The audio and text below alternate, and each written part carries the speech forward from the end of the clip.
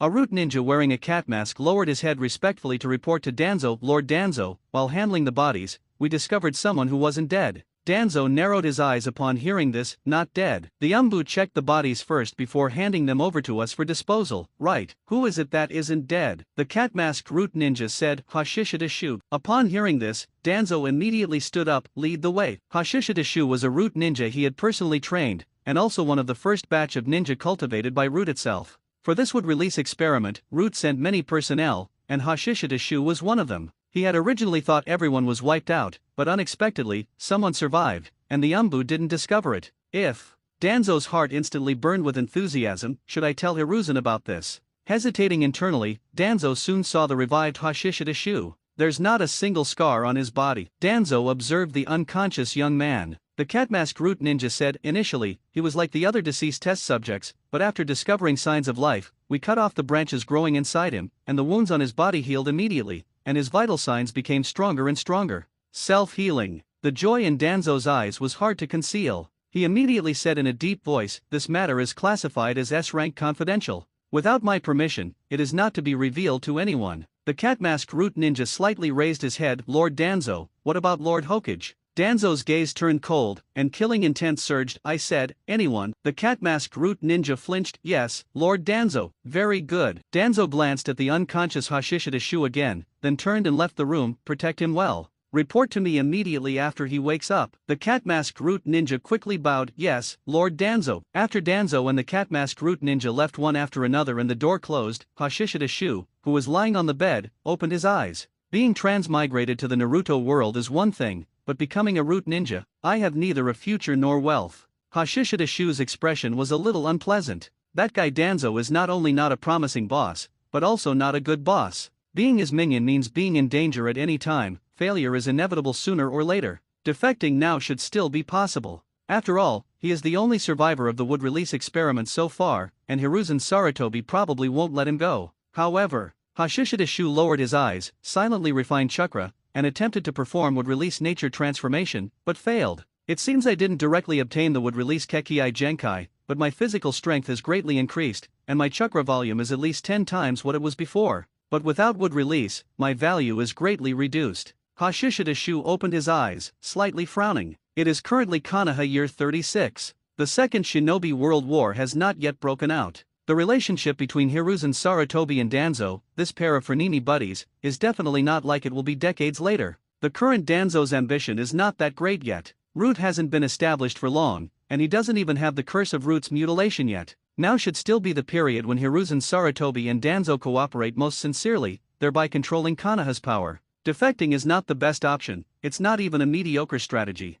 Hashishidashu pondered inwardly. Furthermore, if I defect and join Hiruzen Sarutobi's command, would I have a chance to become Hokage? I probably can't compete with the Sunin. If I can't compete with the Sunin and don't have the wood release cheat, just having more chakra, I definitely can't compete with Minato Namikaze who has the spatial cheat. A ninja who doesn't want to become Hokage is not a good ninja. Since he came to this world and became a ninja, he should naturally do well. But since the possibility of becoming Hokage is very small, then staying in Root doesn't seem like an unacceptable choice either. Hashishidashu analyzed secretly. The current situation is different from Yamato's time. The current Danzo is completely Hiruzen Sarutobi's right-hand man. It is their cooperation that allowed them to control Konoha after Tobirama Senju's death in battle, suppressing the powerful Uchiha clan and Hyuga noble family. Currently, and for a long time to come, Danzo will be Konoha's second most powerful figure. Moreover, after Root gradually becomes Danzo's private army, his power will be immense, practically like the eastern and western depots.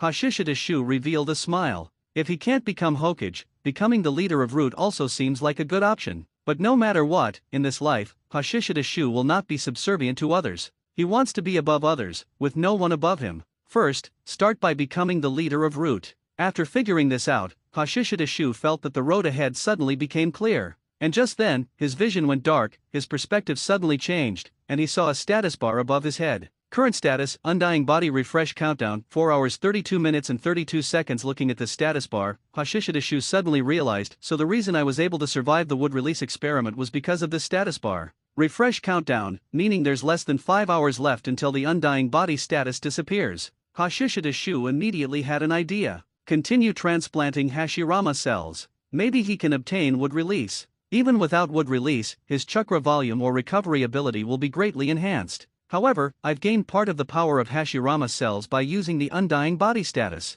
Even if I lose the undying body, transplanting Hashirama cells in the future shouldn't be a problem anymore, right? Thinking this, Hashishida Shu got up from the bed and pushed the door open. "You're awake." The cat-masked root ninja was startled, then said, "Stay in the room. I'll report to Lord Danzo immediately." Slap, Hashishida Shu slapped the cat-masked root ninja across the face, leaving the latter stunned, his mask nearly knocked off. "Do you want Lord Danzo to come see me?" Hashishida Shu reprimanded the cat-masked root ninja. "I should be the one to visit Lord Danzo, you idiot. Lead the way immediately." Beneath the mask, the cat-masked root ninja's face was full of shock. This bastard actually hit him. Is he crazy? Anger surged in his heart, and the cat-masked root ninja's killing intent erupted. Hashishida Shu curled his lip. "What? You dare to kill me?" The cat-masked root ninja's killing intent vanished instantly without a trace. This guy in front of him is different from before. Let alone killing him, even if a single hair was missing, he would probably be punished by Lord Danzo. This bastard is too arrogant. The cat-masked root ninja endured it, then silently led the way ahead. Hashishida Shu, however, didn't move. "Hey, since you've recognized your mistake, you should apologize, and you should thank me, right?" The cat-masked root ninja stopped. The urge to take out a kunai and stab this bastard surged up again. Taking a deep breath and holding it in, the cat-masked root ninja turned and bowed to Hashishida Shu. "I am very sorry. Thank you for correcting me." Hashishida Shu nodded in satisfaction, stepped forward, and smiled as he patted the cat-masked root ninja's shoulder. "That's more like it, Nakamura-kun. Correcting mistakes allows for progress. This way you can contribute better to Root and become a powerful force in Lord Danzo's hands." "Nakamura, shouldn't you be calling me by my code name?" "Nakamura, I am the one who obtained the power of the first Hokage. From now on, I am the person Lord Danzo values most, Lord Danzo's most capable subordinate. Therefore, from now on, my orders are Root's second highest command, the highest directive besides Lord Danzo. Once Lord Danzo becomes the fourth Hokage, I will be the new Root leader." Hashishida Shu walked ahead, talking non-stop. Nakamura followed behind, his eyelids twitching as he listened. Arrogant. Too arrogant. And, wasn't he supposed to be leading the way? Why are you walking ahead, making me look like a follower? Suddenly, Hashishida Shu stopped, turned, and looked at Nakamura coldly. "What, are you not answering because you think what I just said is wrong? Do you not wish for Lord Danzo to become the fourth Hokage?" Nakamura opened his mouth, unsure how to answer for a moment. How the hell was he supposed to answer that? Hashishida Shu raised an eyebrow. "Nakamura, do you want to die?" Boom! Powerful chakra erupted from Hashishida Shu's body, forming a faint blue light that enveloped him. A strong wind picked up, causing Nakamura to take a step back involuntarily. Such powerful chakra. As expected, is this the power of the first Hokage? It's amazing. Facing such powerful chakra, Nakamura finally lowered his head. "Yes, I understand." Hashishida Shu retracted his chakra and smiled with satisfaction. "Very good." A moment later, accompanied by Nakamura, Hashishida Shu met Danzo. At this time, Danzo was in his prime, a handsome middle-aged man, but the gloomy feeling about him slightly ruined his image. Lord Danzo. Hashishida Shu was extremely respectful, completely different from his arrogant demeanor in front of Nakamura earlier.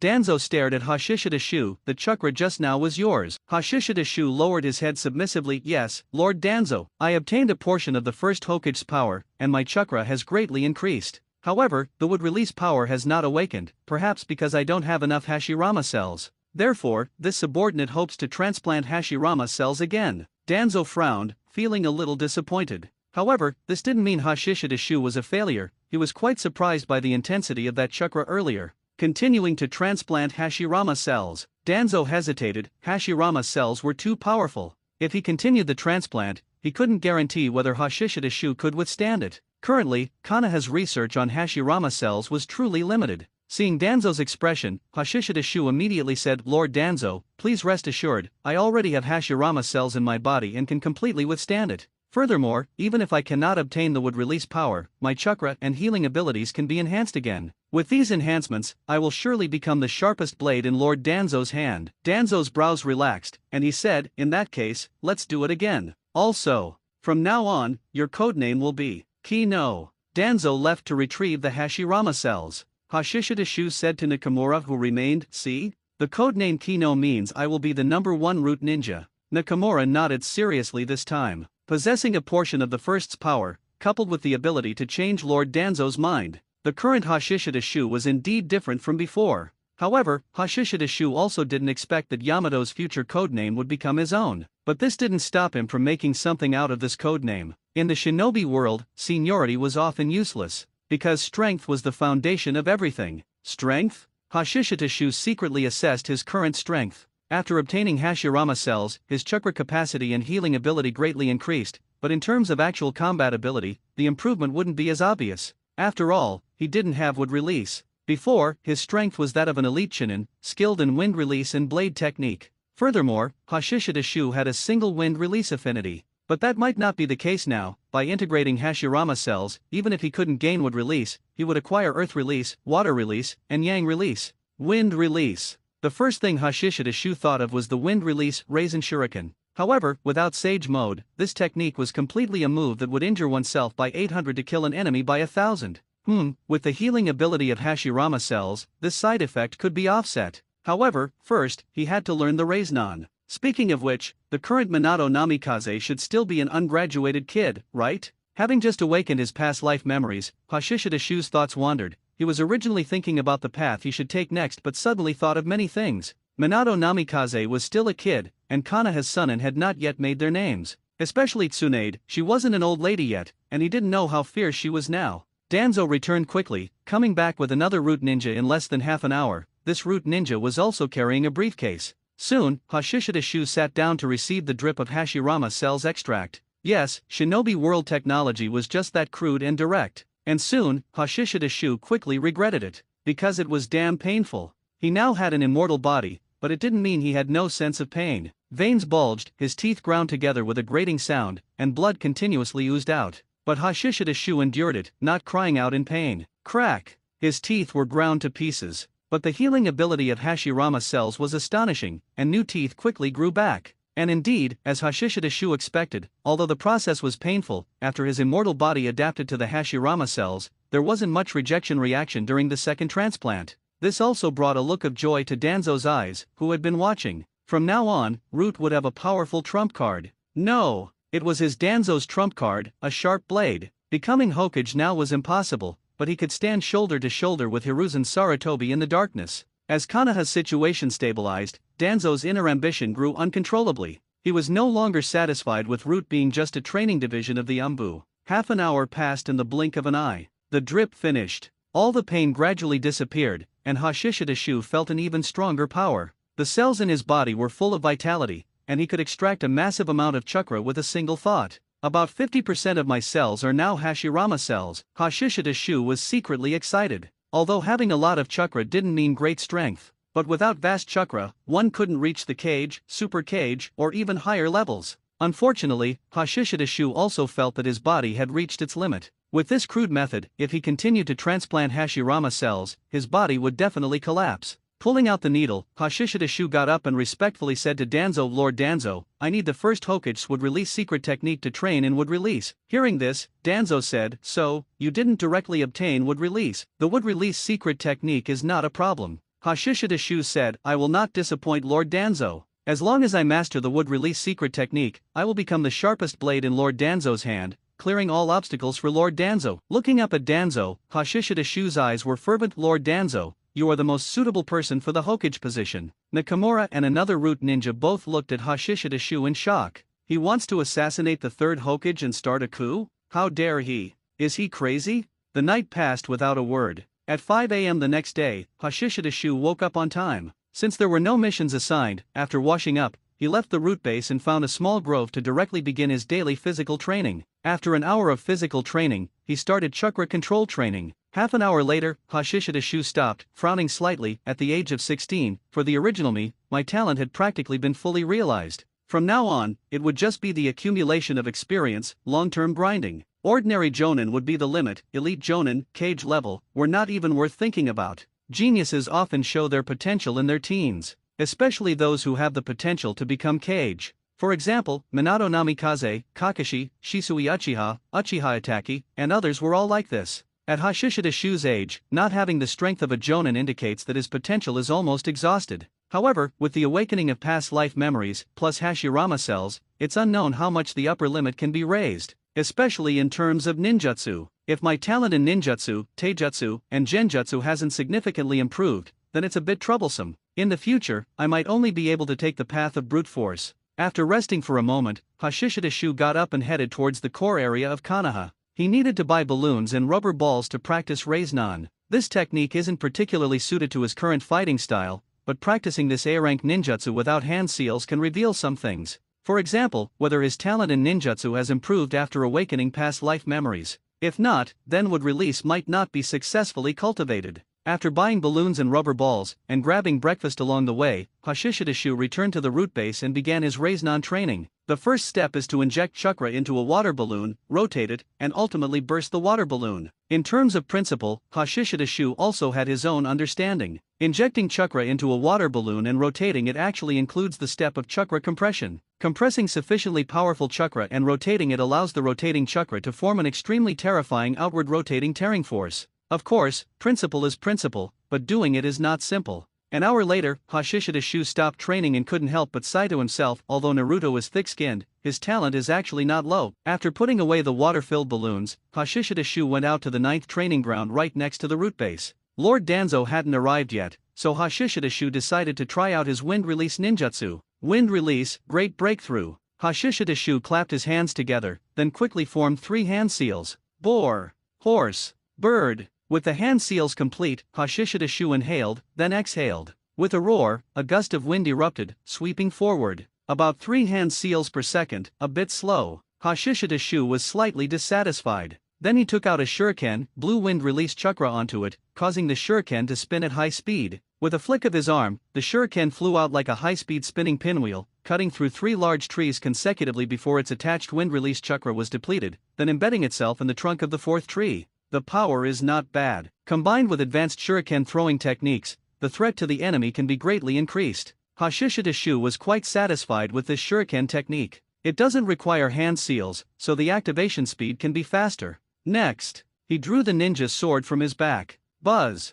As wind release chakra was injected, the sharpness of the blade greatly increased. Wind release, vacuum blade. This is the only B-rank ninjutsu, or Jonin level ninjutsu, that Hashishidashu has mastered. But in reality, he hasn't fully mastered this ninjutsu either, because he can only enhance the ninja sword, increasing its cutting power. The ultimate form of this B-rank ninjutsu is when Lord Danzo fought Suzuki Uchiha, injecting it into a kunao, materializing the chakra to form a sharp sword. Unfortunately, Hashishidashu's chakra control was insufficient before, and his training in wind release nature transformation was also lacking, so he was never able to completely finish this technique. But even just mastering half of it, combined with decent blade technique, still made the previous Hashishidashu an elite among Chunin. Of course, the classification of ninjutsu levels doesn't directly equate to power, but merely learning difficulty. But honestly, ninjutsu with high learning difficulty implies high requirements in various aspects, such as chakra volume, chakra control, shape transformation, and chakra nature transformation. Therefore, ninjutsu with high learning difficulty generally doesn't have a low power floor.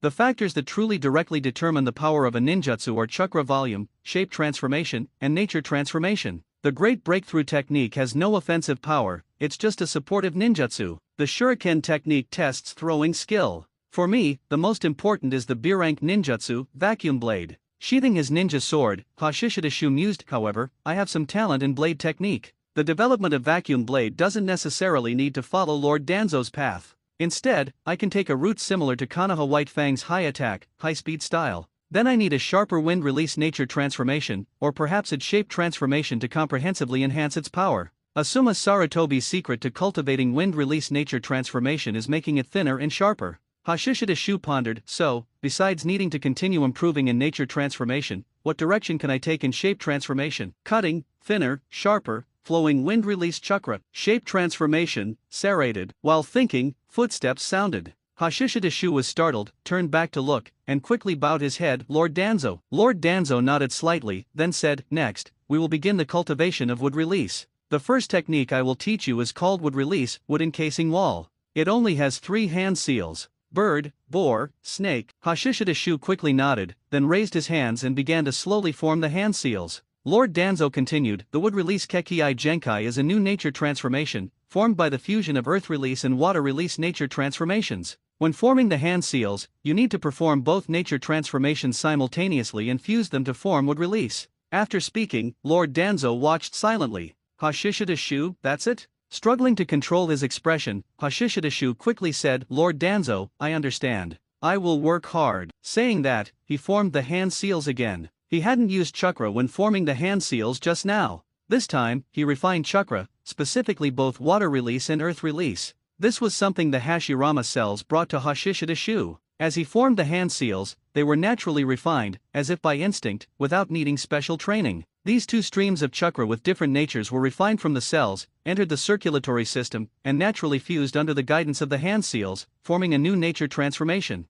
Wood release. Hashishidashu was secretly delighted. This process was much simpler than expected. He quickly controlled this stream of chakra to inject into the ground from his feet. Wood release, wood encasing wall. The next moment, the ground broke open, and square logs shot up, forming a wall of wood lined up 3 feet in front of Hashishidashu. It worked! Suppressing the joy in his heart, Danzo stepped towards Hashishidashu, then formed hand seals with both hands, inhaling and exhaling. Whoosh whoosh whoosh. Air bullets burst out from Danzo's mouth one after another. Wind release, vacuum bullet. Clang clang clang. On the wood release, wood encasing wall, wood splinters flew everywhere, and the air bullets created wooden pits, but they didn't completely pierce through. However, Hashishidashu immediately saw Danzo continue to form hand seals, taking a long breath and then exhaling a strong stream of air again. The stream of air gathered in front of Danzo, and in an instant, it formed a massive air mass with a diameter exceeding 1 meter. Hashishidashu's eyelids twitched. This was an enhanced version of the vacuum bullet, the Great Vacuum Sphere.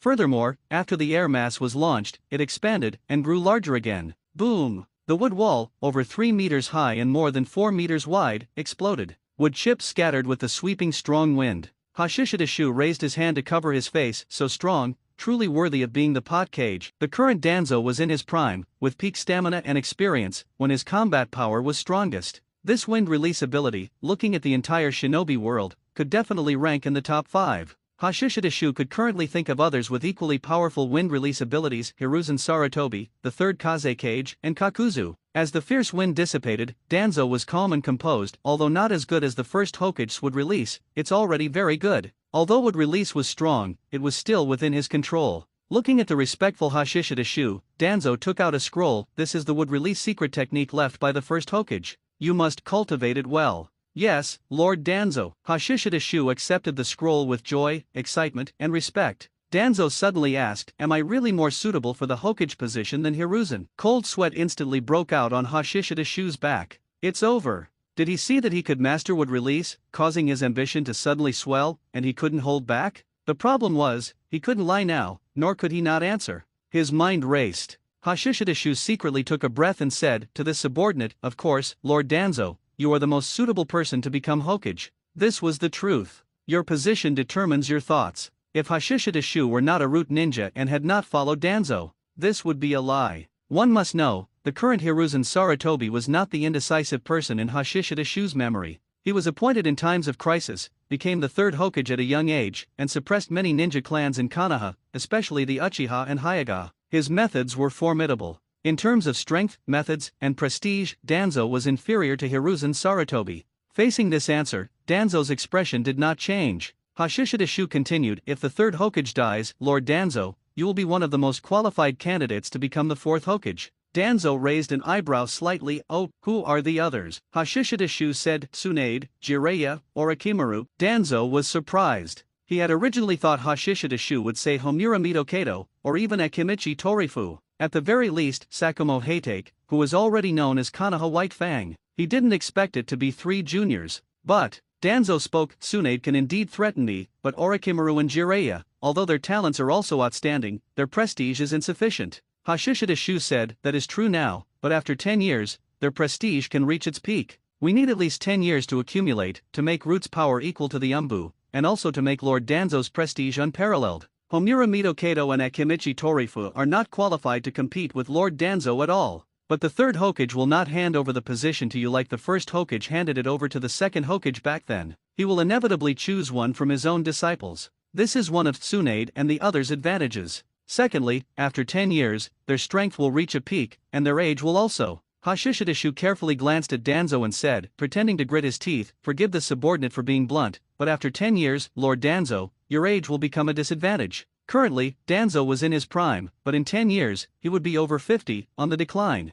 Judging by the current situation, Hashishida was not speaking falsely at all. Danzo was not angry, but was thinking about Hashishida words. From the test just now, Hashishida would release was far inferior to the first Hokage's. Becoming an elite Jonin was definitely not a problem, but killing the current Hiruzen Sarutobi was probably impossible. Even he was confident in suppressing Hashishida, let alone Hiruzen Sarutobi. It should be possible in 10 years. And in 10 years, he would indeed have to face 3 grown-up juniors. But if Hiruzen was gone in 10 years, could he, Danzo, not suppress 3 juniors? Danzo had ample confidence in this, but with the idea of testing Hashishida in mind, he asked, "What do you think should be done?" Hashishida spirits secretly lifted, and he began to fully invest, transforming into a strategist. "Lord Danzo, this subordinate believes that we must always be prepared, gaining absolute advantage in all aspects to ensure nothing goes wrong. Therefore, while strengthening root, this subordinate believes we also need to constantly create a good external environment, having as many allies as possible, and as few competitors as possible.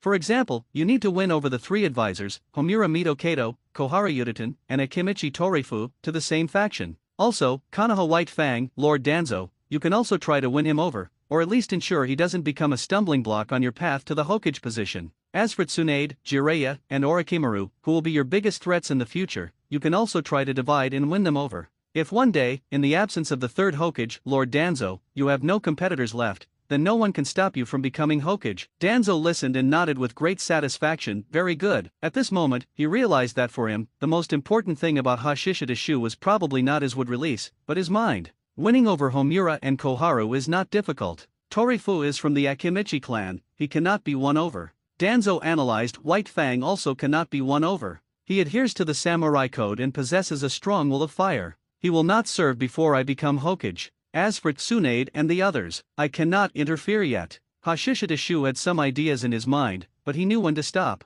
Some things couldn't be said all at once, otherwise, their value would be squeezed too quickly and they would lose their usefulness. So he immediately flattered, "What Lord Danzo says is true." This was also the truth. Danzo's analysis was indeed completely correct. As for Minato Namikaze, he was still in the academy now. To stand out, he would have to wait at least until graduation. So Hashishida did not consider him an influencing factor. The scroll was incredibly rich in information, containing not only the hand seal sequences but also numerous techniques and detailed explanations about them. These explanations were likely left by Hashirama Senju himself and completely copied by Danzo. The techniques were also very diverse, ranging from standard ninjutsu like wood release, wood encasing wall, wood clone, and adamantine attacking wood, to tree world advent, wood dragon technique, and even senpo, true several thousand hands. Everything was included. However, Yamato's 4-pillar house technique made Hashishida feel a bit regretful. After all, this was an essential skill for missions, perfect for setting up camp in the wilderness. Next, my main training will be wind release and wood release. Hashishida did not give up on wind release just because he had mastered wood release.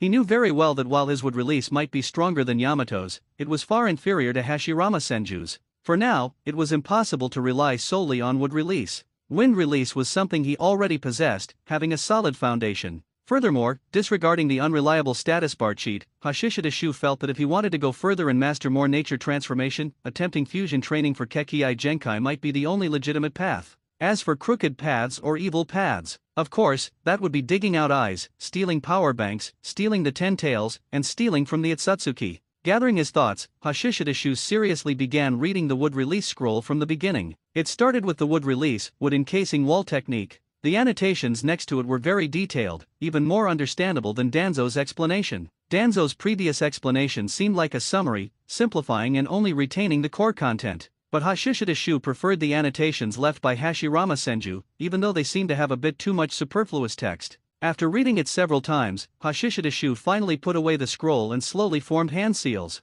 Wood release, wood encasing wall. Hashishida finally brought his hands together, injecting wood release chakra into the ground. Immediately, curved pieces of wood rose from the earth in front of him and assembled into an arched wall. This form was identical to the wood release, wood encasing wall that Hashishida remembered Yamato using in actual combat. While capable of performing the technique, Hashishida had enhanced his control over chakra, thereby making changes to its form. Looking at the curved arch wall in front of him, Hashishida suddenly thought of Kakashi's earth release barrier sculpted into a dog's head. Maybe I should add some personal flair too? Sculpting a dragon seems to have more presence. And it can also train chakra control. I'll try it after I'm proficient with the ninjutsu. Hashishida mumbled to himself, then continued his training. Afterward, he also tried the arched bridge-shaped wood release, wood encasing wall and the four-wall-shaped wood release, wood encasing wall to deepen his proficiency and control over this technique. With this kind of training, the speed at which he performed the wood release, wood encasing wall technique also became faster and faster, continuously approaching his fastest hand seal speed.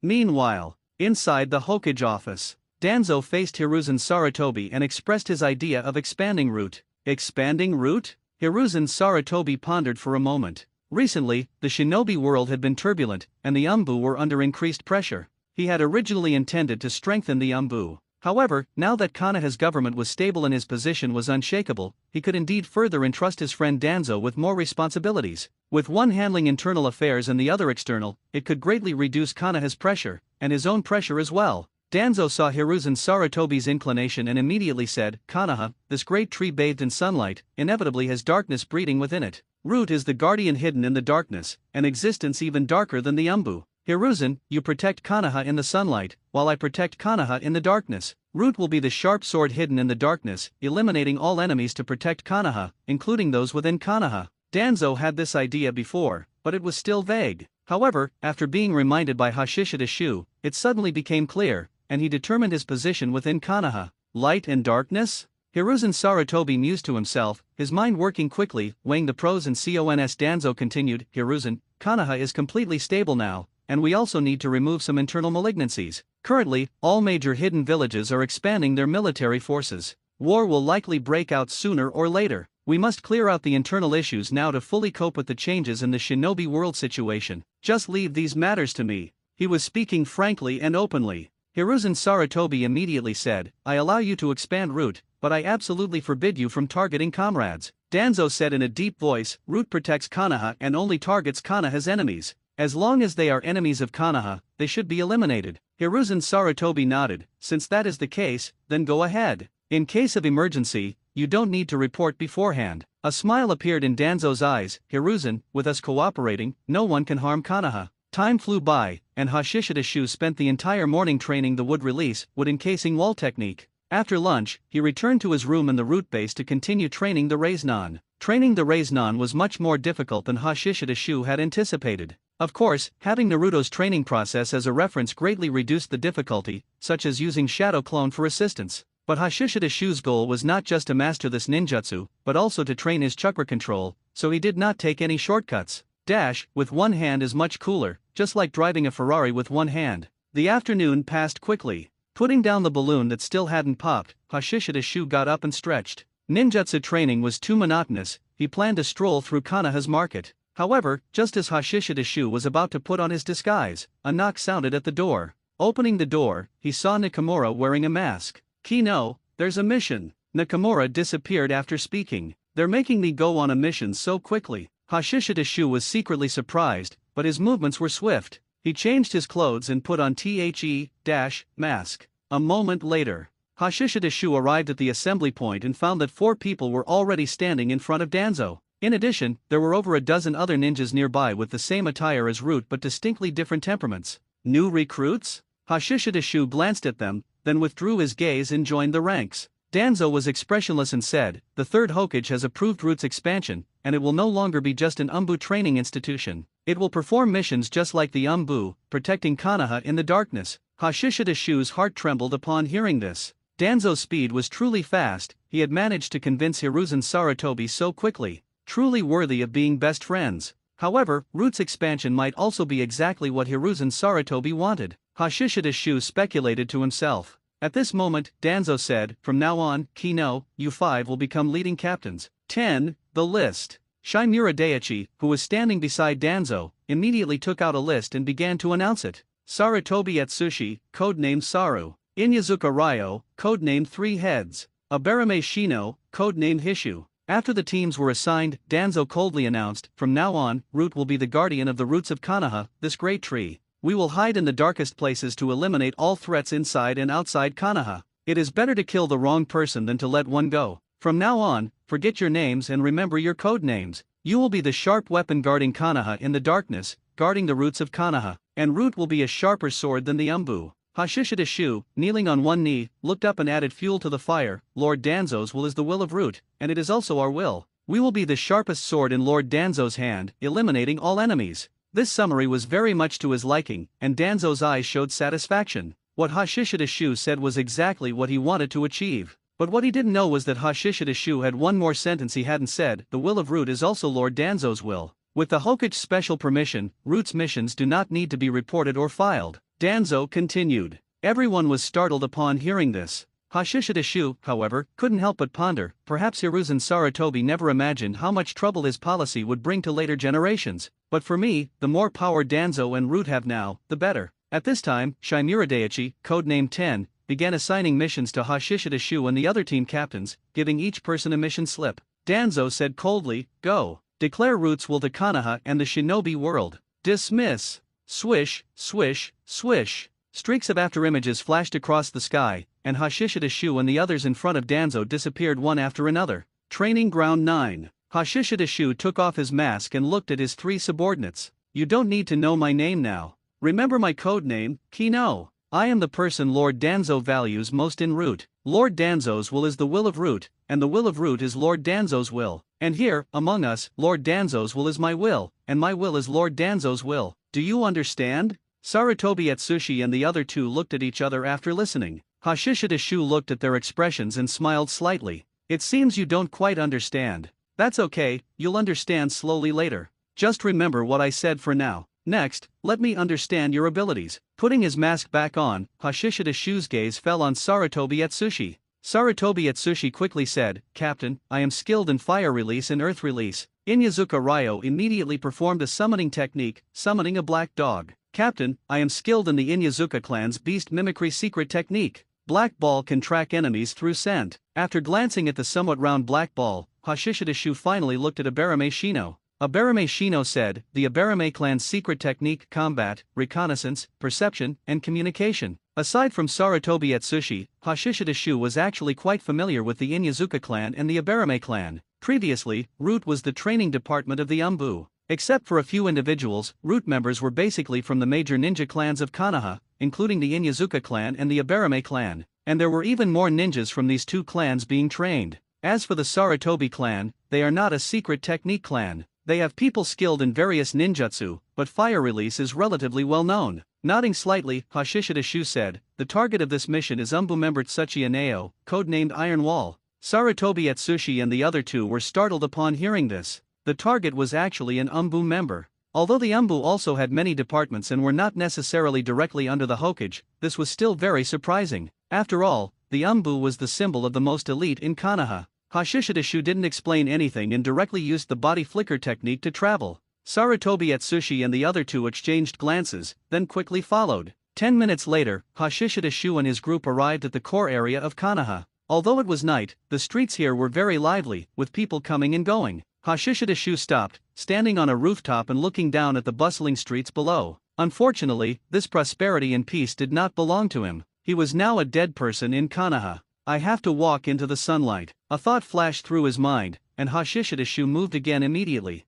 A moment later, Hashishida Shu appeared outside the Hokage building. Sarutobi Atsushi and the other two also arrived shortly after, and they couldn't help but swallow hard as they looked at the still brightly lit Hokage building. They originally belonged to the ordinary ninja ranks and didn't know which specific department of the Umbu member Tsuchiya Nao belonged to. But now that Hashishida Shu had appeared outside the Hokage building, he was a member of the Umbu directly under the Hokage. If something happened to an Umbu member directly under the Hokage, and Root was sent to deal with it, had Root's powers suddenly become so great? Hashishida Shu hid behind a large tree, with only one eye watching the direction of the Hokage building. Seeing that Hashishida Shu was not speaking, Sarutobi Atsushi and the other two also found a place to hide. Time passed bit by bit. The lively Konoha also began to fall silent under the night sky. The lights in the originally brightly lit Hokage building and several nearby buildings were also rapidly decreasing. In the latter half of the night, Hashishida Shu finally moved, following behind a figure. This person did not come out of the Hokage building, but from a building next to it. Sarutobi Atsushi watched, deep in thought. That building was the Archives building. Besides various archives, it also contained numerous ninjutsu documents.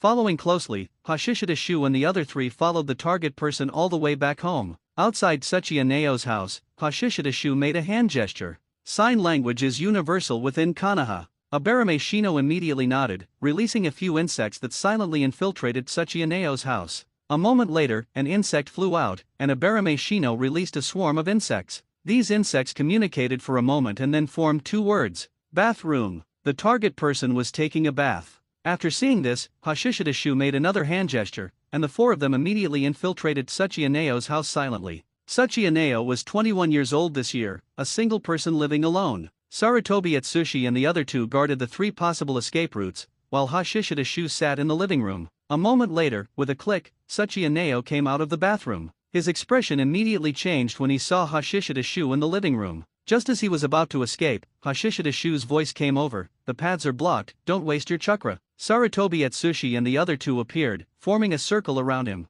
Tsuchiya eyes were filled with panic. After taking a deep breath, he calmed down slightly and shouted, "Who are you people?" Hashishidashu got up and chuckled softly, "We are Root, led by Lord Danzo. Tsuchiya, you are also an Umbu member, you would not recognize us, and the fact that we are here means your matter has been exposed. If you don't want to suffer too much, then honestly tell us what we want to know." After speaking, Hashishidashu used his status bar ability, directly applying Speak Your Mind to Tsuchiya. Of course, this couldn't make Tsuchiya confess honestly, only prevent him from lying. Tsuchiya clearly still held some hope and said coldly, "Root has no authority to investigate Umbu members. You are fakes. I want to see the third Hokage." Hashishidashu chuckled, then suddenly appeared in front of Tsuchiya. Dense chakras surged around him. He clamped Tsuchiya neck with his right hand and slammed him against the wall with a bang. Tsuchiya eyes widened, and his face turned red because he couldn't breathe. "Even if you don't speak, I can kill you." Hashishidashu stared into Tsuchiya eyes, "However, I won't let you die easily.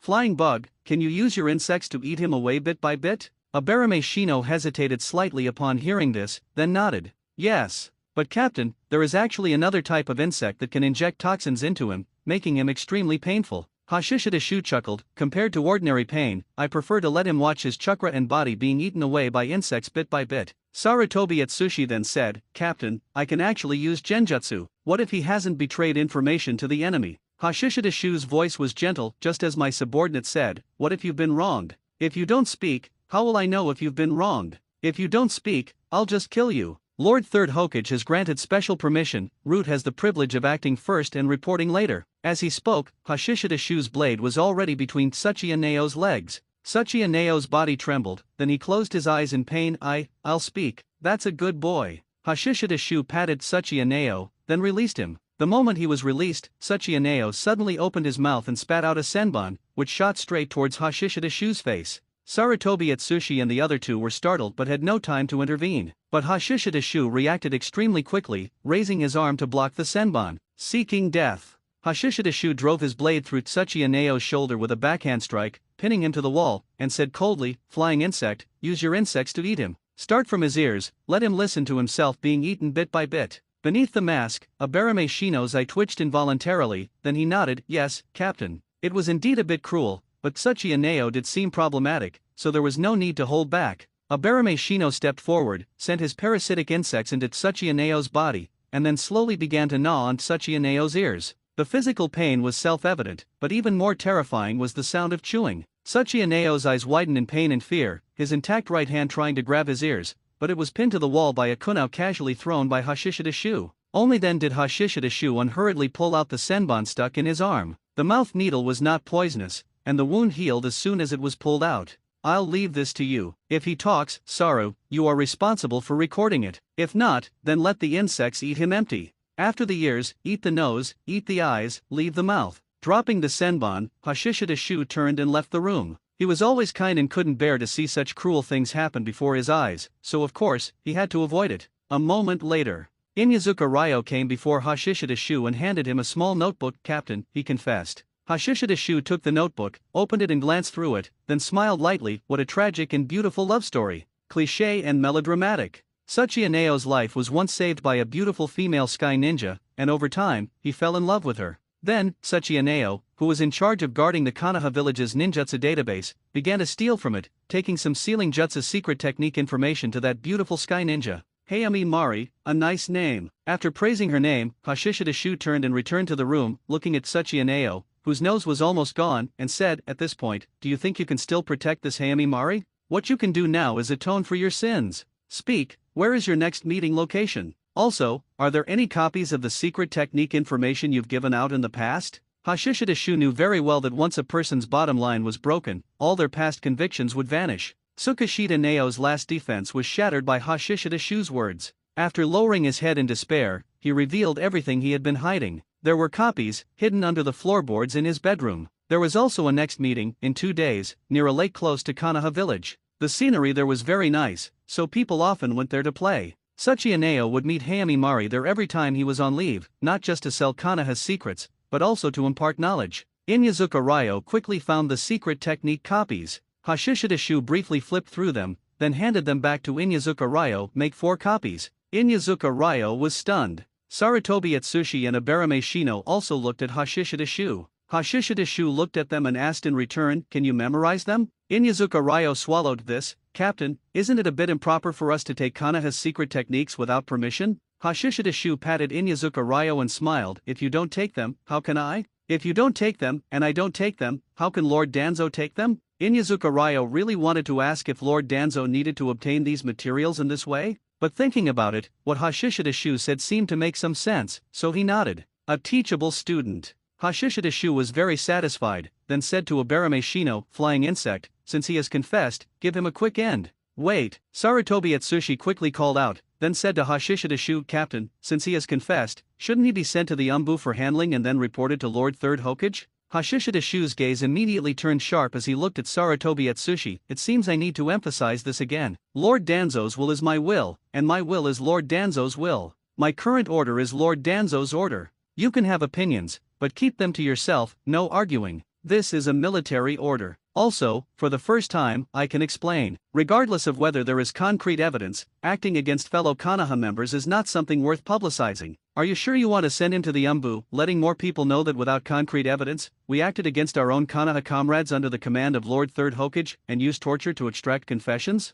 Are you sure you want Lord Third Hokage to bear this darkness for us?" Sarutobi Atsushi was sweating profusely from being questioned. He quickly lowered his head and bowed. "Captain, I was wrong." Hashishida Shu said faintly, "We protect Konoha in the darkness, so we must have the courage and determination to bear the darkness. Make it clean." After speaking, Hashishida Shu turned and left the room. He was too benevolent to witness killing. Hashishida Shu waited outside for less than 5 minutes before Sarutobi Atsushi and the other 2 also came out. Abarame Shino reported, "The body has been disposed of cleanly." Inyazuka Ryo immediately followed up, "Other traces have also been dealt with." Hashishida Shu nodded in satisfaction. "Very good, return to the base." Upon returning to the root base, Hashishida Shu first made a copy of the sealing jutsu materials, then took the original document from Tsuchiya Nao to Danzo's office to report. Hashishida Shu reported everything in detail, the process of the operation, the interrogation, the specific intelligence, even the secret technique materials, and the matter of copying the materials 4 times. Danzo casually flipped through the secret technique materials, then looked up and said, "Are you interested in sealing jutsu?"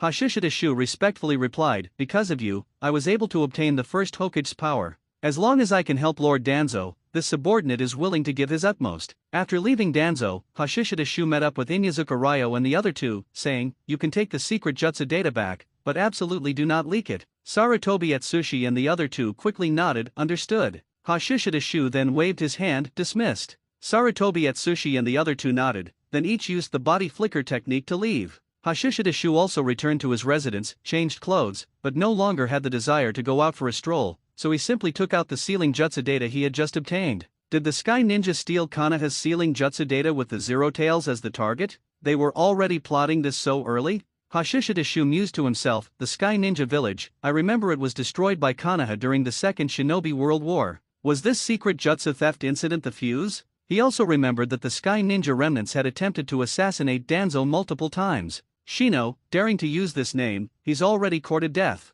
With a light snort, Hashishida Shu began to immerse himself in the sealing jutsu data. Tsuchiya Nao stole quite a bit of data, such as the basic fire sealing method, 5-element seal, and the Uzumaki clan's 4-symbol seal, as well as the legendary reverse 4-symbol seal that sealed a bridge. This data was relatively detailed and complete. More were incomplete sealing jutsu data, some without even a name. However, based on the data content, it was clearly sealing jutsu targeting the tailed beasts. This incomplete data was likely left over from when Konoha researched the jutsu to seal the 9 tails back then. By the time Hashishida Shu pulled his head out of the data, it was already 5 in the morning. The Zero Tails, Void, I remember it's a monster formed by dark chakra. Psychologically, it's even more dangerous than the nine-tailed beasts. After thinking for a moment, Hashishidashu temporarily put this matter aside, packed up the data, then changed clothes and went out to train. The most basic physical training, taijutsu training, this was an existing habit. And now Hashishidashu had a heavier training regimen. Would release goes without saying, training Raiznan was beneficial for him to improve his control over chakra.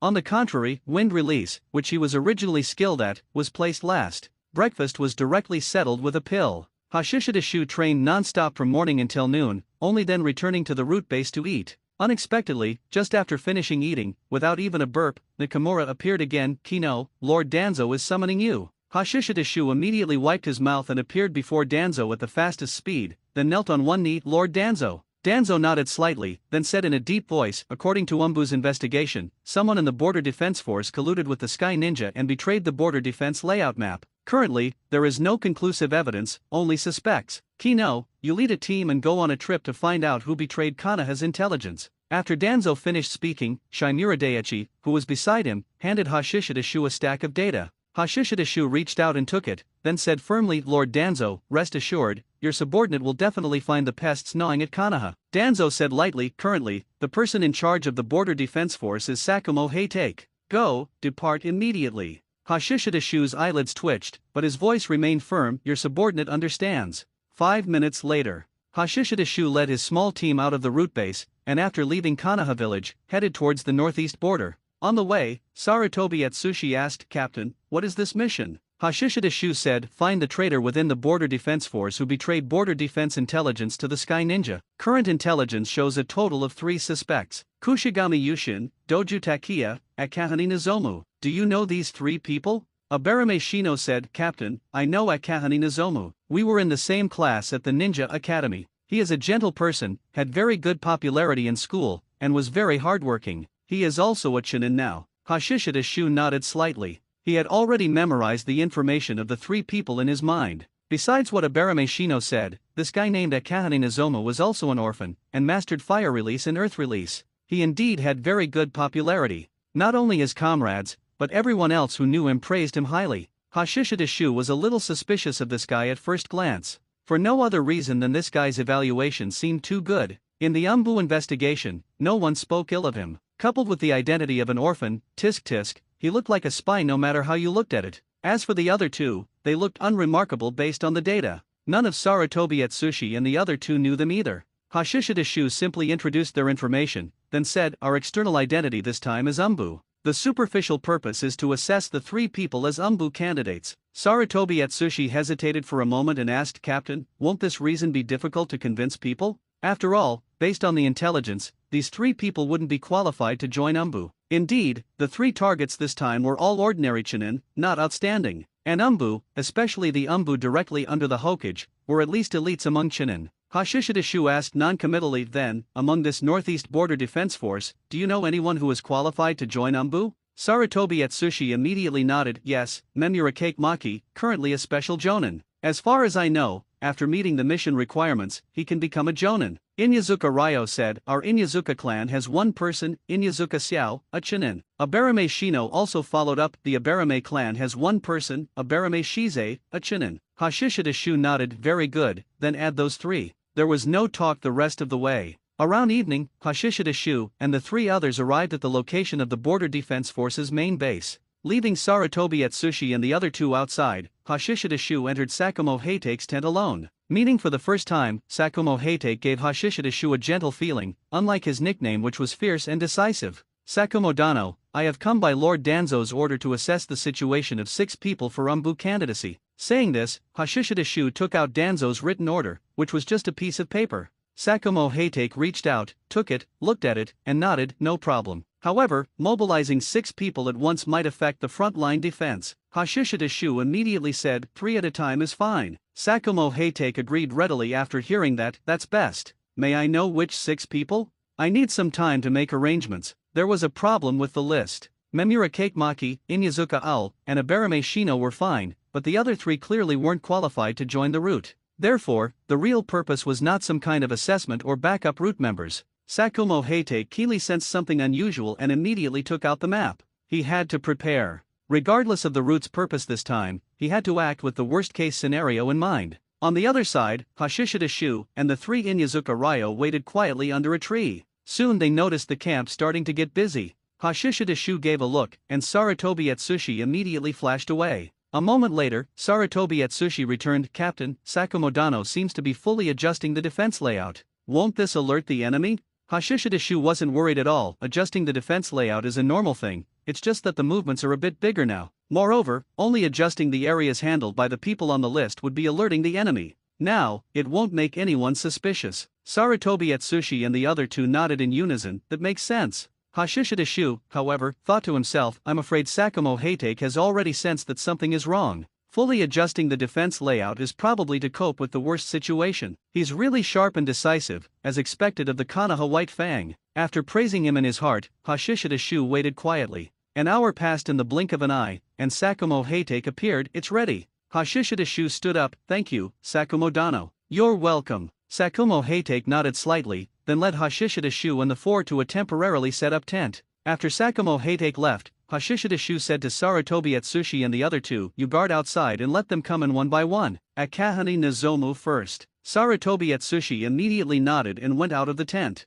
Soon, Akahane Nozomu walked in. Hashishida Shu glanced at him. He had an ordinary appearance, but a friendly smile, looking harmless. He showed a little nervousness, which looked very normal. Hashishida Shu immediately applied the heart and mouth as one stay to Akahane Nozomu and said, Akahane Nozomu, you must answer every question I ask next. Yes, sir. Akahane Nozomu was very respectful. Hashishida Shu stared into Akahane Nozomu's eyes and asked lightly, are you a spy? The question was direct and blunt. Akahane Nozomu was full of surprise, then stammered in panic, I'm not a spy. Hashishida Shu raised his eyebrows slightly, then asked, why did you betray Konoha? Akahane Nozomu quickly shook his head, sir, I didn't betray Konoha. Not a spy, and didn't betray Konoha, he really is a gentle good person. Hashishida Shu wanted to scratch his head, but nodded slightly, very good, you can go out and wait for orders. Akahane Nozomu bowed in confusion, then left the tent inexplicably. Next was Kushigami Yushin. This was a burly man with a scar on his face, looking fierce. Hashishida Shu also applied heart and mouth as one to Kushigami Yushin, then asked directly and bluntly, why did you betray Konoha? Kushigami Yushin opened his mouth, because. His expression changed drastically, and Kushigami Yushin quickly closed his mouth, but Hashishida Shu had already appeared in front of him. Sweating profusely, Kushigami Yushin immediately retreated, and at the same time, a kunai flew towards Hashishida Shu. Clang! Ding! Hashishida Shu drew his sword, and the kunai was split in two. Immediately after, accompanied by a muffled groan, Kushigami Yushin flew out of the tent, hit the tree trunk with a bang, and spat out blood. Before Kushigami Yushin could get up, dog barking sounded, and Inyazuka Ryo's black ball arrived and bit him. At this moment, Doju Takiya and Akahane Nozomu, who were still waiting, were both shocked. Kushigami Yushin already knew that he couldn't escape and stared at Hashishida Shu, who walked out of the tent. How did you do that? Is it genjutsu? Hashishida Shu ignored Kushigami Yushin, turned and walked towards Doju Takiya. Are you a spy? I am. Doju Takiya's face changed drastically, and he immediately jumped up. But then he screamed. It was Akahane Nozomu who made the move. Doju Takiya's body fell to the ground, and then was covered by Abarame Shino's insects. It's just that at this moment, Sarutobi Atsushi and the other two were somewhat surprised and uncertain. Is the captain's way of interrogating people so simple? Genjutsu? Could it be the Uchiha clan Sherinan? Sarutobi Atsushi and the other two couldn't help but secretly guess Hashishida Shu's identity. They hadn't seen Hashishida Shu's true face yet, but the domineering personality from before did indeed look like the Uchiha clan. Easily dealing with the two problematic guys, Hashishida Shu patted Akahane Nozomu's shoulder. Come with me. Yes. Akahane Nozomu quickly followed. The two walked into the depths of the forest one after another, their figures swallowed by the darkness. Inyazuka Ryo withdrew his gaze and said softly to Abarame Shino, do you think the captain is an Uchiha? Abarame Shino shook his head, I don't know, but that kind of ability should only be possible with the Uchiha Sherinan, right? In the darkness, Hashishida Shu looked at Akahane Nozomu and asked, are you willing to join the route? Akahane Nozomu was stunned and didn't know how to answer for a while. Hashishida Shu continued, the third Hokage has approved. The route led by Lord Danzo is no longer just the training department of the route, but also the sharp sword that protects Konoha in the darkness. Akahane Nozomu, are you willing to become someone who protects Konoha in the darkness? Swallowing, Akahane Nozomu said, I am willing, but. Hashishida Shu said, willing is enough. You don't need to actually enter the route, but as a root intelligence agent, hidden among the ordinary Konoha ninja population. Akahane Nozomu couldn't help but be stunned when he heard this. Hashishida Shu said lightly, "You saw just now that traitors and spies hidden within Konoha are everywhere, and they are very well hidden. Your personality and affinity can easily make friends with others. Konoha needs your talent to monitor and secretly investigate potential traitors and spies." Akahane Nozomu was a little excited when he heard this. "Yes, I understand. I will work hard." After being ordinary for more than 20 years, has the turning point finally arrived, and is he being given important responsibilities? Hashishida Shu looked at the excited Akahane Nozomu, patted his shoulder, and said, "Very good. From today onwards, I am your only superior. You will only receive missions from me and only report to me. My code name, Kino. And your code name, Hide." Akahane Nozomu quickly nodded, "Yes, I understand." After confirming the contact code, Hashishida Shu returned to the tent with Akahane Nozomu. "Akahane Nozomu, you can go back. Sarutobi, you watch them." After getting the instructions, Hashishida Shu turned and left, meeting Sakumo Hatake again. "Sakumo Dano, our mission is complete. Thank you for your cooperation." Hashishida Shu thanked him politely. Sakumo Hatake was slightly surprised. "So fast?" The next day at noon, Hashishida Shu led the team back to the root base to report the situation to Danzo, including the matter of recruiting Akahane Nozomu. Danzo also knew about Akahane Nozomu's information. After listening, he nodded slightly. He is indeed very suitable to become a hidden asset. However, perhaps it would be more suitable to send him into the Umbu. Kino, after he returns to Konoha, you will be responsible for his special training so that he can meet the minimum requirements for entering the Umbu.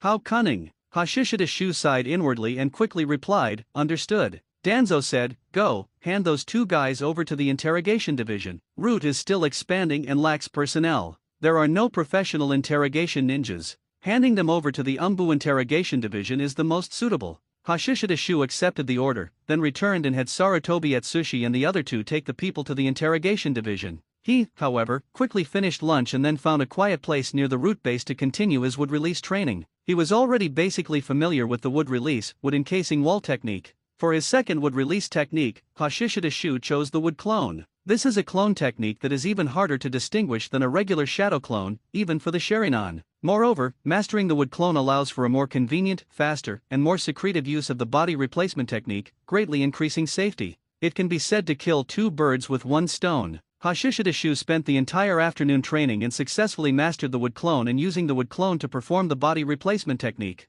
This was much faster than mastering the wood release, wood encasing wall because he already had the clone technique and body replacement technique as a foundation. Returning to his residence at the root base, Hashishida Shu took out the wood release secret technique scroll, scanned it a few times, and made a decision. The next technique, impaling technique. This is a wood release technique that looks visually very cruel. Hashishida Shu remembered that among the ninjas who knew wood release, only Obito Uchiha had used it. Yamato had never used it. Of course, this might also be related to combat style. Not that Yamato was unable to master this technique, but Hashishida Shu liked this technique very much. It could be used for close combat or long-range attacks. Tonight, I'll temporarily put aside my Raiznan training and master this technique first. After noting down the hand seal sequence, Hashishida Shu memorized the annotations left by Hashirama Senju before putting away the scroll to eat. He originally had the idea of going out for a stroll but gave up on it. Improving strength is important. Tomorrow he still has to go on a mission to capture that female sky ninja. After dinner, Hashishida Shu went out to continue training. Hokage building, Hokage office. Stealing ceiling secret techniques, obtaining information on border defense arrangements. The sky ninjas are ambitious, and their target might even be the tailed beasts. Danzo growled with killing intent. "Hiruzen, we absolutely cannot tolerate the sky ninjas anymore. My suggestion is to directly send troops and attack the sky ninja village." Hiruzen Sarutobi nodded. "This is indeed the most direct, most effective, and best solution. However, all the major shinobi villages are expanding their military strength. After the Uzumaki clan was destroyed, Uegakur and the Hidden Cloud village successively acquired Jinchuriki. The most crucial thing is that Hanzo of the Rain Country, the demigod, also seems to be stirring recently." Danzo frowned slightly, his gaze cold. "That Hanzo guy seems to be coveting the land of rivers and the grass country. This guy has the title of demigod. Does he think the 5 great shinobi countries will tolerate his ambition?" Hiruzen Sarutobi neither confirmed nor denied. "Compared to the Sky Ninja village, Hanzo poses a greater threat to us. The situation in the shinobi world is tense now, and it is not the time to destroy the Sky Ninja village. After that female ninja is captured, I will send someone to the Sky Ninja village to hold them accountable and temporarily curb their ambition. However, Root can prepare to destroy the Sky Ninja village." Danzo nodded and did not argue further. because he also knew that now was not the time to launch a large-scale attack on the Sky Ninja village. The shinobi world is seemingly calm now, but in reality, undercurrents are surging. All the major shinobi villages are expanding their armies and are ready to make a move. Whoever acts first is likely to be targeted, especially Konoha village, which occupies fertile land and was already envied by other shinobi villages. Just as Uzashio village and the land of whirlpools were destroyed, with several shinobi villages joining forces, Konoha was helpless. The night passed without incident. Hashishida Shu trained until the early hours of the morning before returning to the root base to rest, but he woke up at 6 in the morning for regular training. After obtaining the Hashirama cells, his physique improved, and he had untapped potential. Daily physical training and taijutsu training were very necessary. 9 o'clock in the morning. After breakfast, Hashishida Shu took Sarutobi Atsushi and the other two and left Konoha, heading to the trading location that Tsuchiya Neo had previously mentioned.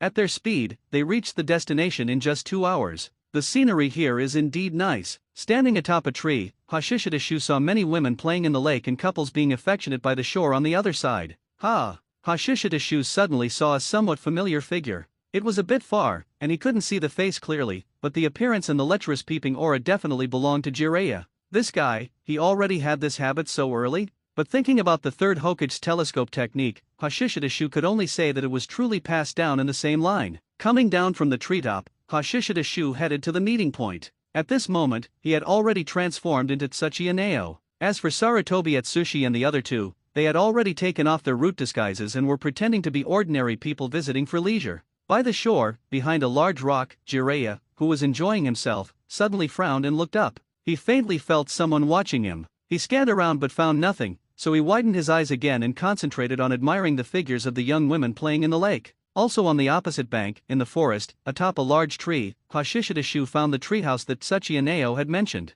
It's quite warmly decorated. Inside the treehouse formed by a hollow, it felt like a small home. Hashishida Shu looked at the traces and knew that Tsuchiya Neo clearly didn't just come here to meet Hayami Mari only during transactions. But then again, only a woman's long-term gentleness could corrode Tsuchiya Neo's heart, not just the life-saving grace. Perhaps, the so-called life-saving grace might even have been a play directed by the Sky Ninjas. Of course, none of that matters now. Sitting on a wooden stool, Hashishida Shu waited quietly with his back to the tree hollow entrance. After about 10 minutes, Hashishida Shu's ears twitched slightly, and he heard faint sounds. She's here. Sure enough, the wooden door of the treehouse was soon pushed open, and a graceful figure walked in. Neo. Hashishida Shu turned around. Just as Hayami Mari was about to rush forward, her expression suddenly changed. You're not Neo. Chakra exploded under her feet, and Hayami Mari retreated. How sharp! Accompanied by a sigh, powerful chakra erupted, the treehouse exploded, and amidst flying wood chips, Hashishida Shu's figure chased after Hayami Mari.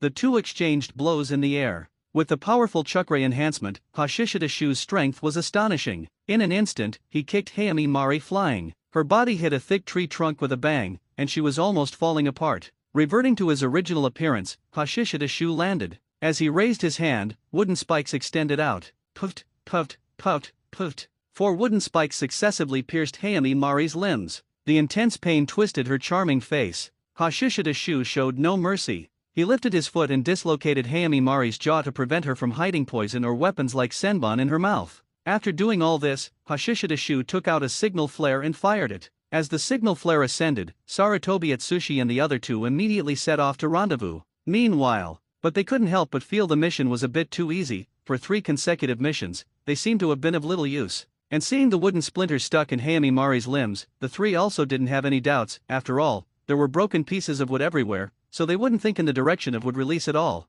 Even Hayami Mari herself, as the opponent, didn't notice that Hashishida Shu used wood release during the brief exchange that just ended. Wood release secret technique, since Hashirama Senju, had become a legend, and people who had seen it with their own eyes were very few. Pulling out the wooden splinters, Hashishida Shu ordered, bandage her up, don't let her die. Hishu, use your insects to ensure she doesn't make any bad moves on the way. Sarutobi Atsushi and the 2 others immediately nodded and started working. Before long, the 3 had finished dealing with Hayami Mari. Hashishida Shu didn't say more, waving his hand to set off. But it wasn't long before he stopped, and Sarutobi Atsushi and the 2 others behind him also immediately stopped, each taking out their ninja tools and preparing for battle. Soon, a figure came into the 4 people's view. Jiraiya Senpai. Sarutobi Atsushi immediately recognized the person. Under the mask, Hashishida Shu was also a bit surprised, but then understood. Clearly, the signal flare just now had attracted Jiraiya. Jiraiya had stopped and looked at Hashishida-shu and the three others.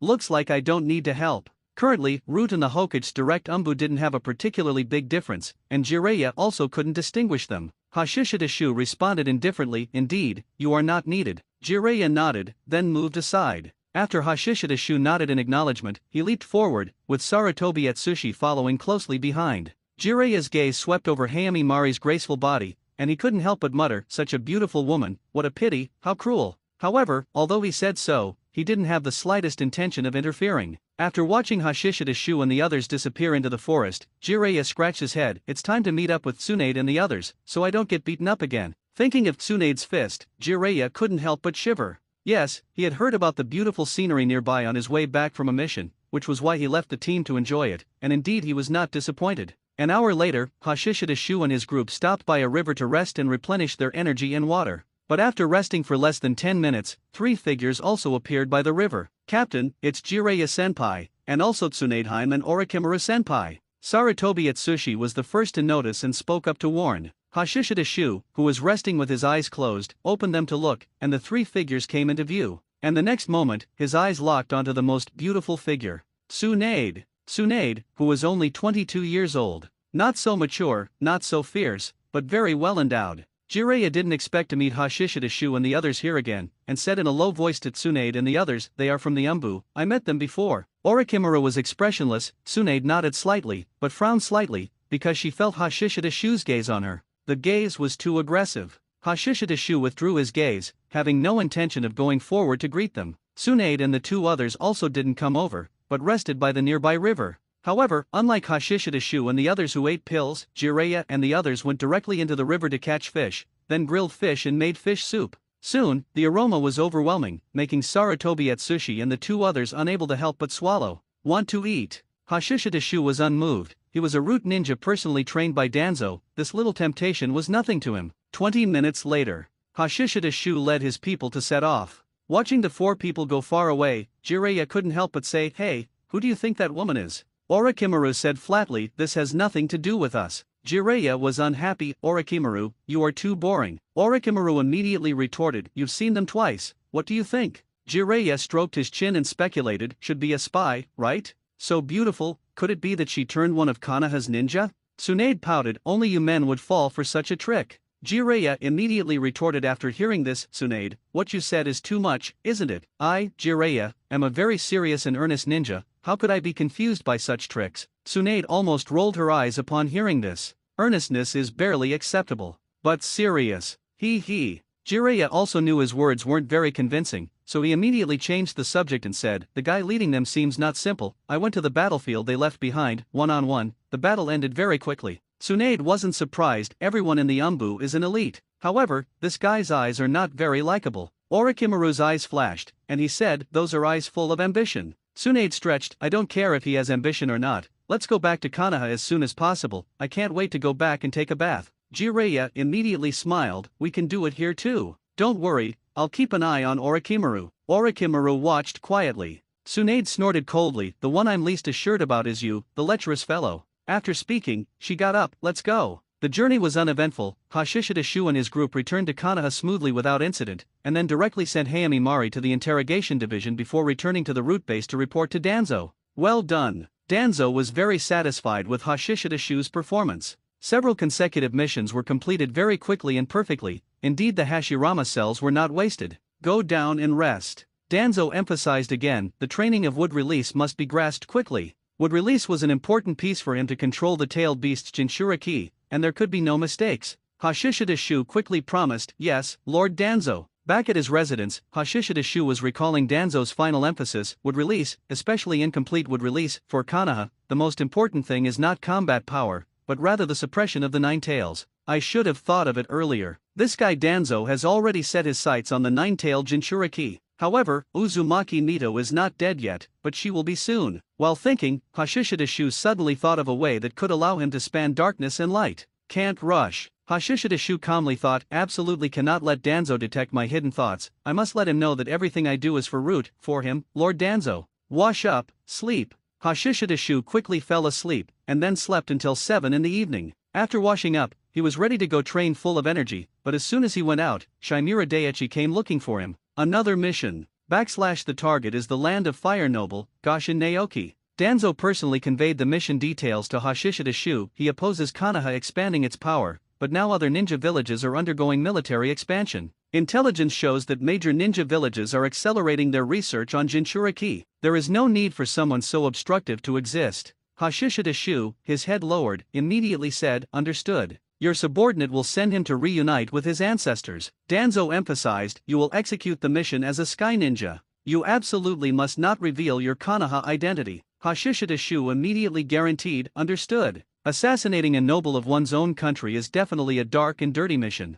If his identity were exposed, Konoha would also face great trouble. You only have 3 days. After 3 days, you will need to lead a team for another mission. Danzo turned around, "Go." Hashishida Shu instantly used body flicker technique and disappeared. Returning to his residence to bring the would-release secret technique scroll, Hashishida Shu left Konoha village alone and then traveled through the night. Midnight, 12 o'clock. Hashishida Shu arrived at the Land of Fire daimyo mansion, then found a hotel to rest, posing as a merchant from the Land of the Moon. He woke up at 7 the next morning, then used transformation technique to assume different identities and conducted reconnaissance around the residence of the target, Gashin Naoki. Gashin Naoki's guard situation, the surrounding terrain, retreat routes, possible interceptions. This was, after all, the Land of Fire daimyo mansion, the political and economic center of the entire Land of Fire. Besides a large number of samurai, there were also ninja. Some of these ninja were merely retainers kept by the daimyo and noble ministers, and there were also ninja from Konoha. For Hashishida Shu, including the Konoha ninja,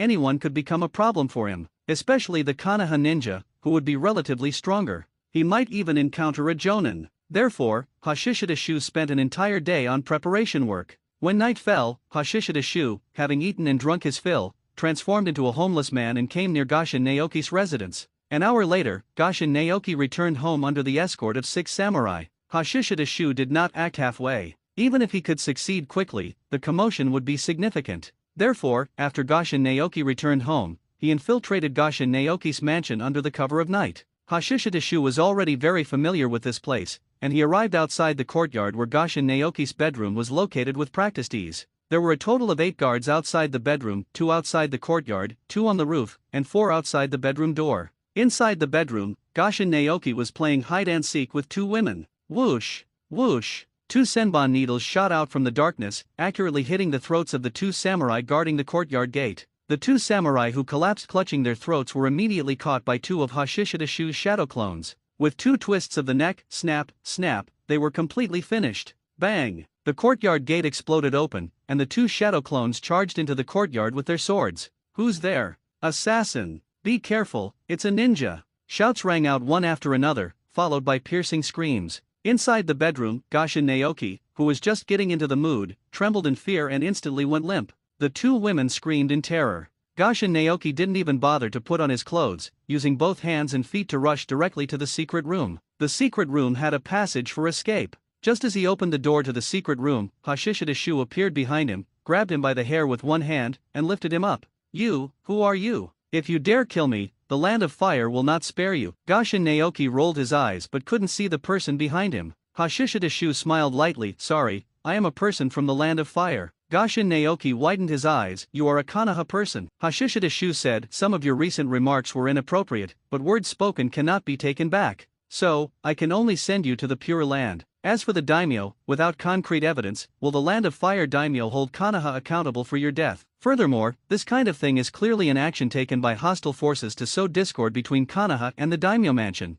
Gashin Naoki wanted to shout, but before the sound could escape, Hashishida Shu snapped his neck. As for the 2 women, they had already scrambled out of the bedroom long ago and did not hear this conversation. Hashishida Shu exited. Other samurai under Gashin Naoki's command had just arrived. Hashishida Shu took the opportunity to leap onto the roof and then used body flicker technique to retreat outwards. The samurai pursued relentlessly. Under the cover of night, in the bustling market street, the news of Gashin Naoki's assassination also spread rapidly. Meanwhile, at a street-side food stall, 3 Konoha ninja were enjoying their meal. Suddenly, the figures flying across the rooftops and the samurai crashing through in hot pursuit attracted their attention. Soon, the surrounding chatter reached their ears. "Sky Ninja! Assassination!" The 3 exchanged glances. Kato Dan, as the captain, immediately leaped up. The other two left money on the table and also followed suit. Under the moonlight, the three figures advanced across the rooftops at extremely high speed, quickly surpassing the pursuing samurai. Hashishida Shu glanced back, and his eye twitched.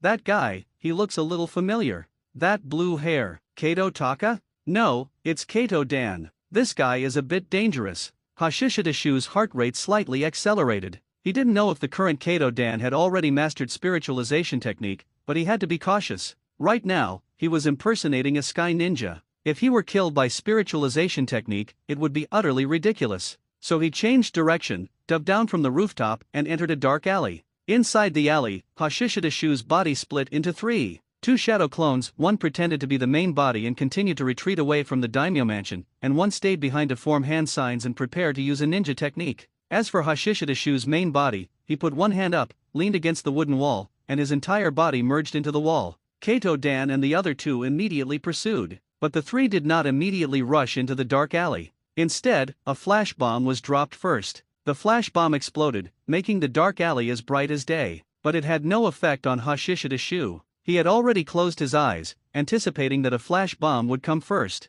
because if it were him, he would have done the same. The hand signs were also completed. He opened his mouth and exhaled, and a turbulent airflow surged out. Wind release, great breakthrough. The light in the dark alley was diminishing. Kato Dan and the other two leaped into the alley but were swept up by the strong wind, their bodies stalling in midair. As the light faded, Hashishida Shu opened his eyes, leaped up, and with a flash of his blade, charged directly at Kato Dan. Clang! Clang! Sparks flew. Kato Dan, holding a kunao, his expression changed, and his body was uncontrollably sent flying backward. The sword is too heavy. Captain! The other two Konoha ninja were greatly alarmed. Kato Dan, a jonin, had actually been sent flying by a slash. Kato Dan's body flipped, and he landed steadily, shouting a reminder, "Be careful, he has great strength." As his voice fell, Hashishida Shu had already finished his clash with the other two Konoha ninja. In the distance, Hashishida Shu's main body was hidden in the shadows, watching the scene with wandering eyes. If I act now, there's a high chance I can take down Kato Dan. This thought flashed through his mind, and Hashishida Shu immediately suppressed it, then turned and left.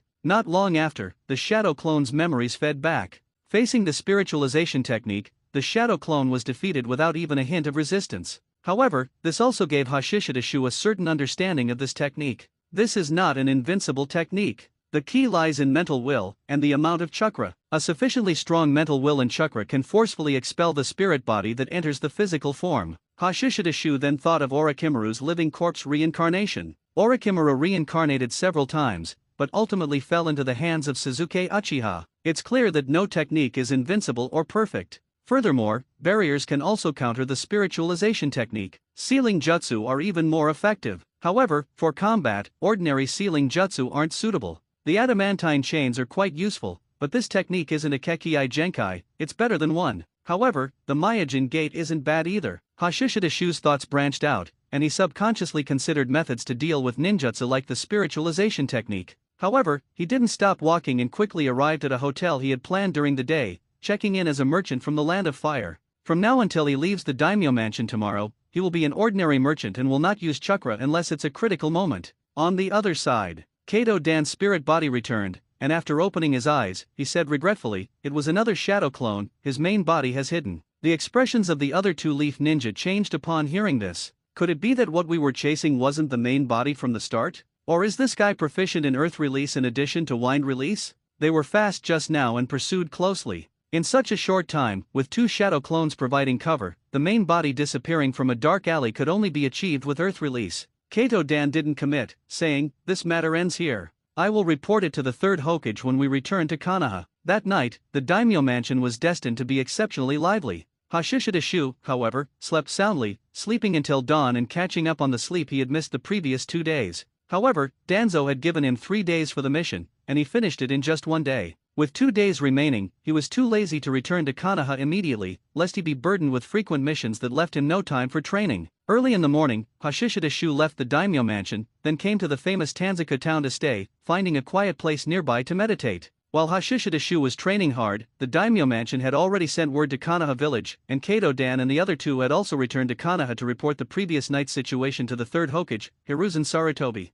Danzo had not informed Hiruzen Sarutobi in advance about this assassination attempt, but Hiruzen Sarutobi knew about it implicitly, so after listening to the report, he didn't say much, only praising Kato-dan. After Kato-dan withdrew, Hiruzen Sarutobi immediately began to ponder. Undoubtedly, Root handled this incident very well. The blame was placed squarely on the Sky Ninja Village, and not a single person was suspicious. In fact, for a moment, Hiruzen Sarutobi even wanted to use this incident as an excuse to launch a war against the Sky Ninja Village and eliminate the Sky Ninja Village that had challenged Konoha several times. Moreover, Hiruzen Sarutobi believed that the Land of Fire daimyo, whose authority had been challenged, would definitely agree. But, he still held back. Konoha still needed to continue accumulating strength to compete militarily with the other 4 great shinobi villages. He wanted to prevent a situation where Konoha was surrounded and attacked by the other 4 great shinobi villages. Unfortunately, the wood release experiment failed. Hiruzen Sarutobi sighed inwardly. One experiment caused Konoha heavy losses, otherwise, he would have directly taken action against the Sky Ninja Village. Root Base. Danzo had been waiting. He was waiting for Hiruzen Sarutobi's reaction. Unfortunately, an entire morning passed, but no one was sent to find him. He had already given Hiruzen Sarutobi a perfect excuse, but it still hadn't changed Hiruzen Sarutobi's decision. Hyde was right. A thought flashed through Danzo's mind, and he immediately got up, left the root base, and went to the Hokage office. Before Danzo could speak, Hiruzen Sarutobi preempted him, saying, "Root did very well this time. However, although it's a perfect excuse for war, now is still not the time to act. I need Root to have the strength to handle the Sky Ninja Village without affecting Konoha's engagements with other villages." One sentence blocked Danzo's words. Danzo was silent for a moment, then nodded and said, "I understand." Hiruzen Sarutobi's expression relaxed, and he said, "I will use these 2 incidents to hold the Sky Ninja Village accountable, but I doubt they will compromise easily. The excuse for war still exists, and the initiative is in our hands. Now is not the time for full-scale action, but we can prepare first." Danzo nodded, and after his eyes flickered twice, he said, "Hiruzen, I need to select a group of children from the Ninja Academy and the major shinobi clans to undergo specialized training in Root, so they can become the foundation of Root, used to protect Konoha in the darkness." Hiruzen Sarutobi hesitated for a moment, then nodded. He indeed needed Root to strengthen its power. Root's efficiency in the past few days was sufficient to show that Konoha needed such a force hidden in an even darker place. Seeing Hiruzen Sarutobi agree, Danzo was immediately overjoyed. In this way, Root's power could undergo earth-shattering changes within a few years. After all, students from the Ninja Academy and children from shinobi clans have a certain foundation, and training them is much faster than training orphans who are blank slates. Of course, he would not abandon Hashishida Shu's suggestion either. The orphanage is also a place for selecting personnel. The sun set, within a forest outside Tanzuka town. Accompanied by a popping sound, Hashishida Shu revealed a smile. "I finally did it." He had finally popped the balloon by rubbing it. Next was the rubber ball. Throwing away the balloon, Hashishida Shu took out a rubber ball from a backpack beside him and began to rub it. By rubbing the water balloon, he had already mastered certain techniques, and the subsequent rubber ball was relatively simpler for Hashishida Shu. Unlike Naruto, Hashishida Shu was familiar with all the steps. Therefore, while training with the rubber ball, he began to focus on further compressing the chakra, making the gathered chakra more stable. When Naruto trained, after popping the rubber ball, he still needed to practice condensing the chakra into a single point and making the chakra rotate stably. The more stable it is and the more it constantly rotates towards the center, the chakra will naturally compress, and the power will become stronger and stronger. Hashishida Shu planned to complete it in one go, because he had a greater advantage than Naruto. Concentration. Chakra control ability. Gripping the rubber ball with both hands, Hashishida Shu began the final stage of the Raiznan training. As chakra was continuously injected, many bulges began to appear on the rubber ball, as if it could explode at any moment. Hashishida Shu focused intently, fully concentrating and controlling the chakra within the rubber ball. Suddenly, with a pop, the rubber ball exploded, a strong wind swept through, and Hashishida Shu couldn't help but take a step back, his palm even burned by the intense chakra. However, this minor injury healed in an instant. Hashishida Shu immediately took out another rubber ball and continued training. He failed repeatedly like this. As time reached late night, the rubber ball in Hashishida Shu's hand, which had been on the verge of exploding, suddenly returned to normal, and the erratically surging chakra seemed to disappear. Hashishida Shu's eyes were full of joy. It finally worked. A B-rank ninja technique, on the other hand, was considered Jonin-level difficulty. Innate knowledge, the immense chakra brought by Hashirama cells, the foundation of an elite Chunin, and understanding the steps for cultivating Raiznan. All these factors allowed Hashishida Shu to complete the training of an A-rank ninjutsu without hand seals in a short period. Next is to continue practicing and then incorporate various nature transformations. Hashishida Shu turned around to pack his things and returned to the inn, thinking about the subsequent training for Reiznan. The prospects for the technique Reiznan were incredibly vast. Not to mention the S-rank wind release Raizen Shuriken, there could also be wind release Reiznan, explosion release Reiznan, and lightning release Reiznan. Even the Reiznan itself could have its power adjusted based on the amount of chakra, such as Great Ball Reiznan and Super Great Ball Reiznan. However, Hashishida Shu then began to ponder how to integrate this technique into his own combat system. Putting wood release aside, he used wind release for attacks at mid to long range.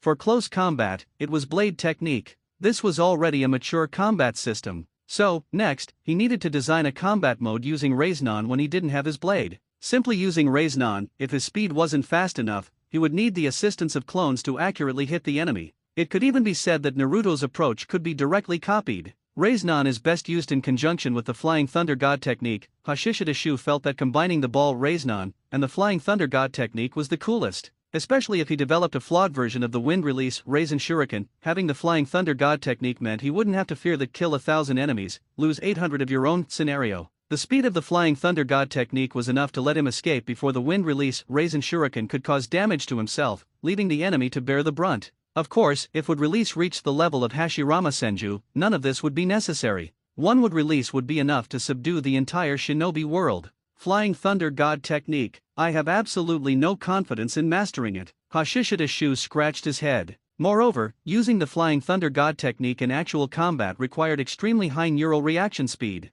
Otherwise, it would be easy to get killed. Thinking about it this way, Hashishida Shu felt that even if he could learn the Flying Thunder God technique, he would still need something else to complement it. Sheri-nan. It must be the 3 Tomo. So, to better utilize the Reiznan series techniques, I need to train in the Flying Thunder God technique. And to better utilize the Flying Thunder God technique, I need to gouge out eyeballs? Under the moonlight, Hashishida Shu couldn't help but look up and sigh. If the damn status bar was more reliable, why would he need to go through so much trouble? It would refresh again in a couple of days. He would see what kind of status it would be then. Returning to the inn, Hashishida Shu quickly tidied up and went to sleep. The night passed without incident. The next day, Hashishida Shu still woke up early, then rushed towards Konoha, finally returning to the route base at 10 a.m. to report to Danzo. After listening to the report, Danzo didn't ask Hashishida Shu why he only returned today. Instead, he asked, if we were to deal with the Sky Ninja Village, what do you think should be done? Hashishida Shu replied without hesitation, the best and most direct method is, of course, to launch a war.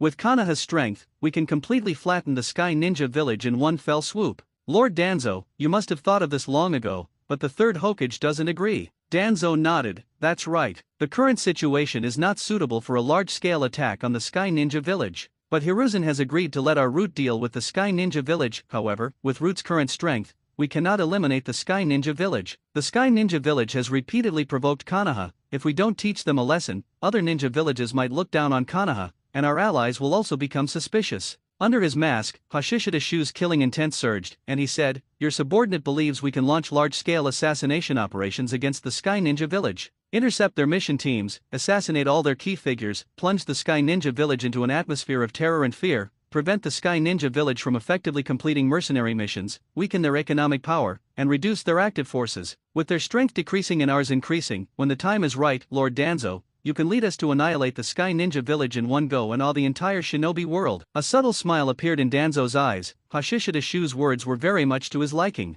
Hiruzen Sarutobi's approach of reprimanding, in his opinion, was too soft. The ambitious Sky Ninja Village would probably only pretend to yield in the face of reprimand. Only through thunderous means and bloodshed could they truly acknowledge Konoha and fear Konoha. However, Danzo didn't express anything, merely nodding slightly, and then said, come with me to the Ninja Academy this afternoon. Ninja Academy? Hashishida Shu was startled for a moment, then understood. Hiruzen Sarutobi had tasted the sweetness and actually agreed to let Danzo recruit people from the Ninja Academy into Route. But this was also normal. The relationship between Danzo and Hiruzen Sarutobi was far less strained now than it would be later. 2 in the afternoon. When classes at the Ninja Academy began, Hashishida Shu and Shimura Daichi followed Danzo to the Ninja Academy. In an office, the student files that the Ninja Academy had prepared were already placed on the desk. Of course, these student records were what was left after selection. Although Hiruzen Sarutobi had agreed to let Danzo pick people from the Ninja Academy, he didn't intend to let the most outstanding ones join Route.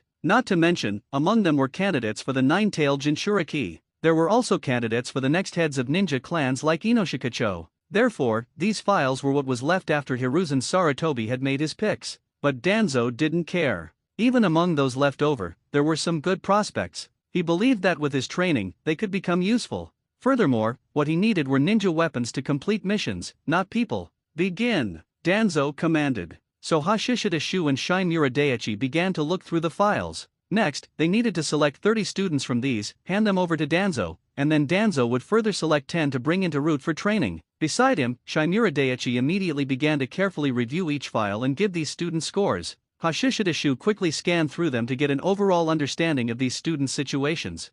Besides Yakushi Nanu, there were no other familiar people, and these student files were all between the ages of 8 and 12. Yakushi Nanu was 10 years old, Minato Namikaze should be 8, and there was Kushina Uzumaki. Since he didn't see Minato Namikaze's file in his hands, Hide Hashishida estimated that Shimura Daiichi didn't have it either. Hide Hashishida began to look at the files again, this time more seriously, and picked out the files he was interested in one by one. Then the third time, until only 15 files were left in his hands. At this time, Shimura Daiichi had already handed his 15 files to Danzo, who was browsing them. After Danzo finished reading those files, Hide Hashishida handed over the ones he had picked. Danzo took them and quickly picked out Yakushi Nanu's file. He had seen all of Hide Hashishida's actions just now. After looking through Yakushi Nanu's file, Danzo looked up and asked, "Kino, why did you choose her?" Hide Hashishida immediately said, "This child has the talent to become a medical ninja, her personality is gentle, and her relationships with classmates are very good, but at the same time, the teacher's evaluation of her personality is tenacious and strong-willed.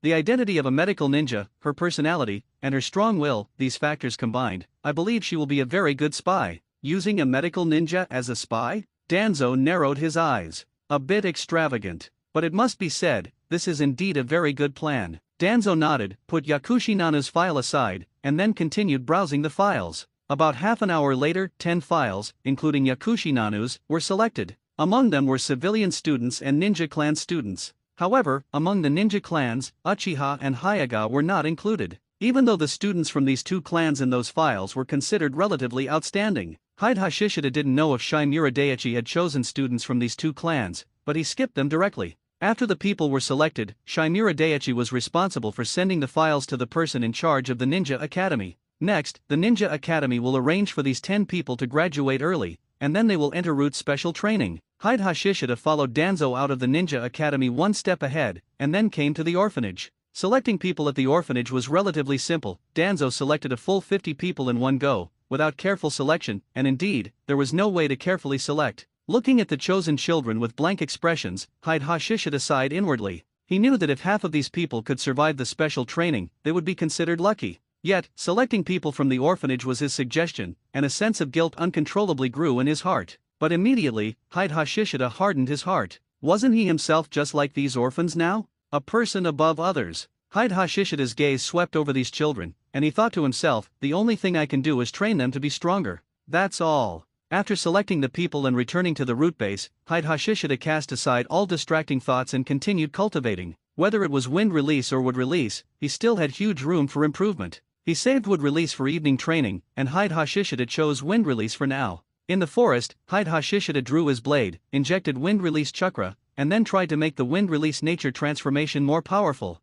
Thinner, sharper. Training was monotonous, and time passed extremely quickly. At 8 o'clock in the evening, Hide Hashishida finished his wind release training, and after eating, he chose a more secluded place to continue cultivating wood release until midnight. The status bar updated. Current status, Knife Skill Expert. Note: when using a blade, you are professional and proficient. In this state, blade technique is proficient and you possess corresponding talent. Refresh countdown 167:59:58. Good status. Hide Hashishida was greatly surprised and also felt the difference. He reached out and drew the katana from his back, and the mysterious feeling became even more apparent. Holding the blade was more comfortable, and there was even a feeling as if he could sense the blade breathing. The various blade techniques he had cultivated in the past all gained a new understanding at this moment. Professional, proficient, this should be Jonin level. Hide Hashishida judged inwardly. His previous blade technique was not bad, but it hadn't reached the Jonin level yet. That guy Shimura Daiichi's blade technique was much stronger than his.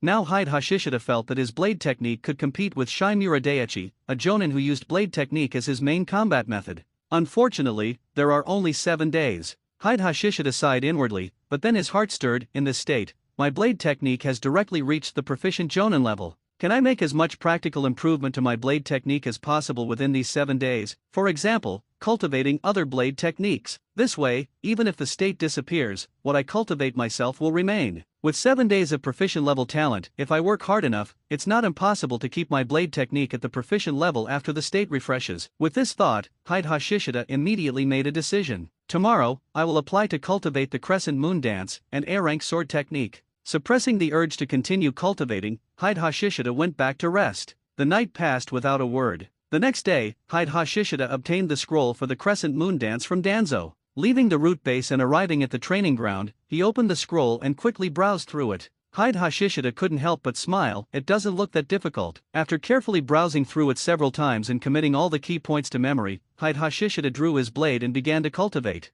The most crucial aspects of this technique are 2 points. First, shadow clone. Second, the main body and 2 shadow clones attack simultaneously, with primary and secondary rolls, feints, and visual deception, requiring mastery of timing and angles. First, forming a hand seal with one hand to perform the shadow clone technique. Just this technique alone is very useful. Hide Hashishida spent this day cultivating blade technique. The status bar refreshes every 7 days, so he had to seize the time. After all, he could be assigned a mission at any time, so he couldn't spend all 7 days cultivating. The next day, Konoha 36, September 22nd. Hide Hashishida led a team on a mission again. Leaving Konoha, Inyazuka Ryo couldn't help but say, "Captain, Tsunade-sama and her team are a Jonin squad. Do they still need our protection?" Although he considered himself an elite, Inyazuka Ryo had a good understanding of himself. He was just an elite among Chunin, far inferior to Jonin. Yes, Hide Hashishida's mission this time was to follow behind Tsunade and her team. And Tsunade and her team were responsible for going to the land of hot water to meet with Sky Ninja from the Sky Ninja village. The purpose was to take away the person who planned the theft of Konoha's secret techniques from the Sky Ninja.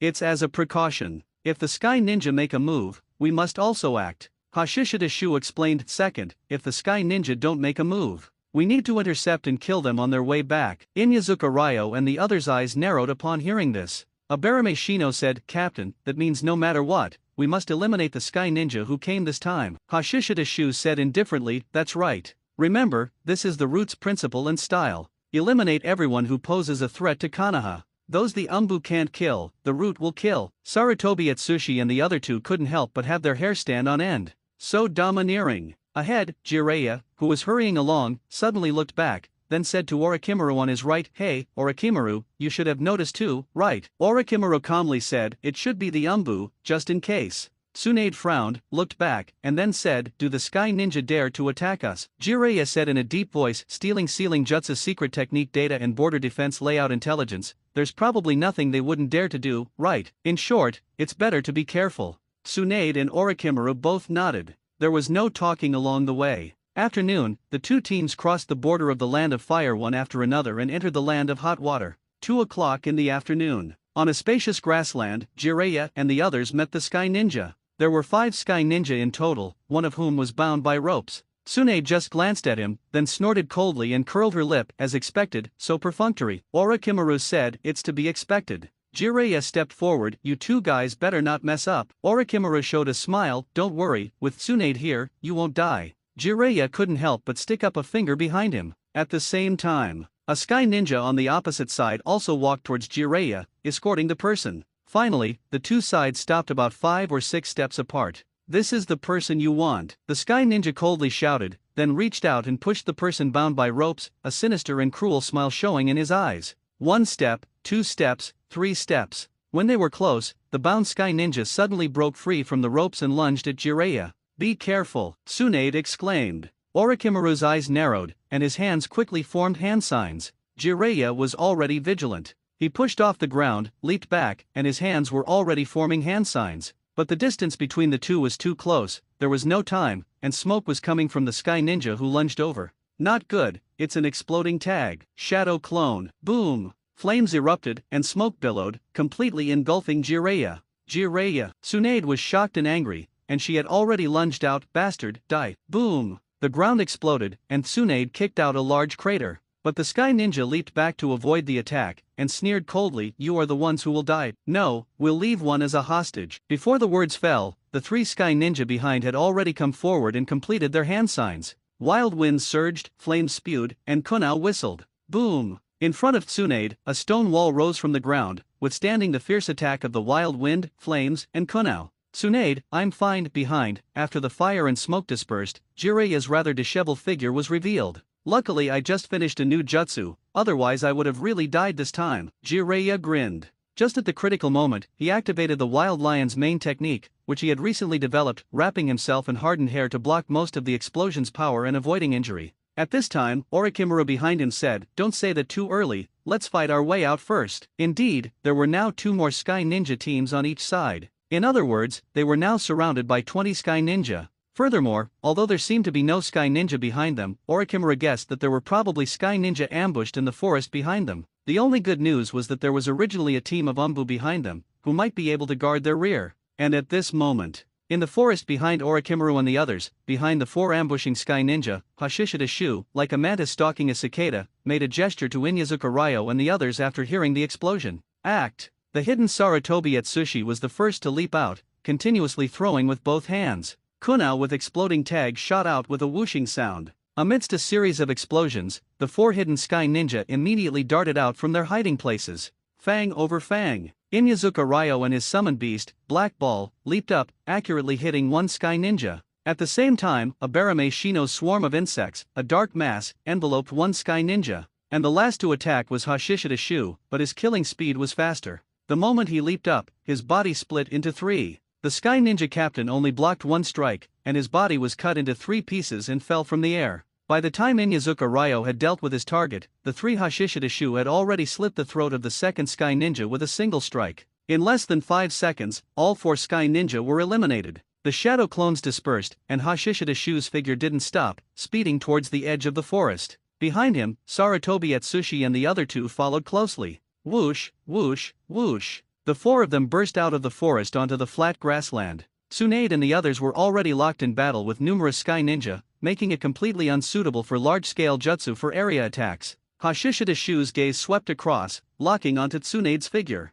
He raised his arms, Kunao in hand, and exhaled, attaching wind-release chakra to them, then threw them out consecutively. 2 high-speed rotating pinwheels whistled out one after another, heading straight for a Sky Ninja who was attacking Tsunade. The Sky Ninja immediately abandoned Tsunade, his body leaping and flipping, holding his sword and accurately passing through the hollow center of the first Kunao, then flicking it to collide with the second Kunao whistling from behind. Accompanied by the clang of metal, the 2 Kunao were sent flying. But just as the Sky Ninja's body landed, 2 Hashishida Shu had already attacked from the sides. Clang! The Sky Ninja, with a sword in one hand and a Kunao in the other, blocked the attacks of Hashishida Shu's 2 shadow clones. But Hashishida Shu's main body descended from the sky. His sword, enhanced with wind-release chakra, sliced through the Sky Ninja's skull, splitting his head in 2. Just then, the 2 shadow clones exploded one after another, having been hit by a Kunao from another Sky Ninja. Hashishida Shu casually used the Sky Ninja he had killed as a shield to block a Kunao, then drew his sword from the corpse. Mud and grass exploded under his feet, and his chakra burst, increasing his speed dramatically.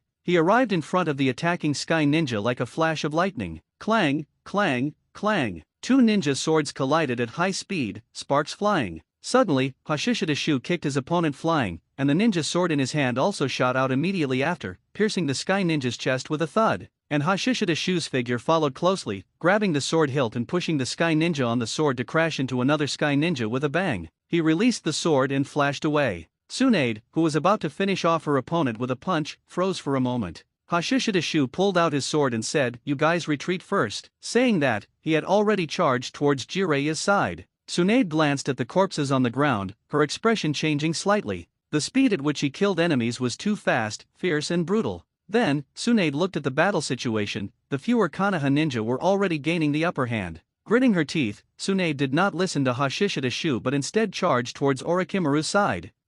She didn't have the habit of abandoning her comrades and running away first. 5 minutes later, the battle ended, and all Sky Ninja were annihilated. Tsunade was healing Jiraiya nearby, while Orochimaru's gaze followed Sarutobi Atsushi and the other 2 who were finishing off the enemies, finally resting on Hashishida Shu, the captain of the Umbu squad. Hashishida Shu's fierce killing just now left a very deep impression on him. Simple and brutal, yet clean and decisive, every kill was filled with a kind of violent aesthetic. Jiraiya noticed Orochimaru's gaze, grimacing in pain as he said, "This guy shouldn't be an Umbu directly under the old man, right?" As for the Umbu directly under Hiruzen Sarutobi, while the three of them didn't know every single one, they were quite familiar with their style. Sarutobi Atsushi and the other two were fine, but Hashishida Shu's style was too unique. He was practically like a killing machine. Orochimaru retracted his gaze and said, "He should be Danzo's man." Jiraiya thought for a moment, then nodded, "It does seem like that guy's style, but perhaps even more insane." "Shut up." Tsunade couldn't help but punch Jiraiya on the head. Jiraiya cried out in pain, clutching his head, seeing stars. Orochimaru was already used to this sight. He looked over at Sarutobi Atsushi and the other two again and said, "What a cautious attitude." Finishing off every corpse was not very common. No, Orochimaru had never seen it before. "Captain, there are no survivors." After finishing off the enemies, Sarutobi Atsushi reported to Hashishida Shu. Hashishida Shu nodded, then turned and came over to Jiraiya and the others. "How much longer until we can move out?" Tsunade said in a deep voice, "Give me 5 more minutes." Hashishida Shu nodded, "After you're finished, immediately move out and retreat towards the land of fire. We will cover your retreat." Jiraiya asked, "Do you think the Sky Ninja will attack us again?" Before Hashishida Shu could answer, Orochimaru said, "Don't ask such a stupid question. Since the Sky Ninja have already made a move, they naturally won't give up so easily." Jiraiya thought of what the Sky Ninja who ambushed him earlier had said. "It seems the Sky Ninja want to capture one of us alive, probably to use as a hostage exchange. These guys don't seem afraid of starting a war because of this. It seems there's some information we don't know."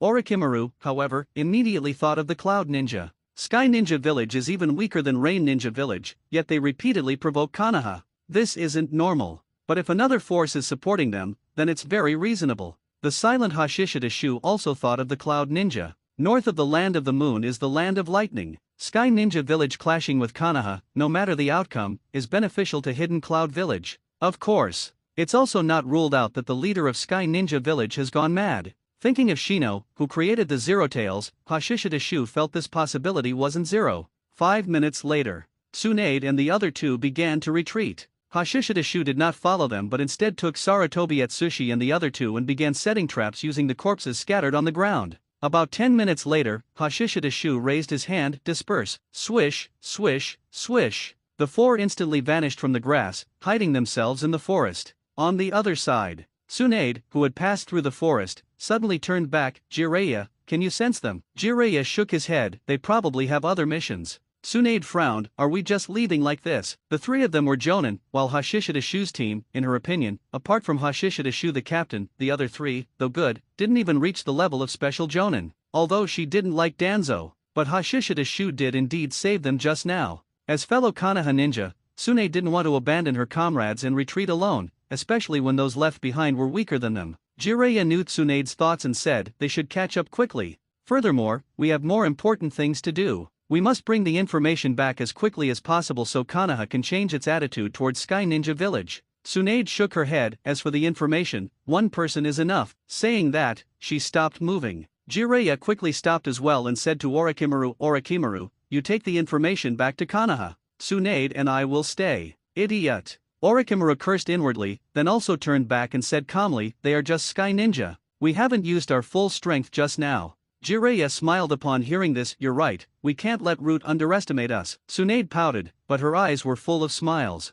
So the three of them returned the way they came. Inside the woods, Hashishida Shu, hidden behind a tree, suddenly frowned, then turned to look. Why did they come back? Hashishida Shu looked at Tsunade and the other two with confusion. Jiraiya smiled. "If two teams are together, won't we be more confident?" Hashishida Shu was speechless. "How can I use would release if you guys are here? Without using would release, how can I show off, and how can I further deter Sarutobi Atsushi and the others? Should I silence them? And I can't beat them. Besides, who could bear to part with the golden twin tails?" Looking at Tsunade and the other two, Hashishida Shu nodded slightly and said, "In that case, you guys set up on the other side of this forest." Jiraiya immediately nodded, "No problem." The three retreated. From a distance, Hashishida Shu heard Tsunade's voice. "Jiraiya, you idiot, why did you agree so quickly? We were clearly the main participants in this mission." However, despite the complaining, Tsunade didn't really intend to fight for leadership. She knew very well that Hashishida Shu and the others must have already set everything up, and rash interference would only cause confusion. The reason for her complaint stemmed from her dislike of Danzo. Hashishida Shu didn't care about Tsunade's complaint. Tsunade and the others' mission was actually already finished. It wasn't bad that they could come back and fight alongside him. Of course, whether they helped or not didn't matter to him. It wasn't because he was arrogant. Because the initial plan didn't include fighting side by side. And even if he couldn't win, Hashishida Shu was confident that escaping wouldn't be an issue. Time passed little by little. About 20 minutes later, figures appeared one after another. At the edge of the woods, Hashishida Shu's wood clone merged with a large tree, with only a face emerging, watching the Sky Ninja appear one by one. There weren't many people, only 8. These Sky Ninja quickly entered the battlefield and then very carefully examined the corpses. Soon, a middle-aged Sky Ninja spoke. It seems Konoha was also well prepared. More than just the 3-person team mentioned in the intelligence came. Just relying on our 2 teams to pursue probably won't achieve the desired outcome. We must request reinforcements from the village. But no matter what they said, the fish were already caught, and he wouldn't be polite. The shadow clone immediately walked out from the big tree, then raised a single hand. Explode! Boom! A corpse suddenly exploded, with flames and smoke billowing. And this explosion was like a signal. Before the Sky Ninja could react, the other corpses also exploded one after another. For a time, all the Sky Ninja were enveloped and submerged by the explosions and flames. The trap set by Hashishida Shu, Sarutobi Atsushi, and the others were not triggered, but activated. It was also very simple, just sticking exploding tags under the clothes of the corpses. So the Sky Ninja's careful inspection had no effect. When the explosions ended and the smoke dispersed, a Sky Ninja walked out from behind the earth wall he had created, looking around somewhat blankly. Only he was left standing. The others were either directly killed by the explosions or seriously injured and lying on the ground, including the 2 captains. Shaking his head, the Sky Ninja staggered, trying to save his captain, but a dense swarm of insects suddenly emerged from the ground, enveloping him completely. After struggling a few times, he fell to the ground with a thud. Immediately after, Hashishida Shu and the other 3 appeared. Flying insects, leave one alive and ask if there are any other Sky Ninja or ninja from other forces. Hashishida Shu ordered. Understood. Abarame Shino nodded, and the dense swarm of insects flew out, then divided into several streams. Whether they were killed by the explosions or not, they were all bitten by the insects, and only the female captain was left in the end. Abarame Shino imitated the method Hashishida Shu used to interrogate Tsuchi and Ao earlier, and as a result, this female jonin couldn't bear it after only having one ear eaten and told them everything. Hashishida Shu listened from the side, a smile appearing at the corner of his mouth under the mask. Cloud Ninja. As expected, I didn't guess wrong. No wonder the Sky Ninja were so crazy. It turns out they had backing. Unfortunately, I don't know if the backing is reliable. Hashishida Shu sneered inwardly, then turned and left. After dealing with the female ninja, Abarame Shino followed closely. A moment later, the 4 met up with Tsunade and the other 2. Hashishida Shu got straight to the point. All the Sky Ninja have been dealt with, but there's one more unexpected thing. The Sky Ninja are colluding with the Cloud Ninja. There are currently Cloud Ninja in the land of hot water, who were originally going to take action but were refused by the Sky Ninja. Jireya's expression darkened upon hearing this. As expected, there's a stronger force pushing things from behind. Tsunade frowned and said, you want to deal with those Cloud Ninja? Hashishida Shu said calmly, your mission is over, but our mission isn't. The will of Root is to protect Konoha in the darkness and eliminate all enemies who threaten Konoha. Whether it's Sky Ninja or Cloud Ninja, if they threaten Konoha, they must be eliminated. These words made Tsunade and the other 2 pause in surprise. Then Orikimura said, you probably don't know how many Cloud Ninja there are right now, do you? Abarame Shino said, we only know of one contact point between the Cloud Ninja and Sky Ninja, with a squad's worth of people. As for the number hidden in the shadows, we don't know. Tsunade immediately exclaimed upon hearing this, then it's too dangerous. If there are other Cloud Ninja hidden, no, there must be other Cloud Ninja hiding in the shadows. At that time, you will be surrounded. Jireya nodded, looking at Hashishida Shu and said, we should take the situation here back to Konoha before taking the next step. Hashishida Shu was unmoved and said calmly, then you go back to Konoha. Having said that, he turned and left. Abarame Shino and the other 3 immediately followed suit. Although they didn't fully agree with Hashishida Shu's decision either, after these missions, they had gotten used to no longer questioning Hashishida Shu's decisions. Moreover, they felt that what Hashishida Shu said wasn't wrong. Seeing the 4 leave without hesitation, Tsunade and the other 2 couldn't help but fall silent. Crazy. Tsunade suddenly cursed under her breath. Jireya gave a wry smile, they make me feel ashamed. Orikimaru's expression was calm as he said, so you've already decided to follow them. Tsunade and Jireya nodded. Jireya said, anyway, they helped us just now. Now, by helping them, we can consider it repaying the favor. Orikimaru didn't bother with pleasantries and walked straight ahead. A moment later, the 3 caught up with Hashishida Shu and the other 4. Hey, do you have a battle plan? Tsunade shouted at Hashishida Shu. Hashishida Shu said without turning his head, you can call me Kino. The battle plan is simple, we will be responsible for attracting the Cloud Ninja. After the hidden Cloud Ninja come out, you can make your move. Tsunade and the other two exchanged glances, then Tsunade nodded, no problem. However, shouldn't we be a bit more cautious and gather more information first? Hashishida said, the Cloud Ninja are more familiar with the environment there than we are. We're easily exposed, so let's be direct. You are Lord Third Hokage's disciples, stronger than us in terms of strength, so there should be no problem. Hearing Hashishida praise, Jiraiya couldn't help but laugh, ha ha ha, that makes sense, but your strength isn't bad either. Tsunade couldn't help but curse Jiraiya as an idiot under her breath. There was no conversation the rest of the way. In the evening, Hashishida and his group arrived outside a town. The contact point for the Sky Ninja and Cloud Ninja was inside a hotel within this town. Hashishida didn't enter the town immediately. Instead, he first ate a pill, Ray Drat, and rested for a full half-hour before using the transformation technique and entering the town disguised as merchants with Inyazuka Ryo and the other two. Friendly Merchant Hotel. Hashishida looked up at the sign, then led the way in. The moment he entered the hotel lobby, Hashishida keenly locked eyes with the middle-aged man sitting on the sofa on one side of the lobby reading a newspaper.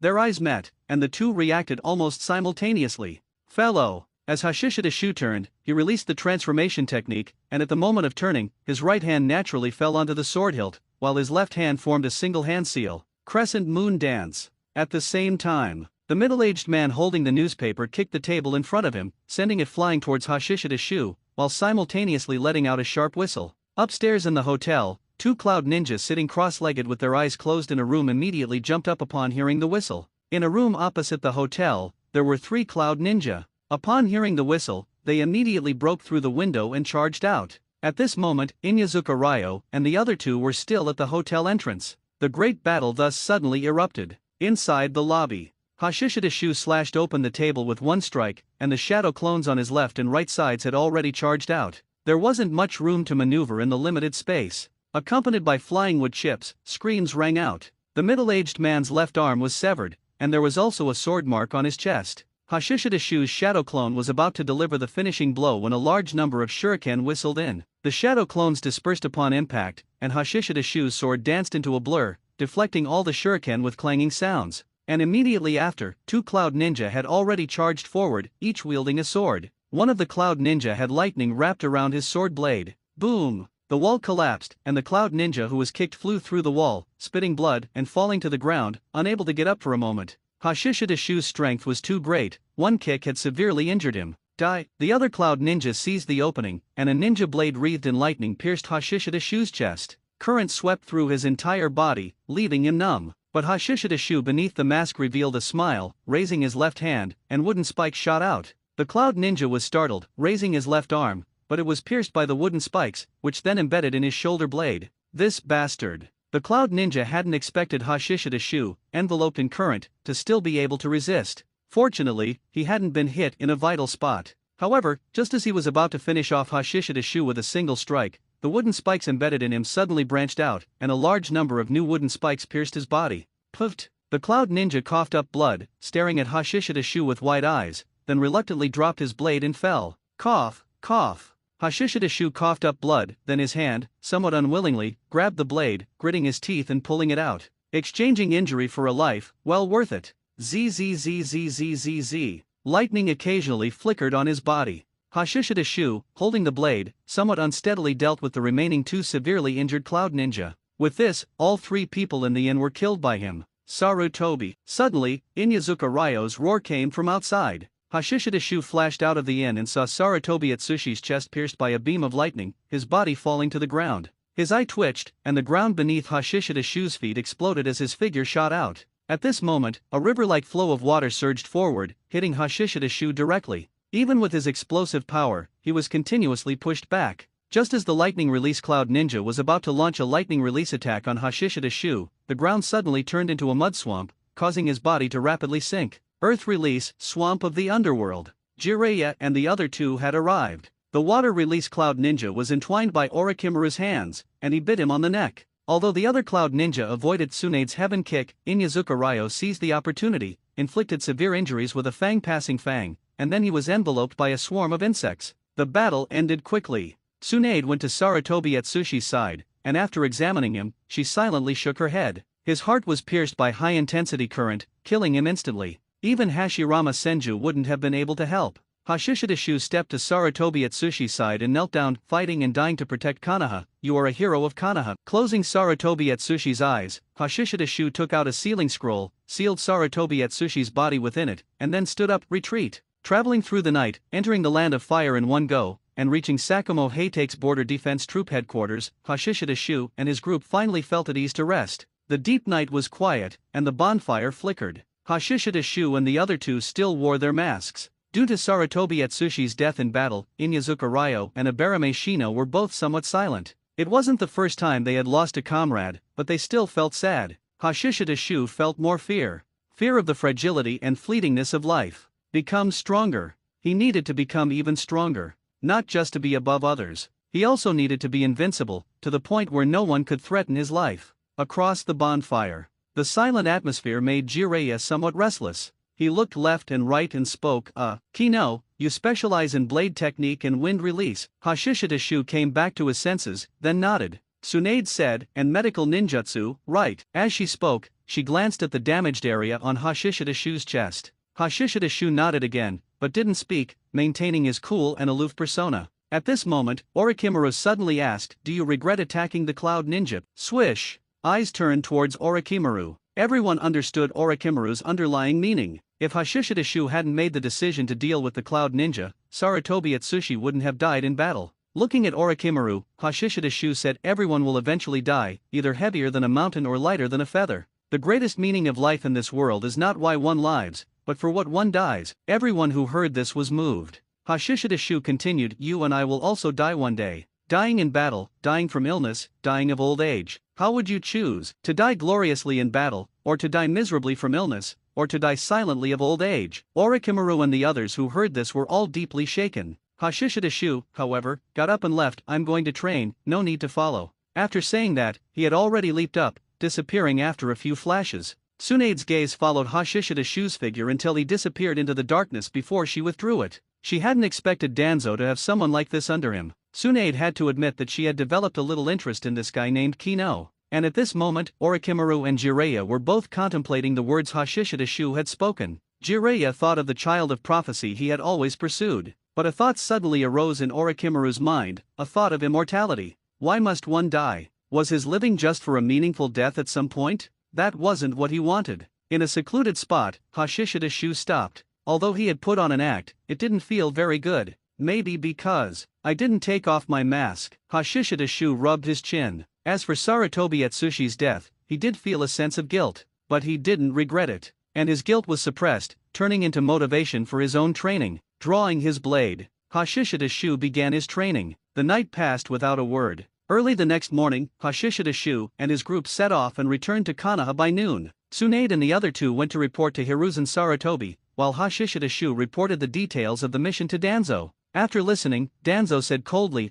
as expected, the Cloud Ninja were involved. Danzo showed no reaction to Sarutobi Atsushi's death, and instead said, Kino, how is your wood release? Hashishida Shu said, I have already mastered the impaling technique. Danzo nodded slightly and said, you don't need to perform any missions for the next half-month. Focus entirely on your training. After half a month, you will start leading a team to hunt down all Sky Ninja targets with full force. Hashishida Shu immediately responded, understood, Lord Danzo. Then he added, Lord Danzo, I also want to make progress in wind release. Please bestow wind release ninjutsu upon me. Danzo agreed readily. There are all of Konoha's wind release materials in the Root Secret Vault. I will give the order, and you can go there to copy them. Hashishida Shu was overjoyed when he heard this and quickly bowed in thanks. After leaving Danzo's office, Hashishida Shu first ate lunch before coming to the Root Secret Vault. There was a Root Ninja guard here, and also numerous traps and alarms set up. Forcing entry would trigger them directly. Danzo had already given the order, so Hashishida Shu entered smoothly and then saw a large amount of secret jutsu materials, categorized. This also allowed him to bring out his cloning technique, using shadow clones to gain experience. However, he had not mastered the multiple shadow clone technique. At the same time, he no longer had the state of immortality, so he didn't dare to create dozens or even hundreds of clones simultaneously for training like Naruto. Moreover, for Hashishida Shu, having enough clones was sufficient. The key was the efficiency of training. Therefore, he only created 3 would-release clones for training. 1 clone trained blade technique, trying its best to retain the abilities gained while in the knife skill expert state. 1 clone trained would release. After the impaling technique, Hashishida decided to train in the next would release ninjutsu, the Great Forest technique. This technique was Yamato's most frequently used one, capable of offense, defense, and control. The last clone was used to continue the further development of the Raiznan. This ninjutsu was used infrequently now, but it might be very useful in the future. What if he could learn the Flying Thunder God technique? The 3 clones were all arranged to go train individually. In the open space, Hashishida unrolled a wind release ninjutsu scroll, his gaze sweeping over the various wind release techniques.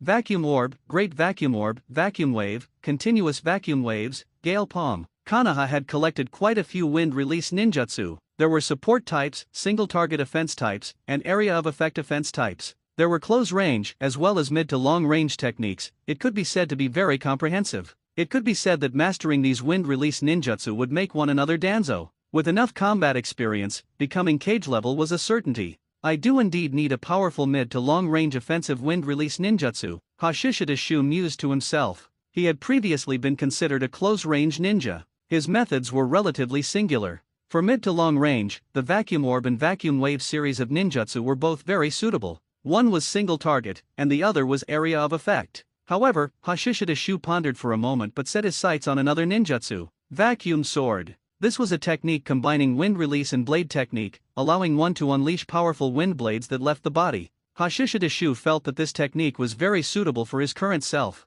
It could transition directly from vacuum blade to vacuum sword, directly covering close, mid, and long-range attacks. Hashishida remembered that there was a jonin in Konoha who was famous for the vacuum sword. Moreover, the vacuum sword technique still has a lot of room for development, especially for me, who has a large amount of chakra. Almost immediately, Hashishida thought of a move. Blade Storm. That's the one. Hashishida finally made his decision, choosing to train in the vacuum sword first, combining it with the vacuum blade he currently controlled, and then developing it further. As the saying goes, those who learn from me live, those who imitate me die. Although danzo served as a template, Hashishida wanted to surpass danzo. He wanted to become the next root leader, but not to become the next danzo. Carefully remembering the key points of the vacuum sword technique, Hashishida put away the scroll, then drew his sword and began training. And with the vacuum blade technique as a foundation, the progress of training in the vacuum sword was much faster. In less than an hour, Hashishida was already able to unleash a wind blade that left his body.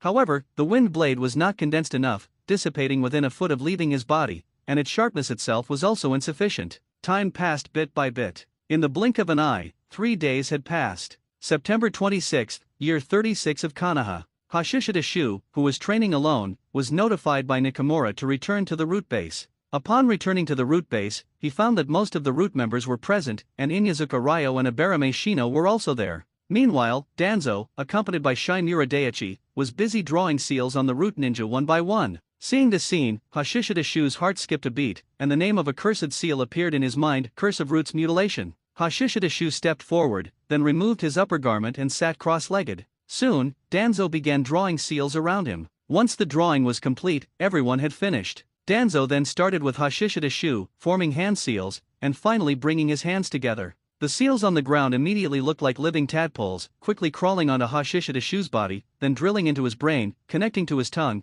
and revealing the cursed seal technique mark on his tongue. Danzo said in a deep voice, "This is the Curse of Roots Mutilation. It has only one purpose, to prevent the divulging of Roots' secrets. As long as secrets are exposed by speaking, writing, or any other means, the cursed seal will activate, paralyzing the body and making it unable to move, preventing the exposure of Roots' secrets in any way." As expected, Hashishida listened but secretly breathed a sigh of relief. Thankfully, it wasn't something that controlled people's thoughts, much less their personal freedom. Moreover, relatively speaking, the Curse of Roots Mutilation also had some benefits for him now. After being dismissed, Hashishida returned to his residence and stuck out his tongue at the mirror. So ugly.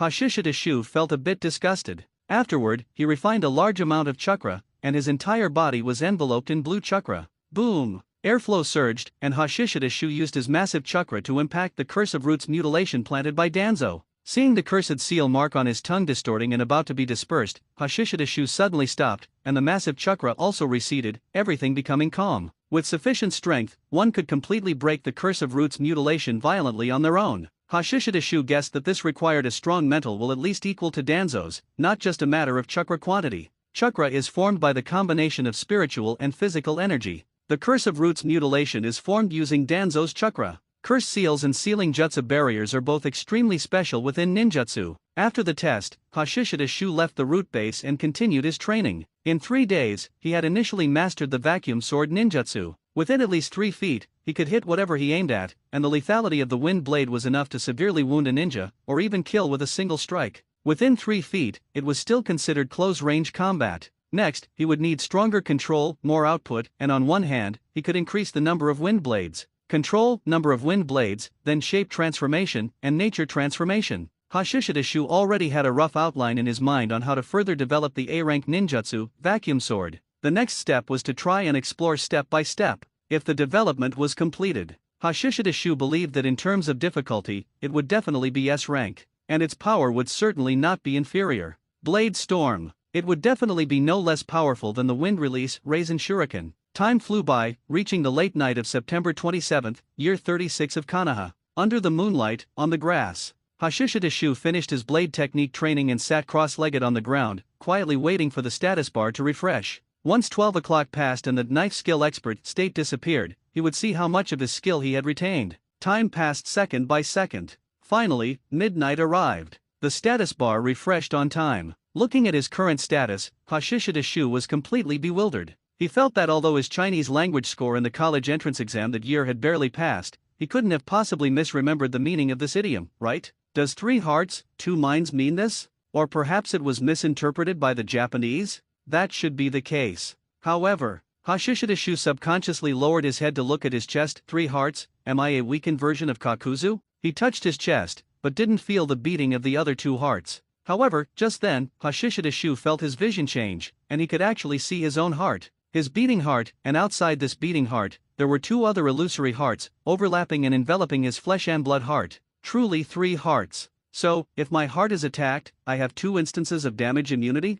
Hashishida Shu speculated inwardly, then couldn't help but think, so the 2 soul consciousnesses are a similar situation? If that's the case, then I can multitask? With double souls, if facing ninjutsu like the mind transfer technique, it would have a miraculous effect. And for daily training and combat, multitasking. Hashishida Shu attempted to multitask, and then entered a wondrous state. It felt like having 2 heads that could think about different things separately. Wonderful! Hashishida Shu's eyes instantly brightened, and he then tried drawing a circle with his left hand and a square with his right. There was absolutely no problem, it was incredibly smooth. In other words, at this moment, his body could be completely controlled by the 2 souls, the 2 consciousnesses, separately. Then, in terms of chakra control, Hashishida Shu immediately leaped up, spread his palms, and simultaneously gathered Reisnan. The next moment, accompanied by the disturbance of airflow, a Reisnan appeared in each of his left and right hands, equally smooth. Of course, even without 2 consciousnesses, it could still be achieved with more training, but it wouldn't be this fast. After thinking for a moment, he dispersed 1 Reisnan. Hashishida Shu looked at the Reisnan in his right hand, and then injected wind release chakra. Instantly, the originally light blue Reisnan immediately brightened, its center turning brilliant white, and the surrounding swirling airflow became even sharper. Wind release Reisnan. This was a technique that Hashishida Shu hadn't completely mastered before, but now it was completed incredibly smoothly. 2 soul consciousnesses, this coordination is even more tacit than shadow clones. Then, Hashishida Shu immediately thought of the wind release Raisin Shuriken technique. With 2 soul consciousnesses, working together by dividing tasks, the difficulty is greatly reduced. Furthermore, with this state, could he perhaps develop a complete version of the wind release Raisin Shuriken that could be thrown without needing Sage Mode? If the Reisnan was optional for Hashishida Shu, then a throwable wind release Raisin Shuriken would be completely different. Let's try. Hashishida Shu was very tempted. Nature transformation is currently no longer a problem. The next step is to perform extreme shape transformation while maintaining the current wind release Reisnan. In other words, 1 soul consciousness maintains the current state, while the other soul consciousness fully focuses on shape transformation. Thinking this, Hashishida Shu began to try. More wind release chakra was injected, and the flow of chakra was controlled. The Reisnan expanded, and the heavy chakra caused Hashishida Shu's hand to sink slightly. Bang! It collapsed. Continue. Hashishida Shu grabbed his right wrist with his left hand and continued to try. Then it collapsed again and again. However, progress was also being made. After a long while, his chakra was excessively depleted, and Hashishida Shu couldn't help but sit down to rest, covered in sweat. S-rank ninjutsu really isn't something that can be developed just like that. Hashishida Shu sighed inwardly, but there was a smile on his face. In the 3 hearts, 2 mind state, he was confident he could complete it. However, Hashishida Shu immediately drew his attention back to his status. His gaze returned to the status bar above his head. Only then did he discover that besides his current status, there was an extra section next to it. Knife Skill Expert, Permanent. Hashishida Shu's heart trembled. A permanent status?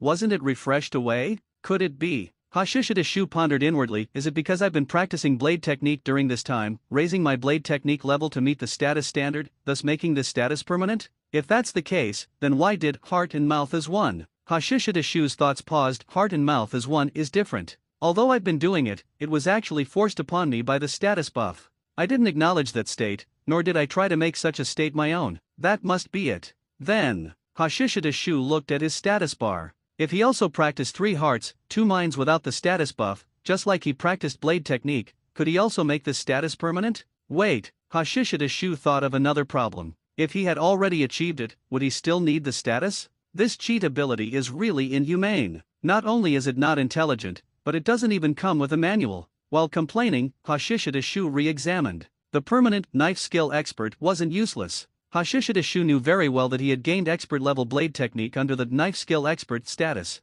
And this status not only granted expert-level blade technique but also talent. If this status hadn't been permanently fixed, then he would only have expert-level blade technique and wouldn't gain expert-level talent. Hashishida Shu didn't know if expert-level blade technique talent could allow his blade technique to advance further beyond the expert level. But who would dislike something like talent? So the question is, how can 3 hearts, 2 minds be achieved? Hashishida Shu pondered inwardly. Multitasking can be trained. Even if it's not as smooth as with this status, as long as I achieve it, it should meet the requirement for solidifying the status. Then the 3 hearts, Kakuzu. Hashishida Shu could only think of that guy. Earth Grudge Fear. But let's not even talk about whether he could defeat Kakuzu. Just completing the multitasking training and obtaining Earth Grudge Fear within 7 days simultaneously is an extremely difficult goal to achieve. Thinking this, Hashishida Shu's previously good mood vanished instantly. I've already taken off my pants, and you're telling me it won't get hard? Hashishida Shu was very unwilling. However, even with Konoha's intelligence, finding that Guy Kakuzu isn't something that can be done overnight. Furthermore, he has no way to mobilize the entire intelligence force of Konoha, and currently, it's even more difficult to use Konoha's power to capture Kakuzu, or obtain it from Takigakur? Does Takigakur still have the Earth Grudge Fear secret technique? Even if they do, would Takigakur obediently hand it over? After taking the pill, Hashishida Shu began to think about how to arrange things to make the most of this unique 7-day state. First, my main body doesn't need to stay up day and night. The main body needs time to recover energy to create clones for training. The clones can have the same state, and the training items that follow can all rely on the clones to accumulate experience. Hashishida Shu immediately grasped the core point. Most importantly, with 2 sets of soul consciousness, one can be used to receive feedback from the clones, which won't put too much pressure on the main body. Thinking of this, Hashishida Shu's thoughts paused. In that case, it seems I'm not without a chance to achieve this state. Shadow clones are responsible for training, while the main body can go out and have fun. Give it a try, and even if it doesn't work, it won't be a waste of time. Of course,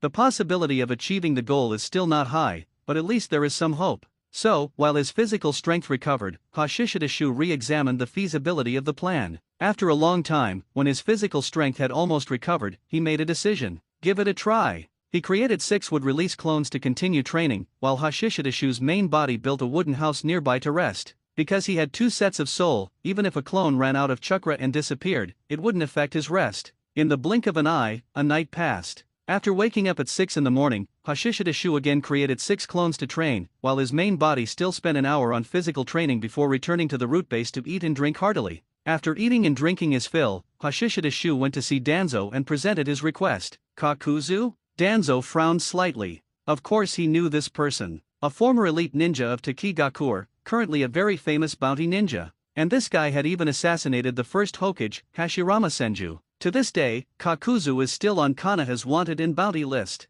Of course, Hashirama Senju didn't take Kakuzu seriously back then. It was the second Hokage, Tobirama Senju, who insisted on putting Kakuzu on the wanted and bounty list. But it must be said that Kakuzu's ability to assassinate Hashirama Senju and escape shows his strength is not to be underestimated. So, after Konoha lost many people in pursuit of Kakuzu in the early days, the matter was dropped. The Hokage couldn't possibly personally pursue and kill him, right? Not to mention that since the passing of Hashirama Senju, Konoha has also experienced continuous changes. Are you confident you can handle this person? Danzo asked. Kakuzu is currently an S-rank wanted criminal. According to intelligence, this guy's strength is very powerful, not something an ordinary jonin can handle. Facing Danzo's question, Hashishida Shu said Kakuzu was able to escape from the first Hokage, showing his considerable strength. Your subordinate is not currently confident in taking him down, but your subordinate also needs opponents to hone his wood release. To become Root's sharp blade to cut down enemies in the darkness, one needs to be tempered with blood. Danzo nodded.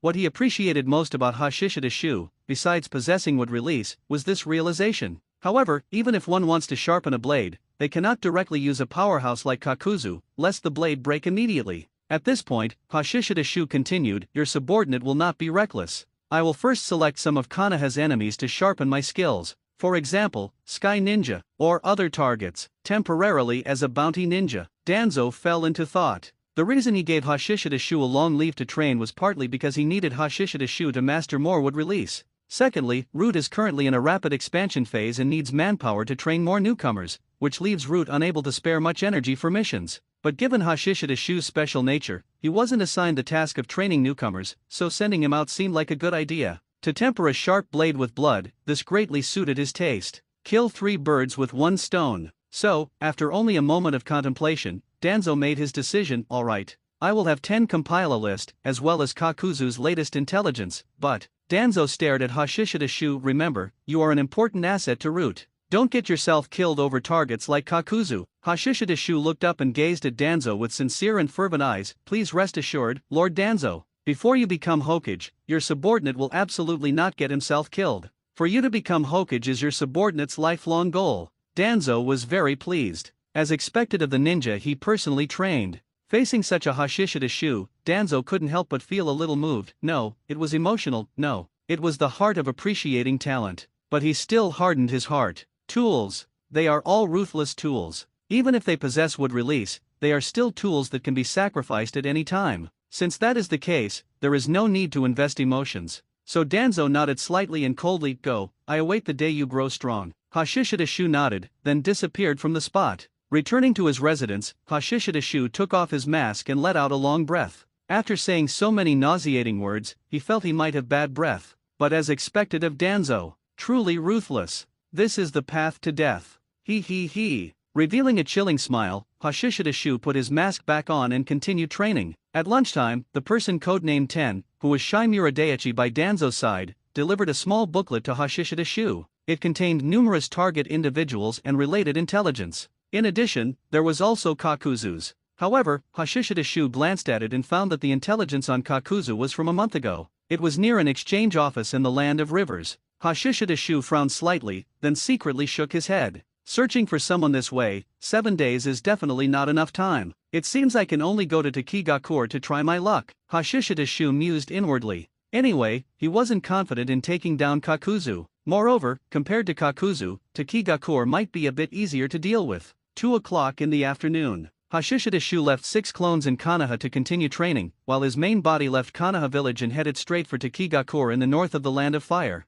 Coincidentally, one of the targets Danzo gave was a person from the Land of Waterfall. This person was a minister in the Land of Waterfall who, a month ago, proposed entrusting more of the Land of Waterfall's missions to Takigakure. This meant that the missions from the Land of Waterfall given to Konoha would decrease, so Danzo decided to get rid of this guy. It must be said. Standing in Konoha, in Danzo's position, Hashishida Shu also felt this guy was asking for death. Although, what this Land of Waterfall minister said would not affect the overall situation. Because Konoha is strong enough, while Takigakure is not strong enough and cannot take on such a large volume of missions even if they wanted to. This country was a basin surrounded by mountains, making it easy to defend and difficult to attack. The terrain of Takigakure was the same. It was like a large basin nested within a smaller one, and Takigakure was surrounded by numerous waterfalls, making silent infiltration even more difficult. Hashishida Shu didn't immediately go to assassinate the minister of the Land of Waterfall. Instead, he traveled through the night and arrived near Takigakure at 8 in the evening.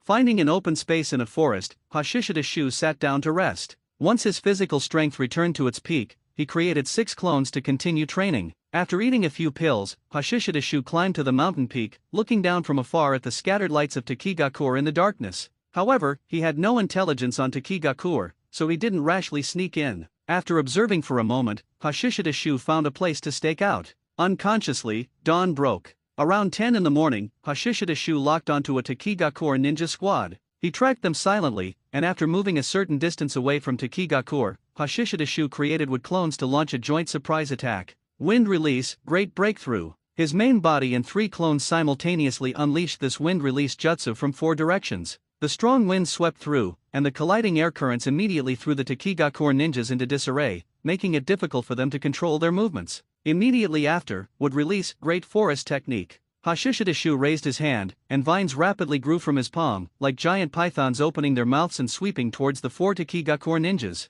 Be careful! The Takigakure captain roared, swinging his ninja blade and sending wood chips flying. However, his cutting speed was far slower than the growth rate of the vines, forcing him to retreat repeatedly. But suddenly, another vine shot out from the ground behind him, wrapping around and pulling his legs. He immediately fell down and was then entangled by vines, completely losing his ability to resist. Would release adamantine attacking wood. Not only the Takigakure captain, but the other 3 were also quickly captured by Hashishidashu's wood clones. Next was obtaining intelligence. Since he wasn't proficient in genjutsu, Hashishidashu had to use conventional interrogation methods, which were inevitably a bit rough. Hashishidashu couldn't bear to watch, so he left everything to the clones to handle. Half an hour later, the clones were dispelled, bringing back a large amount of intelligence about Takigakure. For example, a rough map of Takigakure. Information on the leader of Takigakure and several jonin. Unfortunately, there was absolutely no intelligence on the most important thing, the Earth Grudge Fear technique. These 4 Chunin were not privy to such secrets. After pondering for a moment, Hashishidashu decided to enter Takigakure first to take a look. Based on Kanaha's situation in Takigakure, a secret technique like Earth Grudge Fear would definitely be located at or near the Takigakure leader's office, making it easy to guard. And according to the intelligence provided by the Takigakure ninjas, Takigakure did not have a dedicated storage area for documents like Kanaha. The Takigakure leader's office became the most likely location. Entering Takigakure openly wasn't difficult, he simply posed as a mission client and easily entered. Furthermore, Hashishidashu actually spent money to post a mission in Takigakure. Because, like Kanaha, the location for requesting missions was in Takigakure's core building, which was the Takigakure leader's office building, equivalent to Kanaha's Hokage building. Also, the fewer jonin in Takigakure, the more advantageous it would be for his actions. Spending a little money for this was acceptable. Anyway, a portion of it was obtained from those 4 Takigakure ninjas. After requesting the mission, Hashishidashu found a secluded spot to cultivate while quietly waiting. It must be said that the efficiency of cultivating with a divided mind combined with clones was high. Unfortunately, he still didn't have enough chakra. Hashishidashu couldn't create dozens, or even hundreds, of clones for training like Naruto could. Moreover, he hadn't mastered the multiple shadow clones jutsu. Time flew by, and it was late at night. Hashishidashu arrived outside the Takigakure leader's office building. At this time, only scattered lights remained in the building. After I get back, I need to see if I have any sensory talent. Without sensory abilities, my sense of security is too low, Hashishidashu mused. When leading the team before, reconnaissance was naturally left to Abarame Shino. Ninja of the Abarame clan were perfectly capable of serving as sensory ninja. Inyazuka Ryo also counted, but his talent was mainly in tracking. After observing for a moment, Hashishidashu's figure pulled an afterimage in the moonlight as he silently infiltrated the office building. The largely wooden structure of the office building provided excellent conditions for Hashishidashu to infiltrate. Although he, who had mastered wood release, didn't possess the ability of White Zetsu to move freely underground, he could merge his body into wood to conceal himself. Although the office building had Takigakure ninjas on guard, Hashishidashu easily avoided them using wood release. After spending about half an hour, Hashishidashu finally found the document room. Holding a small flashlight, Hashishidashu began to carefully search for information on the Earth Grudge Fear technique.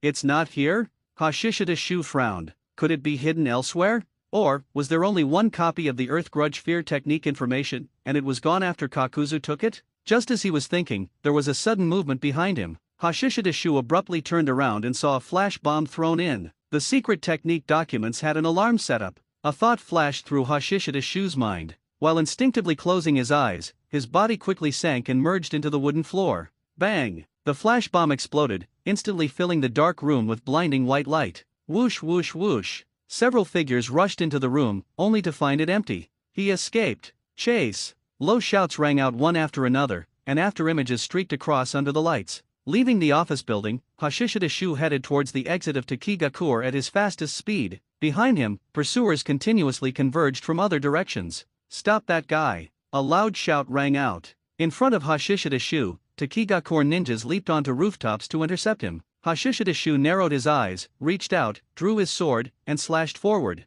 3 sharp wind blades howled out. Rumble. Houses collapsed, and dust billowed. Clang clang clang. Accompanied by the sound of metal clashing, Hashishidashu darted through the dust, leaving 2 injured Takigakure ninjas lying in the ruins. Soon, Hashishidashu reached the exit of Takigakure. The massive waterfall cascaded down, roaring. The Takigakure ninjas guarding the gate were already on high alert. Seeing Hashishidashu charge towards them, the 2 Takigakure ninjas quickly completed hand signs. Behind them, the waterfall's water surged up, manipulated by the Takigakure ninjas, like a long river rolling towards Hashishidashu. Hashishidashu stopped, chakra quickly gathered in his right palm, instantly forming a raise-nan. And immediately after, the raise-nan suddenly expanded, and accompanied by a sharp, piercing buzzing sound, a high-speed rotating blade appeared. Wind Release Raisin Shuriken. Hashishidashu held the Wind Release Raisin Shuriken in his hand, stepped forward and dashed, facing the surging river. Just as he was about to collide with the river, he raised his right hand and pressed the Wind Release Raisin Shuriken down towards the river.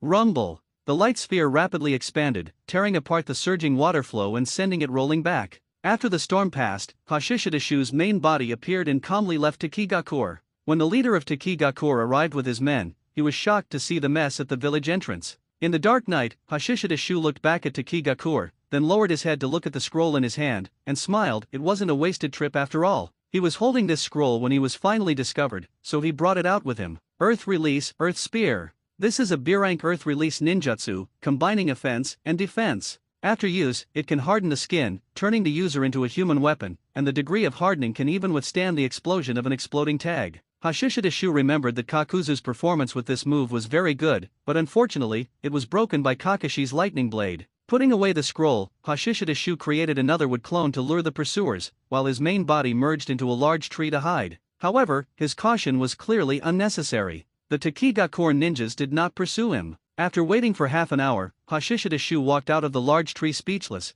and then set off for the daimyo mansion in the land of Waterfall. As the sky began to lighten, Hashishidashu arrived outside the land of Waterfall's daimyo mansion. After finding a place to create a clone to train, Hashishidashu began to rest until noon before getting up and entering the rather prosperous daimyo mansion. Although he already had information on the assassination target, Hashishidashu still personally investigated and confirmed it. However, compared to the last time, this assassination was simpler. The target's guard force was very weak, and Hashishidashu was more skilled in using his wood release. Under the dark and windy night, Hashishidashu didn't alert anyone, slit the target's throat, and left calmly. Returning to the temporary camp outside the daimyo mansion and continuing to create clones to train, Hashishidashu couldn't help but ponder, should I continue to try and find Kakuzu, and then take him on? Although he had mastered the incomplete version of the Wind Release Raisin Shuriken, Hashishidashu still wasn't sure he could win, even if he had information on Kakuzu. With mastery of all 5 elements and rich combat experience, Kakuzu was not someone who could be taken down with just a Wind Release Raisin Shuriken. Let nature take its course. Hashishidashu sighed, and then his whole body relaxed. Rest. He slept until noon. Leaving 6 clones to continue training, Hashishidashu set off from the land of Waterfall, arriving at a small town in the land of rivers at noon the next day. There was an exchange office here. Of course, Hashishidashu didn't come here for Kakuzu, but because he happened to have a target, a minor noble in the land of rivers. Under the dark and windy night, Hashishidashu, who had dealt with the minor noble, found a secret door in the toilet and entered the exchange office. It was both an exchange office and a bounty location. Even Konoha often posted bounties here. Like Kakuzu. Coming here, Hashishidashu wasn't waiting for Kakuzu, but posting a mission. A bounty of 100,000 ryo for information on Kakuzu's whereabouts. The money came from the minor noble he had just assassinated. The person in charge calmly registered Hashishidashu and said, "We will make sure every exchange office knows about this mission as quickly as possible, and inform numerous bounty hunters." Hashishidashu nodded slightly, "I'll be watching." With that, he turned and left. Watching Hashishidashu leave, the person in charge looked at the registered bounty information, then formed a hand sign to summon an eagle, wrote the information on a slip of paper, and tied it to the eagle's leg. Outside the toilet, Hashishidashu looked back, but in his mind was the subtle expression the person in charge had shown when he saw the bounty information he registered. Although it was very hidden and almost imperceptible, he, with his dual soul consciousness, still noticed it. Or perhaps it was intuition. Something fishy? Hashishidashu wasn't entirely sure. After pondering for a moment, he decided to find a place nearby to train, at least make the most of the remaining few days. As for Kakuzu, he would see if he could get information on him quickly by chance. In a valley outside the small town, Hashishidashu temporarily settled down. However, this time he created an extra clone to train the Earth Release ninjutsu, Earth Spear, which he had just obtained. The monotonous days passed by quickly. In the blink of an eye, 2 days had passed. Only 1 day remained until the 7-day limit. Hashishida Shu came to the exchange office again. To his surprise, the bounty had received a response. The customer is very lucky. The information just arrived. If you are fast, you should be able to make it. The person in charge of the exchange office smiled. Hashishida Shu was non-committal, wrote down the information, and paid the remaining amount. Leaving the exchange office, Hashishida Shu immediately went to the location indicated by the information. It was in the Land of Rivers, another small town. With a ninja speed, it would take about half an hour to arrive. However, after arriving at the small town, Hashishida Shu hid his main body and sent a wood clone into the town. Tenkawa Inn, this is it. Looking at the sign, Hashishida Shu stepped into the inn. Just as he entered the inn, Hashishida Shu saw a person wearing a straw hat look over. This guy, Kakuzu. As the thought arose, Hashishida Shu immediately leaped backward. It seems you are the one looking for me. The person wearing the straw hat also followed him out of the inn, then took off the straw hat, revealing his true appearance. Kakuzu, wearing a mask. Hashishida Shu said, "So, you provided your own information? You're really confident."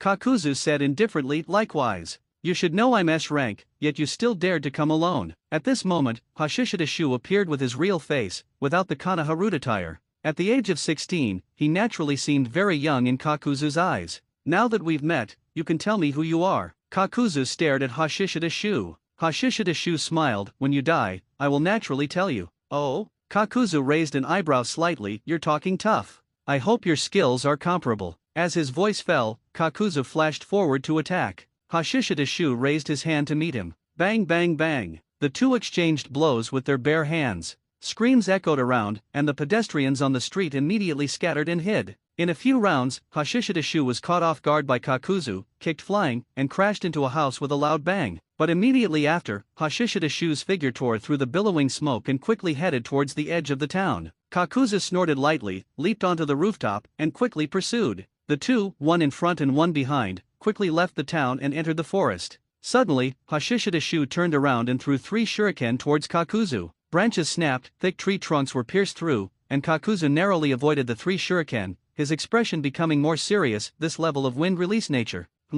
Kakuzu looked up and saw a figure descending from the sky with a sword. Kakuzu's skin instantly turned black. Immediately after, Hashishida Shu, who had descended from the sky, struck Kakuzu's shoulder with a single slash. Crack! The ground beneath Kakuzu's feet exploded, and his feet sank. However, the ninja blade only cut through his clothing, failing to completely break through Kakuzu's hardened skin. Hashishida Shu's wind release nature transformation was indeed formidable, but Kakuzu's earth release was equally impressive. This strike was evenly matched. But Hashishida Shu was not surprised. Descending from the sky was primarily to attract Kakuzu's attention, allowing the wood release to successfully capture him. Wood release secret technique. You're from Konoha. Kakuzu looked at Hashishida Shu. "I didn't expect anyone to master such a technique after the first Hokage." "Then, your heart, I'll be taking it." As his voice fell, Kakuzu's body suddenly disintegrated, turning into a puddle of mud on the ground. Earth clone. Hashishida Shu used a clone, and Kakuzu, a seasoned veteran, did the same when facing an unknown enemy.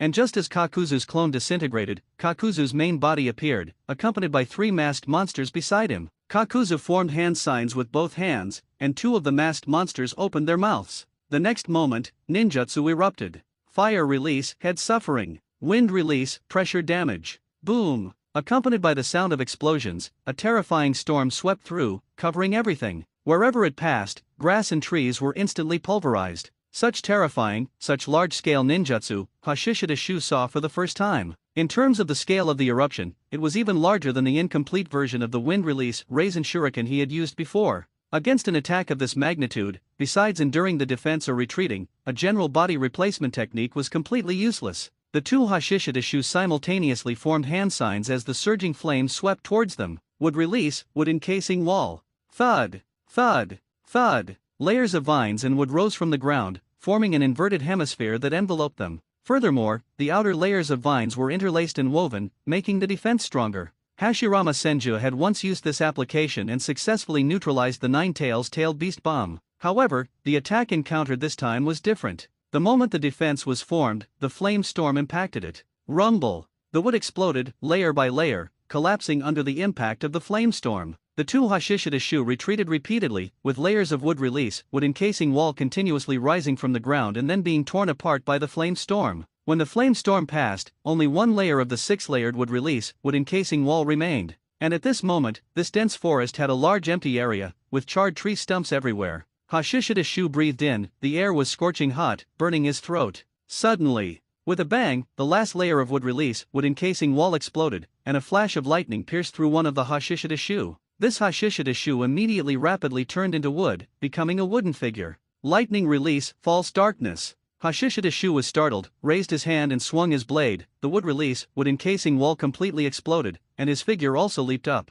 At this moment, the two masked monsters had flown into the sky, and with open mouths, ninjutsu erupted, fireballs and wind balls shot towards Hashishida Shu in the air. Hashishida Shu continuously swung his blade, wind blades danced, colliding with the wind balls and fireballs, forming a terrifying storm and fire waves in the air. And just as Hashishida Shu's figure landed, a flash of lightning swept towards him like a plow, forcing him to continuously dodge. Facing the three masked monsters, Hashishida Shu couldn't help but be in a sorry state, without even a moment to form hand signs and use ninjutsu. Unknowingly, Hashishida Shu had retreated to the edge of the open space just created by the ninjutsu. The wind release monster and the fire release monster immediately intercepted in advance, forcing Hashishida Shu away from the forest. Just then, shuriken flew out from the forest one after another. Kakuzu's pupils constricted as he watched. As expected, it's still a clone? The masked monsters in the air flew nimbly, attempting to avoid the shuriken. However, these shuriken were enhanced with wind release chakra by Hashishida Shu, greatly increasing their attack range. The fire release monster was grazed, and a piece of its dark body was immediately cut off,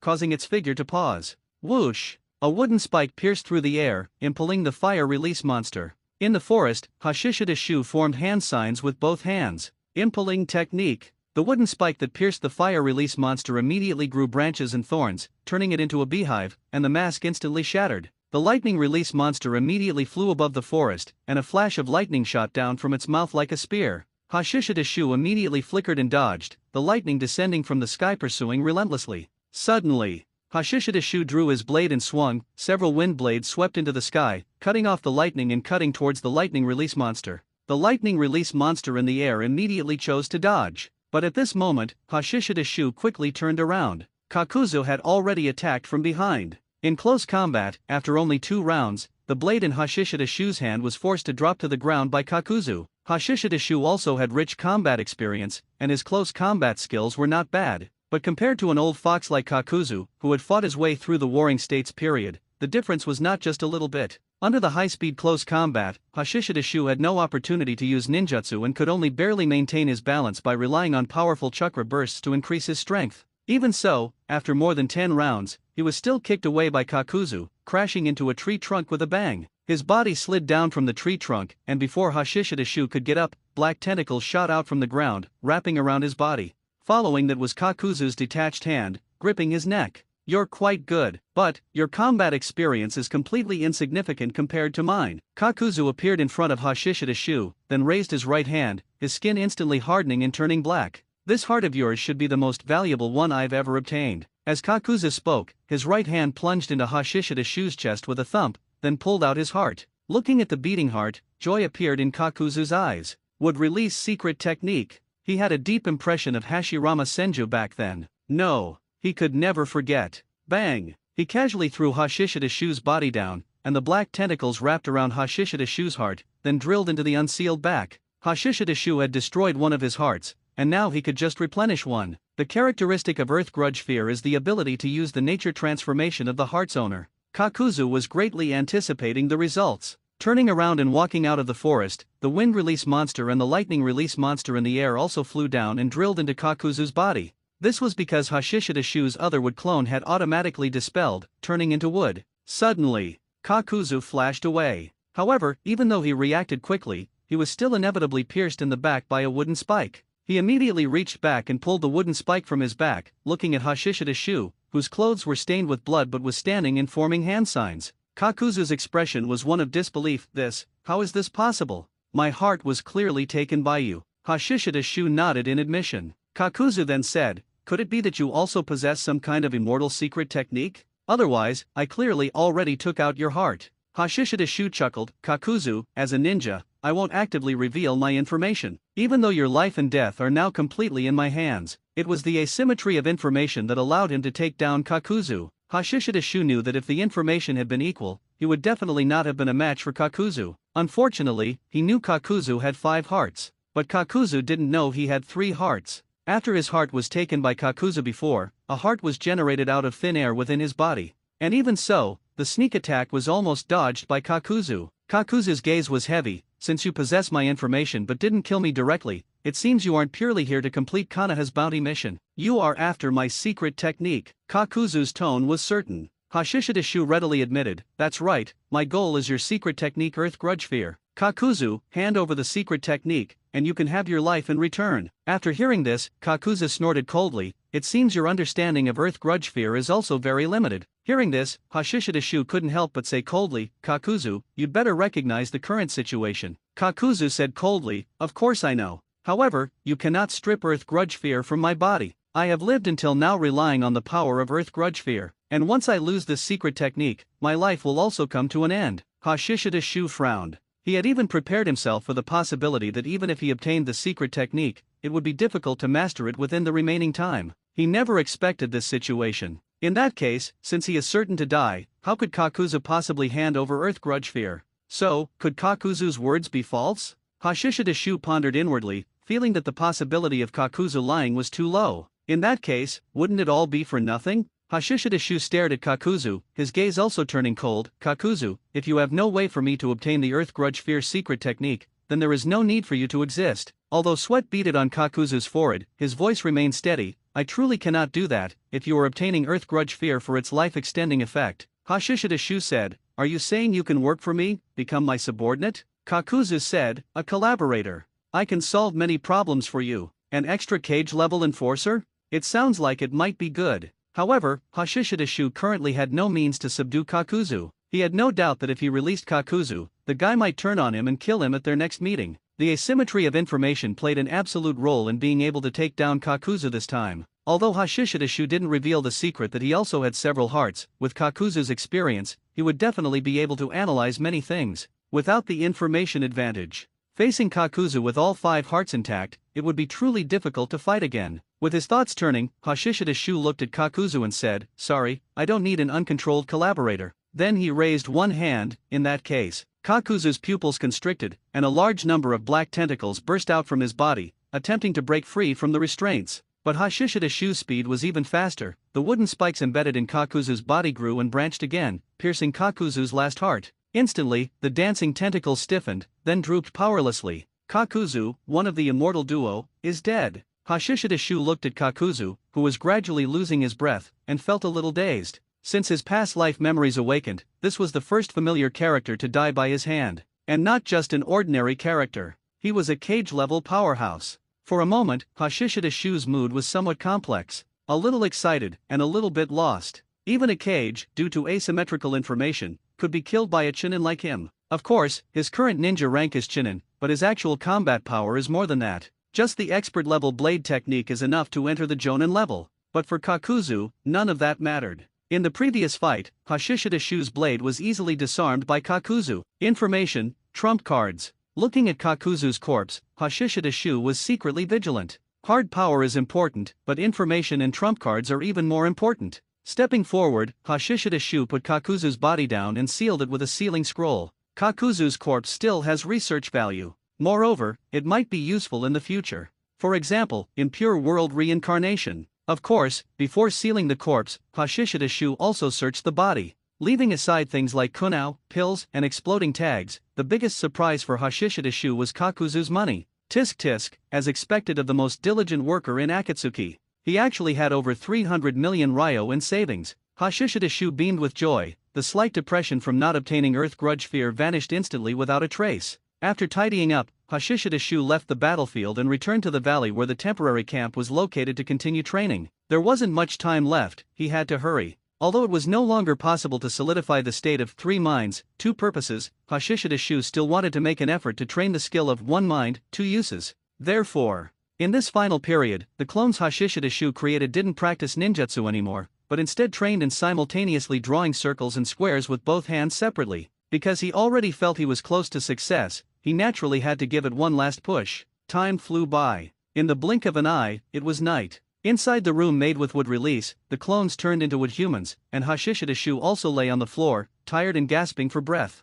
After a while, he propped himself up to drink water, and then ate a pill. After recovering some stamina, Hashishidashu stretched out his arms, joined his fingers, and wind-release chakra gathered at his fingertips, transforming into sharp wind blades. Then both of his hands moved simultaneously, using the wind blades as knives, carving on the wooden floor at the same time. Soon, a dragon was carved on the left and a dog on the right. Hashishidashu looked at them and smiled. Although this effect was not as profound as having double soul consciousness, its impact was still huge. For example, fighting with both hands, extended into a two-sword style. For example, forming hand signs with each hand separately to perform combination ninjutsu. For example, wood release. For example, the perfect version of wind release Raisin Shuriken. Hashishidashu's mind raced, and a flood of inspiration and ideas appeared instantly. His stamina had mostly recovered, and Hashishidashu flashed out of the wooden house. Lowering his gaze and brewing for a moment, in the state of single-soul consciousness, Hashishidashu opened his eyes and then formed a serpent hand sign. Wood release, wood encasing wall. Thick vines rose from the ground, lining up to form a wooden wall. Hashishidashu's hand sign didn't change, but two wood clones were generated behind him. The wood clones shot out, standing on the wooden wall. And Hashishidashu's hand sign still didn't change, but vines rose from the ground, attacking the wood clones on the wooden wall. Would release adamantine attacking trees. It was still a serpent hand sign. And then, Hashishidashu released his hands, held up his right palm, and vines immediately generated from his palm, growing rapidly forward and branching into several roots. Would release great forest technique. Hashishidashu was very reluctant to see it go. 3 minds, 2 uses, it was too useful. Unfortunately, he couldn't keep it. With a sigh, Hashishidashu created 9 clones in one go and continued cultivating. However, this time he did not disperse his power. Instead, all the clones focused on one goal, Blade Storm. 2 hours can sometimes feel very long when one carries a heavy burden. 2 hours can sometimes feel very short, slipping away unnoticed. When the 3 minds, 2 uses state disappeared, Hashishidashu snapped out of his cultivation. One by one, the clones were dispelled, and all the experience flowed back. Hashishidashu lowered his gaze to digest the information, and after a moment, he opened his eyes, feeling a bit regretful. Just a little short. However, this slight regret quickly vanished. He no longer had the dual soul consciousness, but he still had 1 mind, 2 uses, and the perfect version of wind release Raisin Shuriken was within reach. Hashishidashu was confident he could complete it step by step. His attention shifted, and Hashishidashu changed his perspective, looking at his status bar. Current status, mental abnormality. Note: from now on, your mental state is abnormal. Please constantly remind yourself to maintain sanity, and please grasp the different flashes of inspiration brought by the abnormality. Refresh countdown 167:57:58. Looking at the refresh status, Hashishidashu had a blank expression. What the hell? Mental abnormality? Turning into a lunatic? Flashes of inspiration brought by the abnormality? What does that mean? Hashishidashu was a bit confused. This note, well, it's slightly better than nothing. Withdrawing his gaze, a thought suddenly popped into Hashishidashu's mind. Can I dig out Nagato's Rinnegan now? He could kill Kakuzu. What if he could get the Rinnegan? Even if he couldn't handle a pair, having one seemed pretty good too. Would release coupled with a single Rinnegan, who in the shinobi world could contend with him? Hashishidashu's expression gradually became excited. I'll go to the rain country first thing in the morning. After making his decision, Hashishidashu turned and returned to the cabin to rest, quickly falling into a deep sleep. The sun rose as before. When Hashishidashu woke up, it was already 7 in the morning. Recalling the decision that had suddenly popped into his head last night, he couldn't help but break out in a cold sweat. How could I have the idea of going to the rain country to dig out the Rinnegan? This isn't right. Hashishidashu's face darkened. Is this the mental abnormality? At this time, Nagato's parents shouldn't be dead yet. Although Uchiha Madara is hooked up to the Gadu statue, with a white Zetsu skin, it should be easy for him to defeat me, right?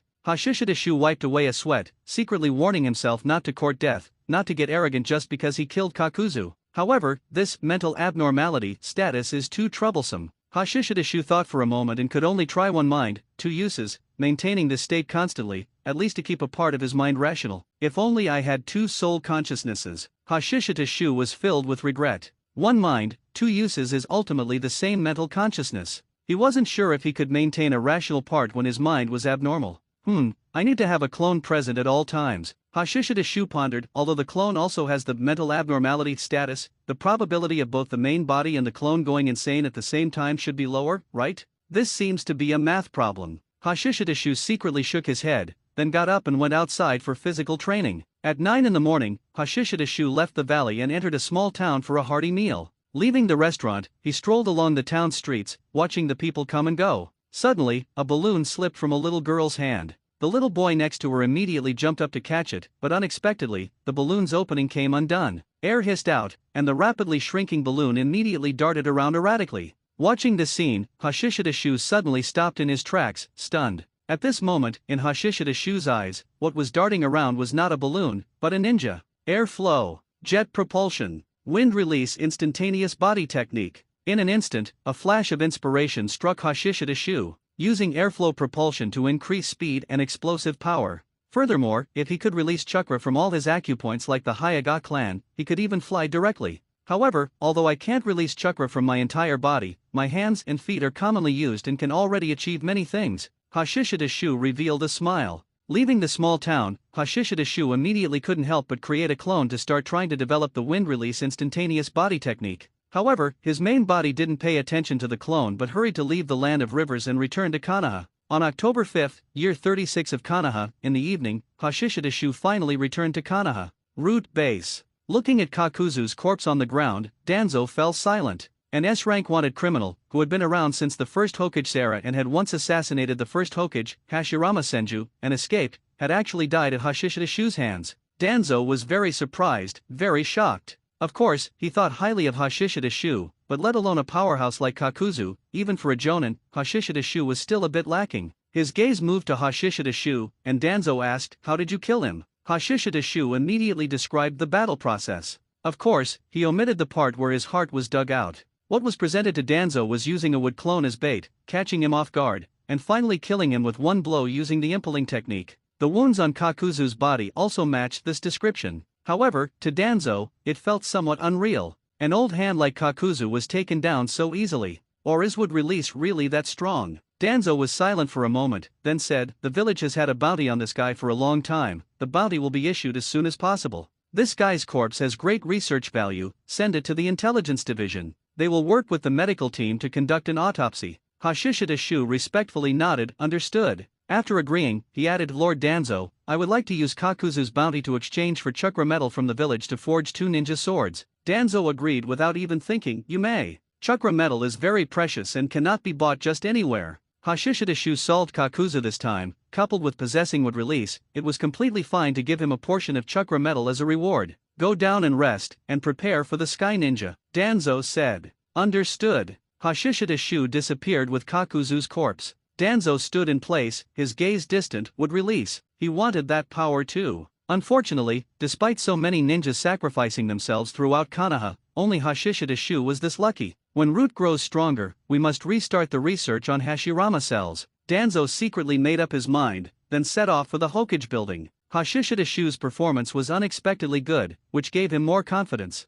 Danzo felt that the action against the Sky Ninja could be bolder. Root's power was still insufficient, and they needed to borrow some strength from the Hokage's direct Umbu to deal with the Sky Ninja. On the other side, after delivering the corpse, Hashishida Shu went to his usual spot to continue cultivating. He was missing a clone. No way? Hashishida Shu's eyes twitched wildly. Could it be that the missing clone had a mental abnormality, didn't cultivate, and secretly ran off? What would he go do? He wouldn't go assassinate the third Hokage, Hiruzen Sarutobi, would he? Or just go assassinate Danzo? Suddenly, Hashishida Shu broke out in a cold sweat. He quickly formed hand signs to dispel the clones. Konoha's bustling night market, the wide streets were filled with people coming and going, incredibly lively. Hashishida Shu's clone walked leisurely with his hands behind his head, in an extremely relaxed posture. Cultivate, cultivate, all he knows is cultivate. I finally got a second chance, can't I enjoy it? Is this still a hot-blooded young man? His brain must have been messed up by Danzo, right?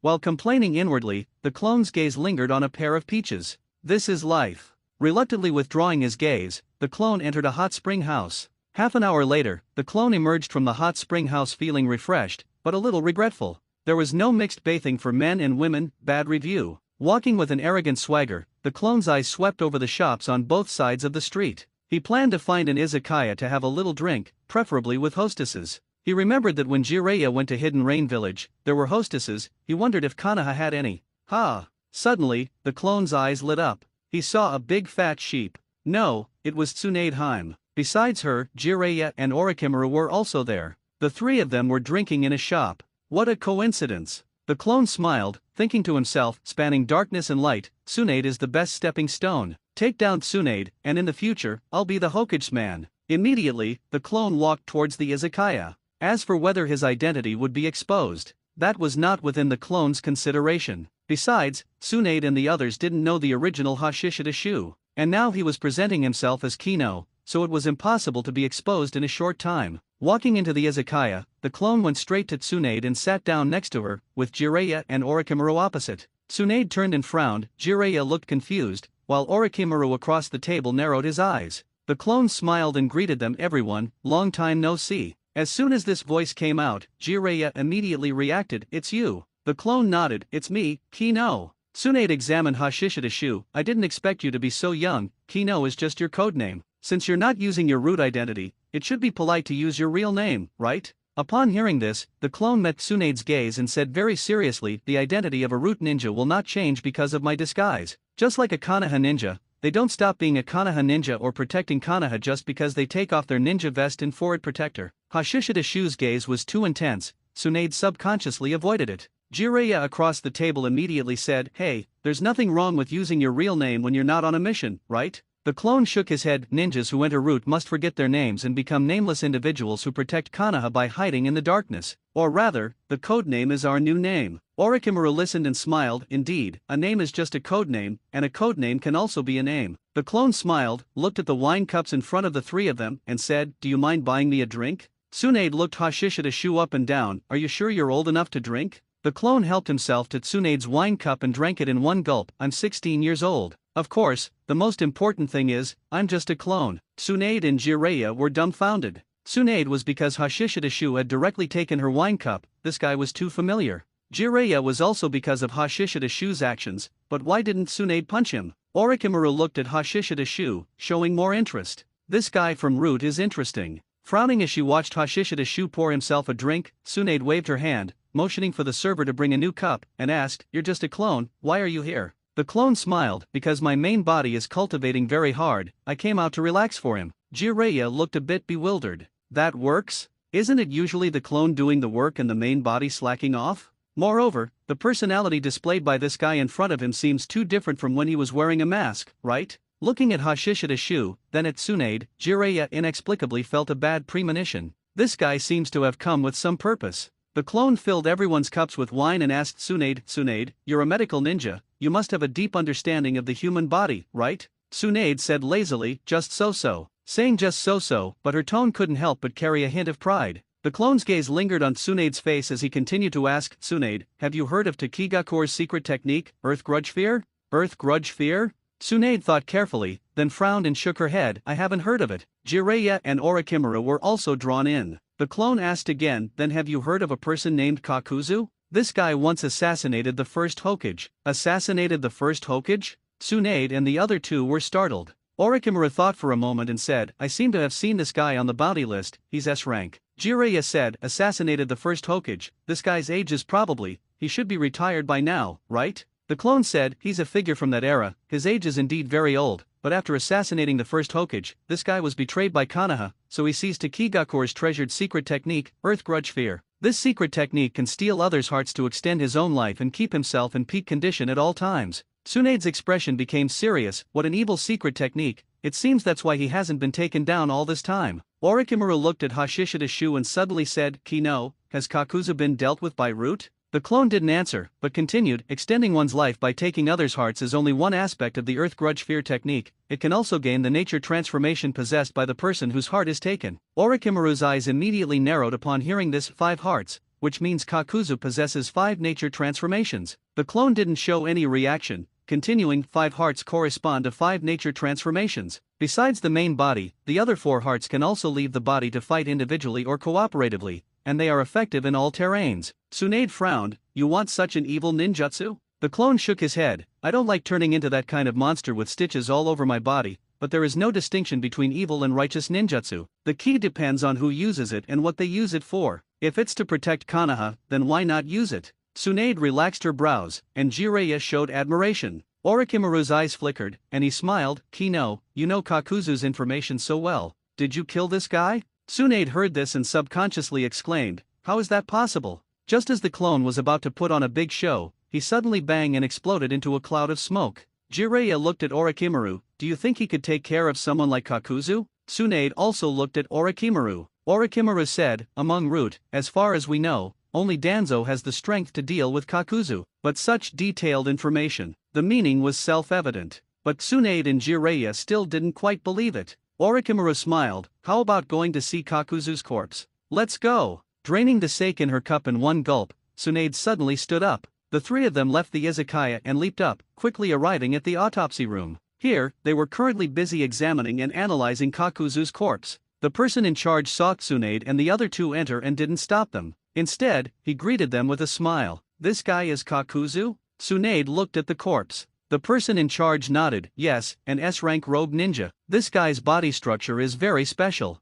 He actually has 5 hearts in his body, and each heart is connected to the body's system individually. It's truly incredible. Jiraiya asked, is this corpse sent by Root? The person in charge nodded. Yes. Orochimaru looked at the open wounds on the corpse and asked, how did this guy die? The person in charge explained, currently, we cannot determine what method killed him. Looking at the wounds, first there is this penetrating wound, but it's not fatal. Then, more wounds branched out from the middle of the penetrating wound, piercing his 5 hearts with extreme precision. Tsunade had already put on her gloves and reached out to examine Kakuzu's wounds. The fatal injury came from an internal breakthrough? The person in charge nodded. Yes, therefore, we currently cannot know what kind of ninjutsu it belongs to. Furthermore, the wounds were cleaned very carefully before the corpse was sent here, which should be to conceal the information about the method that caused the fatal injury. Jiraiya asked, could it have been wind release? Tsunade, who was examining, shook her head. Not wind release, some kind of sharp weapon. It might be some kind of special ninja tool. Tsunade speculated, then her gaze shifted to Kakuzu's black tendrils. Yakushi-senpai, has this thing been examined?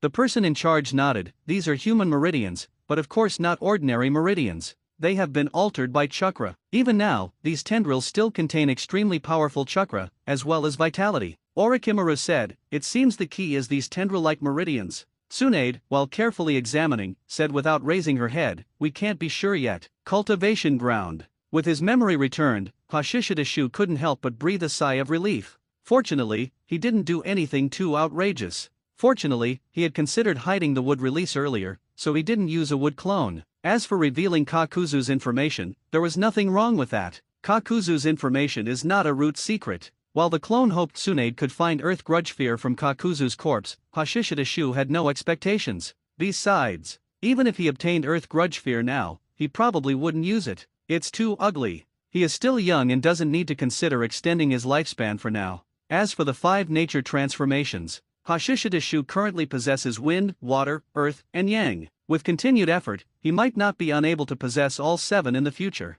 For example, digging up a pair of Rinnegan. As for the clone's idea of taking down Tsunade, Hashishidashu couldn't help but consider it carefully. To be honest, it's hard not to be moved by a beauty like Tsunade, and becoming the Hokage's man also seems like a good choice. Tsunade as Hokage, him as Konoha's darkness, Shinobi World's darkness, a perfect match. However, taking down Tsunade requires an opportunity. Hashishidashu thought for a moment, then collected his thoughts and focused on his cultivation. In the world of ninjas, strength is the foundation. However, the mental abnormality state is somewhat unpredictable, so Hashishidashu didn't dare to leave the clone to cultivate while he slept soundly. He finished work on time at midnight. The night passed without incident. The next day, Hashishidashu received a chakra medal the size of a human head, and then spent 3 million ryo to commission Konoha's most famous ninja tool shop to forge twin swords. The twin swords were made according to his physique, one long and one short. The long sword was carried on his back, while the short sword was tucked into the back of his waist. From now on, Hashishidashu will practice the twin sword style, fully utilizing the ability to do 2 things at once,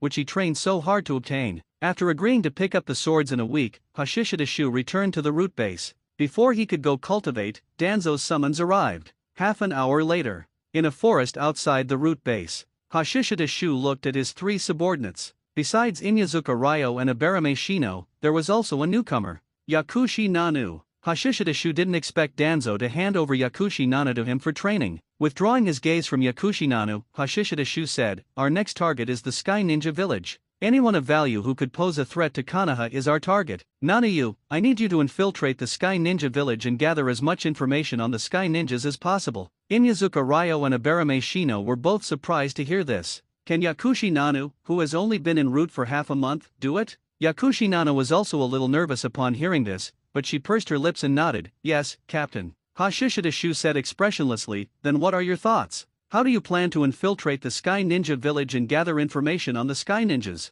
Yakushi Nana pondered and said, "Captain, I can enter the Sky Ninja Village as a traveling doctor." Inyazuka Ryo raised a question. "The Sky Ninjas probably won't trust a traveling doctor, right?" Abarame Shino immediately followed up, "But if they encounter a special situation, for example, a large number of injured people, in that case, you can quickly gain the Sky Ninjas' trust. Of course, the premise is that your medical ninjutsu is sufficient." Hashishidashu said, "She has already mastered the mystical palm technique, which is sufficient." Inyazuka Ryo then raised another question. "Captain, isn't her age also a problem? Although she can use the transformation technique, maintaining it for a long time while performing medical ninjutsu will easily expose her, right?" Looking at the 10-year-old, small Yakushi Nanu, Hashishidashu said, "That is indeed a problem. However, with me added, there will be no problem. At that time, I will enter the Sky Ninja Village with Nanayu as siblings." That day, Hashishidashu led the team away from Konoha. It wasn't just him, other root ninja also set out one after another. Everyone's target was only one Sky Ninja.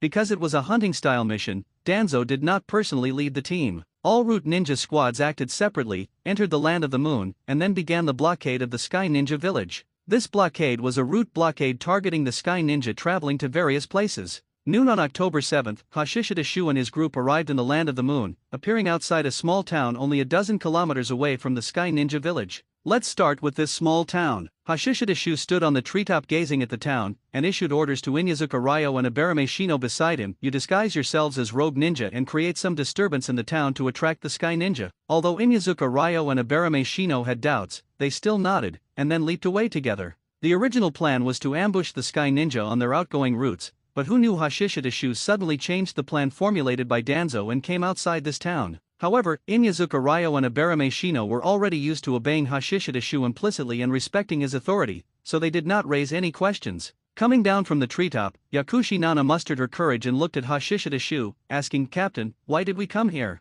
Hashishidashu came before Yakushi Nanu, raised his hand and reached towards her. Yakushi Nana subconsciously dodged backward, but it was useless. Her head was held by Hashishidashu's palm. Gently stroking Yakushi Nanu's hair, Hashishidashu said, "We need a trail." Appearing abruptly in the Sky Ninja Village would easily arouse suspicion. But if we appear in this town first, then help out where we can, get noticed by the Sky Ninja, and even get invited to the Sky Ninja Village, that can reduce a lot of suspicion. Yakushi Nana nodded, shrinking her neck, but felt strange inside. The captain usually had a cold appearance, and even his laughter was cold. But sometimes he was very gentle and patient with her. This kind of switch made Yakushi Nana feel a bit flustered and uneasy every time. Could it be that the captain has that kind of bad preference? Hashishidashu didn't know Yakushi Nana's inner speculation and continued, "If the Sky Ninja are careful and rigorous, they can still find our flaws, but our actions will make them have no energy to delve into us." Yakushi Nana nodded, keeping these words in mind. Hashishidashu withdrew his hand and sighed inwardly. Damn mental abnormality. He definitely doesn't refine copper. After returning to normal, Hashishidashu said lightly, "Although you are a medical ninja, you also need to have the ability to protect yourself when you don't have companions. Come on, continue the taijutsu training from before." When Yakushi Nano heard Hashishidashu's tone, she knew her captain had become normal again, and quickly bowed, "Yes, captain." The spar began. Hashishidashu acted as a sparring partner, guiding Yakushi Nano in practicing taijutsu. This was training that started while they were on the road. At the same time, on the other side, Inyazuka Ryo and Abarame Shino's actions were also extremely swift. After investigating the situation in the town, the two decisively and roughly robbed the wealthiest noble in the town. Of course, they appeared in the guise of rogue ninja. After a forceful robbery, the two swaggered away, and the town noble immediately sent people to the Sky Ninja Village. Under the night sky, inside the wooden house, while Hashishidashu was learning medical ninjutsu from Yakushi Nanu, the Sky Ninja Village sent a small squad to the town overnight. When Hashishidashu had learned the healing jutsu reasonably well, Abarame Shino, who was resting with his eyes closed not far away, suddenly opened his eyes.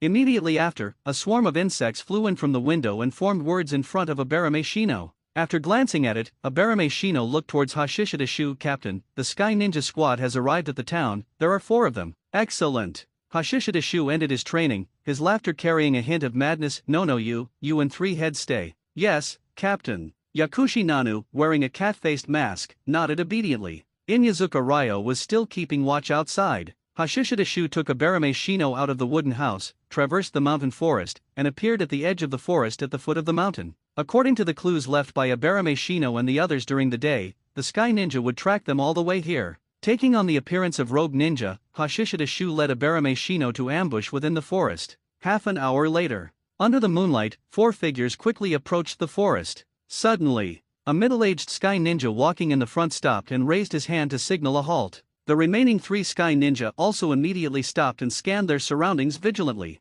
Swish swish, the evening breeze blew, and the leaves rustled. In addition, the chirping of insects rose and fell. There seemed to be nothing unusual, but as an experienced Chunin, Taniguchi Kazuma had a keen intuition. Danger! But he couldn't find where the danger was. Taking a deep breath, Taniguchi Kazuma waved his hand, giving the command to move forward, but at the same time, he quietly instructed, be sure to be careful after entering the forest. This mission feels a bit off. Starting today, the squads from the village going out on missions have encountered many ambushes. The remaining 3 Sky Ninja all nodded together. So the 4 continued forward and quickly entered the forest. In the darkness, Hashishidashu's face emerged on the tree bark, like a venomous snake, staring at the advancing Sky Ninja. After they entered the trap area, he walked out from inside the tree trunk and cut the steel wire with a kunao. Whoosh whoosh whoosh. A large number of shuriken flew out from the darkness, shooting densely towards the Sky Ninja. Be careful! Taniguchi Kazuma shouted a warning and immediately formed hand seals. And the other 3 Sky Ninja also reacted extremely quickly, immediately surrounding Taniguchi Kazuma in a pin formation, waving their hands to block the dense shuriken. Clang clang clang, metal clashed, sparks flew everywhere. A large number of shuriken landed, and the 3 Sky Ninja let out muffled groans one after another, having been hit by the shuriken. However, they all protected their vital points. 2 seconds later, Taniguchi Kazuma's ninjutsu was completed, and 4 earth walls rose from the ground, blocking the remaining shuriken. But before Taniguchi Kazuma could take a breath, the 3 Sky Ninja who were previously injured staggered and then fell down one after another. The shuriken are poisoned. Seeing his 3 companions' lips turn black, Taniguchi Kazuma was immediately shocked and angry. He quickly took out the antidote pills he carried with him and fed them to his companions, but he didn't notice several vines rising from the ground. By the time Taniguchi Kazuma reacted and drew his sword to resist, it was too late. The vines easily wrapped around his hands and feet, and then hoisted him into the air. Damn it, you aren't rogue ninja at all! Taniguchi Kazuma shouted in horror, who are you? In the tree, Hashishidashu didn't answer, but said to Abarame Shino, deal with them, then hang their bodies in the town. Abarame Shino's heart tightened upon hearing this, and then he asked, Captain, if we do this, the Sky Ninja should be able to guess that we aren't rogue ninja at all, right? He was a little crazy now, but not so crazy as to think that the current route could contend against the entire Sky Ninja village. Otherwise, Danzo wouldn't need to use this slow bleeding method to deal with the Sky Ninja village, he could just strike directly. If he called for reinforcements now, strength would continuously gather here. In the end, it would turn into a large-scale battle, which was disadvantageous to Root. Hashishidashu knew his methods would anger the Sky Ninja village, but even so, the Sky Ninja village wouldn't send too much strength over. At the very least, it would be within a range he could handle. Moreover, Hashishidashu had no intention of long-term entanglement with the Sky Ninja village here. Everything was for the sake of better infiltration into the Sky Ninja village. As Abarame Shino began to get busy, Hashishidashu leaped to the treetop, bathed in moonlight, and gazed in the direction of the Sky Ninja village. Gradually depleting the Sky Ninja village's vital forces and continuously bleeding the Sky Ninja village was his suggestion. But if he just killed a few more Sky Ninja like other Root Ninja, wouldn't that make him seem too ordinary? How else could he become the foremost person in Root under Danzo? The code name Kino would also be somewhat undeserved. So, he had to do something big. Step by step, he would solidify his position in Root. If there were such missions in the future, then he, Hashishidashu, would be the commanding general. This time, he didn't have leadership over the other Root Ninja. To become the foremost person in Root under Danzo, he still had a long way to go. Because he was in an environment where battle could break out at any moment, coupled with the mental anomaly status, Hashishidashu didn't split off clones to cultivate, to avoid the clones causing any more trouble. If, by chance, they were bold enough to directly infiltrate the Sky Ninja village and assassinate the Sky Ninja leader, that would be a disaster. If it weren't for the previous mental anomaly giving him the inspiration for wind release instantaneous body technique, Hashishidashu would definitely evaluate this status as the most useless one. The night passed without incident. The rising sun appeared in the east. As the small town awoke, panic began to spread. Because the corpses of 4 sky ninja were hung in the center of the town market, the most panicked was the noble who had been robbed yesterday. After receiving the news, he didn't even dare to eat breakfast, and took a few samurai directly to the Sky Ninja village. Now, only the Sky Ninja village could give him a sense of security. And all of this was under the surveillance of Aberame Shino. In the forest. After learning that the town noble had gone to the Sky Ninja village, Hashishidashu took Nonoyu and the others and began to set up. In the blink of an eye, 2 hours passed. Aberame Shino's insects brought back intelligence again. The Sky Ninja are here. This time there were a total of 3 squads, numbering 12 people. After waiting for nearly another 20 minutes, Hashishidashu made a gesture towards Inyazuka Ryo and the others behind him. The enemy is here. However, it was clear that this group of Sky Ninja was more cautious than yesterday's, and their strength was more abundant. Just as they were about to enter the trap area of Hashishidashu and the others, the Sky Ninja suddenly stopped in unison, and immediately after, Hashishidashu saw 4 Sky Ninja standing on branches simultaneously forming hand seals. This is wind release.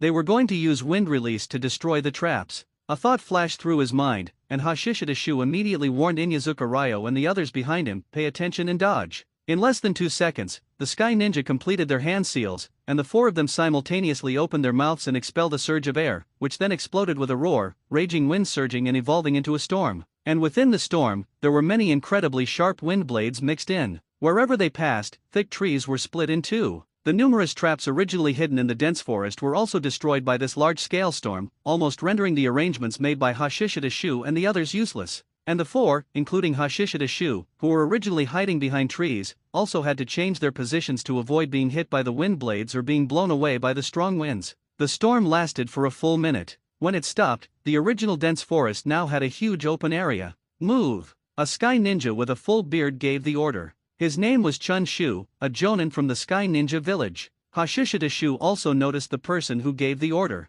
When shooting someone, shoot the horse first. When catching a thief, catch the king first. When outnumbered, they had to eliminate the greatest threat first. Hiding behind a large tree that hadn't been cut down by the wind blades, Hashishidashu took out 2 shuriken, blew into them, and imbued them with wind-release chakra nature transformation. Immediately after, he stepped out from behind the tree, swung his arms repeatedly, and the 2 shuriken flew directly towards the Sky Ninja from the side. Be careful! The Sky Ninja shouted loudly, and several Sky Ninja threw shuriken, attempting to intercept, but they were all deflected. The few Sky Ninja could only leap away to avoid them. Boom boom boom. Thick tree trunks were cut down by Hashishidashu's shuriken and crashed to the ground. And as the shuriken were thrown, Hashishidashu had already drawn his sword and charged fiercely. Clang clang clang. Metal clashed, and Hashishidashu flickered several times, having already passed through a Sky Ninja squad on the left. As he swung his sword, 6 wind blades whistled out, heading straight for the Sky Ninja Jonin Chun Shu. At the same time, Hashishidashu formed a hand seal with his left hand, and his body's skin hardened.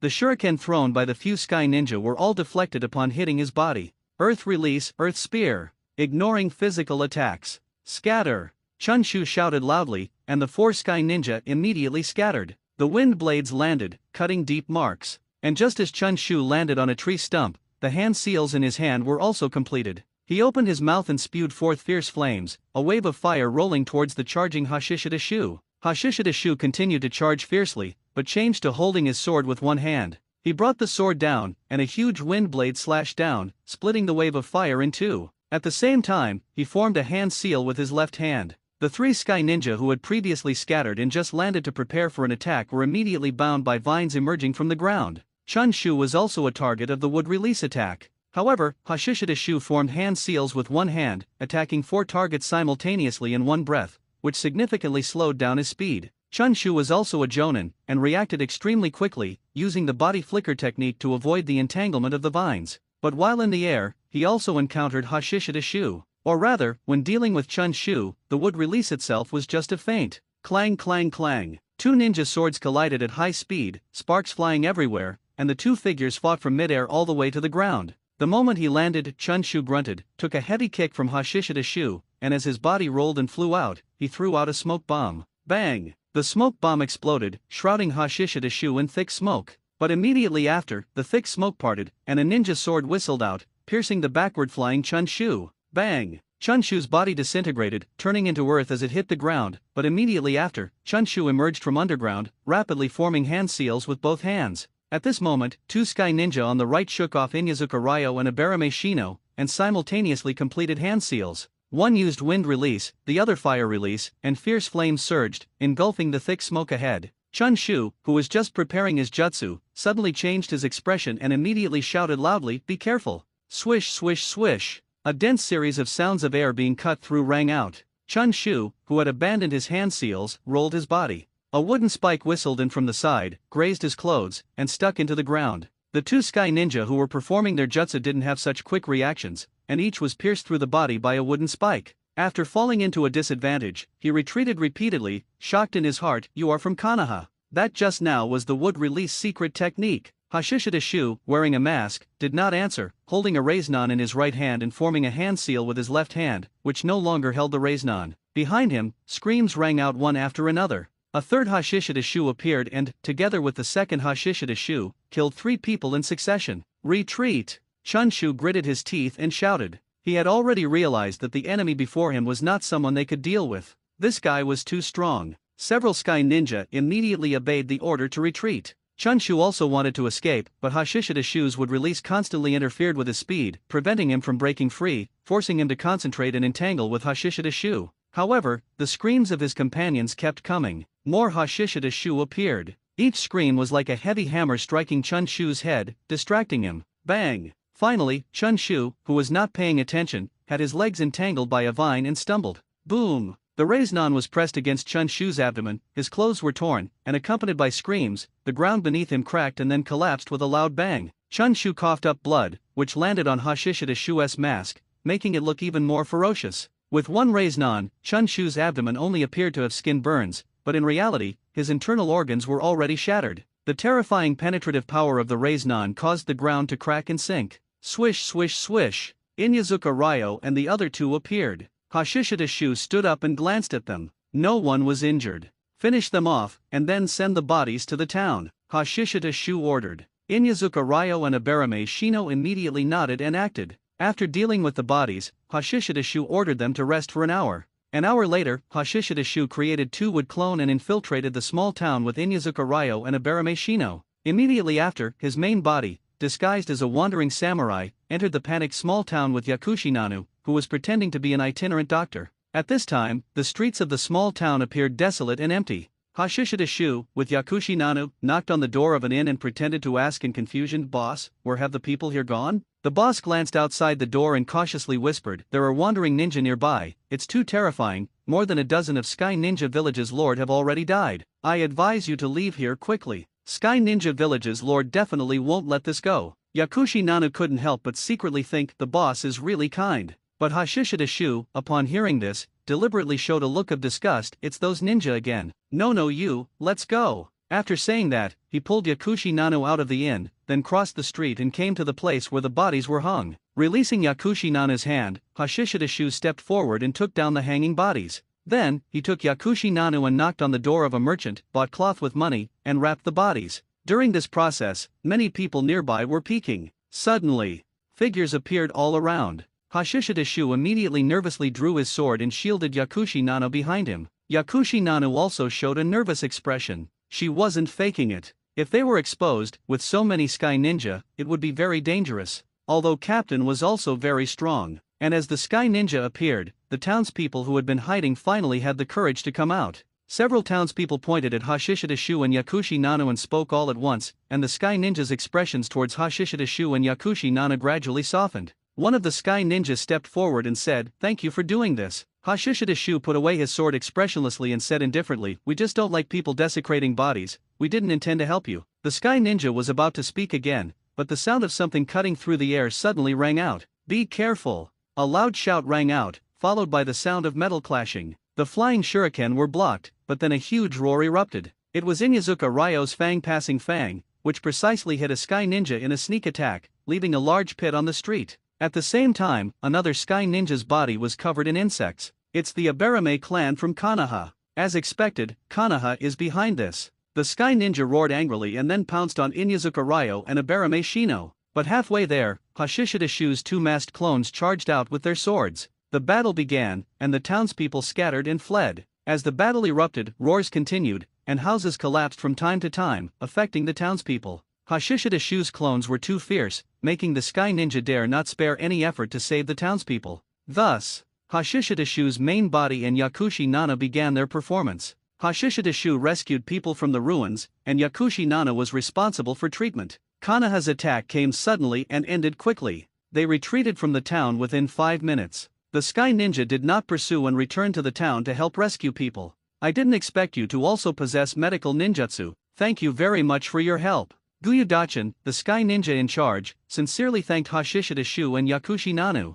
Hashishidashu assisted Yakushi Nanu expressionlessly, it's just for survival. Yakushi Nanu, who was already sweating profusely from exhaustion, looked up at this moment and said, his injuries are too severe, my ability is limited, I can only provide emergency treatment, he needs better medical care. The person she was treating at this moment was a Sky Ninja, whose ribs were broken by a kick from Hashishidashu's clone. The broken ribs pierced his internal organs, causing internal bleeding. Gyudachin's expression became serious, and he nodded solemnly, I understand, thank you very much, please make sure to stabilize his injuries. Yakushi Nana nodded seriously, I will do my best. Half an hour later, Yakushi Nano had treated all the injured, and she was pale with exhaustion. After thanking them again, Gyudachin invited, although it's very presumptuous, I earnestly request you to return to Konoha with us. Medical ninja have always been scarce. Although Yakushi Nana's medical ability is not particularly good, it is still quite good, and she is still very young, with a lot of potential for the future. If she could stay in Sky Ninja Village, perhaps Konoha would have an excellent medical ninja in the future.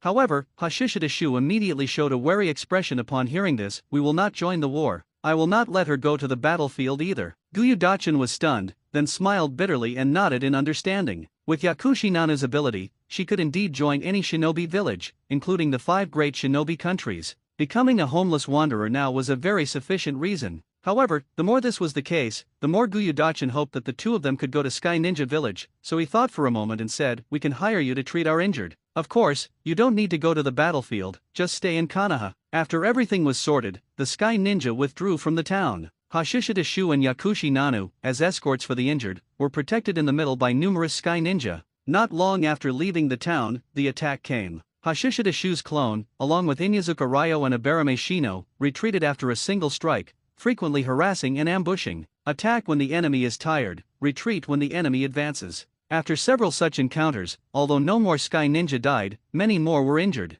Yakushi Nanu's importance was once again highlighted. Although the injuries she could handle were limited, having her there could at least control the injuries, preventing them from rapidly worsening and buying time. After several attacks, the enemy also seemed to discover Yakushi Nanu's importance and began to target her. Thus, Hashishidashu, disguised as a wandering samurai, also displayed his strength. Although he concealed his chakra, the strength he showed through body technique and blade technique still made Gyudachin and other Sky Ninjas' eyes light up. Finally, as they approached Sky Ninja Village, the attack stopped. Gyudachin breathed a sigh of relief, then looked at Hashishidashu and said, Hide, how about joining our Sky Ninja Village? Hashishidashu was serious and said lightly, I need to protect Nonoyu. Gyudachin quickly said, No, you will be safer in Konoha. Hashishidashu shook his head, we will not participate in war, only then can we live well. Gyudachin smiled helplessly upon hearing this. Soon, the group arrived at Sky Ninja Village. Compared to Konoha, Sky Ninja Village was much smaller in scale. Konoha was also far less prosperous. Hashishidashu subtly surveyed the enemy's lair with the corner of his eyes, engraving all the terrain he saw into his mind. The team went directly to the hospital, but Yakushi Nana was not immediately arranged to treat the injured. Instead, she was given accommodation near the hospital and temporarily settled down. Leaving Yakushi Nana to rest at home, Hashishidashu went out to buy food. He didn't wander around aimlessly, his goal was clear and direct. After buying food, he returned the same way. Because Hashishidashu had a feeling of being monitored, it was very obvious. An hour later, Gyudachin appeared again, then brought the two to the hospital and introduced them to the hospital's person in charge, Shijikao. Sky Ninja were currently short-handed, and Yakushi Nana was quickly assigned to treat the injured Sky Ninja. Hashishidashu followed closely, guarding by her side. For 3 consecutive days, Hashishidashu did nothing. Every day, he guarded Yakushi Nanu, who was busy at the hospital. On the contrary, Yakushi Nanu, with her young age, gentle personality, and serious attitude, won unanimous praise from the injured Sky Ninja and other colleagues at the hospital, completely integrating here.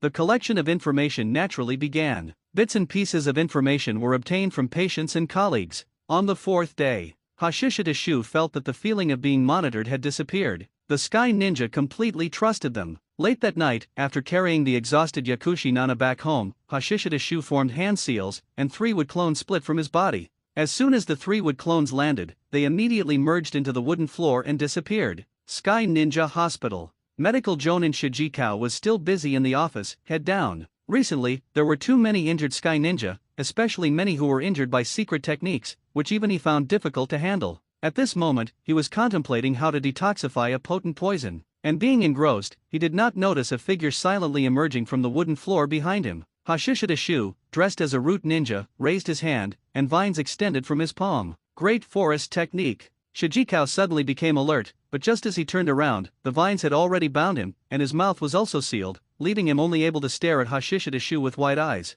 Under the mask, Hashishita Shu was expressionless. Although the person before him had shown much care for Yakushi Nanu over the past 3 days, even considering taking her as a disciple, but it still could not stop his killing intent. The value of a medical jonin is far greater than that of a combat-type jonin, especially for the current Sky Ninja. Raising his hand, a wooden spike pierced Shijikao. Immediately after, Hashishita Shu held up a single hand, and the wooden spike immediately branched and grew, piercing everything from the inside out. After retracting the vines, Hashishita Shu also cleaned up the wooden spikes on Shijikao's body before quietly leaving. At the same time, Hashishita Shu's other 2 wood clones also chose their respective targets. Both were Chunin, and they had not been to the hospital within these 4 days. Under the sneak attack, the 2 Sky Ninja had no power to resist and were decapitated by Hashishita Shu using the vacuum slash technique. After succeeding, they fled far away. None of the 3 clones returned to the main body because the remaining chakra was still very sufficient, so they each found a forest to hide in. Inside the hospital.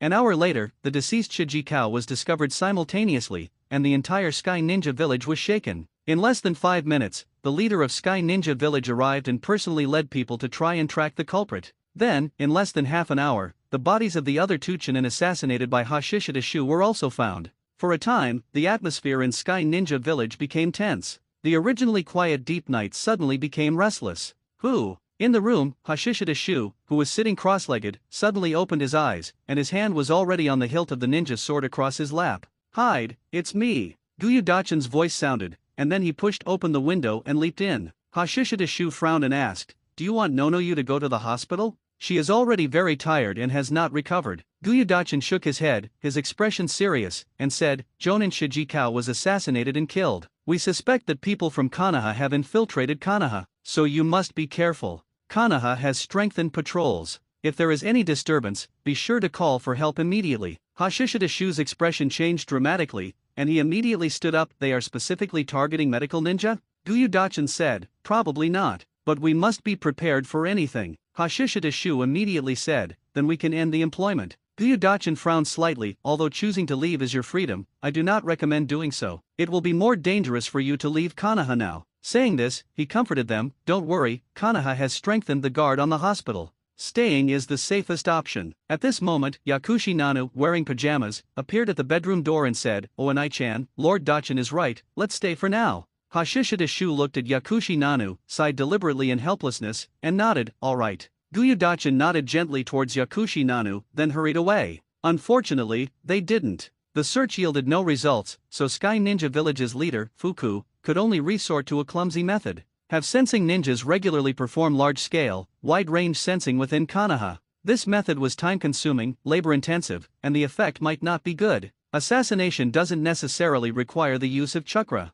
The sensing methods mastered by Sky Ninja Village's sensing ninjas were all chakra sensing. They had no ocular or physical sensing methods. And chakra sensing requires the opponent to use chakra. But who says a ninja must use chakra to kill someone? On the way to have breakfast with Yakushi Nanu, Hashishita Shu noticed the Sky Ninja on the roof responsible for sensing and secretly smiled. Aside from the first target, the subsequent assassination targets were not specifically chosen. Chunin or Genin, either was fine. The purpose was simply to create an atmosphere of terror, make Sky Ninja Village's interior unstable, and slow down their response to the outside world. Furthermore, the more chaotic the situation, the better it was for Hashishita Shu, and information gathering would also be more convenient. Targeting the Sky Ninja was a long-term process, and Hashishita Shu had enough patience. Late night on October 10, Konoha year 36. Yakushi Nanu, who had fallen asleep exhausted, was suddenly startled awake. Opening her eyes and finding the captain close by, she subconsciously spoke, "Oanai-chan?" Hashishidashu was expressionless, but his eyes held a hint of excitement as he said, "No, you, tomorrow I plan to assassinate the Sky Ninja leader." "What?" Yakushi Nanu, whose mind was still a bit muddled, instantly sobered up. "Captain, didn't you say you needed to lie low for a long time?" Hashishidashu said, "That's you. Next, you need to lie low alone and collect information." Something was wrong. The Oanai-chan in front of her was wrong. Yakushi Nana keenly sensed that her captain seemed to be acting abnormally again, unlike his usual self. But she didn't know what to do, so she could only force herself to calm down and ask, "Oanai-chan, what should we do? The leader is very strong and has guards. Once you act, whether successful or not, Oanai-chan will be surrounded and killed by a large number of Sky Ninja." Hashishidashu stroked Yakushi Nanu's little head. "It's not me. Tomorrow, I will feign death." Hashishidashu didn't reveal the entire plan, this was for safety. Yakushi Nana felt reluctant inside but couldn't speak. Finally, she could only show a gentle and understanding smile, rubbing her little head lightly against Hashishidashu's palm, and said, "Oanai-chan, I will carry out the mission very well." Hashishidashu nodded, then left the bedroom. The night passed without a word. Opening his eyes in the morning, Hashishidashu couldn't help but pinch the bridge of his nose. Mental abnormality was truly uncontrollable. He had a breakdown again last night, actually wanting to assassinate the Sky Ninja leader. However, Hashishidashu carefully considered it. The plan he came up with during his breakdown last night wasn't completely unfeasible. Whether this plan could ultimately succeed depended on the strength of the Sky Ninja leader, Fuku. As the leader of a Konoha, and one that was on the rise and appeared ambitious, Fuku's strength was at least elite Jonin level. Although he had previously solo killed a Sky Ninja Jonin, Hashishidashu was very clear that the gap between Jonin could sometimes be larger than the gap between Jonin and Shinin. Minato Namikaze was also an elite Jonin before becoming Hokage, but he could instantly kill dozens of Earth Ninja in one go. A ninja's rank classification was related to strength, but it couldn't represent their absolute strength. While getting up to wash, Hashishidashu refined the plan he came up with during his breakdown last night. There were no perfect plans in the world, but Hashishidashu wanted to make the possibility of this plan's success as large as possible. After breakfast, Hashishidashu escorted Yakushi Nanu into the hospital, starting a busy day. At noon, Hashishidashu took advantage of a gap in the Sky Ninja's sensing to create 4 wood clones in the restroom. The special nature of the wood clone made it undetectable even by sensing ninjas when combined with wooden objects. Of the 4 clones, 1 remained hidden in the hospital, while the other 3 dispersed in 3 different directions within Sky Ninja Village. 2 o'clock in the afternoon. The wood clone that had been hiding in the hospital suddenly erupted, killing 3 medical ninjas and several injured Sky Ninja. Instantly, the entire hospital was in chaos. Hashishidashu immediately shielded Yakushi Nanu. Sky Ninja rushed towards the wood clone one by one, but were easily dealt with by the wood clone wielding a blade. Could ordinary Sky Ninja withstand Jonin expert-level blade technique? Screams rose and fell, after images flickered, and every time the wood clone flashed, someone fell, and blood splattered. Finally, the wood clone killed its way to Hashishidashu. Hashishidashu drew his blade and met the attack with pure taijutsu and blade technique. It was evenly matched for a short time, then he fell into a disadvantage. When the Sky Ninja reinforcements arrived, he was stabbed through the heart with a blade. Just as the wood clone was about to finish off Yakushi Nana with a blade, Gyudachin flashed in and blocked the attack. Clang, clang, clang. Gyudachin and the wood clone fought intensely. Yakushi Nana held Hashishidashu, pressing her hands against the wound on his chest, but the blood couldn't be stopped. His heart was really pierced. It wasn't a clone. At this moment, Yakushi Nana panicked, tears flowed down uncontrollably, and she kept shouting Oanai-chan. There was no acting, it was all genuine emotion. When Gyudachin returned, Hashishidashu was already lying on the hospital bed, having lost his life force. Looking at Yakushi Nana crying heartbrokenly while holding Hashishidashu's body, Gyudachin opened his mouth, but in the end, only a sigh remained. He had just fought fiercely with the wood clone, but in the end, only a piece of wood was left. This enemy was very cunning, and his strength was also very terrifying. Gyudachin's expression was gloomy, and he felt a strong sense of unease inside. Today was too unusual. The enemy who previously preferred silent assassinations suddenly caused such a huge commotion, which made people feel very uneasy. Gyudachin vaguely felt that something big was happening. As he was thinking, the ground suddenly shook violently, and a deafening roar came from his ears. Gyudachin's expression changed drastically, his figure vanished from the spot, and he quickly appeared outside, standing on a rooftop, staring wide-eyed into the distance. He saw a bright white sphere of light rapidly expanding. Gyudachin saw a house being engulfed by the sphere of light, rapidly disintegrating. Suddenly, the expanding sphere of light contracted, followed by a storm sweeping through, sending sand and stones flying. What kind of ninjutsu is this? Gyudachin shielded his face with his hands, utterly shocked. When the storm passed, Gyudachin immediately leaped up and headed towards where the ninjutsu erupted. But before he could arrive, another deafening roar came from behind him. Turning his head, he saw another sphere of light expanding. Meanwhile, inside the hospital room, Hashishidashu's wound healed. He created a wood clone to impersonate himself, and his main body transformed into a sky ninja and left the hospital amidst the chaos. The wood clone's suicidal attack, 2 consecutive imperfect wind release Raisin Shuriken, plunged Sky Ninja Village into complete chaos. Large numbers of ninjas rushed towards the scene. Gyudachin came before the Sky Ninja leader, Fuku. Lord Fuku, Dachin, how is the situation? Fuku asked with a gloomy expression. Just as Gyudachin was about to speak, another ball of light rapidly expanded. This was the third one. The attention of Fuku and the 3 guards was drawn to it. At this time, Gyudachin was only about 2 meters away from Fuku. Without any hesitation, Gyudachin's chakra erupted from his feet, and he pounced forward. Be careful. The guard on the right could clearly see Gyudachin's movements. In his shock, he shouted loudly and also pounced forward. But clearly, Gyudachin was faster and closer to Fuku. However, just as Gyudachin was about to stab a kunai into Fuku's heart, Fuku twisted his body, narrowly dodging the attack while sweeping a leg towards Gyudachin. Your target really is me. Fuku snorted coldly. Gyudachin flipped backward to retreat. The moment he stabilized himself, he resumed his root attire and looked at Fuku, who was already surrounded by the 3 guards, saying, "It seems you're quite confident." Saying this, Hashishidashu clasped his hands together, forming the snake hand seal. Seeing Hashishidashu forming hand seals, one guard immediately drew his blade and charged, while another guard quickly formed hand seals. Suddenly, the charging guard leaped into the air, and the guard forming hand seals behind him opened his mouth and spat out, flames rolling towards Hashishidashu. Hashishidashu dodged the flame attack by leaping. As soon as he landed, the blade-wielding guard had already descended from the air, chopping down with his blade. The timing was impeccable. Most importantly, at this moment, Hashishidashu's hands were still in the process of forming hand seals. It was also at this moment that Fuku and the other vigilant guard looked towards the rooftop beneath their feet. Green tree vines could be seen drilling out from under the tiles. This is Fuku's pupils constricted sharply. Would release advent of a world of trees. The emerging tree vines grew rapidly, becoming large trees, spreading quickly across the rooftop. The Sky Ninja who had just slashed down from the air was directly bound by the rapidly growing tree vines. That sharp blade was only an inch away from Hashishidashu's forehead.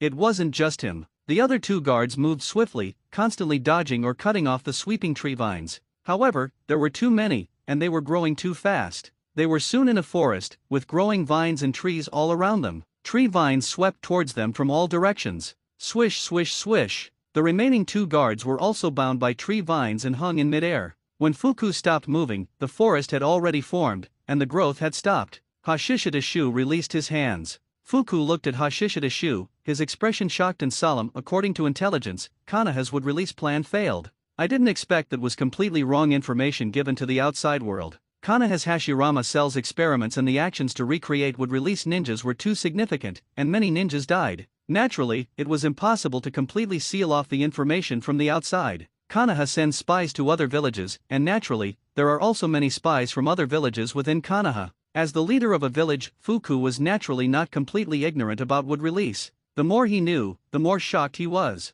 Kanaha is so reckless, aren't they afraid of a war breaking out? Fuku shouted coldly. Hashishidashu said coldly, wood release isn't exclusive to Kanaha. Of course, you don't need to sound so innocent either. As for war, it has nothing to do with me. I'm just someone who wants to exchange your head for some money. A threat? If he was afraid of threats, he wouldn't have made such a big move today. Drawing his blade with his right hand, Hashishidashu held his left hand vertically. The next moment, the tree vines moved swiftly, wrapping towards Fuku. Hashishidashu's chakra erupted from his feet, and he charged forward with his blade. Facing the tree vines, Fuku continuously flashed to dodge, taking the opportunity to complete hand seals. While in the air, he opened his mouth and spewed out rolling flames, igniting the forest. However, his fire release could only temporarily ignite a portion of the trees. While performing the jutsu, Hashishidashu seized the opportunity, and the tree vines wrapped around him. Fuku immediately drew his blade and cut the tree vines, then flashed to dodge the whistling wind blades. But he was still a step slow. Although he avoided vital points, he still gained 2 bloody gashes on his arm and waist. Hashishidashu took the opportunity to close in. Clang clang clang, ninja blades collided at high speed. Hashishidashu held his blade in one hand, attacking frantically, while simultaneously manipulating the tree vines to attack Fuku, forcing Fuku to retreat step by step and fall into a disadvantage. But as the flame spread, the 3 guards who had been bound by the tree vines managed to break free. But as soon as they landed, 3 tree vines each pierced through their bodies, and then from the inside out, the tree vines branched and grew. Blood splattered, and the shrill screams were bone-chilling. However, as the flame spread and turned into a sea of fire, the tree vines that Hashishidashu could control were also continuously decreasing. And Fuku, the leader of the Sky Ninja Village, completely surpassed Hashishidashu in both blade technique and taijutsu, and his own combat experience was also superior. Seeing his advantage gradually diminishing, Hashishidashu's body suddenly split into 3. Crescent Moon Dance. 2 clones attacked from the left and right. The original body quickly condensed a Raise-Non in his left hand. But Fuku decisively had a smoke bomb explode at his feet, the rolling smoke enveloping him and also drowning the clones attacking from the left and right. Suddenly, the smoke dispersed, and a stone dragon roared out, charging towards Hashishidashu. Hashishidashu leaped up, avoiding the stone dragon's impact, and sped along the dragon's back. Suddenly, sharp stone pillars protruded from the stone dragon. Hashishidashu immediately leaped up, wrapping his body with his blade, rotating his body. Wind blades shot out from the blade, rotating around Hashishidashu's body, like blades stirring and cutting. Rumble! Hashishidashu's body was like a drill, splitting the thick stone dragon in half and then disintegrating it. By this time, Fuku had completed a new jutsu. A fierce wind swirled around his body, forming a rapidly expanding hurricane. The surrounding trees were torn apart, and the rapidly spreading flames quickly extinguished. Seeing his body about to be swept into the hurricane, the Raise-Non in Hashishidashu's left hand suddenly expanded by a circle, and a sharp, piercing buzzing sound rang out. Wind Release Raisin Shuriken. Hashishidashu held up the Wind Release Raisin Shuriken in his left hand and pressed down, tearing open the rotating hurricane, entering the eye of the hurricane, and heading straight for Fuku below.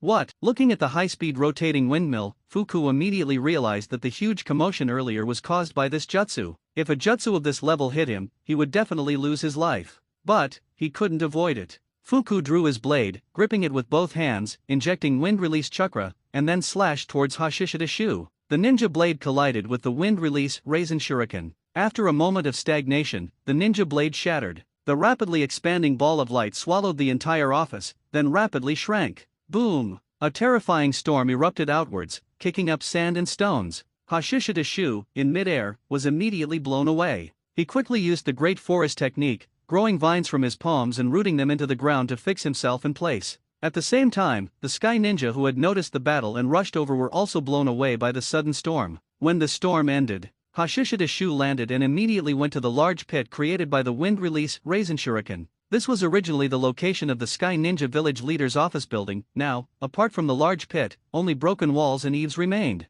And the Sky Ninja Village leader, Fuku, was at the bottom of the pit. Landing in front of Fuku, Fuku's entire body cells were destroyed at this moment. Although he was not dead yet, he was unable to move. Hashishidashu drew his sword and swung it down under Fuku's despairing gaze. Puff! His body was split in 2. Hashishidashu took a sealing scroll to seal Fuku's head, then leaped and sped towards the outside of the Sky Ninja Village. Behind him, Sky Ninja after Sky Ninja arrived at the battlefield. Seeing their leader's headless body, they were all shocked and at a loss. It wasn't until a Sky Ninja Jonin arrived that they had a backbone. Under the Jonin's command, they chased after Hashishidashu in groups. And at this moment, outside the Sky Ninja Village, a total of 6 root teams were ambushing. Apart from the teams led by Shimura Daiichi and Nakamura, which were called by Inyazuka Ryo and Abarame Shino, the other 3 root teams were originally lurking nearby and came closer after seeing the huge commotion erupting within the Sky Ninja Village. Captain is coming out. Inyazuka Ryo had sharp eyes and saw Hashishidashu moving at high speed. Abarame Shino said, "No, you doesn't seem to be there."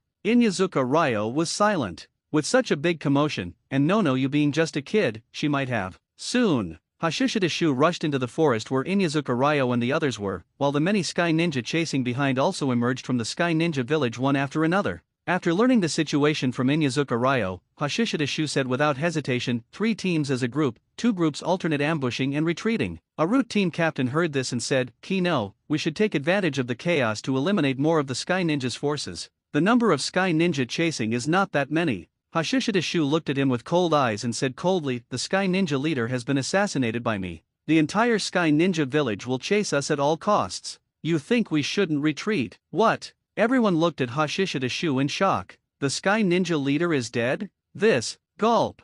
Someone couldn't help but swallow. This is the leader of a village. In terms of status, it's similar to the Hokage of Konoha. Although the Sky Ninja village leader is definitely not as strong as the third Hokage, his strength must also be very powerful, and he also has guards, yet he was assassinated. And, it seems it was done by one person. No, 2 people. But even with 2 people, it's a bit too exaggerated. Nakamura, who had the most contact with Hashishida Shu, after being shocked, thought about Hashishida Shu's previous actions and felt it was very normal. This guy even wanted to. Shimura Daiichi was one of the few who knew that Hashishida Shu possessed would release and also knew that Hashishida Shu had previously killed the S-rank rogue ninja Kakuzu, so he quickly recovered and said, "Kino, we'll do as you say." Now the others had no objections. With the Sky Ninja leader assassinated, and assassinated within their own village, the Sky Ninja are bound to go crazy. Previously, Hashishida Shu had created a huge chaos, mobilizing the Sky Ninja village's forces. At the same time, the Sky Ninja leader Fuku also intentionally used himself as bait, which led to the success.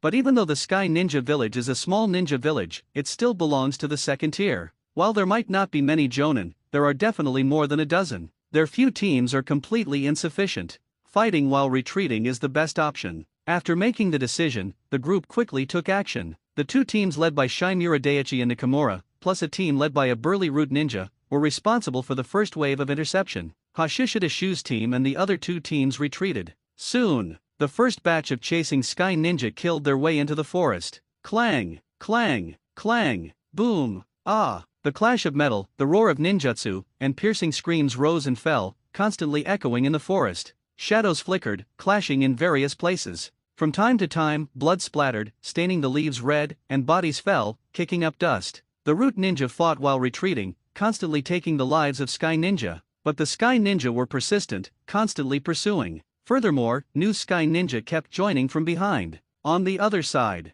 Hashishida Shu ate a pill and silently recovered his stamina. He had consumed quite a bit in the previous battle, especially the Tree World Advent technique, easily capturing the Sky Ninja leader's 3 guards. Those 3 guards were not all Jonin, but their strength could at least reach the level of special Jonin. However, Hashishida Shu carefully reviewed his battle. Dealing with General Jonin was not a problem. But dealing with someone like the Sky Ninja leader inevitably resulted in damaging himself while defeating the enemy. That is, because he had Hashirama cells, otherwise the unfinished wind release Raisin Shuriken couldn't have been used that way. It would have been difficult to take down the Sky Ninja leader. As for the Kekkei Genkai would release, its abilities are very comprehensive, and he still needs to master and develop it more deeply. Hashirama Senju's would release was so strong not because of would release itself, but because he was Hashirama Senju. After resting for 10 minutes, Shimura Daiichi and the others retreated, with figures flashing behind them as the Sky Ninja relentlessly pursued. Hashishida Shu walked out from behind a tree, clapped his hands together, and formed the serpent hand seal. Would release, advent of a world of trees.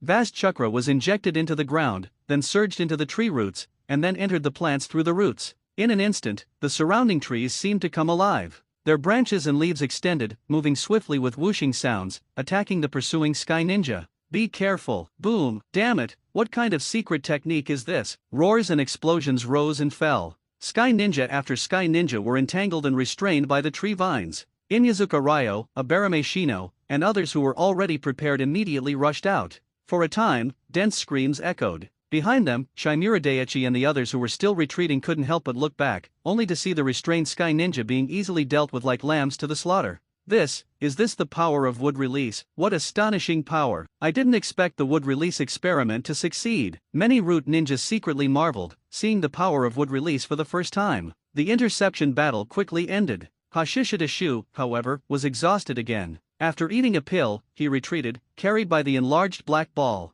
When the true Sky Ninja Jonin, Gyudachin, brought his men to pursue, what he saw was a ground full of corpses, none of which belonged to the enemy. Some Sky Ninja couldn't help but feel fear. Captain, should we continue the pursuit? On the back of the ninja dog black ball, Hashishida Shu opened his eyes and looked left and right. Within the dense forest, streaks of after-images flickered. You go first. As his voice fell, Hashishida Shu had already disappeared from Black Ball's back, his body splitting into 2, each rushing towards the left and right sides. Soon, Inyazuka Ryo and Abarame Shino heard screams ring out. Before long, Hashishida Shu caught up, carrying a dripping ninja blade. However, the Sky Ninja's strategy was undoubtedly successful. Even though Hashishida Shu and the others retreated in turns, their speed inevitably slowed down, and more Sky Ninja pursued them, with increasing numbers of elites. Hashishida Shu had already clashed with Jonin Gyudachin more than once. In this situation, Root inevitably began to lose personnel.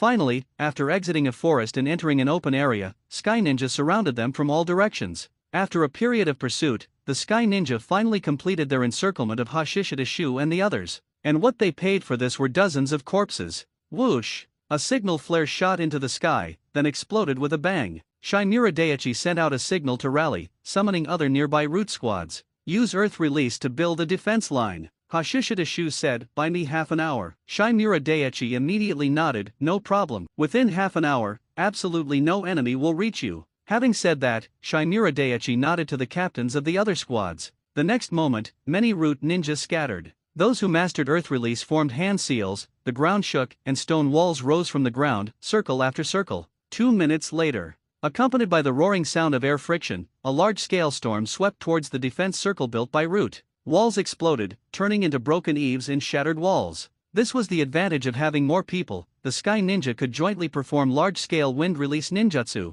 However, even so, they couldn't sweep away the defense constructed by Root in one go. They could only clear the outermost part, then charge. The real battle began, with dozens of people fighting in the alleyways formed by the walls. Exploding tags, projectile weapons, close-quarters taijutsu and blade technique were used, while ninjutsu clashes were fewer. Roaring sounds, screams, angry shouts, and the sound of blood gushing mixed together. Hashishidashu, who was resting and recovering his stamina, had his nose filled with the smell of blood. He observed the situation. The Root Ninja were undoubtedly elites. Although not every one of them was a jonin, each could be called an elite among chinin. But they couldn't withstand the siege of dozens, nearly 100 Sky Ninja. They were retreating step by step, and their movement space was constantly being compressed. Moreover, the Sky Ninja were still converging. Suddenly, Hashishidashu heard Inyazuka Ryo shout. It was a Barame Shino. Hashishidashu's eyelid twitched, but he still didn't make a move. His stamina was not enough yet, and acting now couldn't change the overall situation. Time passed little by little. Nearly half an hour passed, and Root's defense was left with only the last 3 stone walls. Hashishidashu, who was resting, finally stood up, put his hands together, and formed the snake hand seal. Would release, advent of a world of trees. Hashishidashu lowered his gaze, and saplings slowly emerged from underground. And the moment he suddenly opened his eyes, the growth of the vines accelerated sharply, growing wildly, becoming as thick as a person's waist in the blink of an eye, and spreading rapidly outwards in all directions, like a green tide. First the Root Ninja, then the Sky Ninja. Whoosh whoosh whoosh. Roots and vines swept out, and the limbs of the Sky Ninja were bound one by one. Retreat, disperse. Loud shouts rang out one after another. The Sky Ninja felt something was wrong and quickly retreated. Whoosh whoosh whoosh. A sharp sound of tearing air suddenly rang out. A Sky Ninja who had just avoided being entangled by the vine screamed and was pierced through the body by a wooden spike. Hashishidashu stood on a vine. The vine was constantly growing forward, carrying him forward rapidly. And he created wooden spikes one by one, swinging his arms repeatedly and throwing them out, piercing through the Sky Ninja who were avoiding the vine entanglement. Hashishidashu stood on the vines, holding up one hand. The Sky Ninja whose bodies were pierced by wooden spikes and entangled by vines let out mournful screams. Dense wooden spikes drilled out from within them, blood splattered, staining the green leaves red. And such screams made Gyudachin and the other retreating Sky Ninja feel chills down their spines. They clearly had the complete upper hand and were about to annihilate this group of people. They didn't expect collapse to arrive in an instant. Gyudachin cut off the wrapping vines, and out of the corner of his eye, he saw his bound comrades being easily cut down one by one. It wasn't that no one wanted to use fire release, but Hashishidashu didn't give them a chance to form hand seals. And even if someone did use fire release, it was quickly submerged by green and extinguished by water release. Finally, the forest stopped expanding. Gyudachin and the others stopped and looked around, finding that only 12 people were left. At the edge of the forest, Hashishidashu stood, supporting himself with one hand on a tree trunk. Immediately after, Inyazuka Ryo, Shinura Daiichi, and other Root Ninja appeared one by one,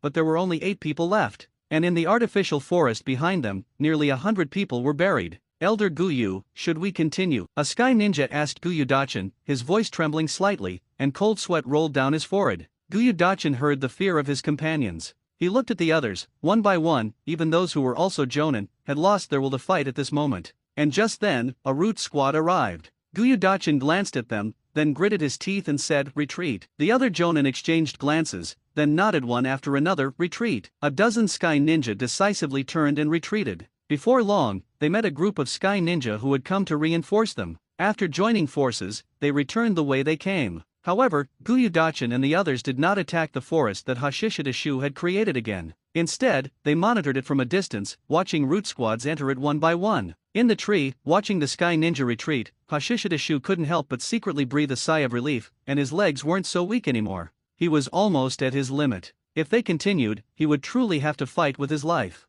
Fortunately, the Sky Ninja were afraid, and at this moment, the gazes of Shimura Daiichi and the other root ninja towards Hashishidashu were completely different. The powerful would release, a single ninjutsu that turned the tide of the battle, was even more shocking than his previous performance. And the Sky Ninja who were hung up with tragic deaths further demonstrated the terrifying power of wood release. This describes Hashishidashu. The Sky Ninja suffered heavy casualties this time. Not only was their leader assassinated, but hundreds of ninja were killed before and after this battle. And the root squads, proportionally, also suffered heavy casualties. Whether it's the root members who died in battle, the Sky Ninja who died, or the Sky Ninja leader, none of them will be remembered in the future. Or, even if they are mentioned, it will only be as a backdrop to Hashishidashu's fame. When the other root squads arrived and entered the forest, seeing the miserably dead bodies hanging, they were all shocked. When they reached the center, after learning from Shimura Daiichi and others that the Sky Ninja leader had been assassinated by Hashishidashu, everyone's gaze towards Hashishidashu became one of awe. Would release ninja, terrifying indeed. Hashishidashu could feel the gazes around him, more keenly than he ever had before. Is this due to mental abnormality? Hashishidashu guessed to himself, but unfortunately, the timing wasn't right. If he were in Konoha, perhaps he could find some corresponding secret techniques to practice. For example, soul-type techniques, Tobirama Senju's soul sealing, or even spiritualization technique, as well as sensory ninja techniques, should all be suitable. But today was the last day of the mental abnormality state, and Hashishidashu had no intention of permanently solidifying this state. The probability of going insane was not small. Hashishidashu didn't like this feeling of being out of control. It still feels like I don't have enough chakra. Hashishidashu sighed inwardly. Hashirama Cell significantly increased his chakra level, representing the yang release power of the physical body. This was the key to wood release's potential strength. Could Yamato's wood release absorb chakra? Hashishidashu couldn't remember. It seemed it only reacted when facing the Nine Tails chakra. Nine Tails chakra, full of vitality, the chakra most similar to the Ten Tails. The Ten Tails God Tree can definitely absorb chakra. Hashishidashu pondered to himself. The source of chakra came from the Ten Tails God Tree, and the source of Kekii Genkai could also be said to come from the Ten Tails God Tree. Whether Hashirama Senju's would release, or ordinary would release, could absorb chakra was unknown, but wood dragon technique should be able to. At least Hashishidashu was certain that the wood dragon technique used by Uchiha Madara could absorb the Nine Tails power. Also, White Zetsu's sport technique could absorb chakra and then transfer it to others. It seems I must delve deeper into the power of wood release and the power of Hashirama cells. Or maybe, in the future, I could cooperate with Orochimaru. Hashishidashu wondered if he could convert all his body's cells into Hashirama cells? Yamato's wood release had one level of power, and the wood release displayed by White Zetsu controlling Yamato had another level of power. And Uchiha Madara, after transplanting Hashirama cells, had yet another level of power. Hashishidashu's current wood release performance could be said to be stronger than Yamato's, but the strength was limited, far from reaching the level of White Zetsu and Uchiha Madara. An hour later, Hashishidashu finished resting. When he opened his eyes, Shimura Daiichi and the other squad captains all looked over. Nakamura said, "The Sky Ninja are still monitoring us. Their numbers have increased to over 60, but they don't seem to intend to attack." Hashishidashu stood up. 10, leave 3 squads to cover the rear with me. The other squads withdraw first. We will withdraw to the land of hot water first and await Lord Danzo's orders. Shimura Daiichi and the others nodded in agreement. After a moment, having made preparations, a total of 12 root squads began an orderly retreat. Seeing this, the Sky Ninja immediately followed, monitoring closely, but showing no intention to attack. Soon, night fell, and Hashishidashu and the others crossed the border and entered the land of hot water. After determining the resting place, Hashishidashu clasped his hands together in the snake hand seal. The next moment, wooden vines shot up from the ground, constructing wooden houses in a square formation. Following that, watchtowers and corner towers rose up, and on the outermost perimeter, a wooden wall then shot up from the ground, forming a simple defense. This scene left Shimura Daiichi and the others in awe. It was simply an essential ninja technique for travel and camping. On the other side, at the border of the Land of the Moon, after discussing with a few other Sky Ninja Jonin, Gyudachin left 6 squads to monitor and then led the rest of the people to retreat. Their leader had been assassinated, Konoha was in chaos, and they had to return to stabilize the situation. Konoha, root base. Danzo took the paper from his subordinate, opened it, and showed a hint of surprise. The situation had indeed exceeded his expectations. He actually assassinated the Sky Ninja leader. What an unexpected surprise. This situation gave Danzo an opportunity to eliminate the Sky Ninja. The Sky Ninja, headless and in a state of chaos, were easiest to deal with now. Immediately, Danzo left the root base with the intelligence. It was already late at night, and even Hiruzen Sarutobi was already sleeping with his wife. But he was forcibly called out by Danzo. Hiruzen Sarutobi was also surprised after learning about the situation with the Sky Ninja, and then quickly calmed down to weigh the pros and cons. After just a moment, Hiruzen Sarutobi spoke under Danzo's expectant gaze. This is indeed a very good opportunity. However, the situation is too sudden. Gathering forces will take time. Danzo, you first personally lead a portion of the people to the land of the moon. Make sure the Sky Ninja have no time to reorganize their forces. Additionally, have Sakumo lead people across the land of hot water to confront the Cloud Ninja at the land of the moon's border. Make sure the Cloud Ninja do not interfere. Later, I will have Homura and Haru lead people as reinforcements. At that time, you will be in charge of the front line. You must completely eliminate the Sky Ninja. By the end, Hiruzen Sarutobi's voice was filled with cold, murderous intent. Danzo showed a smile. Understood. Land of hot water, inside the wooden house. Hashishidashu watched the countdown in his status bar above his head slowly reach its end. Konoha year 36, October 12, midnight, the status refreshed on time. I hope this time it's something more normal, useful, and preferably related to ninja techniques. Hashishidashu prayed inwardly, then looked at the new status. Current status, steel body. Note, from now on, you possess a body like steel. Please use it cautiously. Refresh countdown 167:59:57 steel body. Is it literal again? Hashishidashu couldn't help but pinch his left arm with his hand. It was truly hard, like pinching steel. Is this considered a steel release Kekkai Genkai? Hashishidashu remembered there seemed to be a steel release in the shinobi world. So, could he start with this steel body and develop steel release? But how would he do it? Hashishidashu couldn't help but frown. Among the states he had experienced so far, only Knife Skill Expert had been solidified into a permanent state. And at that time, he had truly brought his blade technique to an expert level, completely mastering the blade technique skills brought by the Knife Skill Expert state, thereby solidifying this state and gaining an additional blade technique expert level talent. Later, the attempt to acquire 3 minds, 2 uses failed, but he did train the ability to focus on 2 things at once. However, no wonder it needs to be used cautiously. What made Hashishidashu breathe a sigh of relief was that it wasn't actual steel. Pulling his thoughts back on track, Hashishidashu reconsidered the possibility of steel release. Considering nature transformation, steel release is highly likely to be formed by the combination of earth release and fire release nature transformations. Difficult. Hashishidashu had mastered earth release nature transformation, but he had not mastered fire release nature transformation. Of course, it wasn't impossible to master. But even if he could master fire release nature transformation within 7 days, the possibility of the 2 nature transformations fusing to form a new steel release nature transformation was extremely low. Hashishidashu knew his limits. He wasn't that much of a genius. In other words, permanently solidifying the steel body by mastering steel release was not possible. Then, it seems the only way is to start with earth release nature transformation. Hashishidashu immediately thought of the earth release earth spear technique he obtained from Takigakuer. This earth release ninjutsu hardens the skin, making it comparable to steel, rendering it immune to physical attacks. It seemed like a weakened version of the steel body. So, since it could harden skin, could it also harden muscles, bones, and even internal organs? Eventually, hardening the entire body, would it be like the current steel body state? This is indeed a direction, but 7 days. Hashishidashu wasn't very confident. But no matter what, he would try first. Even if this direction couldn't achieve steel body, it would still be a considerable gain in itself. Let's try first. Hashishidashu immediately formed hand seals and created 3 wood clones in one go. The reason he didn't create more was the possibility of a battle breaking out. After the 3 clones appeared, they immediately began experimenting. 1 hardened muscles, 1 hardened bones, and 1 hardened internal organs. Hardening skin and hardening muscles, bones, and internal organs were essentially no different. In other words, since skin could be hardened, there was no threshold for hardening muscles, bones, and internal organs. However, as soon as they started trying, the clones felt their chakra rapidly draining. The consumption was huge, but they could still bear it. The 3 clones hardened different parts little by little. The first to finish was the clone that hardened internal organs. There was no visible change on the surface. The clone said even in the steel body state, after hardening the internal organs, I felt a difference. There was stronger explosive power, although the increase was very slight in the steel body state.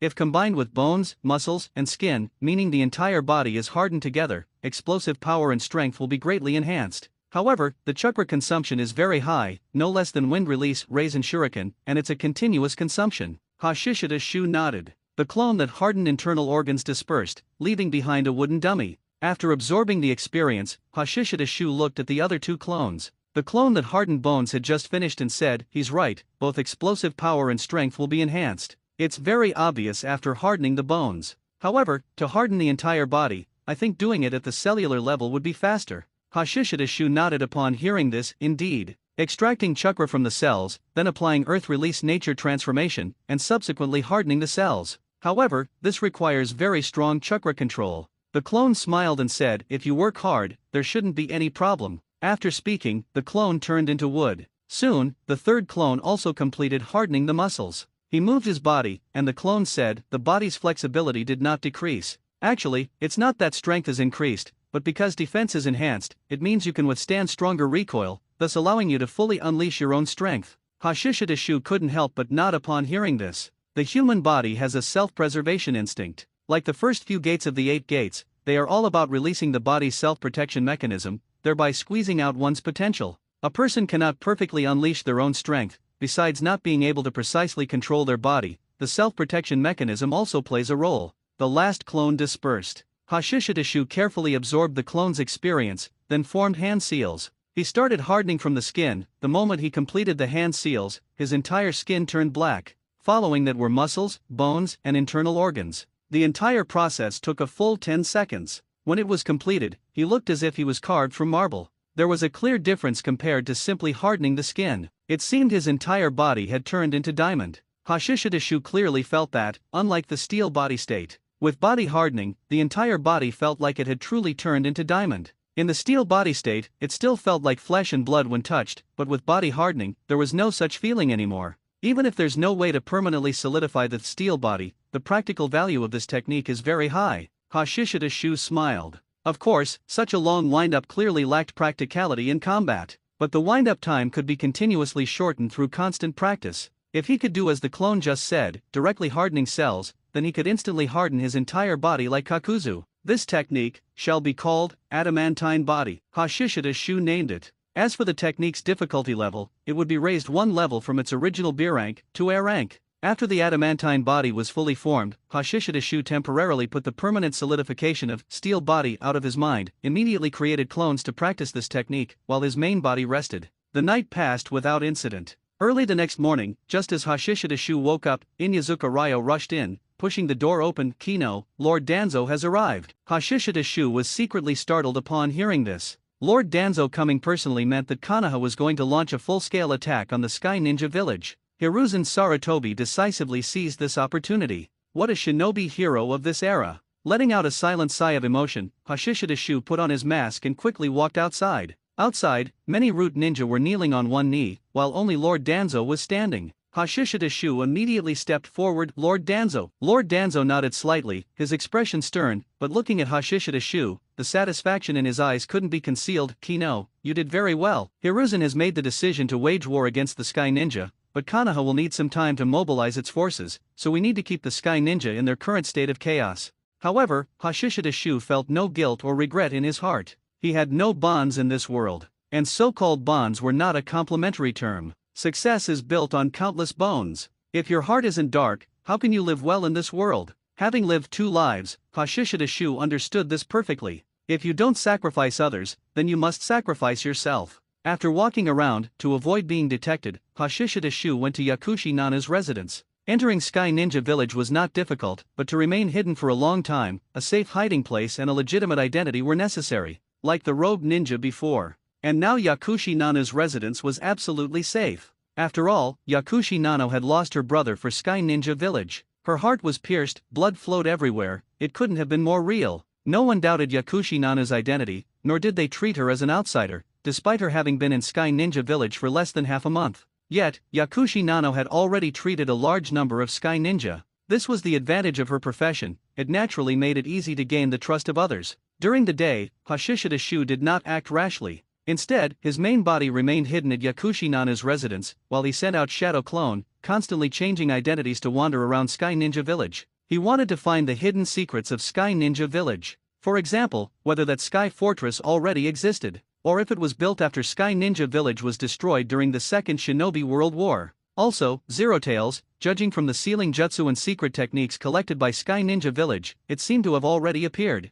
Unfortunately, yesterday was not suitable for taking the Sky Ninja leader away, and Hashishida Shu was not proficient in genjutsu, which could quickly extract information from the Sky Ninja leader. However, while Hashishida Shu took no action, outside Sky Ninja Village, Danzo acted swiftly. First, the Sky Ninja monitoring the Root Squad were all killed by Danzo and his Root Ninja as soon as Hashishida Shu left. Immediately after, Danzo's methods became even more sharp and ruthless. He directly split his forces to occupy the villages and towns surrounding Sky Ninja Village, using these settlements to hunt down Sky Ninja. At the same time, Sakumo Heitake, who had set out with Danzo, also arrived at the border between the Land of the Moon and the Land of Lightning with his original border defense troops. Given the significant commotion in Sky Ninja Village yesterday, the Cloud Ninja were also paying attention. Konoha's actions were so large, with such a massive force appearing on the border, that the Cloud Ninja were startled and immediately sent intelligence back to their headquarters. The Sky Ninja, on the other hand, were slow to react and only received the news around noon. Thus, an emergency Jonin meeting was convened. Undoubtedly, Konoha has decided to wage war against us. I said we shouldn't be so tough on Konoha, a Sky Ninja exclaimed. Another Sky Ninja frowned, talking about that now is meaningless. Even if we surrender, will Konoha stop its actions? Request aid from the Cloud Ninja. Only with the Cloud Ninja's intervention can we withstand Konoha's attack. Over the past few days, they had recognized the truth. Konoha had seemed easy to bully before because they hadn't been serious. Now that they were serious, the situation instantly became irreversible. The entire village suffered heavy losses. Gyudachin felt the oppressive and restless atmosphere and said in a deep voice, besides requesting aid from the Cloud Ninja, we must gather all our strength and shrink our defense line. Only then can we buy enough time to wait for the Cloud Ninja's rescue. Otherwise, if this continues, our viable forces will be slowly worn down by Konoha. These words were met with agreement from everyone. At this point, someone else said, what if the Cloud Ninja cannot rescue us in time? Can that thing be used now? Instantly, everyone fell silent. An elder who had remained silent said, the thing cannot be used now because there is no way to control it. The only consequence of using it is that we will be destroyed first. Looking at the silent crowd, the elder suddenly shouted, everyone, we must admit that the village is at a critical juncture of survival. We cannot place all our hopes on the Cloud Ninja. You should all be very clear that our relationship with the Cloud Ninja is merely one of mutual utilization. The Cloud Ninja use us to deal with Konoha, and we use the Cloud Ninja to deter Konoha, strengthen ourselves, and hope to revive the Land of Sky. But, will the Cloud Ninja launch a large-scale war against Konoha right now just for us? Gyudachin and the others remained silent, because everyone knew that this possibility was very small. The incident happened suddenly, and the Cloud Ninja were likely completely unprepared for war, just as Konoha was unprepared for war when they faced their provocations before. Since that's the case, Gyudachin suddenly took a deep breath and said in a deep voice, then, should we also prepare for the worst? If we cannot resist Konoha, what should we do? As soon as these words were spoken, the atmosphere became somewhat restless. Then everyone looked at the elder. The elder said, Dachin-kun is right, we must prepare for the worst. If we cannot resist Konoha's attack, then we must consider preserving the embers, just like the Land of Sky did back then. That place is a good choice. And now, only this old man knows the entrance and the specific location here, so, everyone, begin preparing. Under the guise of seeking refuge, transfer a portion of the seeds to the shelter. This old man will take them to the secret location. If we cannot resist Konoha, then they will become the hope for the village's revival in the future. And this old man will end his own life afterward to prevent information from falling into Konoha's hands. Gyudachin and the others' expressions changed. Elder Aotai. Aotai raised his hand and said calmly, do you have a better plan? Silence. Aotai slowly stood up, let's decide on this. Yakushi Nanu's residence. Hashishida Shu suddenly opened his eyes, they are starting to transfer children to seek refuge. It seems the Sky Ninja have realized that a war is unavoidable. After thinking for a moment, he immediately sent out two would-release clone to leave Sky Ninja Village's shelter. Aotai looked at the young man before him and said, Shino, I'm entrusting these children to you. The hope of the Land of Sky is also entrusted to you. Remember, only when you can utilize the power of the Zero Tails will it be time to destroy the 5 great countries and revive the Land of Sky. You must learn to be patient. Young Shino's eyes were moist, and he gritted his teeth, holding back tears. Elder, I understand. Hashishida Shu stepped out and looked at the elder, saying, I didn't expect you to be a sensory-type ninja. Moss looked at the unfamiliar man before him and said flatly, you were the one who caused huge chaos in Konoha and assassinated the leader before, weren't you? Konoha is indeed one of the 5 great shinobi countries, full of talented people. If this old man can take care of you today, I will have no regrets. Hashishidashu couldn't help but raise an eyebrow upon hearing this, then turned his head to see another moss appear, blocked from front and back. An old man who doesn't die is a thief, a true thief. Hashishidashu reached out and drew his sword, his figure flashing and disappearing from the spot. From the front, Moss's white beard and hair flew, and he took out a kunao and leaped up. Clang, clang, clang. Metal clashed against metal, sparks flying in the dim passage. After several collisions, Hashishidashu kicked Moss away with a loud bang against the stone door, then closed in. At this moment, the other Moss behind him had completed his hand seals, opened his mouth, and spewed out flames that instantly filled the entire passage. Hashishidashu ignored the flames sweeping towards him from behind and stabbed towards Moss with his sword. Moss's aged face was illuminated by the firelight, looking. He didn't block Hashishidashu's ninja sword but instead stabbed towards Hashishidashu's heart with his kunao. Clang! The kunao only pierced Hashishidashu's clothes. Steel body gave him unparalleled defense. A mere kunao was insignificant. Hashishidashu's ninja sword, however, pierced through Moss's shoulder socket, pinning him to the stone door. So you're the main body. A smile appeared on Moss's pained face. At this moment, the flames surged forward. But Hashishidashu had already formed a single hand seal, and rows upon rows of wooden vines rose up behind him, sealing the passage. Rumble! 2 layers of wood encasing wall were blasted apart by the flames, but ultimately they couldn't break through all the defenses. But Hashishidashu's expression suddenly changed, because on the old man before him, exploding tags were burning. They had been planted on his body long ago. Hashishidashu immediately retreated, but just as his figure passed through the wood encasing wall, Moss's clone also rushed forward from behind, with exploding tags ignited on his body as well. Suicide attack. Rumble. The 2 Mosses exploded almost simultaneously, then detonated the exploding tags that had been buried in the passage, causing a series of explosions that quickly collapsed the entire passage. A moment later, at the entrance of the collapsed shelter, 2 Sky Ninja appeared. Their expressions changed, and they immediately shouted, "We must report to the Jonin sirs immediately." But just as they were about to move, whooshing sounds echoed, and shuriken flew towards them. The 2 Sky Ninja immediately flashed to dodge, but just as they avoided the shuriken and were still in the air, their bodies were pierced by wooden spikes, which then branched and grew from within them, breaking through their bodies from the inside out. Their bodies fell, blood splattering everywhere. Hashishidashu walked out from the forest, glanced at the 2 tragically killed Sky Ninja, and thought to himself, the commotion here is too big, the Sky Ninja won't be fooled. And with such a big commotion, the Sky Ninja will likely realize immediately that someone has infiltrated again. It seems I can't wait any longer. Hashishidashu's figure flashed and disappeared into the forest. At Yakushi Nanu's residence. Receiving the memories fed back by the clone, Hashishidashu couldn't help but sigh, my enemy, their hero. Moss's suicide attack was shocking, but unfortunately, he was an enemy. Moreover, he had been caught by his tail. Shino? Does he even deserve that name? Hashishidashu snorted coldly. He was already certain that the Sky Fortress likely existed now, and it might not have been built by the Sky Ninja, but possibly a creation left over from a past era. So, it must be under the Sky Ninja village. But how to enter was a problem. The passage discovered by the clone was now destroyed, and from the memories transmitted by the clone, it was likely that the other Sky Ninja on the surface didn't know about other passages into the underground.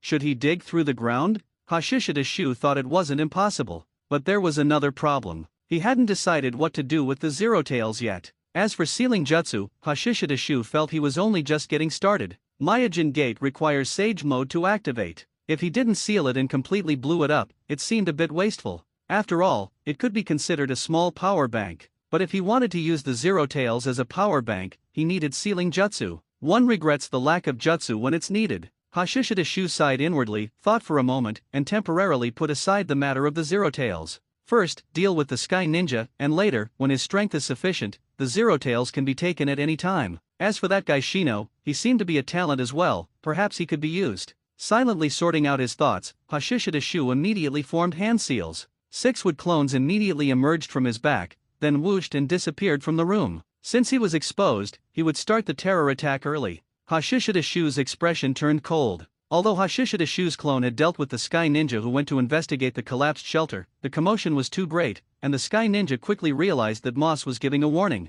Immediately, the Sky Ninja quickly mobilized. Sensory-type ninja began to search one by one. Moreover, the Sky Ninja were very cautious, with each sensory squad being supported by 2 other squads. They are indeed cautious. A fall into the pit, a gain in your wit? On the street, Hashishidashu, who had transformed into an ordinary villager, looked up at the Sky Ninja who were sensing on the rooftop. Since that's the case, let's change assassination to forced attack. Swish! Hashishida Shu's figure leaped into the air, simultaneously forming hand seals with both hands. The Sky Ninja who was sensing on the rooftop suddenly opened his eyes wide, turned around, and shouted, "Be careful!" The surrounding alert Sky Ninja also noticed, and they all attacked, a large number of shuriken flying out. Wind release, great breakthrough. Boom! The airflow swept out, turning into a gale that not only blew away all the flying ninja tools but also blew the Sky Ninja who were about to rush forward backwards. Hashishida Shu, however, moved with the wind, flashing a few times to rush onto the rooftop, raised his right hand, and wooden vines extended from his palm, heading straight for the sensory-type ninja. The two companions beside the sensory-type ninja, one drew his sword and charged forward, the other formed hand seals. The former leaped up, and while in the air, a series of shuriken flew down. The latter opened his mouth and spewed out a stream of water, like a large river. Besiege way to rescue Zhao. And the sensory-type ninja retreated repeatedly in the face of Hashishida Shu's wooden vines. Hashishida Shu suddenly severed the wooden vines on his right hand, leaped up, avoided the water stream, held his sword in his left hand and swung it, blocking all the shuriken, and then continuously clashed with the Sky Ninja in the air. After 3 moves, the Sky Ninja was kicked away by Hashishida Shu, crashing into the Sky Ninja who was using water release. Immediately after, a wooden spike shot down. The Sky Ninja using water release caught his companion, but was then immediately pierced by the wooden spike that his companion had blocked his view of. Hashishida Shu in the air held up a single hand. The 2 Sky Ninja on the rooftop instantly died tragically. But at the same time, Hashishida Shu in the air was also approached by a kunao carrying exploding tags. Rumble!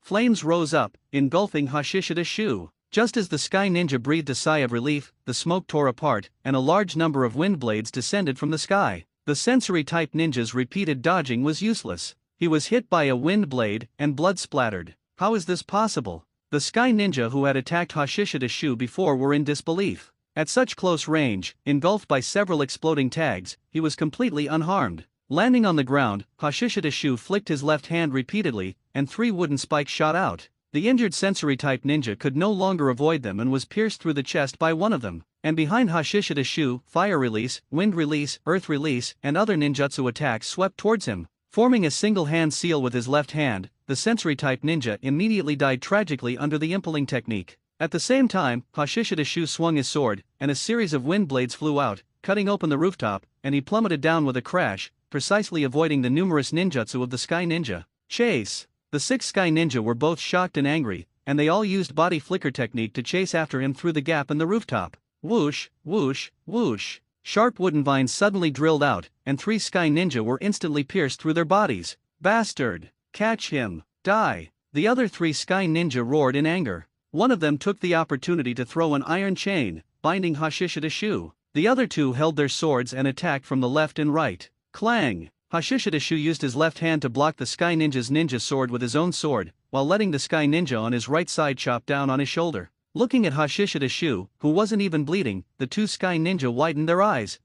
How is this possible? Hashishida Shu's 6 wood clones, relying on the steel body state, were used as if they were the main body, their defense so strong that he was invincible. It wasn't until one of the clones was countered by lightning release that the Sky Ninja found a winning method. Relying on numbers and lightning release, they took down the clones one by one. However, although the 6 clones were gradually dealt with by the Sky Ninja, the atmosphere of terror among the Sky Ninja intensified. Because they were all clones, none of them was the main body. And the Sky Ninja's sensory ninja suffered heavy casualties, which meant it would be even harder to find the enemy's main body. Hashishida Shu became a sharp sword hanging over the heads of all Sky Ninja. Even Jonin like Gyudachin were no exception, their nerves stretched to the limit, not daring to relax in the slightest. Although they now knew the weakness of this assassin hidden in the darkness, Sky Ninja Village had become blind, unable to find the assassin hidden in the darkness. This made people feel even more fear. Hospital. Watching the constant stream of injured being brought in and feeling the turmoil outside, Yakushi Nana's heart pounded wildly. Onai-chan is back. Yakushi Nana was a little excited. Onai-chan really didn't abandon her here alone. At this moment, she wished she could go home immediately and tell Hashishida Shu the secret she had discovered. Suppressing the excitement in her heart, Yakushi Nana continued to work with a heavy expression. On the other side, as the memories from the clones returned, Hashishida Shu couldn't help but sigh. There really is no perfect ability. Steel body is very strong. So far, no one has directly broken through this defense. Unfortunately, it is countered by lightning release. Although ordinary lightning release cannot pose a fatal threat to him, lightning release can restrict his movements. This leads to the possibility of his defense being broken. Secondly, Steel Body cannot ignore potent poisons. Out of the 6 Wood clones, 4 were taken down by potent poisons. Because even with lightning release restricting the clone's movements, most of the Sky Ninja's attacks couldn't break through the Steel Body's defense. They were only defeated by potent poisons in the end. However, although the enemy found a way to counter him, Hashishida Shu's goal had been achieved. The more skilled sensory ninja of the Sky Ninja were all dealt with by him. Now, enjoy the fear. Hashishida Shu smiled, then formed hand seals. 3 Wood clones emerged from his back and then vanished into the darkness. Night fell. Hashishida Shu sat cross-legged on the floor, pondering wood release. Previously, his wood release was just following the steps, cultivating and mastering the wood release secret techniques left by Hashirama Senju one by one. The effects of his techniques were also quite good, especially the chakra-consuming tree world advent. However, as someone who knew a lot of information, Hashishida Shu couldn't help but make comparisons with others. This made him realize that his mastery of wood release and his development and application of Hashirama cells were still relatively superficial. Of course, generally speaking, those would release secret techniques were enough for him for a lifetime. Unfortunately, he wasn't a native like Yamato. Knowing the plot, he inevitably developed greater ambition. Hashishida Shu wanted more. The essence of wood release is formed by the fusion of earth release and water release nature transformations, activated with chakra as the source of life. This sentence was left by Hashirama Senju. It is the essence of wood release. In the past, Hashishida Shu thought that Hashirama Senju's wood release should be a Kekkei Tota, a combination of earth release plus water release plus yang release. Only then could it explain why Hashirama Senju's wood release was so powerful, capable of dominating the 9 tails and giving the 9 tails a head pat. But clearly, this understanding was wrong. Hashishida Shu lowered his gaze and mused. Yin release represents the power of the spirit, capable of creating form from the formless. Yang release represents the power of the body, injecting vitality into form. And chakra is refined from physical and spiritual power. In that case, any release technique actually possesses the power of yin and yang, which is creating form and injecting life. Thus, there are the 5 basic nature transformations: fire, water, earth, lightning, and wind. Chakra creates fire, creates water, creates earth and stone, creates electric currents, creates air currents to form wind. These are all creating form. Hashishida Shu felt that the understanding of the 5 basic nature transformations should absolutely not be separated from the 2 attributes of yin and yang. Because the essence of chakra is the combination of body and spirit, the combination of yang and yin. Therefore, chakra is omnipotent. Because yin and yang can create the world and destroy the world. So, theoretically, any ninja technique can actually absorb chakra. Hashishida Shu came to this conclusion. What he knew now that could absorb chakra were wood release, then the Rinnegan, and then Kisame's water release. Of course, as for ninja tools, besides the greatsword Samehada, there should be others, but Hashishida Shu didn't quite remember. But the Rinnegan, wood release, and Kisame's water release were enough to almost confirm Hashishida Shu's conclusion. It was just very difficult to achieve. Wood release both creates form and injects life. This is its special characteristic. Hashishida Shu pondered. Wood release can directly create vines and wood using chakra, or it can inject chakra as a source of life into the ground to directly stimulate existing trees. Previously in the forest, Hashishida Shu had used it this way, manipulating the existing woods. This was actually similar to controlling water currents to form water release in an environment with water. From the perspective of chakra's essence, anyone's chakra, whether pure chakra or chakra that has undergone nature transformation, possesses the power of life. It's just a matter of strength. Hashishida Shu felt that the essence of chakra was the theoretical basis for wood release being able to absorb others' chakra. The key was how to achieve it. Theory is theory, practice is practice. I need to try slowly, Hashishida Shu thought. If he could achieve absorbing the enemy's chakra with wood release, then he wouldn't be far from developing a spore technique like White Zetsu's. Similarly, White Zetsu's technique of transforming by absorbing others' chakra would also not be difficult to achieve. Time passed bit by bit. Hashishida Shu's clones were active throughout Sky Ninja Village, and Sky Ninja corpses were discovered from time to time. Major battles broke out from time to time. If it were anyone else, even an elite jonin, it would be impossible to make the Sky Ninjas so troublesome. Unfortunately, Hashishida Shu was different. He had steel body, he had wood release, and he had Hashirama cells. Meanwhile, outside Sky Ninja Village, Danzo, leading root ninja, was also constantly hunting the Sky Ninja. Land of Lightning, Hidden Cloud Village. Inside the Raikage's office, the third Raikage frowned as he looked at the intelligence that had just been delivered. Konoha had taken action against Sky Ninja Village, and a unit was already deployed along the border between the Land of the Moon and the Land of Lightning. The third Raikage had received information about Konoha's actions against Sky Ninja Village before. However, directly starting a war was beyond his expectations. He didn't think Konoha was prepared for war before. The third Raikage looked at Tutai. How long can the Sky Ninja hold out? Tutai immediately replied, your subordinate believes it will not exceed 7 days. It is a fact that Konoha is not prepared for war, it will take time for them to mobilize their forces. The third Raikage suddenly stood up, 7 days is enough. Tutai quickly said, Lord Third Raikage, I must say, now is not the time to start a war with Konoha. It will also be difficult for us to gain an advantage over Konoha by ourselves. The third Raikage was displeased to hear this, but he also knew it was the truth. Konoha is very strong, the head of the 5 great shinobi countries, this is a fact he had to admit. However, we cannot do nothing either, otherwise our allies might have objections, the third Raikage shouted. Tutai said, that is indeed the case. Your subordinate believes that our goal can be set on weakening Konoha.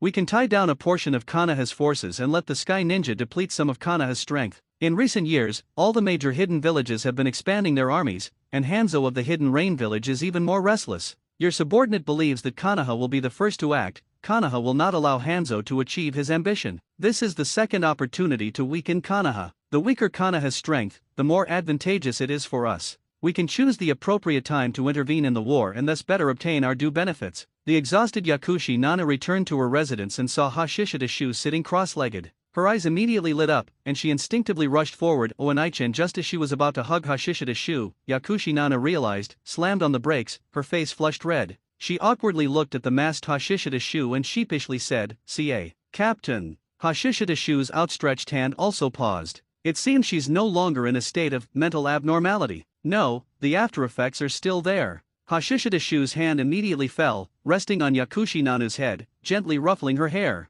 Yakushi Nanu immediately showed a little expression of enjoyment, and she also reached out and hugged Hashishida Shu's arm. Hashishida Shu took off his mask, looked down at Yakushi Nanu, and said, "When no one is around, you can call me Oenai-chan." Looking at Hashishida Shu's handsome face, Yakushi Nana nodded heavily, then quickly said, "Oenai-chan, I discovered a secret. There's a secret entrance in the hospital, it seems to hide the secrets of the Sky Ninja." Entrance? Sky Fortress. Hashishida Shu smiled, put his mask back on, and chuckled, "Well done. However, you don't need to reveal this information to anyone else besides me, because according to the information I received, that entrance should lead to a secret place of the Sky Ninja, where an extremely evil power is hidden. The Sky Ninja stole secret techniques from Konoha to use this evil power and start a war." Yakushi Nana nodded heavily after hearing this. "Yes, I understand." Hashishida Shu gently patted Yakushi Nanu's head. "Go wash up and rest. In the next few days, Konoha will launch a full-scale attack on the Sky Ninja. I will come find you before then. You must pay attention to your safety and don't be reckless. Your first mission is to preserve yourself, so that the information you obtain can be sent out." Yakushi Nana nodded obediently, her eyes filled with admiration for Hashishida Shu. The days when Hashishida Shu transformed into a wandering ninja and protected her daily were the happiest and most peaceful time she had lived. Watching Yakushi Nana go wash up, Hashishida Shu sighed inwardly after retracting his gaze. He was still soft-hearted. Never mind, just treat it as cultivating a useful piece. For talented people, it shouldn't just be about benefits, some emotion is still needed. Yes, bonds. Hashishida Shu subconsciously applied double standards. Hashishida Shu did not agree with Danzo's method of training people into emotionless machines. The reason humans are human is because they have emotions and desires. And as social animals, humans are constantly influenced by others. How can they always be emotionless? The more suppressed, the more terrifying the outburst, and the more severe the backlash. Sorting out his thoughts, Hashishida Shu continued to ponder the mysteries of wood release. After Yakushi Nana got into bed wearing her pajamas, Hashishida Shu sent out 3 more wood clones. The Sky Ninja won't be sleeping tonight. Looking at the pile of broken wood at the bottom of the pit, Gyudachin's face was gloomy. Another clone. And to get rid of this clone, they lost a total of 4 people, and everyone involved in the siege was injured, including himself. In addition, a lightning release ninja was assassinated. This guy is specifically targeting lightning release ninja, just like he targeted sensor ninja before, that bastard. Gyudachin gritted his teeth. "Where do you think this guy's main body is hiding?" Gyudachin asked the other Sky Ninja around him. "There are too many possibilities," a Sky Ninja said helplessly. "Without enough sensor ninja, we have no way to lock onto his chakra. This guy's infiltration ability is too strong." Another Sky Ninja said, "There are too many people in Konoha. Besides ourselves, anyone could be impersonated by this guy." Gyudachin sighed after hearing this, feeling deeply tired in his heart. After taking a deep breath, he shouted, "Continue searching. We must find this guy, otherwise, one person alone was making them restless." If this continued, once Konoha's army arrived, Konoha would probably collapse immediately.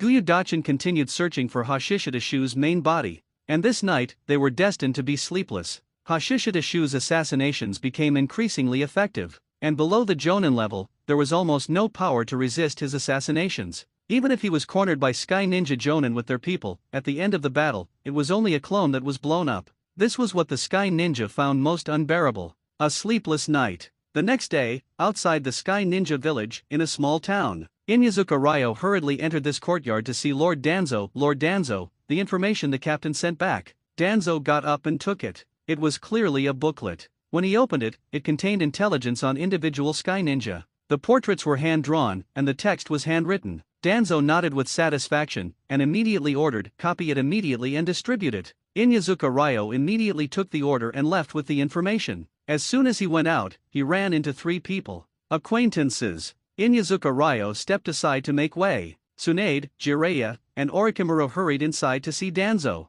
Danzo was not surprised to see the three of them and said, "Does Hiruzen have any orders?" Jiraiya shook his head. "Teacher has no new orders. Everything on the front line is led by the assistant." Danzo was not surprised. After nodding slightly, he glanced at the three of them, paused on Tsunade, and said, "Orochimaru, you stay by my side. Jiraiya, Tsunade, each of you will lead a unit and cooperate with Root to blockade the Sky Ninja village. From now on, no supplies are allowed to enter this village, nor is anyone allowed to enter it. As for those who come out from inside, kill them all." Tsunade and Jiraiya's expressions changed. Jiraiya said, "Even civilians." Danzo said coldly, "How can you be sure they are civilians? How can you be sure there isn't a ninja hiding on them using the transformation technique? How can you be sure that the children who escaped from inside are the descendants of ninja? Are you sure they won't seek revenge on Konoha when they grow up?" A series of questions left Jiraiya speechless. Tsunade pursed her lips, her face looking very unpleasant. Danzo warned coldly, "This is war, different from regular missions.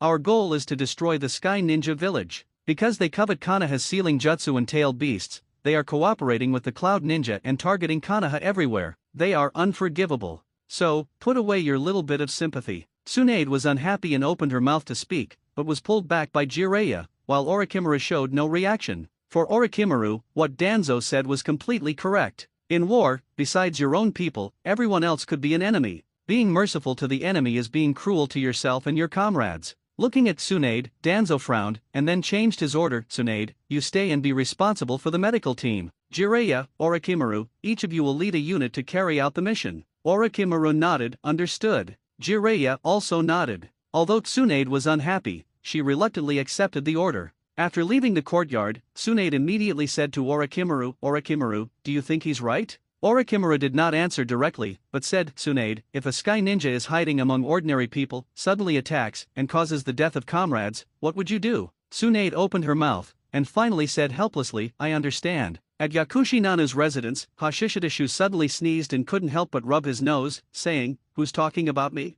Standing up and stretching, Hashishidashu's body slowly sank down. He was going to change his hiding place. Not long after Hashishidashu left, Gyudachen appeared in the room. He wasn't suspicious of Yakushi Nanu, but was acting cautiously. However, after looking around, he found nothing. Although Hashishidashu had stayed here for a day, he hadn't left any traces of his life. Inside a forest, Hashishidashu formed hand seals, and 3 wood clones emerged from behind him. "Go," he said. "Try out what you figured out last night." The 3 clones nodded and then vanished from the spot. A moment later, Gyudachen, who had just left Yakushi Nanu's house not long ago, suddenly froze. Black robe, ghost mask. He was blatantly leaping across the rooftops. "It's that guy." Gyudachen roared, "Stop him. Send the signal." A signal flare rose into the sky, and Gyudachen took the lead, rushing straight towards Hashishidashu. Hashishidashu, who was moving forward, turned his head and saw a familiar face. He immediately stopped and stood in an open space, waiting quietly.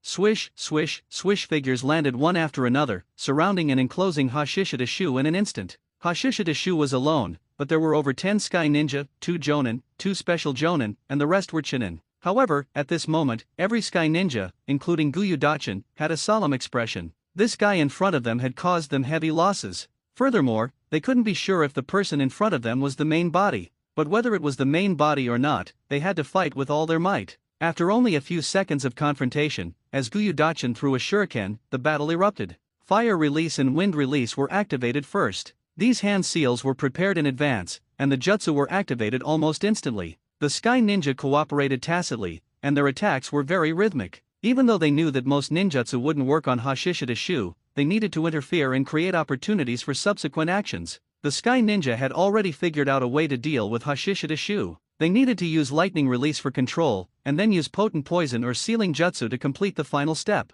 However, the Sky Ninja were familiar with Hashishida Shu's methods, and Hashishida Shu was equally familiar with theirs. The Sky Ninja had prepared their hand seals in advance to activate their ninjutsu, and so had he. Seeing the wind and fire sweep across and the water surge, thick wooden vines sprouted from the ground, then grew rapidly, spreading in all directions, turning into a rolling green tide. Would release, advent of a world of trees. Compared to the previous time he used it, the growth of the trees was significantly faster this time, and the trees were also taller and harder. Rumble. The fierce flames collided with the tree tide, and a large number of trees were ignited, but the trees continued to grow and spread forward, gradually extinguishing the flames. As for the water flow, it was diverted, and by the time it reached Hashishida Shu's feet, it had no power whatsoever. Retreat! You absolutely cannot be submerged by these trees. Gyudachin roared, and the kunao in his hand shot out, then the exploding tag on it ignited, and it exploded with a bang. However, this amount of power couldn't suppress the continuously growing vines at all. The Sky Ninja were forced to retreat repeatedly. Suddenly, bare wooden vines sprouted from behind the Sky Ninja, writhing like pythons.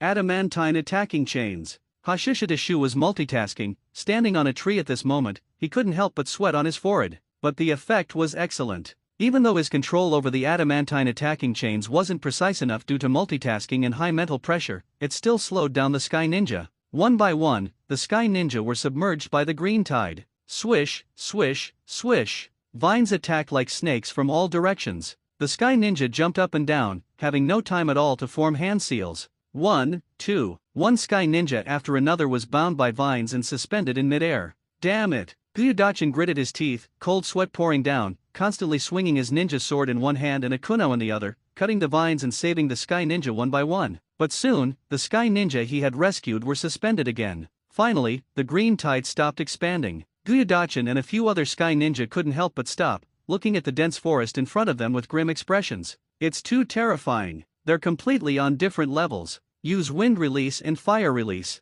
It has stopped growing now, we can destroy this forest. A Sky Ninja Jonin shouted. Gyudachin frowned. If they burned the forest, he was afraid that even the others inside would be burned to death along with it. But were there any other options? There were none. Even if they had to sacrifice so many people, even if they killed a clone for it, they had to do it. Gyudachin couldn't say anything in refutation. Inside the tree world, Hashishida Shu looked at the Sky Ninja being suspended one by one, clapped his hands together with a snap, and slowly lowered his eyes. A Sky Ninja suspended in the air gritted his teeth and struggled, not hesitating to refine a large amount of chakra for this, wanting to break free from the restraints through a burst. But suddenly, he felt his chakra draining away. What? The Sky Ninja was greatly startled. My chakra is actually being devoured. What's going on? The Sky Ninja looked at the vine binding his arm and suddenly realized that his chakra was being absorbed by the vine. However, this had never happened before. They had no information about this at all. It's finally done. Hashishida Shu revealed a smile.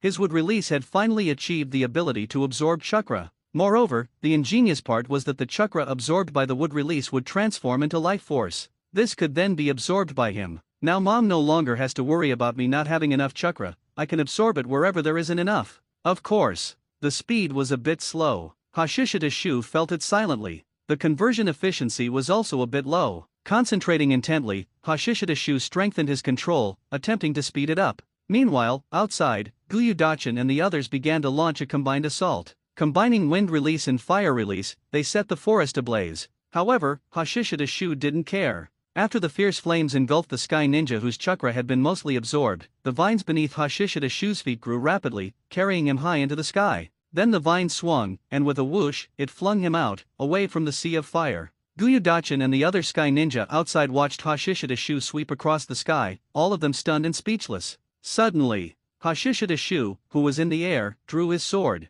Wind release, vacuum sword. Over a dozen wind blades howled down from the sky. Gyudachin and the others quickly dodged, and Hashishida Shu immediately fell from the sky, clapped his hands together, and formed the snake seal. Would release, advent of a world of trees. Crack! Gyudachin looked down and saw the ground crack open, saplings drilling out from it, and then rapidly expanding under his horrified gaze. Using would release, advent of a world of trees again, Hashishida Shu was clearly more relaxed. In an instant, Gyudachin and the other Sky Ninja were submerged by the dense wooden vines. One by one, the Sky Ninja were entangled by the vines. Even a jonin like Gyudachin was no exception. The vines grew directly from beneath their feet, and they had no time to escape at all. Then, before they could struggle, the chakra in their bodies began to drain away. My chakra is being sucked away. Orochimaru pulled his ninja sword out of a Sky Ninja, casually flicked off the blood, and looked up towards the Sky Ninja village. The Sky Ninja village's resistance to the outside was becoming increasingly fierce. At the same time, more and more villagers were fleeing. The power of Root seems to be beyond imagination. Orochimaru's eyes flickered. The forces he, Jiraiya, and Tsunade brought were all outside. From the current situation, the internal situation of the Sky Ninja village was clearly very unfavorable to the Sky Ninja side. Suddenly, Orochimaru's gaze sharpened. He saw an afterimage flash quickly and then land in front of him. Lord Orochimaru, Lord Danzo's command is to immediately lead your men to launch a fierce attack on the Sky Ninja village. The Root Ninja who came to deliver the order finished speaking and didn't wait for Orochimaru's reaction, immediately using the body flicker technique to disappear from the spot. They are launching a full-scale attack so quickly. Orochimaru furrowed his brow. What exactly happened inside the Sky Ninja village? Even without their leader, the Sky Ninja still have a considerable number of jonin, as well as a not insignificant number of chinin. For this support mission, the Konoha Ninja brought by Orochimaru and the other two were only a little over 100. The Sky Ninja village belongs to the second tier of villages in the shinobi world. Not to mention genin, just the number of chinin, according to intelligence, is estimated to be 700 or 800. This is not a weak force. Otherwise, Hiruzen Sarutobi wouldn't have been so hesitant before. However, despite his doubts, Orochimaru decisively obeyed the order. Danzo is a veteran of the battlefield, experienced, and Orochimaru trusted his judgment. On the other side, Jiraiya received the order and immediately led his men to execute it, continuously pushing the front line towards the Sky Ninja village. Sky Ninja village. The memories of the three clones were successively fed back. Hashishita Shu was greatly encouraged. He did it. Moreover, as the memories of the wood clone were fed back, as he further mastered the power of wood release, Hashishita Shu clearly felt changes in his body. His physical vitality was increasing. First, the activation of the Hashirama cells in his body was steadily rising, and then the activity of the cells belonging to Hashishita Shu's original body also increased. And the most intuitive manifestation of this change was the increase in chakra volume. As expected, there is still room to tap into the Hashirama cells. Hashishita Shu was overjoyed. Not only were the Hashirama cells further excavated and utilized, but his own physical potential was also further explored, and this meant that the scale of his tree world advent could be larger. As expected of the Hashirama cells, Hashishita Shu sighed inwardly. With just a little more excavation, his strength had improved in a different way. Now, facing a regular jonin, if he used tree world advent, he could completely crush them. Moreover, he was least afraid of facing many people. Of course, that doesn't mean tree world advent is invincible. Large-scale fire release and wind release can destroy wood release, but the prerequisite is that they have a chance to form hand seals within the forest, or if they are outside the forest, the speed of destruction must exceed the growth speed of the tree vines. Indeed, there is no perfect, invincible ninjutsu, but Hashishita Shu leaped down from a tree. As long as I am invincible, that's enough. Forming hand seals with both hands, 6 wood clones emerged from behind him. Go! From now on, whether the Sky Ninja village is chaotic or not is up to us. Go plant trees, Hashishita Shu spoke. The next moment, the 6 wood clones disappeared with a whoosh. After arranging for 6 clones to plant trees, Hashishita Shu's main body leaped to the Sky Ninja village hospital. This time he didn't use the transformation technique to conceal himself, but just swaggered into the hospital. Then, tree world advent. Tree vines grew wildly from the ground and walls, quickly engulfing the entire hospital. Injured Sky Ninja, Medical Ninja, and ordinary doctors were all captured by the tree vines, except for Yakushi Nanu. When Yakushi Nanu appeared before Hashishita Shu and bowed, calling him captain, the Sky Ninja suspended in the air all widened their eyes. A spy. So that's it, this guy, damn it, he was actually hiding in the hospital. Bastard. Many Sky Ninja learned the truth and couldn't help but break down and curse. Hashishita Shu ignored them, directly extracting their chakra to replenish his own consumption. Meanwhile, in a hidden dark room, a pair of eyes watched the situation outside through tiny holes. Infiltrating as a medical ninja, Shino clenched his fists tightly, trying hard to suppress his anger, then quickly turned and left. However, Shino didn't know. After he turned and left, Hashishita Shu immediately swept his gaze over. Hashishita Shu was indeed not a sensory ninja. However, the tree world advent technique has the characteristics of a barrier, and his perception can extend through the tree vines. Therefore, Shino's presence was sensed by Hashishita Shu. But now was not the time to capture him. Let Shino work hard for now, and he will come back to harvest the fruits later. Withdrawing his gaze, Hashishita Shu left the hospital with Yakushi Nanu, and then ran into Inyazuka Ryo riding Black Ball. Seeing Yakushi Nanu, Inyazuka Ryo was a little surprised, then quickly relayed the order. Captain, Lord Danzo has ordered a full-scale attack on the Sky Ninja. Hashishida Shu nodded, immediately understanding Danzo's meaning. Conceal the wood release. I understand. Saying this, he raised one hand, and his shadow clone appeared to the side, then took the exploding tag and entered the hospital. A moment later, he activated the exploding tag, setting fire to the hospital engulfed by the forest. Let's go, Hashishida Shu leaped up. On the other side, inside the forest created by the wood clones, the root ninja looked at the dried-up corpses and couldn't help but swallow. This scene was truly a bit bone-chilling. They affixed the exploding tags. The root ninja withdrew from the forest, then detonated the exploding tags, setting the entire forest ablaze. The 6 wood clones created 6 forests in the Sky Ninja village, each burying dozens or even hundreds of Sky Ninja. This was the reason Danzo issued the order for a full-scale attack. Because the Sky Ninja's morale was almost completely broken by Hashishida Shu alone, Danzo seized the critical moment. After giving the order, he personally led his men to charge into the Sky Ninja village, becoming the final straw that broke the Sky Ninja's morale. Having lost the command of their Jonin, the Sky Ninja became a scattered mess. Even though they still held an absolute advantage in numbers, they fought individually and were steadily defeated. Standing on the rooftop, looking at the villagers fleeing in all directions, Yakushi Nana showed a look of reluctance. Beneath the mask, Hashishida Shu was expressionless and said lightly, if the Sky Ninja had succeeded, Konoha would have faced this fate. Yakushi Nana nodded, trying hard to suppress her pity. She remembered what Hashishida Shu had said. Showing pity to the enemy is being cruel to oneself and to one's comrades. Inyazuka Ryo looked at the completely chaotic Sky Ninja village, his expression under the mask somewhat dazed.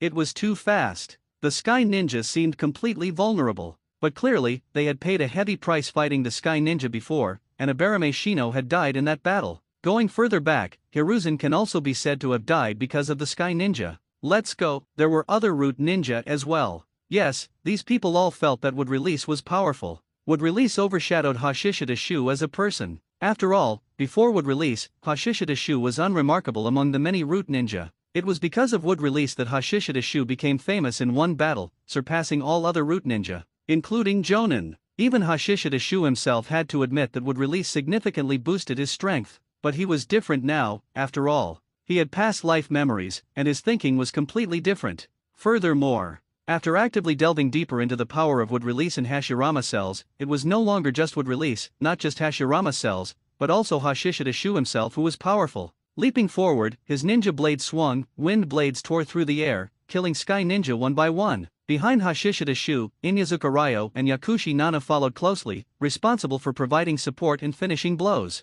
It was only then that Inyazuka Ryo realized that even without Wood Release, his captain's strength was still formidable. Powerful blade technique, fast, fierce, and accurate. Sharp wind release, cutting through any enemy defense. The three advanced rapidly, defeating groups of Sky Ninja, then pursuing the fleeing enemy. Captain, it's Lord Danzo, Inyazuka Ryo suddenly low shouted. Pulling his ninja blade out of the Sky Ninja's body and casually shaking off the blood, Hashishida Shu looked. It was indeed Danzo. He was only with 2 people and had encountered 7 or 8 Sky Ninja. It must be said that the current Danzo was truly in his prime. Holding a ninja blade, he engaged in close combat, his blade technique even more formidable than his. He dealt with one person in a few moves, then sheathed his blade and formed hand signs, instantly killing 3 people with a vacuum wave. Following that was vacuum spheres, a barrage of air bullets, and with the coordination of his 2 subordinates, he directly finished off the remaining Sky Ninja. The speed of his attacks, the timing, the power of his ninjutsu, there was nothing to criticize. At least, that's how it seemed in Hashishida Shu's eyes. It looked like flowing clouds and water, pleasing to the eye. It was truly stunning. Hashishida Shu had to admit that the current Danzo was a handsome older man. No wonder Danzo had a considerable number of supporters in Konoha. After watching a small battle, Hashishida Shu led his people forward. Lord Danzo. Danzo nodded slightly. You did very well. To be able to make the Sky Ninja collapse so quickly is beyond my expectation. Hashishida Shu lowered his head slightly. Everything I have today is thanks to Lord Danzo, but it will probably be difficult to hide my Wood Release any longer. Danzo frowned slightly upon hearing this. He had actually realized this point as well, otherwise he wouldn't have ordered the destruction of traces. Although the Root Ninja would keep silent, the Sky Ninja wouldn't. In the current situation, Root would find it difficult to control all the Sky Ninja. The key was with Orochimaru and Jiraiya's side. Of course, as long as the actions were swift, and Root took the prisoners away as soon as the battle ended, the possibility of Wood Release being leaked could be minimized. But regardless, Hashishida Shu's reminder had to be considered. What if it was leaked? Danzo absolutely did not want Hashishidashu to be transferred away by Hiruzen Sarutobi. He was too useful. I will handle this matter, keep up. Without a solution in mind yet, and with it being a crucial moment, Danzo did not hesitate here. Thus, Hashishidashu also started providing support.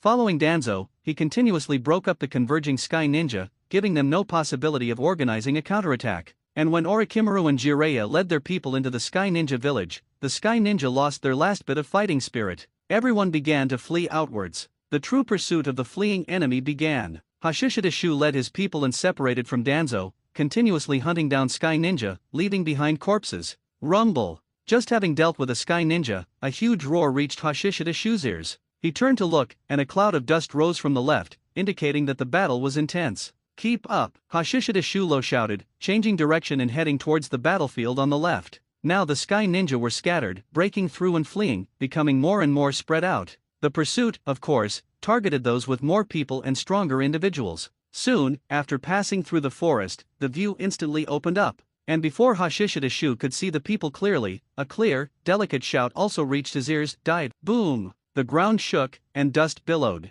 Accompanied by screams, Hashishidashu saw several figures flying backward. They were all Sky Ninja. Hashishidashu's gaze swept over and he immediately understood. The medical team's camp. At this time, Konoha had not yet assigned medical ninja to frontline combat squads. Medical ninja often existed in the form of medical teams, and during major battles, they were often in the rear as logistics. Of course, this referred to most ordinary medical ninja. As the dust dispersed, Tsunade, with her golden ponytail, came into view. Just then, a Sky Ninja attacked her from behind. Chakra erupted under Hashishidashu's feet, his body moved at high speed, appearing behind Tsunade, and he used his steel body to block the ninja blade aimed at Tsunade. Tsunade turned with a change in expression, then punched in anger, sending the attacking Sky Ninja flying dozens of meters away with a single punch, her fist landing on his abdomen, directly breaking his spine with sheer force. The sound of bones breaking was clearly audible to Hashishidashu, and the person died before even hitting the ground. Are you alright? Tsunade looked at Hashishidashu. I'm fine, let's deal with the enemy first.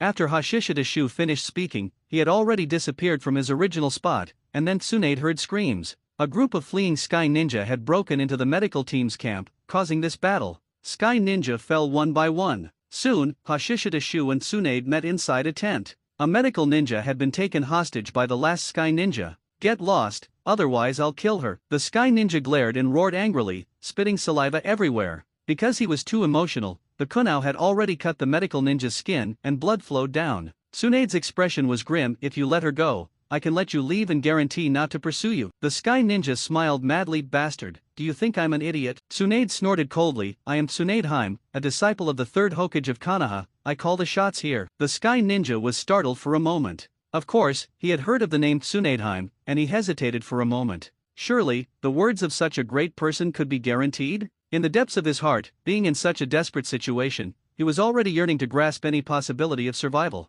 However, in that instant of his hesitation, Hashishidashu, who was holding his blade, suddenly moved. His blade shot out with a whoosh, arriving before the Sky Ninja could react, piercing the medical ninja's shoulder socket, and then piercing the Sky Ninja as well. Screams followed one after another, and the kunai in the Sky Ninja's hand fell. Before it hit the ground, Hashishidashu had already appeared beside the Sky Ninja, and grabbed his neck with one hand. Crack! His neck was snapped by Hashishidashu's 5 forceful fingers, followed by a boom, and the Sky Ninja was slammed into the ground by Hashishidashu. It took a while to describe, but in reality, it was only 2 seconds. Tsunade didn't expect Hashishidashu to be so aggressive. She quickly flashed forward and caught the medical ninja who was crying out in pain and falling forward. Hashishidashu had already stood up, raised his hand and waved, dispersing the dust. Let's go, clear out the Sky Ninja around here, Hashishidashu said, forming hand seals. 3 shadow clones appeared, then instantly scattered. The pursuit continued. Inside the tent, while using medical ninjutsu, Tsunade slowly drew out a ninja sword.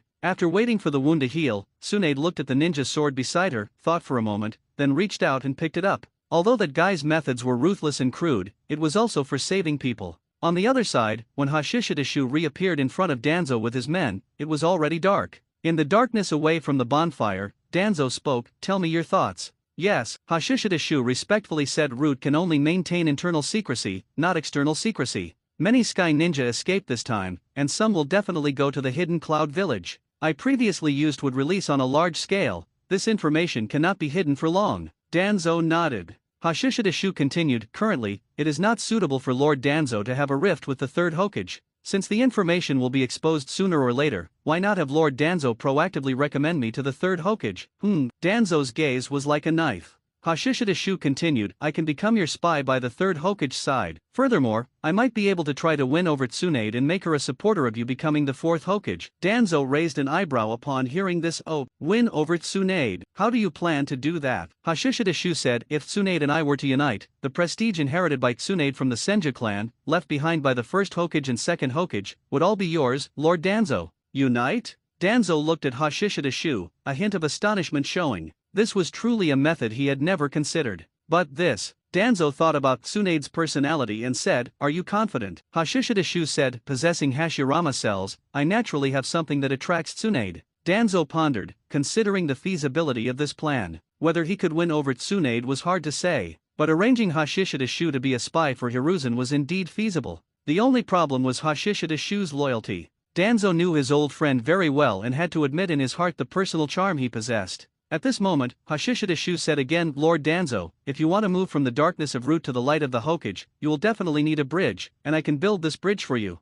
Danzo's heart was greatly moved upon hearing this. Looking at the respectful Hashishida Shu, Danzo couldn't help but ponder. If Hashishida Shu was sent out, what could he use to restrain him? Or rather, at the crucial moment, what method could be used to easily silence him and bury numerous unspeakable things? In an instant, countless thoughts flashed through Danzo's mind, breeding countless schemes and stratagems. However, Danzo did not respond to Hashishida Shu, saying deeply, I will arrange this matter. Wood release is still a secret, for you, it is also a trump card. Hashishida Shu immediately nodded, understood. After separating from Danzo and returning to Inyazuka Ryo and Yakushi Nanu, Hashishida Shu looked at the flickering bonfire and pondered to himself. This guy Danzo has a dark mind. Perhaps he doesn't have such great ambition to be Hokage right now, or rather, his ambition is hidden deep within his heart. But regarding his suggestion, Hashishida Shu believed Danzo would definitely be moved. He was constantly provoking Danzo, which was almost equivalent to instigating internal strife in Konoha. However, if Konoha wasn't in chaos, how could he rise to power?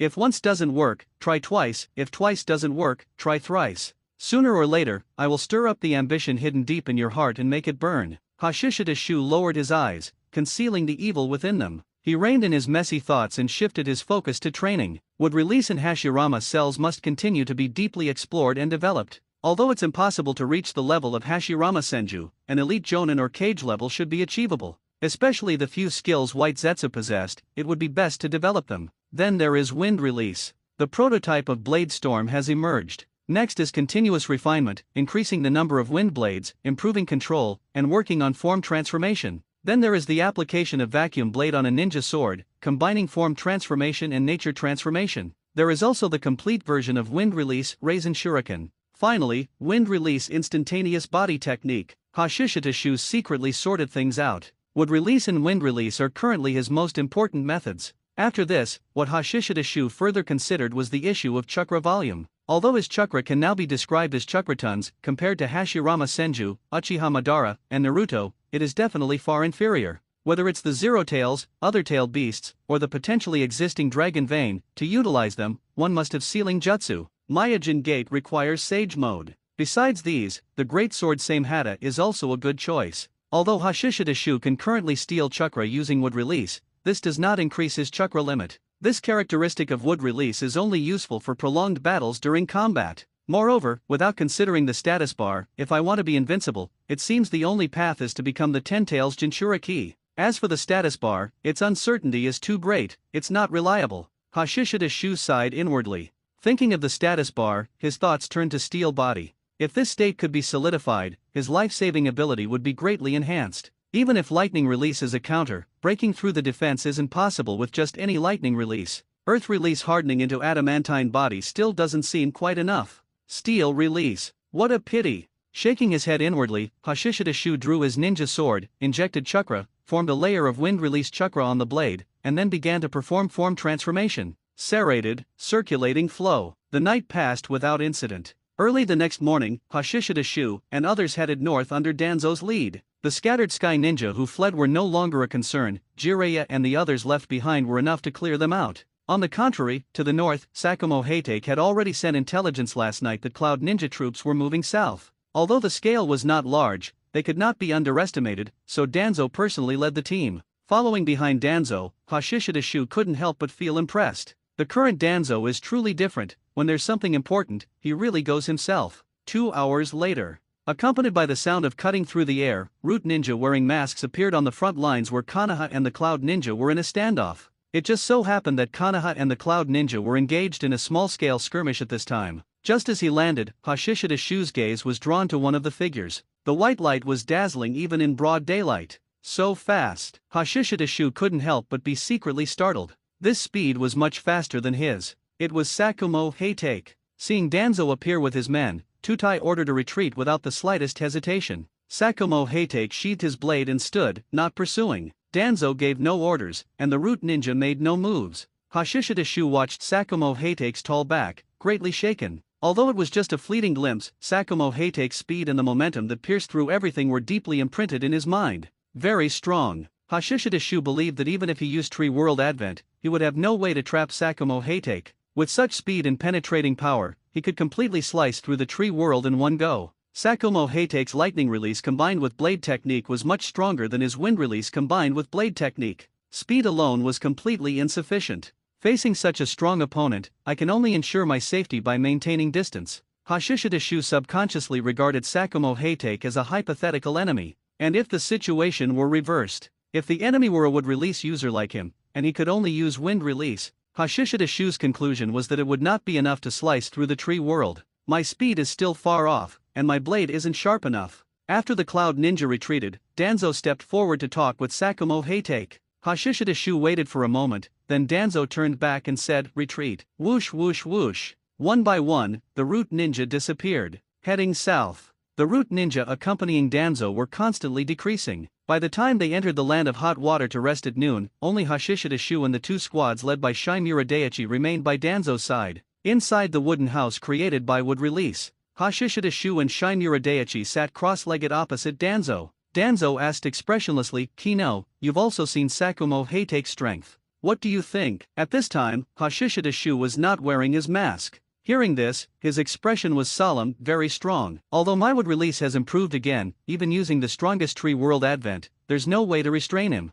Konoha White Fang's speed is too fast. He is an extremely excellent assassin with invincible strength." Danzo nodded slightly. "Konoha White Fang is indeed Konoha's sharpest blade right now. However, your progress is good. If you continue, you will surpass him. Don't forget you have the first Hokage's power." In Konoha, especially among those who came from the first Hokage's era, there was no one who wasn't superstitious about the first Hokage's power. Even the third Hokage Hiruzen Sarutobi, who would later be called the strongest Hokage, couldn't help but conduct wood-release experiments. Listening to Danzo's words, Hashishidashu's expression immediately changed from solemn to full of confidence. This subordinate is confident that in the future, with the power of wood release, I will surpass Konoha White Fang and become Lord Danzo's, and Konoha's, sharpest blade. Danzo was very satisfied with Hashishidashu's attitude, then forcefully commanded, "Master the part of wood release that suppresses tailed beasts as soon as possible." Hearing this, Hashishidashu's heart slightly chilled, his thoughts raced 1,000 times in an instant, and he lowered his head slightly. Yes. Half an hour later, the group continued their journey, arriving at Konoha in the evening. Returning after several days, Hashishidashu couldn't help but secretly breathe a sigh of relief, feeling a sense of coming home. However, after returning to the root base, this feeling disappeared. The atmosphere of the root base was naturally oppressive.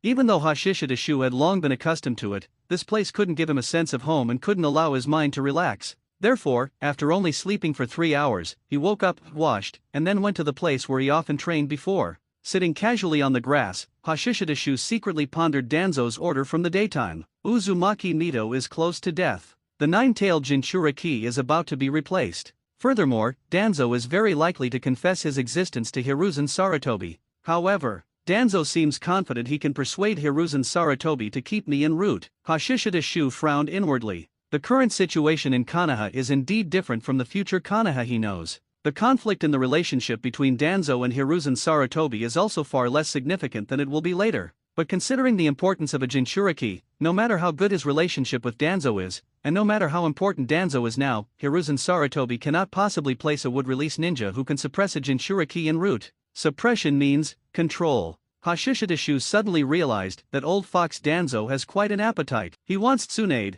and he wants the nine-tailed Jinchuriki too. No, the nine-tailed Jinchuriki has a higher priority. Compared to the so-called Tsunade Hyman Senju prestige, controlling the nine-tailed Jinchura ki is definitely more important in Danzo's eyes. Thinking this, Hashishidashu couldn't help but secretly side plans are no match for changes. Suppressing various thoughts, Hashishidashu formed hand seals and created clones to train separately. The night passed without incident. The next day, after finishing his morning training, Hashishidashu left the root base dressed as a civilian. After eating breakfast, he went to the ninja tool shop and picked up the twin blades he had previously custom ordered. The twin blades were one long and one short. The style of the long blade was nothing special, it was a standard ninja blade. However, this was a true chakra blade, which could serve as a medium for performing jutsu. The short blade was the same. The style of the short blade was similar to Sakumo Heitake's short blade. Returning to the root base, Hashishidashu began to allocate some energy to contemplating his twin blade style, simultaneously using both hands.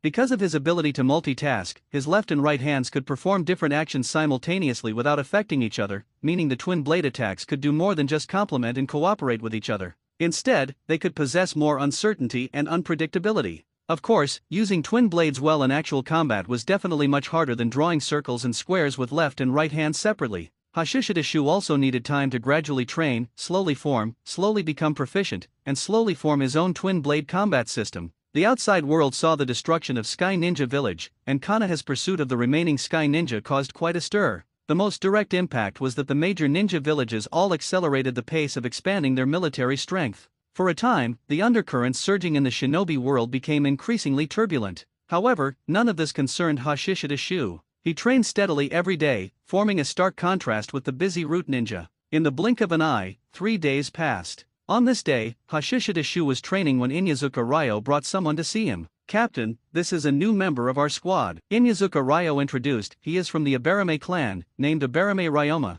and he is 12 years old this year. Hashishidashu raised an eyebrow slightly upon hearing this. He was familiar with this name. A root member skilled in infiltration, who accompanied Danzo as a bodyguard along with Orochimaru. Of course, this was the future that Hashishidashu knew. But the current Abarame Ryoma was just a 12-year-old boy, very green. Taking off his mask, Abarame Ryoma bowed. "Captain, I am Abarame Ryoma, codenamed Pegasus." Leaving Konoha village. Only then did Shimura Daiichi say to Hashishidashu, "Kino, the Umbu's target this time is a merchant caravan. There is someone in the caravan who is a ninja who chose to retire from combat after being injured. The Umbu has confirmed that he is using the caravan as cover to sell Konoha's intelligence. Furthermore, there might be a hidden reason why all the members of his squad died in battle back then." Hashishidashu listened and said, "Meeting with outside Konoha forces while traveling with the caravan?" Shimura Daiichi nodded. "The Umbu wants to capture the outside Konoha forces he is meeting with as well. We are here just in case. That guy once had the potential to become a jonin." Currently, the Umbu is also unsure when he started selling Konoha's intelligence, whether it was after his injury or before.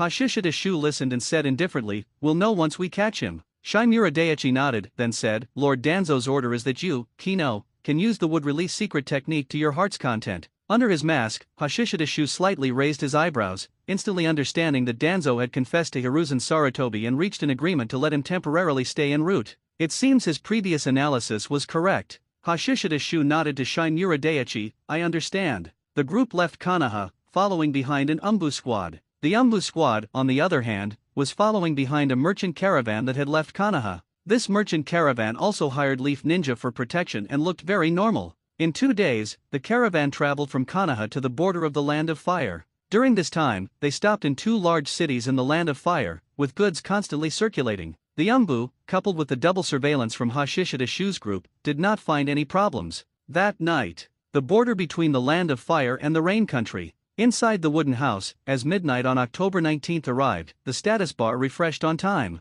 Hashishidashu immediately checked the permanently solidified status bar. Unfortunately, it still only showed Knife Skill Expert, and he had not obtained Steel Body. Clearly, the adamantine body that Hashishidashu developed based on the Earth-release ninjutsu Earth Spear was not enough to solidify Steel Body. It was a bit disappointing. However, there were also gains. Adamantine body was not bad. So far, Hashishidashu could complete the hardening of his entire body within 3 seconds. Although this time was still relatively long, it could be done from the outside in. If it was just skin hardening, it could be done instantly. Putting away that bit of disappointment, Hashishidashu's gaze shifted to the current status bar. Current status, Hypnotic Master Note. In this state, you possess master-level hypnotic talent. After hypnotizing others, you can do as you please. Please use with caution, especially on the opposite sex. Refresh countdown 167:57:57 Hypnosis. Genjutsu? Hashishita Shu was slightly pleased. Genjutsu was definitely one of his major weaknesses. He only knew basic genjutsu release, but not how to use it.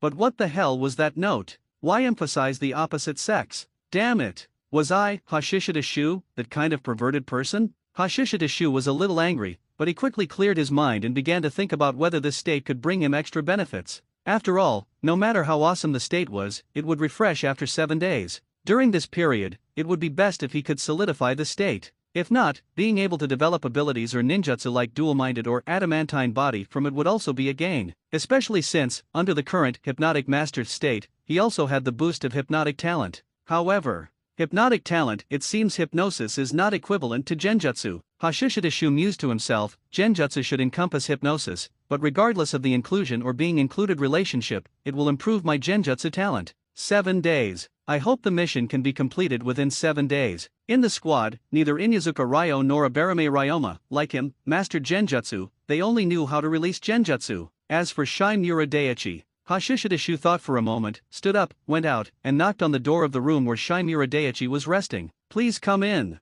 Shimura Daiichi's voice came out. Hashishita Shu pushed the door open and entered. After sitting down, he directly asked, you should know genjutsu, right? Shimura Daiichi was startled for a moment, then nodded. My genjutsu level is just average. What's wrong? Hashishita Shu was quite satisfied after hearing this and said, I came to ask for your guidance. I hope you can teach me the genjutsu you have mastered. Shimura Daiichi was stunned. This, wouldn't it be too presumptuous? Hashishita Shu looked at Shimura Daiichi's expression and slightly frowned. What? You're unwilling? I am the person Lord Danzo values most, the sharpest blade in Lord Danzo's hand. Lord Danzo's will is my will. When Lord Danzo is not present, my will is Lord Danzo's will. My strength is Lord Danzo's strength, it is Root's strength. And you are not only a member of Root, but also from the Shimura clan. Shimura Daiichi's mouth twitched as he listened. I haven't even refused yet, why are you saying so much? Although what he said made a lot of sense. Of course, there is no problem teaching genjutsu, but I only know 2 genjutsu. Shimura Daiichi immediately agreed, smooth as silk, without any hesitation. But he did not know that he had actually been quietly hypnotized by Hashishita Shu. Demonic Illusion, Hell Viewing Technique, Nirvana Temple Technique. These were the 2 genjutsu that Shimura Daiichi had mastered. The former was Seer Rank, which could make the target see the scene they feared most. And the Nirvana Temple Technique was Air Rank, a genjutsu that could induce mass hypnosis. Under hypnosis, Shimura Daiichi told him everything he knew without holding back. 3 hours later, Hashishita Shu, who had mastered the 2 genjutsu, left Shimura Daiichi's room. Genjutsu, it doesn't seem difficult at all. The night passed without incident. As the sun rose, after eating pills and replenishing water, Hashishita Shu and the others set off again, following behind the Umbu, entering the territory of the Rain Country. It was autumn, and the autumn rain in the Rain Country was somewhat chilling. Although they didn't bring raincoats, Hashishita Shu and the others, wearing hooded outfits, didn't get drenched. As noon approached, the caravan entered a small town in the Rain Country. Hashishita Shu's group settled down in a cave outside the town. But they had only rested for less than half an hour when the root ninja responsible for entering the town to monitor returned in a hurry. Captain, the Umbu has made their move, but the situation is not good. Rain ninja are involved, and they are surrounded. Shimura Daiichi frowned upon hearing this, then subconsciously looked at Hashishita Shu. Hashishita Shu stood up. You go find the squad escorting the caravan. I will take the others to support the Umbu first. Okay. But at this time, holding a sword in his right hand, with a fierce look, he was fiercely fighting an Umbu under the rain curtain, surprisingly evenly matched. And the other 3 Umbu were surrounded by a total of 10 rain ninja, and 2 of them had already been injured, but there were also 2 bodies of rain ninja lying on the ground. This was the scene Hashishita Shu saw when he arrived with his men. The mantis stalks the cicada, unaware of the oriole behind. Would release secret technique, deep forest emergence? The moment his body landed, Hashishita Shu completed the hand seals. The rain ninja also discovered that enemy reinforcements had arrived, and they all shouted loudly to remind each other, 4 of them turning to pounce on Hashishita Shu and the others. But before they could reach Hashishita Shu, roots and vines shot up from the ground and grew rapidly, covering the sky and earth, engulfing them in the blink of an eye, even obscuring the rain curtain. What is this? Damn it! Hurry and break through! Several rain ninjas shouted repeatedly, swinging their ninja swords to cut off the vines, but more vines appeared, sweeping in from all directions, impossible to cut through. In less than 3 seconds, the 4 rain ninja were bound by the vines. At the same time, the forest rapidly spread, also engulfing the other rain ninja and the Umbu. At this moment, not only were the rain ninja shocked, but the Konoha Umbu were also the same. In fact, the Umbu were even more shocked, because they knew that what was before them was the wood release secret technique, the powerful force that the first Hokage relied on to pacify the warring states. Didn't the experiment on wood release fail and get sealed? Someone actually mastered the wood release secret technique. So strong. With such dense attacks, it's too difficult to break through. The four Umbu stared blankly at the rain ninja and that Konoha rogue ninja being captured by the vines. The enemies who had nearly wiped out their team were solved in an instant. The impact was too great. Also impacted mentally was Abarame Ryoma, whose mind couldn't help but echo Inyazuka Ryo's earlier instruction: never question the captain. The captain's will is Lord Danzo's will, because he is Lord Danzo's sharpest blade en route. Before, Abarame Ryoma didn't quite understand these words, but now, he understood. Having captured all the enemies in one go, Hashishida Shu flickered several times and arrived in front of the one-armed ninja. Their eyes met, and the one-armed ninja was ferocious, staring fiercely at Hashishida Shu, grinning mockingly. Don't waste your energy, I won't say anything. Also, don't even think about getting anything from my mind, because a sealing jutsu has already been set up. Upon hearing this, Hashishida Shu turned to Inyazuka Ryo and said, "Three heads, teach Abarame Ryoma,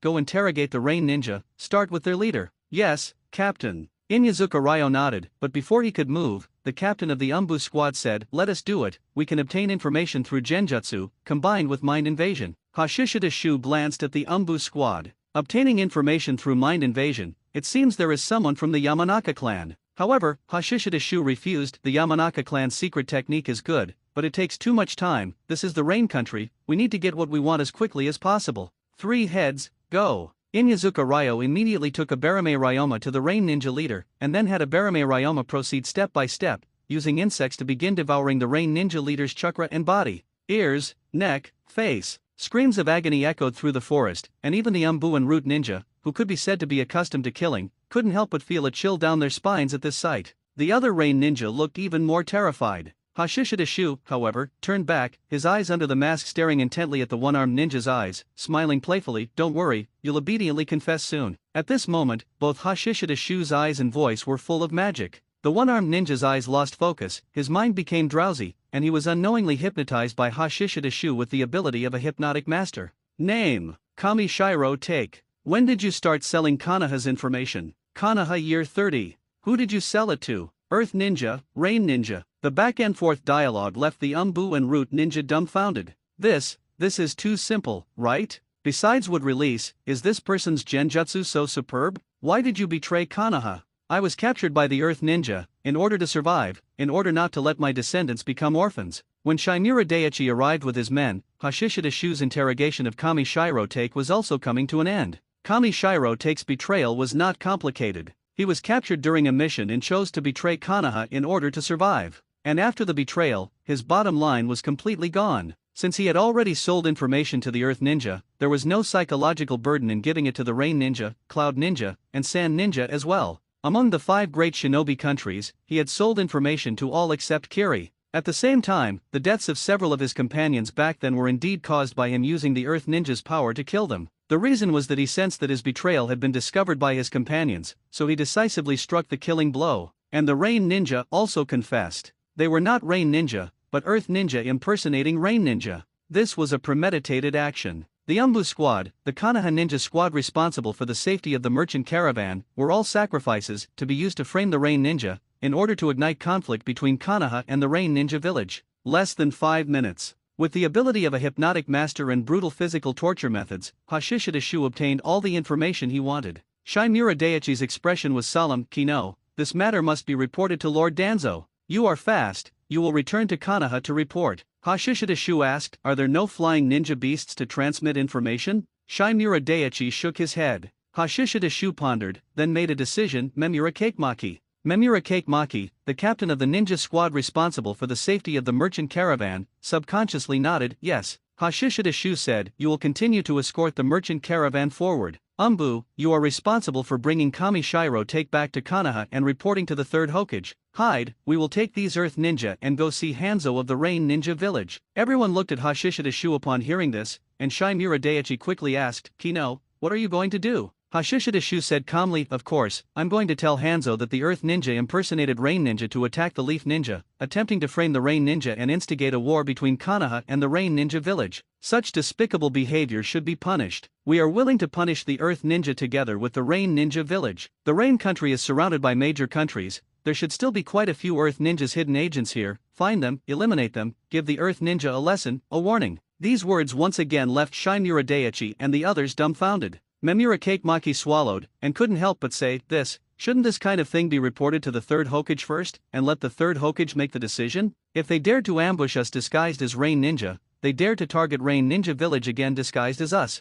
Hashishidashu said decisively, now we have the initiative, but if we give it up, we will fall into a passive state again. Shimura Daiichi and Memura Kakemaki fell silent. Although they felt Hashishidashu was too aggressive, what he said made a lot of sense. Then, Hashishidashu said again, I'm not asking for your opinions by saying this, but issuing an order. His gaze swept over everyone, who agrees, who opposes? Inyazuka Ryo and Aberame Ryoma immediately raised their hands in agreement.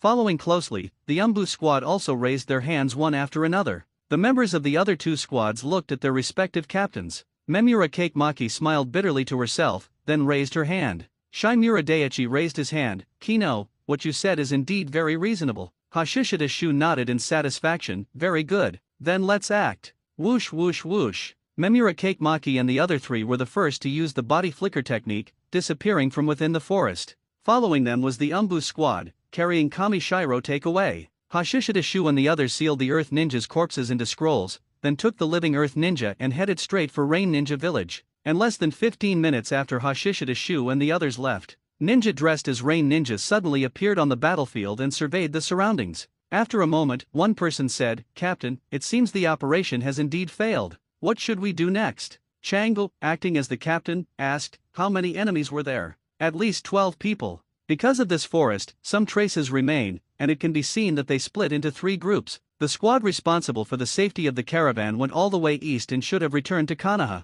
Another group most likely went to Rain Ninja village. Chang'e's eyes narrowed, and his expression became serious. Rain Ninja village, it seems not only did the mission fail, but our identities were also exposed. We must intercept them. Chase. As soon as he finished speaking, he had already disappeared from his original spot. Immediately after, the others also used the body flicker technique to follow, turning into afterimages under the rain curtain, heading towards Rain Ninja village at the fastest speed. And after they left, Hashishidashu walked out from inside a tree, then transformed into a large tree. Wood clone. Under the rain curtain, Hashishidashu, who was on his way, paused his steps. He had received the memory feedback from his wood clone. You go first, the Earth Ninja are catching up. Hashishidashu stopped. Shimura Daiichi paused his steps, then continued forward, understood. After watching Inyazuka Ryo and his group disappear into the rain curtain, Hashishidashu immediately formed a hand seal and turned into a weed by the roadside, swaying with the wind and rain. Not long after, figures streaked through the air. When the last person whizzed past, Hashishidashu suddenly erupted.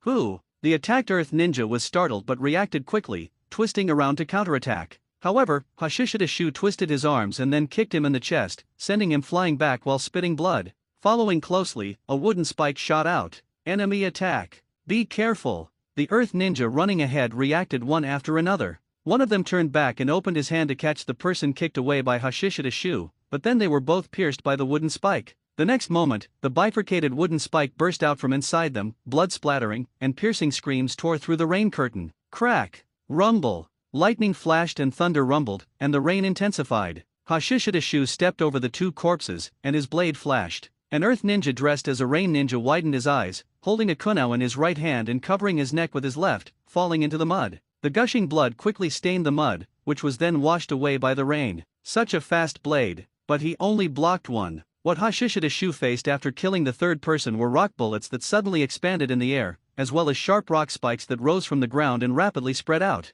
Ground attack, aerial blockade, nowhere to avoid. But Hashishidashu's steps did not stop. The short blade in his left hand was infused with wind-released chakra and shot out, cutting through a rock bullet and piercing the chest of an Earth Ninja who was forming a hand seal. And after the short blade shot out, Hashishidashu formed a hand seal with his left hand alone. Just as he was about to be pierced by the rock spikes, wooden vines rose from under Hashishidashu's feet, one of which quickly lifted Hashishidashu into the air. The other wooden vines were like wooden shields. Rock bullets hit them with cracking sounds, and wood chips flew. Using the wooden vines as support, Hashishida Shu leaped, appearing beside the person killed by the short blade. He pulled out the blade, and the corpse flew up, heading straight for an earth ninja. Bastard! The earth ninja who saw his comrade's corpse flying towards him roared, while a calm earth ninja beside him lightly shouted, "Disperse!" The two flashed away. The next moment, the corpse exploded, with limbs, countless pieces of flesh, and broken bones flying everywhere. The ground rumbled. The surrounding ground rose, and at the same time, huge rocks fell from the sky, smashing towards Hashishida Shu.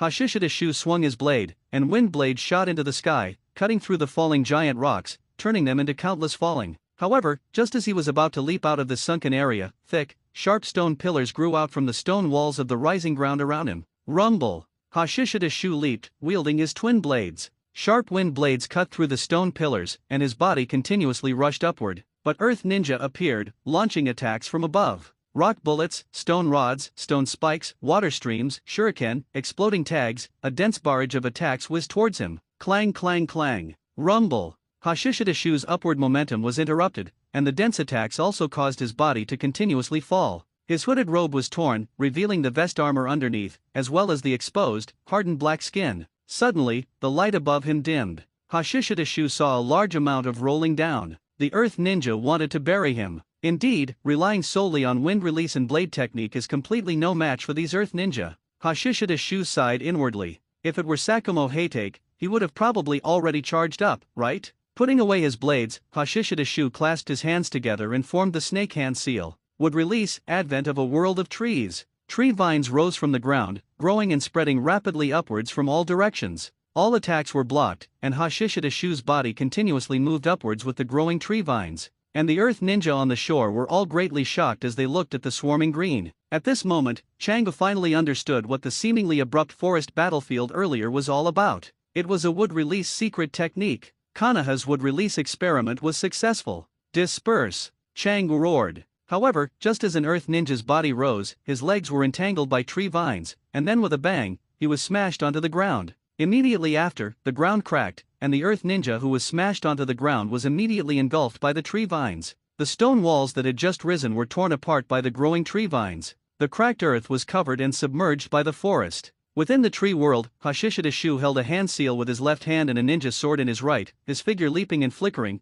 cutting down the Earth Ninja still resisting the wooden vines one by one. They were then entangled by the vines, absorbing their chakra, their bodies visibly thinning at a speed visible to the naked eye. One by one, the Earth Ninja were captured, leaving only Chang'e, who was the captain. He finally escaped the tree world. As his body landed, he twisted to face Hashishida Shu who was pursuing him, placing his hands on the ground. Just as Hashishida Shu rushed out of the tree world, two oval-shaped boulders rose up on his left and right sides, crashing towards him. Chang'e's timing was impeccable. Hashishida Shu withdrew his left hand seal, drew his sword, and brought both swords around his body. His figure twisted in midair, and wind blades spewed from the sword edges, forming a tornado constructed of wind blades. The rudimentary form of blade storm. Immediately after, the wind blade tornado was squeezed between the two boulders. Die! Chang'e gritted his teeth. But the next moment, the two converging boulders cracked and then exploded with a bang. Smoke and dust billowed. Immediately after, streaks of wind blades tore through the smoke and dust, whistling out.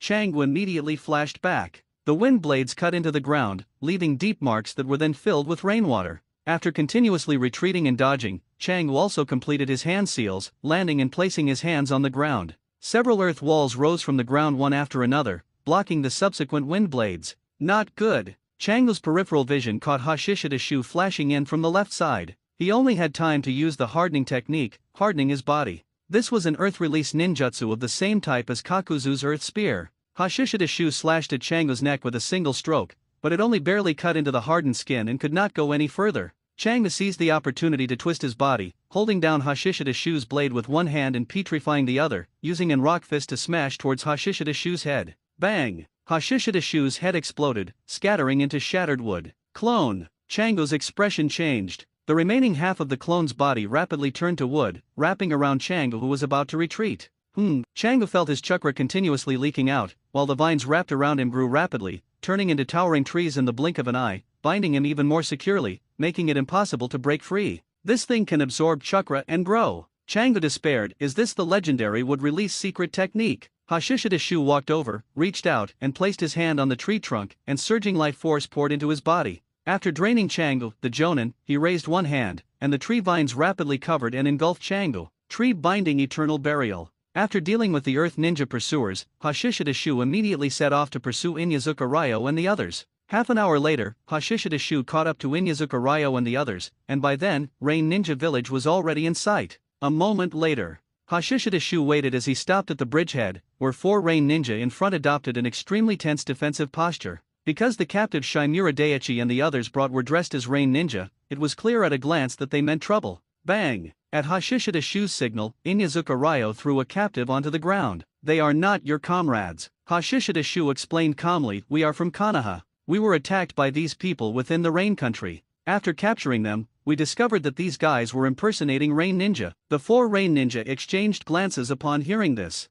Hashishida Shu continued, "Therefore, we brought them here, wishing to meet Lord Hanzo, the demigod of the shinobi world. If you don't believe us, you can take this captive to see Lord Hanzo. I believe the wise Lord Hanzo will make a judgment." Glancing at the captive on the ground, the Rain Ninja captain said, You go report to Lord Hanzo." "Yes." The young Rain Ninja immediately stepped forward, picked up the captive, and then leaped away. About 15 minutes later, the Rain Ninja Yu and 4 other Rain Ninja appeared at the bridgehead. "Friends from Konoha, I am Sufyu. Please follow me. Lord Hanzo has agreed to see you." The middle-aged Rain Ninja, who had a ponytail and a scar at the corner of his eye, spoke with a polite attitude. Hashishida Shu glanced at Shimura. On the other hand, Hashishida Shu and the others were temporarily arranged to stay by the Rain Ninja, quietly waiting for the Rain Ninja's intelligence. Dusk. The Umbu squad carrying Kami Shirotake finally rushed back to Konoha, and reported to Hiruzen Sarutobi immediately. Hiruzen Sarutobi was slightly surprised upon hearing this, and immediately had the Umbu squad send Kami Shirotake to the interrogation department.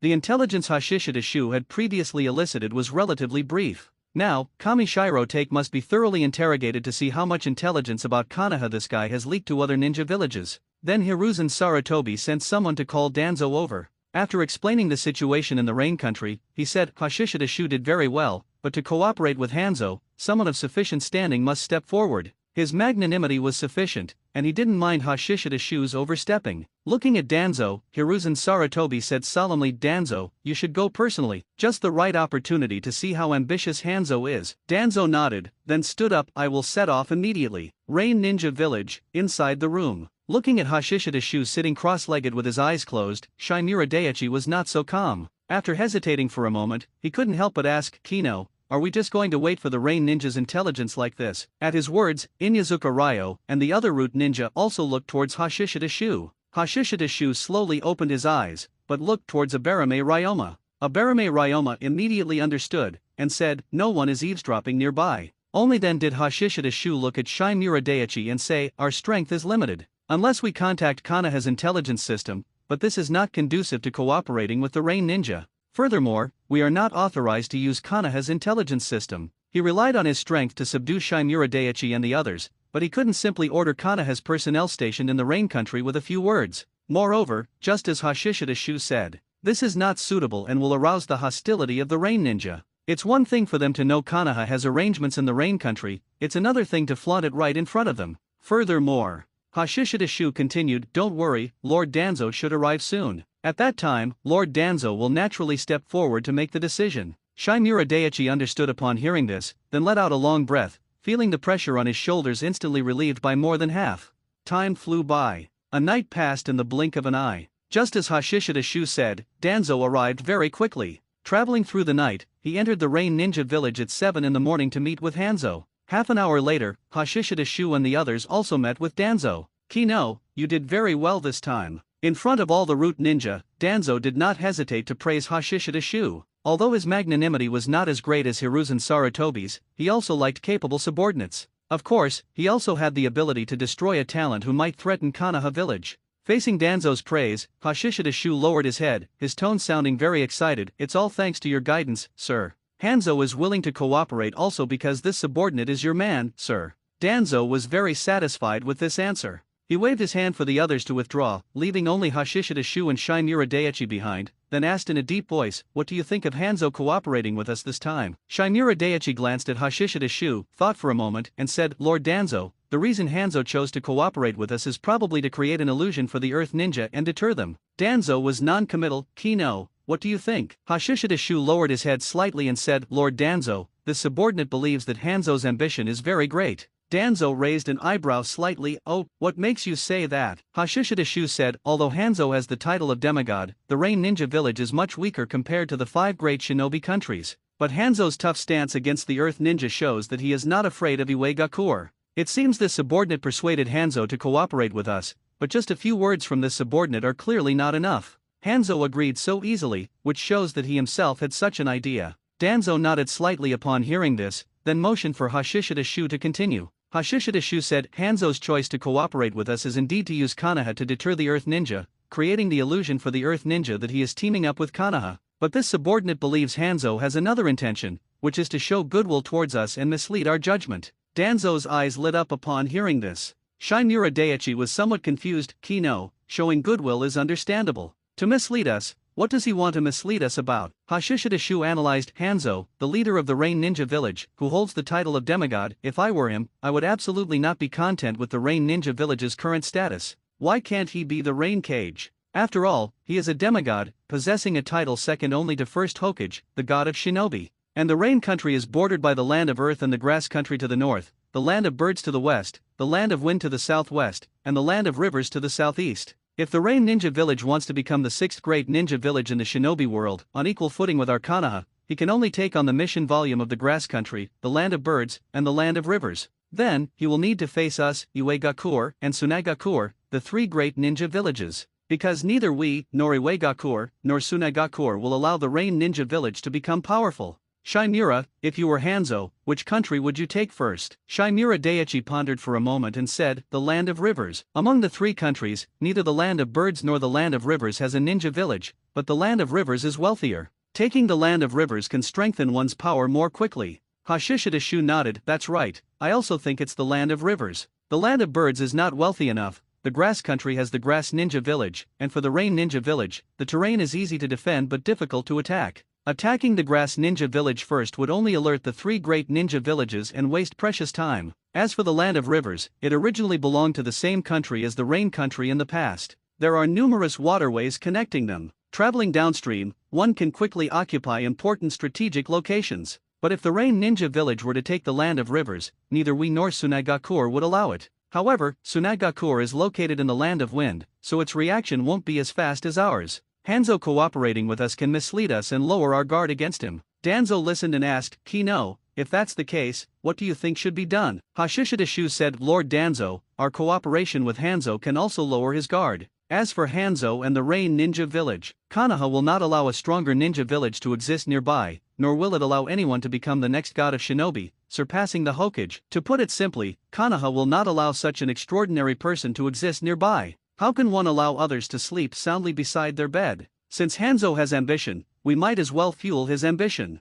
Hashishida Shu's voice carried a hint of coldness. "Fuel Hanzo's ambition, then knock him into the mud, break his spine, and make him never dare to covet what Konoha has. We might as well let him make a move on the land of rivers. Once he does, we can immediately attack the Rain country directly and turn the Rain country into a battlefield. And by then, not just us, but Iwagakure and Suna Shinobi will also definitely move against the Rain Ninja village simultaneously. Against 3 great ninja villages, even if Hanzo is a demigod, he has no chance of winning." Danzo nodded slightly, just about to speak, when there was a knock on the door from outside, and then Inyazuka Ryo's voice sounded, "Lord Danzo, Black Rain from the Rain Ninja village is here. The intelligence on the Earth Ninja has been mostly gathered, and we can make our move." A cold light flashed in Danzo's eyes. His ambition is indeed great. It seems he was well prepared. Hashishida Shu nodded in agreement. "Lord Danzo is wise. If we weren't waiting for Lord Danzo, we probably could have acted directly last night. The Rain Ninja village's strength is not bad. It's impossible for the Rain Ninja not to have some grasp of the Earth Ninja's movements.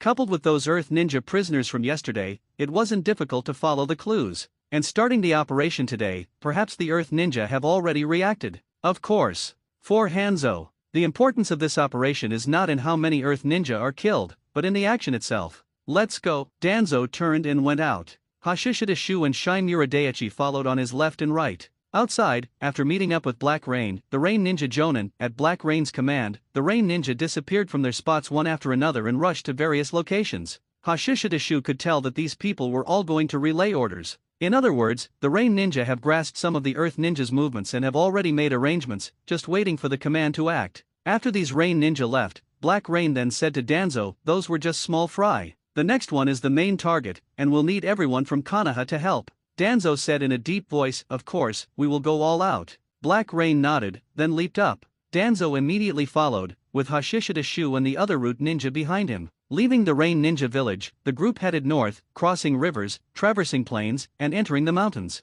As they moved through the mountains and forests, the Black Rain in front suddenly stopped, and immediately after, Hashishida Shu saw several Rain Ninja emerge from their hiding places. "Lord Black Rain, 3 Earth Ninja have left that base." Upon hearing the report, Black Rain didn't mind, launched the attack and forced them out. Understood. After receiving the order, several Rain Ninja disappeared. Black Rain immediately followed, with Hashishida Shu and the others trailing behind. Before long, they reached the mountaintop and looked down into a valley below. Hashishida Shu squinted, catching sight of Rain Ninja quickly approaching the valley one by one. Suddenly, a sharp whistle sounded, and combat erupted. The Rain Ninja and Earth Ninja sentries engaged in battle, but more Rain Ninja breached the sentry line and charged into the valley. Whoosh, whoosh, whoosh. A large number of kunai were thrown, heading straight for the mountain wall. Immediately after, a roar erupted, and a series of explosions caused the mountain wall to collapse, revealing a hidden cave. Whoosh, whoosh, whoosh. Stone bullets ripped through the air, shooting out densely from the cave. Vegetation was sent flying, and some Rain Ninja were unable to dodge in time and had their bodies pierced. But more Rain Ninja had their ninjutsu ready. Rumble. Water surged, pouring into the cave. At this moment, on the mountain wall at a higher position, a stone door opened, and Earth Ninja emerged to attack. Seeing this, Danzo ordered, "Make your move," not to mention the number of ninja far exceeding the Earth Ninjas. After cleaning up the battlefield and taking the bodies of the Earth Ninjas, Hashishida Shu and his group returned to the Rain Ninja village and also saw the bodies of other Earth Ninjas, more than 10 in total. The results were not small. But in terms of numbers, it was still less than the number of Earth Ninjas Hashishida Shu had eliminated twice. The others stayed outside, while Hashishida Shu and Shimura Daiichi followed Danzo and met Hanzo again in the conference room. After a friendly exchange, Danzo didn't linger and directly took his leave. Leaving the Rain Ninja village, Hashishida Shu suddenly turned back to look at the misty village, as if he could hear the footsteps of war in his ears. He knew the future. Up to the approximate time of the outbreak of the Second Shinobi World War. But it was the first time he truly felt the war approaching little by little. "Kino, what's wrong?" Seeing Hashishida Shu's action, Shimura Daiichi couldn't help but ask in a low voice. Hashishida Shu turned back and said, "I see war walking towards us, I hear its footsteps." Shimura Daiichi was stunned upon hearing this. Danzo, walking ahead, said, "Hanzo's ambition has been unleashed after this incident. The Rain Ninja village might become the starting point for the outbreak of the Shinobi World War." He had already decided to increase the monitoring of the Rain Ninja village's movements. Just as Hashishida Shu had said, around Konoha, there can be a demigod, but absolutely no new god of shinobi is allowed. Border of the Land of Earth. Bodies were sent here by the Rain Ninja and were quickly discovered by Iwagakure's border defense force. "Damn it, bastards. Captain, those guys haven't gone far yet, let's attack." "Yes, we must get revenge." Looking at the bodies of their comrades on the ground, the many Earth Ninjas were extremely enraged. The leading Earth Ninja, however, suppressed his anger and calmly shouted, "Shut up, starting a war must have the order from Lord Third Tsuchikage. This matter must be reported to Lord Third Tsuchikage for a decision. As for revenge, we must trust Lord Third Tsuchikage." The many Earth Ninjas stopped clamoring upon hearing this, but the anger and hatred in their hearts did not diminish at all. Instead, they kept accumulating due to suppression. By the time the intelligence arrived at Iwagakure, it was already night. Oniki looked at the intelligence that was sent and couldn't help but grit his teeth in anger. Hanzo's actions were too arrogant. However, as Oniki looked at the list of bodies, he also noticed something wasn't right. This matter is also related to Konoha. Oniki let out a cold snort and began issuing orders. That night, the Earth Ninjas were exceptionally busy. But intelligence regarding the Rain Country was also being sent to Oniki's desk little by little. Although the Earth Ninjas' strength in the Rain Country suffered a huge blow, they were not completely eradicated, a portion remained deeply hidden, and there was no lack of spies hidden in the Rain Ninja village. By the time dawn broke, Oniki had completely confirmed the alliance between Konoha and the Rain Ninja village. This couldn't help but make him frown. Undercurrents were surging in the shinobi world, and everyone was expanding their military. At such a time, Konoha suddenly joining forces with the Rain Ninja village to target Iwagakure, for whatever reason, was unusual. Perhaps, Konoha and the Rain Ninja village were even truly forming a military alliance. The land of rivers, the grass country, the land of birds. Onaki's gaze turned to the shinobi world map. Konoha had detected Hanzo's ambition, so it was naturally impossible for Onaki to have no reaction at all. After staring at the map for a long time, Onaki finally spoke and issued orders. Not retaliation, but intelligence missions targeting the Rain Ninja village and the Rain country. Increase the intensity of infiltration. Increase intelligence gathering efforts. Retaliation, there's no rush for now. Iwagakure cannot initiate the war first. It was already the next day when Hashishida Shu returned to Konoha. After sleeping, he applied to enter the Roots data room to copy the genjutsu stored there. And after trying, Hashishida Shu discovered the hypnotic talent brought by Hypnotic Master is only outstanding when practicing hypnotic ninjutsu. For example, hypnotic genjutsu like the Nirvana Temple technique, even A rank, he learned in a very short time, but non-hypnotic ninjutsu, even B rank, was very slow to cultivate. For example, the technique of hiding in darkness. However, this still did not diminish Hashishida Shu's enthusiasm for cultivating genjutsu. In the blink of an eye, 2 days passed. The status refresh was getting closer and closer. Hashishida Shu put down the genjutsu scroll in his hand, thought for a moment, and made a decision. Create a hypnotic genjutsu himself. Root had collected quite a few ninjutsu of the genjutsu type, but there were too few hypnotic ones. He had gained a lot from his research in the past few days, but he felt it was difficult to acquire the hypnotic master's status. Perhaps creating a hypnotic genjutsu similar to the Nirvana Temple technique could work. After making the decision, Hashishida Shu immediately immersed himself in research. At the same time, Danzo and Hiruzen Sarutobi were together. Although the Earth Ninjas are quite active in the Rain country, they don't seem to intend to start a war. Danzo reported to Hiruzen Sarutobi. He had been paying attention to the situation in the Rain country these past few days. Hiruzen Sarutobi heard this with a hint of regret. Onaki is like a stubborn rock, indeed not an easily impulsive person. If the Earth Ninjas directly started a war against the Rain Ninja village, it would be extremely beneficial for Konoha. Danzo said, that is indeed the case. However, judging from the Earth Ninja's movements, it's only a matter of time before they act against the Rain Ninja village. If Hanzo makes a move to expand his influence, that guy Onaki will definitely take action. Hiruzen Sarutobi nodded, then asked, what about Tsunagakure? Danzo said, Tsunagakure hasn't shown much reaction. However, if Hanzo makes a move on the land of rivers, Tsunagakure definitely won't just watch. When the 3 great ninja villages make their move, even if Hanzo is a demigod, he won't be able to resist, and we must also crush his ambition. Hiruzen Sarutobi nodded, you will be responsible for the Rain Ninja village. Mito Uzumaki won't be able to hold on much longer, make sure Hashishida Shu is prepared. Danzo's heart skipped a beat, and he immediately nodded, understood. After leaving the Hokage building and returning to the root base, Danzo immediately ordered Hashishida Shu to be summoned. Lord Danzo. Hashishida Shu, who had left a clone to train, arrived in a hurry. Danzo stood with his hands behind his back, facing away from Hashishida Shu. Kino, within the next 3 months, you must master the wood-release secret technique that can suppress the tailed beasts.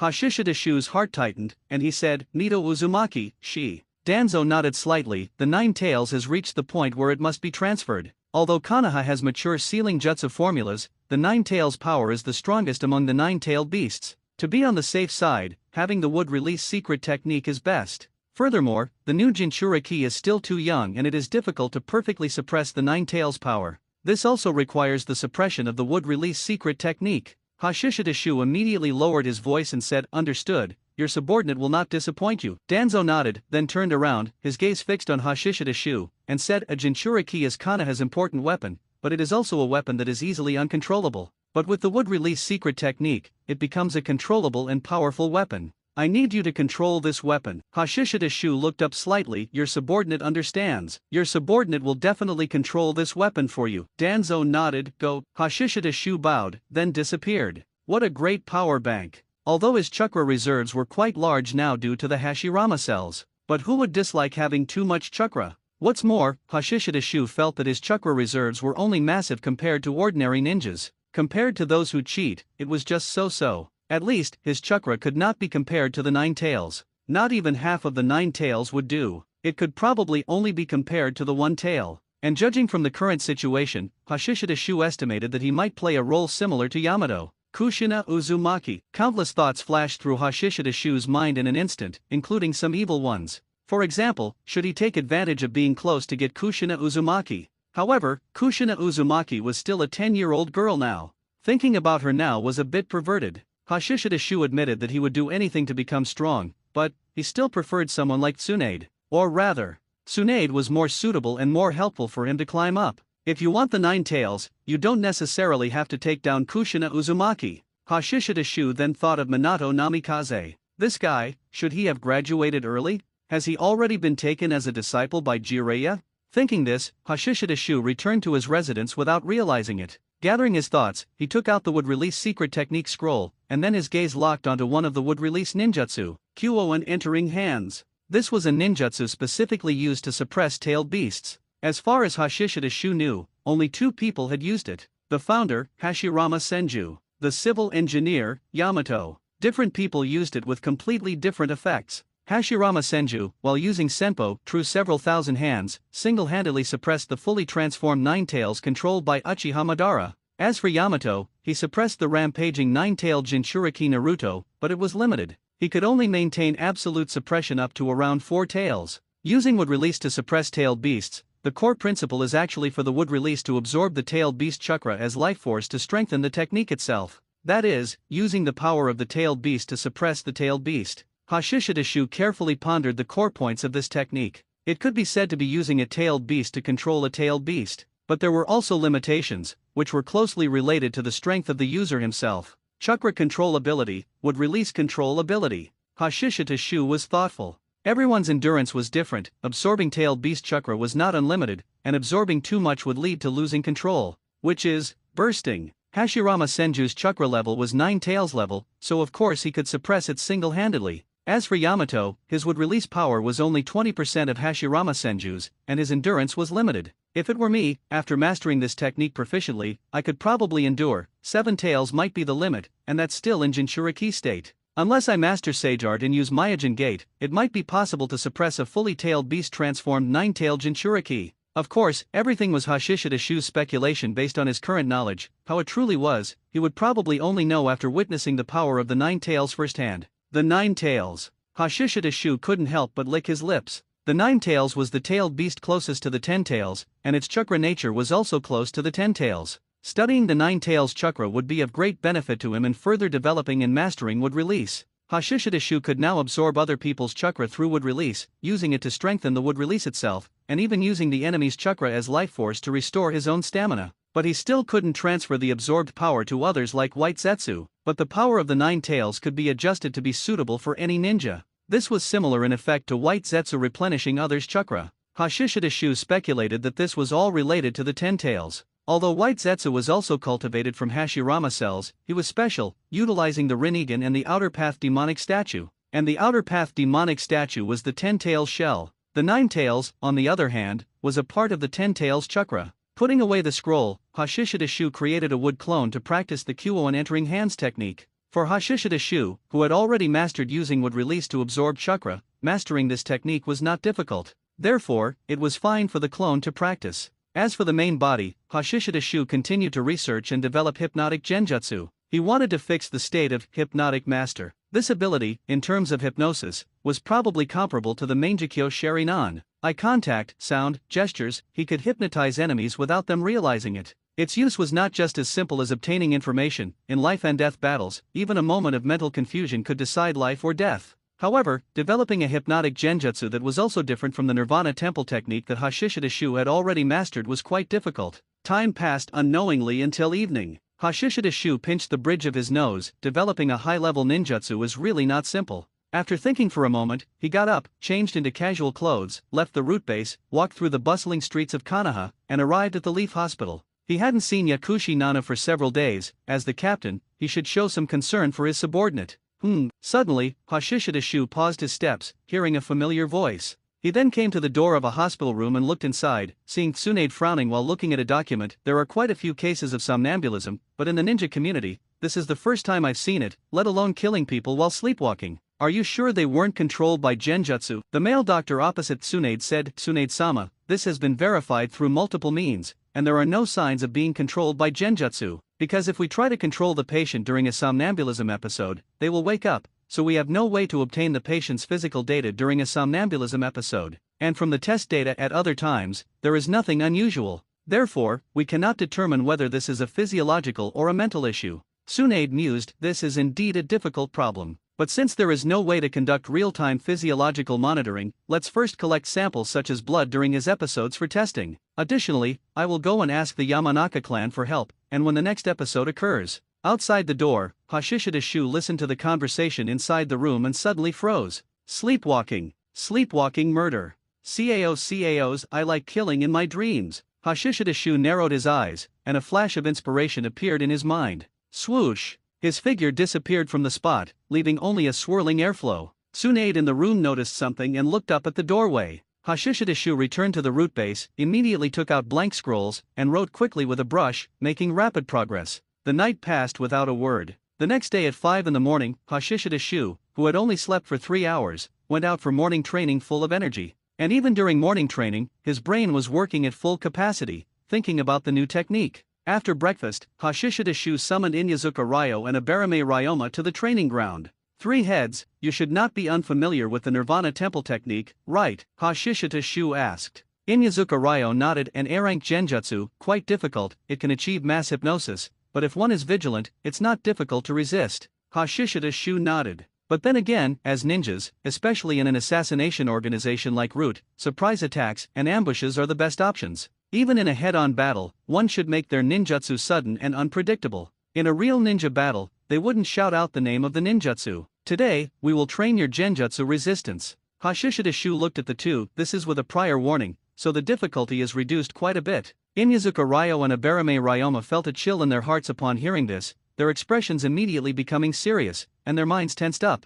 Hashishida Shu said no more, raised his hand and threw several shuriken, then quickly formed hand signs with both hands. Genjutsu, Nirvana Temple. Inyazuka Ryo and Abarame Ryoma, who had just dodged the shuriken, saw feathers falling all over the sky, and their brains seemed to become drowsy. Woof woof. The ninja dog Black Ball barked furiously, and Inyazuka Ryo instantly woke up. Abarame Ryoma next to him was not affected by Hashishida Shu's genjutsu at all because of the parasitic insects in his body. Hashishida Shu raised an eyebrow. Inyazuka Ryo and Abarame Ryoma were both special secret technique type ninjas, and their methods of resisting genjutsu were very unique. General genjutsu really couldn't affect them, especially Abarame Ryoma, who had a large number of parasitic insects in his body. The hypnotic precision of Nirvana Temple is still a little bit off. Thinking this, Hashishida Shu's figure moved suddenly, attacking Inyazuka Ryo and Abarame Ryoma. The three engaged in close combat. After a few moves, Abarame Ryoma was the first to be kicked away by Hashishida Shu. His body rolled a few times on the ground.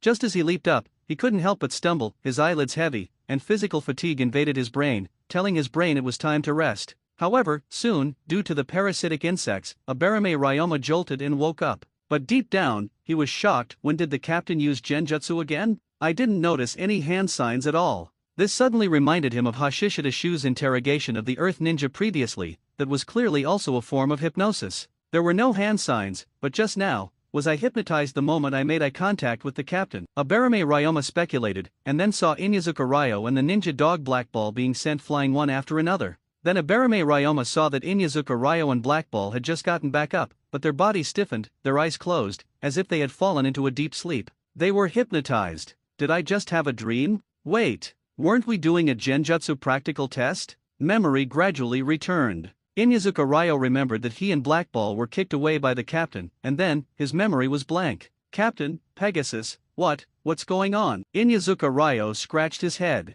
Black Ball also immediately barked twice. It also completely lacked a segment of memory. You were hit by a genjutsu, Hashishida Shu said, but didn't explain much. The effect of the jutsu just now was quite good, completely achieving the result he expected. However, being able to deeply hypnotize Inyazuka Ryo and the ninja dog Black Ball in such a short time just now was due to the power of the hypnotic master, not just a simple genjutsu. With his own ability, it wasn't enough to deeply hypnotize two targets in such a short time during combat. Without the hypnotic master state's enhancement, his new jutsu could only achieve its effect during a surprise attack or when the enemy was already controlled. Of course, this doesn't mean it was a failure. This is still a very good genjutsu, especially effective for infiltration and assassination. However, Inyazuka Ryo didn't know the inside story and was very shocked. Captain, your genjutsu is even more powerful than the Uchiha Sharingan. Being hypnotized during combat, and even losing a segment of memory, is not something ordinary Sharingan Genjutsu can achieve. Master-level hypnosis is naturally not comparable to ordinary Sharingan. Continue, Hashishida Shu said, and launched an attack again. He needed to continuously improve his hypnosis precision and constantly draw nourishment from the hypnotic master state. And Inyazuka Ryo, Abarame Ryoma, could also continuously improve their ability to deal with Genjutsu hypnosis through training. However, based on previous experience, for Hashishida Shu to solidify this state, just creating a new jutsu wasn't enough. He needed to become a hypnotic master himself. 7 days, the difficulty was not low. In fact, after developing the new jutsu, Hashishida Shu no longer had much confidence in achieving it, and what he could do now was to improve himself as much as possible. The entire morning was spent in training. When it ended, Inyazuka Ryo, Black Ball, and Abarame Ryoma, 2 people and 1 dog, were all lying on the ground. Inyazuka Ryo and Black Ball, the person and the dog, both had expressions of utter despair, their eyes slightly glazed over. It was truly because they had been hypnotized too many times this morning, causing their minds to become somewhat disoriented. Abarame Ryoma was slightly better, but there was also shock in his eyes. Because he was also hypnotized, even with insects in his body, there was no way to wake him from deep hypnosis. Conventional Genjutsu release methods seemed to be completely ineffective. Sitting on the ground, Hashishida Shu silently sorted through his gains. The new jutsu could be said to be initially complete, and the effect was good. Hypnotize, and then manipulate the hypnotized person's subconscious, putting them in a sleepwalking state. In this state, the manipulated person can use all their own abilities, and their body can also be controlled by the manipulator to use the jutsus the manipulator has mastered. Unfortunately, after a morning of training, Hashishida Shu still couldn't perfectly utilize the new jutsu in combat without using the hypnotic master state. This meant that the new jutsu had limitations on its usage scenarios. Of course, Hashishida Shu knew this was because his own hypnosis precision was insufficient. The difference between expert level and master level is very large. Even with the master level talent enhancement from the hypnotic master state, fully realizing the talent is not something that can be done overnight. I still need to work harder, to do my best. Hashishida Shu stabilized his mindset, then his thoughts turned, and he began to think about naming the new jutsu. Call it Sleepwalking Jutsu? Isn't that a bit too direct, a bit too simple? How about Dream Walker Technique? Having decided on the jutsu name, Hashishida Shu said to Inyazuka Ryo and the other, continue at 2 in the afternoon. After leaving, Hashishida Shu didn't return to the root base, but came outside the Leaf Hospital. After waiting for a moment, he saw Yakushi Nana come out of the hospital and immediately waved, "No you." Yakushi Nana immediately looked over at the sound, smiled, and quickly stepped forward. Oanai-chan, let's go, I'll treat you to yakiniku. Hashishida Shu patted Yakushi Nana's shoulder and back, and smiled. Yakushi Nana smiled and nodded, However, before they had walked far, a voice came from behind, "Hey." Hashishida Shu turned back and smiled, "Tsunade, we meet again." Yakushi Nana turned around and quickly bowed, "Tsunade-sama." Tsunade stepped forward, looking at the two with some doubt, "Are you siblings?" Hashishida Shu smiled and said, "What, don't we look like it?" Tsunade pouted, then said, "Thanks for last time, your ninja sword is still with me. I'll bring it to the hospital this afternoon, and then let Nono you bring it back for you." Ninja sword? Hashishida Shu only then remembered, but that was just a standard root issue sword. He didn't expect Tsunade to have kept it for him. His mind instantly raced. Hashishida Shu smiled and said, "I'm mostly en route, no need to trouble Nono you." "Tsunade, you probably haven't had lunch yet, right? How about we eat together, and after we eat, I'll go with you to get the ninja sword." Tsunade nodded, then said generously, "Let me treat you guys." Hashishida Shu chuckled, "Are you sure, Tsunade? I heard all your money is used for gambling." Tsunade waved her hand dismissively, "It's fine, treating you to a meal is no problem." Since she insisted on treating, there was no need to be polite. Hashishida Shu nodded, "Then it's no problem." Yakushi Nana quickly bowed, "Tsunade-sama, you're too generous, you're noisy." Saying this, Tsunade walked ahead. Soon, the three arrived at a yakiniku restaurant to eat, but Tsunade also ordered sake. Seeing Tsunade pour herself sake, Hashishida Shu quickly raised his hand to stop her. "Tsunade, I won't drink."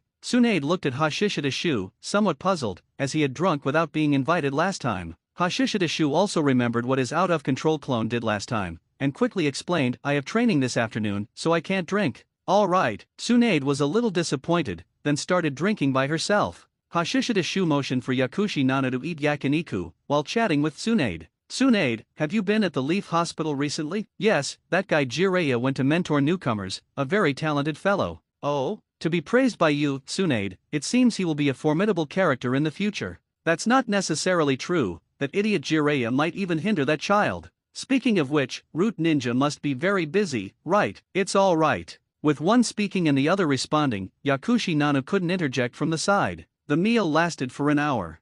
Hashishida Shu sent Yakushi Nano back to the Leaf Hospital, and then followed Tsunade to the Grand Senju clan residence. It just seemed a bit desolate here. The Senju clan had declined. This was related to the policies of the second Hokage Tobirama Senju, as well as the First Shinobi World War, and the wood release experiments. In the wood release experiments, the most deaths were among those with Senju bloodline. The most active were also the ninjas with Senju bloodline. Tsunade was very casual. She didn't ask Hashishida Shu to sit down for tea, and quickly took out the ninja sword. After reaching out and taking it, Hashishida Shu smiled and said, "Thanks." Tsunade waved her hand, "I won't see you out." Hashishida Shu nodded, not lingering, and leaped away. Tsunade watched Hashishida Shu leave, then turned and walked through 2 courtyards to Uzumaki Mito's bedroom. The beautiful princess of the Uzumaki clan back then was now old. Tsunade was a little sad. She already knew that her grandmother wouldn't last much longer. Uzumaki Mito, however, was open-minded and calm, her smile kind and gentle. "Tsunade, the child just now was good."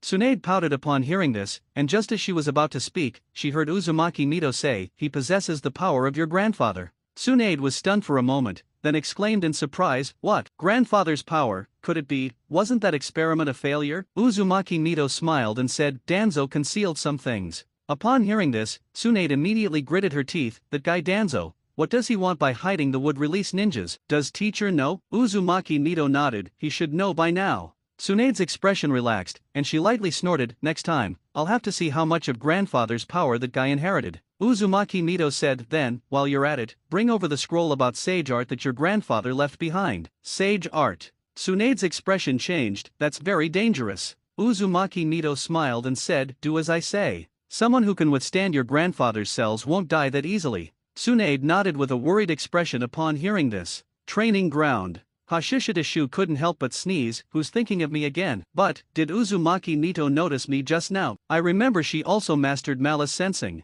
Fortunately, he had no malice towards Uzumaki Mito, Tsunade, or even the entire Konoha, otherwise he really wouldn't have dared to visit. However, Danzo didn't adopt the plan to use Tsunade, but instead wanted to control the nine-tailed Jinchuriki through him. "My lord Danzo, sometimes you are just too naive, you think too simply." Hashishida Shu sighed inwardly. "Third Hokage won't see through your little scheme." But the boss made a mistake, and as a subordinate, I can't directly say the boss is wrong, I can only quietly find and fix the omissions. Danzo didn't use the route involving Tsunade, but Hashishida Shu decided he still had to secure Tsunade, to use her as a stepping stone. Sigh, it's simply unreasonable for a subordinate who thinks about the boss like me not to get promoted. It must be the boss's fault. Swoosh swoosh swoosh. The sound of cutting through the air interrupted Hashishida Shu's thoughts. Inyazuka Ryo, Black Ball, and Abarame Ryoma arrived. Hashishida Shu got up, to the Death Forest. He not only had to be a good subordinate, but also a good superior. The first was Blade Storm, which already had a prototype. The second was Wind Release Instantaneous Body Technique, using airflow as propulsion. The third was perfecting Wind Release Raisin Shuriken. Perfecting the Wind Release Raisin Shuriken was much harder than Hashishida Shu had anticipated, even with the ability to multitask.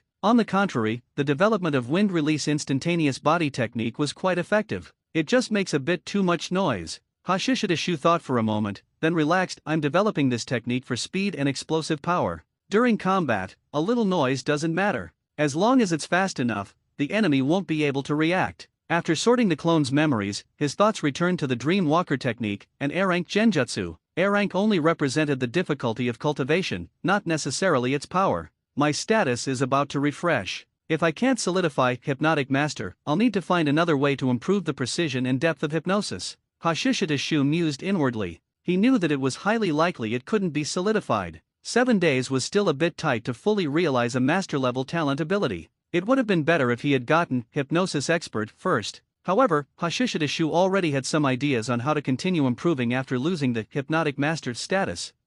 Suddenly, Hashishida Shu felt a change in himself. The status bar had refreshed. Hashishida Shu immediately switched his view. As expected, Hypnotic Master was not solidified, and the new status was Current Status, Sharp Tongue. Note, you have a sharp tongue and a mean mouth. Your words are always sarcastic and harsh, but you have a kind heart underneath. Also, please note, your tongue is poisonous. Refresh countdown 167:58:57. Looking at the new current status, Hashishida Shu's face darkened. Does it have to be this weird? And it's literal. Am I supposed to lick my enemies to death? Taking a deep breath and suppressing the sarcastic remarks bubbling up inside, Hashishidashu calmly began to consider how this new status could help improve his strength. However, no matter how much he thought about it, it was truly useless. Withdrawing his gaze, Hashishidashu's attention returned to the Dream Walker technique, the Genjutsu. Since Hypnotic Master wasn't solidified, he needed to find another way to improve the precision and power of the Dream Walker technique. Hashishidashu's previous idea was Sharingan.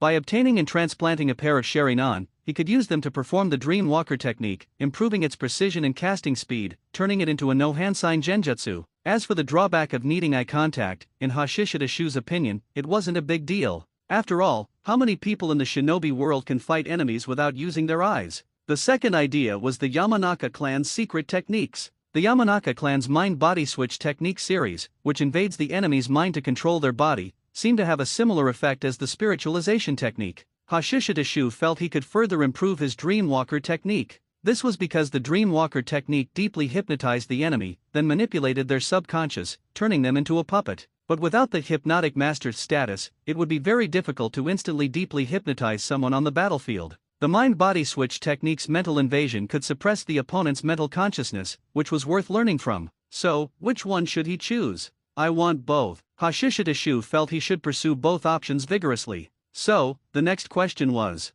how should he obtain the Sharingan, and how should he obtain the mind-body switch technique? The mind-body switch technique shouldn't be too difficult to get. As for the Sharingan, since the Uchiha don't currently have any thoughts of a coup, it's really not easy for me to attack my own people. Hashishidashu knew he wasn't a good person, but he still had a moral bottom line. He couldn't despise Danzo, understand Danzo, and then become Danzo, could he? The best plan is to search Uchiha corpses. The impending Second Shinobi World War presents a very good opportunity. The middle plan is to build a bond with an Uchiha and have them voluntarily offer their Sharingan. The worst plan is assassination, sneak attacks, and gouging out eyeballs. First, let's try to obtain the mind-body switch technique. Having made his decision, Hashishidashu sent out clones to train and went to sleep himself. Morning. After first sorting through the memories the clones had sent back, Hashishidashu finally left. Morning training, breakfast, and then he continued training Inyazuka Ryo and the others. But before that, Hashishidashu had sent out a wood clone to search for a target. By the afternoon, the clone's memories were sent back. The target was found. However, the memories the clone sent back left Hashishidashu slightly speechless. Attacking a child who is still in the ninja academy is a bit scummy, but after thinking about it, Hashishidashu still decided to use the target chosen by the clone Yamanaka Inoichi. The future head of the Yamanaka clan, Ino Yamanaka's father, was currently just an 11-year-old kid who hadn't even graduated from the ninja academy. Today's training is over. Looking at the two people and one dog sitting exhausted on the ground, Hashishidashu said flatly, "You both come from families with secret techniques. Your respective training methods already have mature systems. However, if you spend your whole life just holding on to what your ancestors left behind, no matter how excellently you master it, you'll just be a mediocrity." Inyazuka Ryo, exhausted like a dog, listened to his captain's harsh words and couldn't help but say, "Captain, developing new techniques isn't that simple." Hashishidashu looked at Abarame Ryoma and said, "Three heads is hopeless, you can try." Inyazuka Ryo immediately froze upon hearing this, then retorted indignantly, "Hey, Captain, saying that is a bit too absolute." Hashishidashu glanced at him, "I'll give you 1 month to develop a new technique.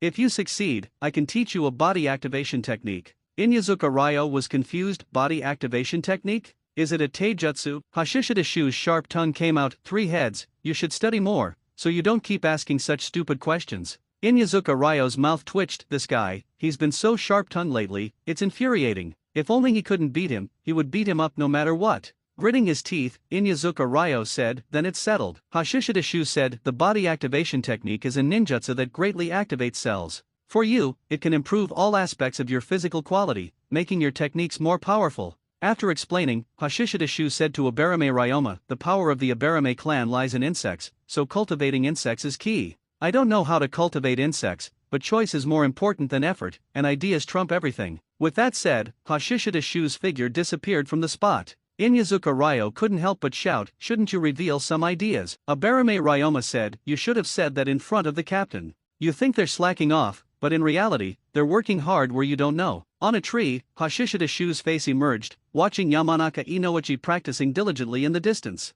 This territory belongs to the Yamanaka clan, specifically used for raising various animals and planting flowers. Therefore, this is also a good place to train the mind-body switch technique, as there are various animals that can be used as targets, and there isn't much danger. Hashishita Shu had been observing Yamanaka Inoichi for a full hour. The setting sun was about to dip below the horizon. However, repeatedly using the mind-body switch technique on animals consumed a lot of mental energy, and the little guy was already tired, panting on the ground. Hashishita Shu stepped out from the tree trunk and formed hand seals. Dream Walker technique. Yamanaka Inoichi, who was lying on the grass and panting heavily, suddenly felt his eyelids heavy. In less than a second, he closed his eyes, and then his breathing became steady, falling into a deep sleep. In the second, he suddenly opened his somewhat vacant eyes, then his body stiffly got up, and like a sleepwalker, he came before Hashishita Shu and began to mechanically teach Hashishita Shu the mind-body switch technique. A secret jutsu was obtained this easily. After Yamanaka Inoichi finished speaking, he returned the same way and lay back down where he was.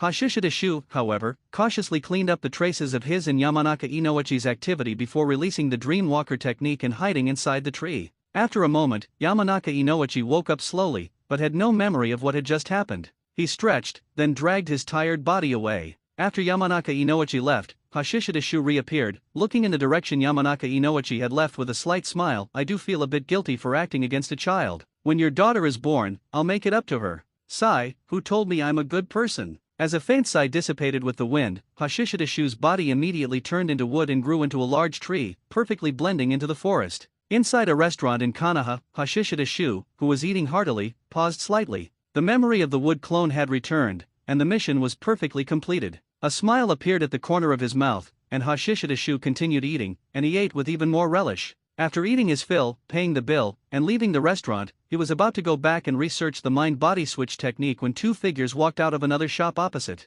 Their eyes met, and they spoke almost simultaneously. Ki no, Jiraiya. Hashishita Shu smiled and stepped forward. Beside Jiraiya, Minato Namikaze looked curiously at the approaching young man. This name, it should be a code name, right? A senior from the Umbu? Even if he's from the Umbu, in this situation, teacher Jiraiya shouldn't need to use a code name, right? Then, is he from Root? In just an instant, Minato Namikaze made his analysis. When Hashishita Shu approached, he immediately bowed and greeted him. Senior, I am Minato Namikaze, teacher Jiraiya's disciple. Hashishita Shu's gaze naturally fell on Minato Namikaze. I know you. Tsunade mentioned you to me before, saying you are very outstanding, giving Jiraiya this guy a good deal. Minato Namikaze immediately showed a somewhat shy smile and said humbly, Tsunade-sama is too kind. Jiraiya, however, laughed heartily and patted Minato Namikaze's shoulder. Tsunade wasn't wrong, Minato, you are indeed very outstanding. Of course, compared to me, you're still a little bit short. The narcissistic Jiraiya made Minato Namikaze show an awkward but polite smile. Hashishita Shu smiled. Tsunade also said that this child is wasted following you, Jiraiya. His sharp tongue came out involuntarily. You're too perverted, it's easy to lead the younger generation astray. Jiraiya's face instantly darkened, and Minato Namikaze also felt awkward. He wanted to refute and defend his teacher, but it seemed impossible to refute. Hashishita Shu's sharp tongue continued. Minato is too delicate looking, he doesn't look much like a ninja to begin with. Jiraiya, don't lead him astray. Why not give him to me? You know, when it comes to training ninjas, I'm a professional. How about it, Jiraiya? Jiraiya immediately became indignant that Tsunade really has no eye for talent. Humph. Minato is the child of destiny I'm looking for, and I, Jiraiya the sage of Mount Mayaboku, am the guide for the child of destiny. Also, Kino, trying to snatch a disciple the moment we meet doesn't seem very appropriate, does it? After speaking, Jiraiya smiled easily again. However, even if I were willing, it's impossible for Minato to become your disciple. Hashishita Shu naturally understood the meaning of this sentence. Minato Namikaze was not only someone Jiraiya thought highly of, but also a promising talent Hiruzen Sarutobi thought highly of. Hashishita Shu was just making a sharp-tongued joke. However, Hashishita Shu showed another playful smile. He couldn't take Minato Namikaze as a disciple, but perhaps he could guide Kushina Uzumaki. I have something to do. We can talk again if there's a chance in the future. Also, Jiraiya, next time you peek at people playing in the water, be a bit more discreet. Hashishita Shu waved his hand and turned to leave like the wind. Hey, you! Explain yourself! You're slandering me, that's too hateful. Jiraiya was furious, his face as black as the bottom of a pot. Minato Namikaze was used to it by his side. After spending some time together, he understood. Seeing that Minato Namikaze had no reaction, Jiraiya awkwardly stopped his act, looked at Hashishita Shu's retreating figure, and thought about the fleeting playful smile he saw, feeling a bit eerie. This guy is always so strange. Minato Namikaze asked, Teacher Jiraiya, is this senior Kino a ninja from Root? Jiraiya withdrew his gaze and walked side by side with Minato Namikaze, nodding. That's right. So even I don't know this guy's true identity. what you see may not even be this guy's real face. I should have told you, Root is the Umbu among the Umbu, right? Minato Namikaze nodded, then asked curiously, then this senior must be very powerful, right? Jiraiya nodded, then said seriously, he's a formidable guy. He possesses exquisite blade technique and wind release. Of course, compared to me, your teacher, he's still quite a bit behind. Jiraiya laughed as he said this. Back at the root base, Hashishida Shu put Jiraiya and Minato Namikaze out of his mind and focused on researching the mind-body switch technique, hoping to further advance his Dreamwalker technique. Suddenly, a night passed in the blink of an eye. When Hashishida Shu finished his research, a smile of satisfaction appeared on his face. His choice was indeed correct. The mind-body switch technique played a crucial role in his further perfection of the Dreamwalker technique. Because in the mind-body switch technique, after the user concentrates their mental consciousness and enters the enemy's body, they suppress the enemy's own mental consciousness, thereby controlling the enemy's body. Hashishida Shu doesn't need to enter his mental consciousness into the enemy's system. He only needs to suppress the enemy's mental consciousness to compensate for the lack of precision and strength in his own deep hypnosis. Thus, for the next few days, Hashishida Shu's main focus was on perfecting the Dreamwalker technique. Unconsciously, 4 days passed in the blink of an eye. On October 29, Konoha year 36, Hashishida Shu was summoned by Danzo. Konoha has received a bounty mission. The target is all high-ranking officials of the Shan Ancient Kingdom within the Land of Wind. Danzo introduced the mission. Hashishida Shu mused, political assassination. A mission secretly issued by the Land of Wind's daimyo. Danzo was non-committal. According to intelligence, the Shan Ancient Kingdom and the Land of Wind's daimyo have indeed come into conflict, but this mission contains a trap. However, this is an opportunity for us. Kino, you will lead the team to execute this mission. While assassinating all high-ranking officials of the Shan Ancient Kingdom, ensure that Yakushi Nano successfully infiltrates Tsunagakur. This is an overt maneuver to conceal a covered one. Hashishida Shu immediately lowered his head slightly, understood. Leaving Danzo's office, Hashishida Shu immediately created a clone to find Yakushi Nano and Inyazuka Ryo and Abarame Ryoma, who were still training in the Death Forest. Half an hour later, the four gathered outside the root base and then left Konoha village together. Outside the village, Hashishida Shu introduced the mission objective. Inyazuka Ryo immediately asked, Captain, the Land of Wind issuing a mission to us, this is clearly unusual, isn't it? Hashishida Shu said indifferently, 3 heads, from now on, you don't need to waste time thinking about such questions. Just diligently execute the mission according to the requirements. Inyazuka Ryo was instantly speechless, secretly cursing himself for forgetting how sharp-tongued the captain had been lately. Hashishida Shu, however, turned to ask Yakushi Nano, Nonoyu, what do you think?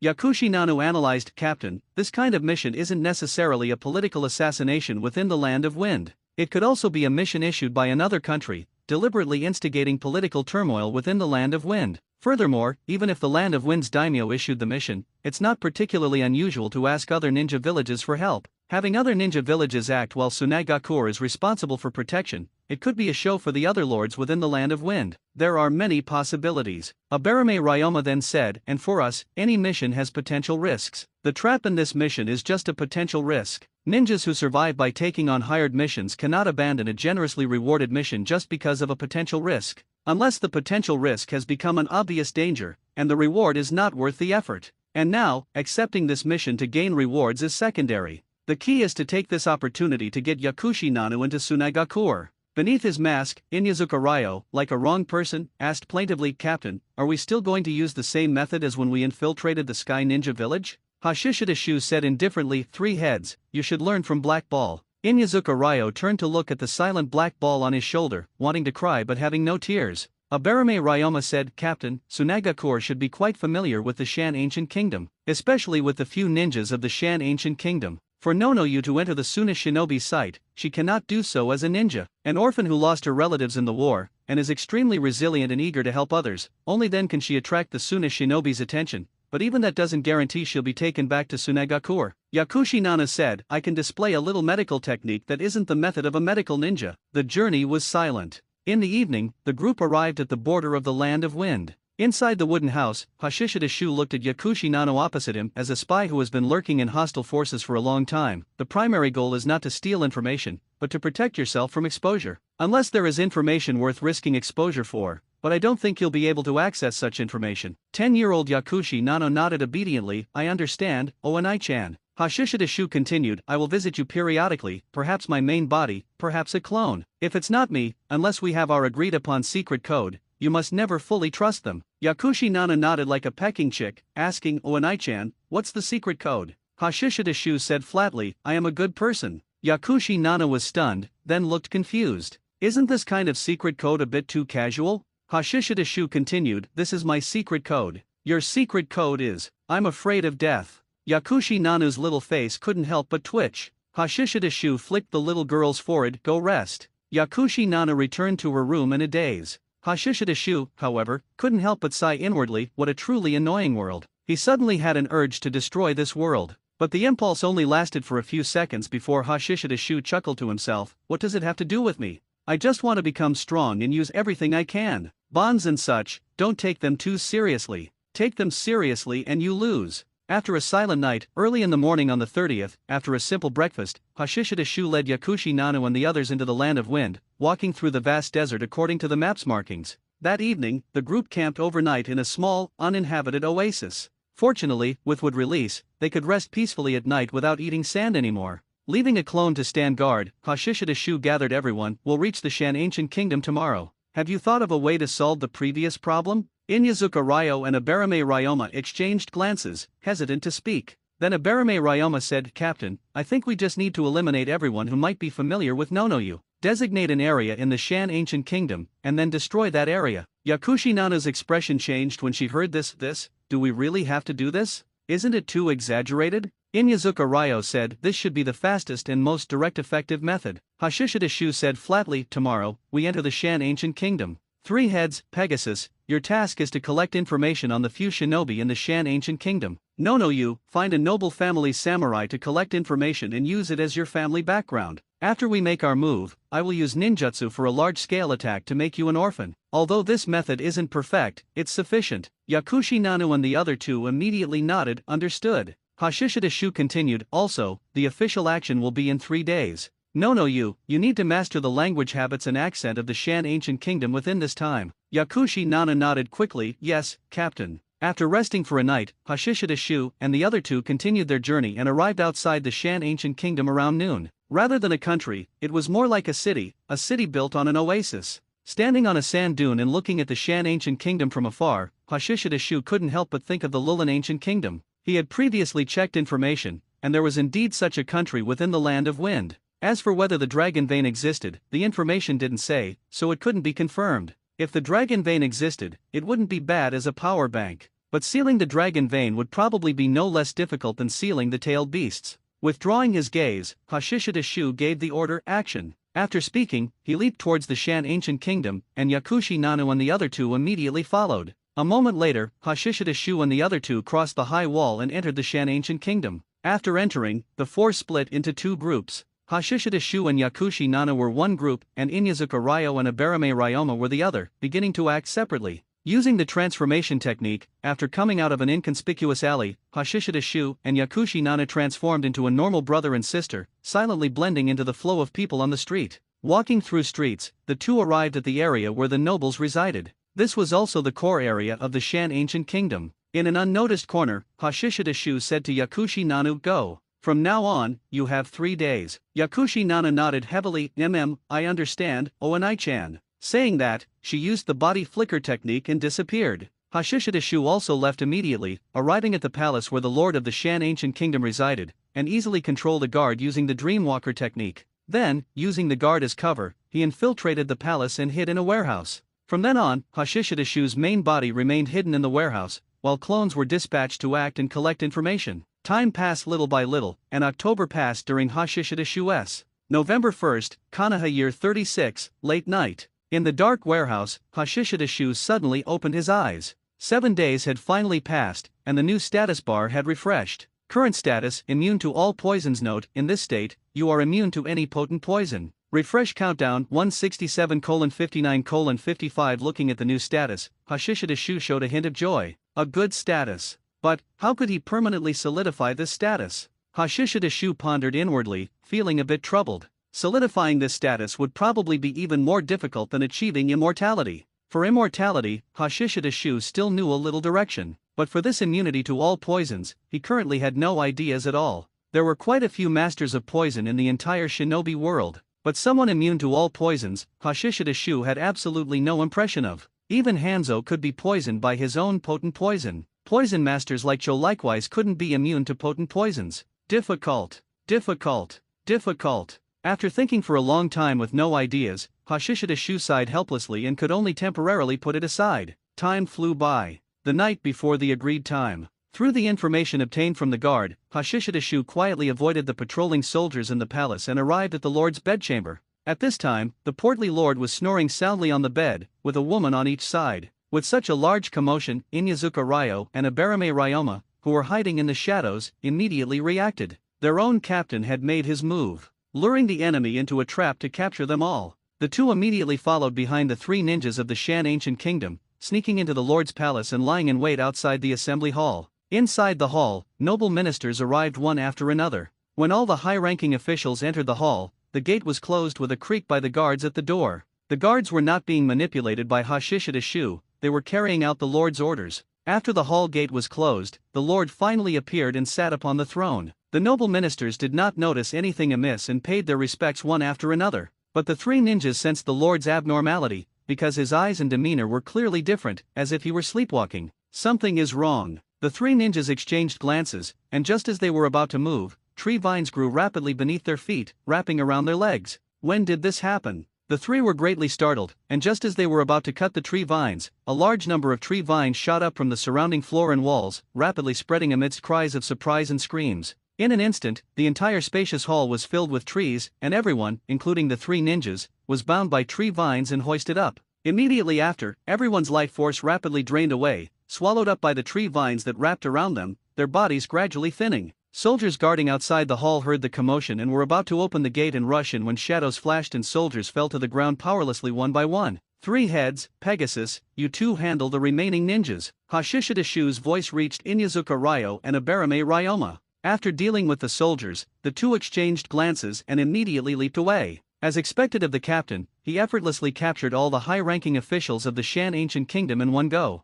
Inside the palace, Hashishida Shu stepped out from the darkness, glanced at the work of art he had created, then formed hand signs to create a wood-release clone and left. In the morning, the Shan Ancient Kingdom was still peaceful, people were walking on the streets, and children were playing and laughing, unaware that all the high-ranking officials of this country had been hung up by someone. The wood clone leaped and moved between buildings, quickly finding the person based on the mark left by Yakushi Nanu. However, what made Hashishida Shu frown was that on Yakushi Nanu's back, there was a sleeping girl, only 3 or 4 years old. Meeting Hashishida Shu's eyes behind the mask, Yakushi Nanu timidly lowered her head. Take the children to play about a kilometer away later. After saying this, Hashishida Shu's figure vanished. Not long after, in the area designated by Yakushi Nanu, children from various households walked together, their silver bell-like voices making the street lively. Among such a group of children, Yakushi Nanu, a stranger, was not so noticeable. Most importantly, Hashishida Shu had used the Nirvana Temple technique on the people in this area, performing mass hypnosis.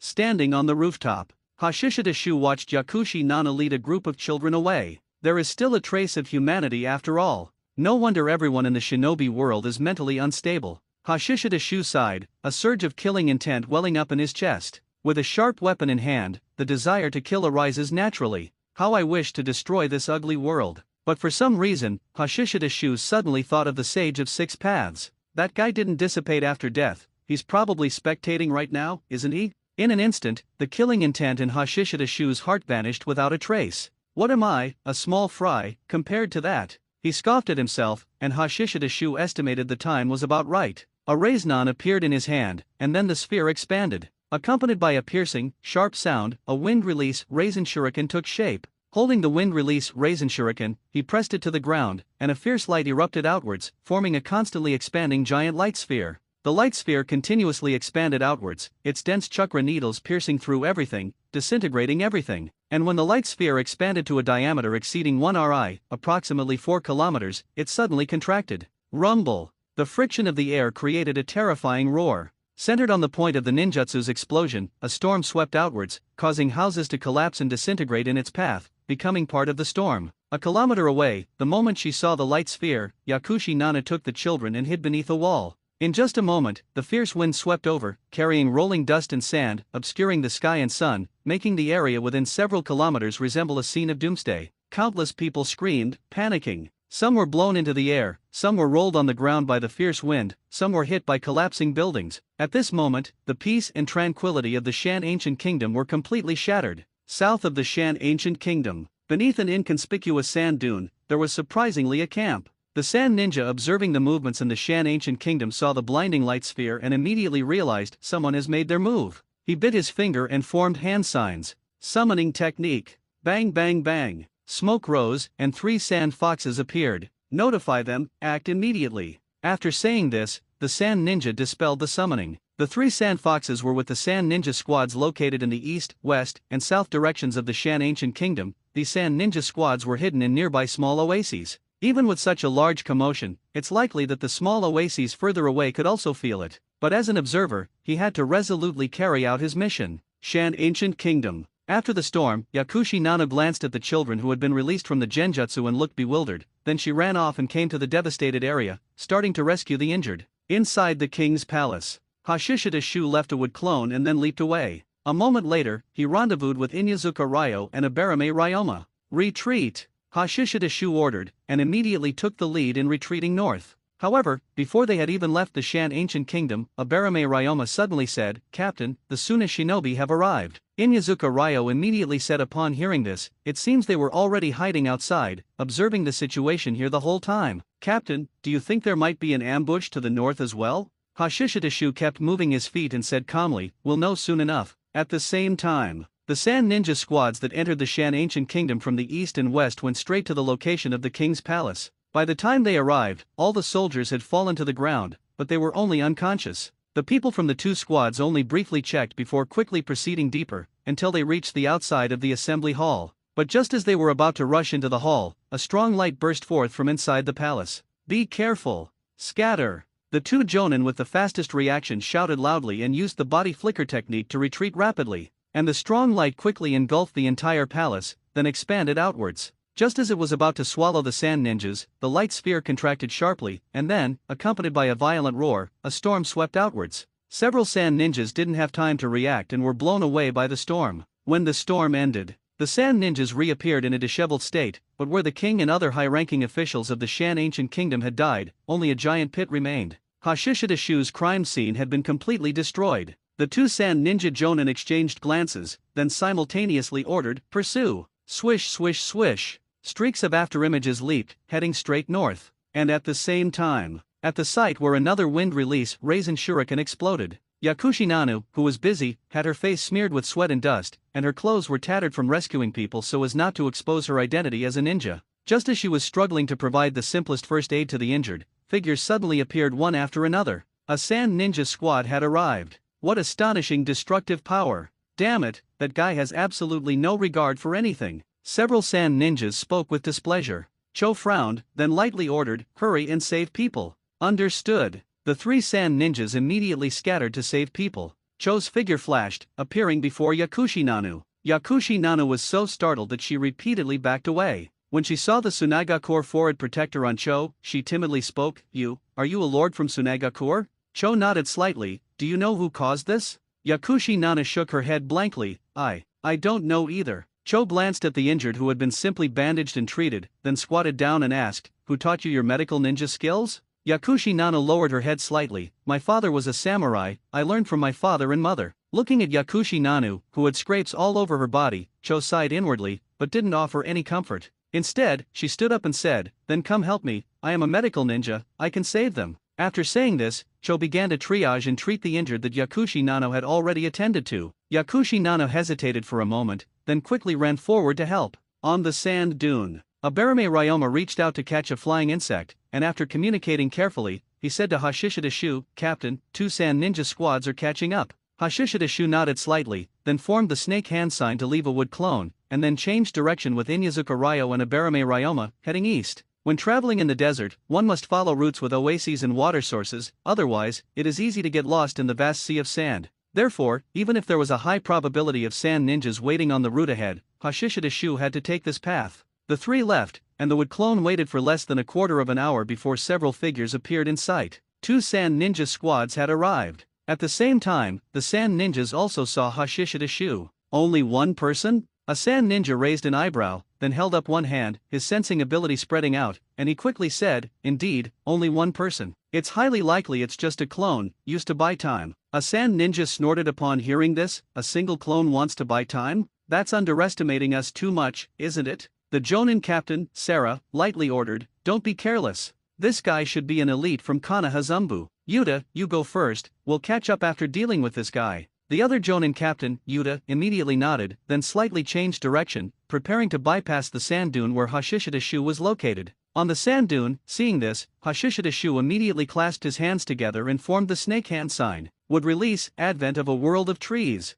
After completing the hand signs, Hashishida-shu waved his hands forward, and a large number of tree vines emerging from the sand dune grew rapidly, sweeping towards the two sand ninja squads like an overwhelming tide. This scene startled the sand ninjas one after another. The four, including Yuta, who were originally preparing to bypass, immediately stopped and formed hand signs to use ninjutsu. Wind release, thousand faces wind. Wind release, net. Wind release, kama itaki. Wind release, sandstorm. Wind release ninjutsu exploded one after another, stirring up terrifying storms, mixed with either sharp wind blades or sharp net-like wind, cutting through everything. The tree vines spreading forward were immediately cut apart, even torn into pieces. However, new tree vines continuously grew and extended from the severed ends, and after the storm passed, they continued to sweep towards the sand ninjas. Damn it, is this the legendary would-release secret technique? Retreat first. The two Jonin, Sarah and Yuta, shouted one after another, their hands forming hand signs continuously, spitting out streams of air, creating another storm. But just as the other sand ninjas were about to retreat a distance to prepare their ninjutsu, tree vines emerged from underground behind and beside them, wrapping around their bodies like pythons.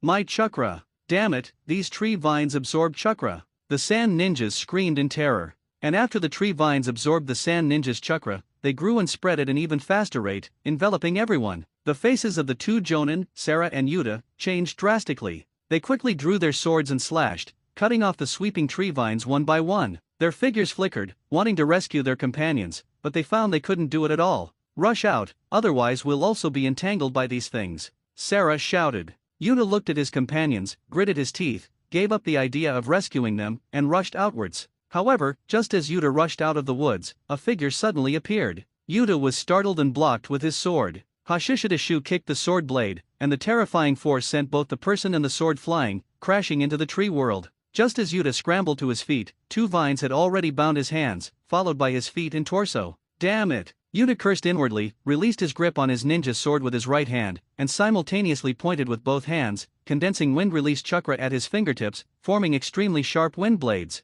Wind release, wind blade. The wind blades that shot out from his fingertips cut off the vines. Falling to the ground, Yuta waved his hands, and streaks of wind blades shot out, cutting off all the sweeping tree vines. On the other side, Sarah's eyes widened as she looked at Hashishida-shu's dark skin beneath the sword, then lowered her head. He saw that his abdomen had been pierced by a wooden spike, and as he lowered his head, the wooden spike branched and grew inside his body, piercing through his belly and splashing blood onto Hashishida-shu. The corpse fell, and Hashishida-shu turned and charged into the tree world. A moment later, the Jonin Yuta's body was wrapped in dense tree vines, his chakra was continuously being devoured, and more tree vines grew, completely submerging him, burying him. Would release, tree binding eternal burial. After dealing with the two sand ninja squads in one go, the wood clone immediately turned into wood, becoming a towering tree. Night fell, and the border of the land of rivers was already in sight. The black ball on Inyazuka Ryo's shoulders suddenly barked wildly. "Captain, it's an ambush," Inyazuka Ryo whispered.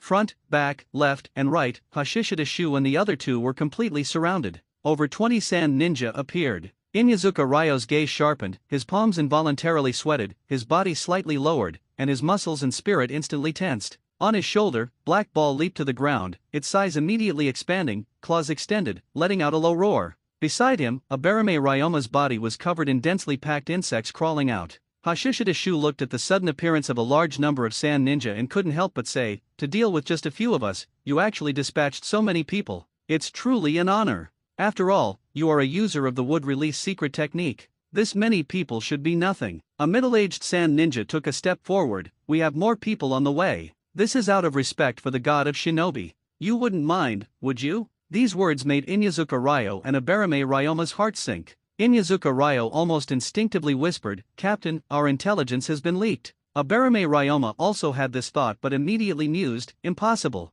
Konoha would not abandon a wood release secret technique user. It's the flying ninja beasts. The speed of flying ninja beasts can be faster than ours. Sand Ninja indeed had time to mobilize more manpower to ambush us here. Hashishidashu seemed not to hear Inyazuka Ryo's words and chuckled, "You are quite polite. Seeing as you are so polite, I can let you die less painfully later." The middle-aged Sand Ninja said in a deep voice, as expected of a talent who has mastered the wood-release secret technique, "You still have such confidence in this situation. However, I still advise you to surrender directly. We can guarantee your life. Furthermore, we will allow your 2 companions to leave." Inyazuka Ryo snorted upon hearing this, "Hey, we are not cowards who abandon our companions and run away. You guys, if you're not afraid of death, then come at us." The youngest Abarame Ryoma said coolly in a childish voice, "My insects are already very hungry." Hashishidashu glanced at Abarame Ryoma, really wanting to teach him a word, but now was not the right time. On the opposite side, the middle-aged Sand Ninja took a step back. "Since that's the case,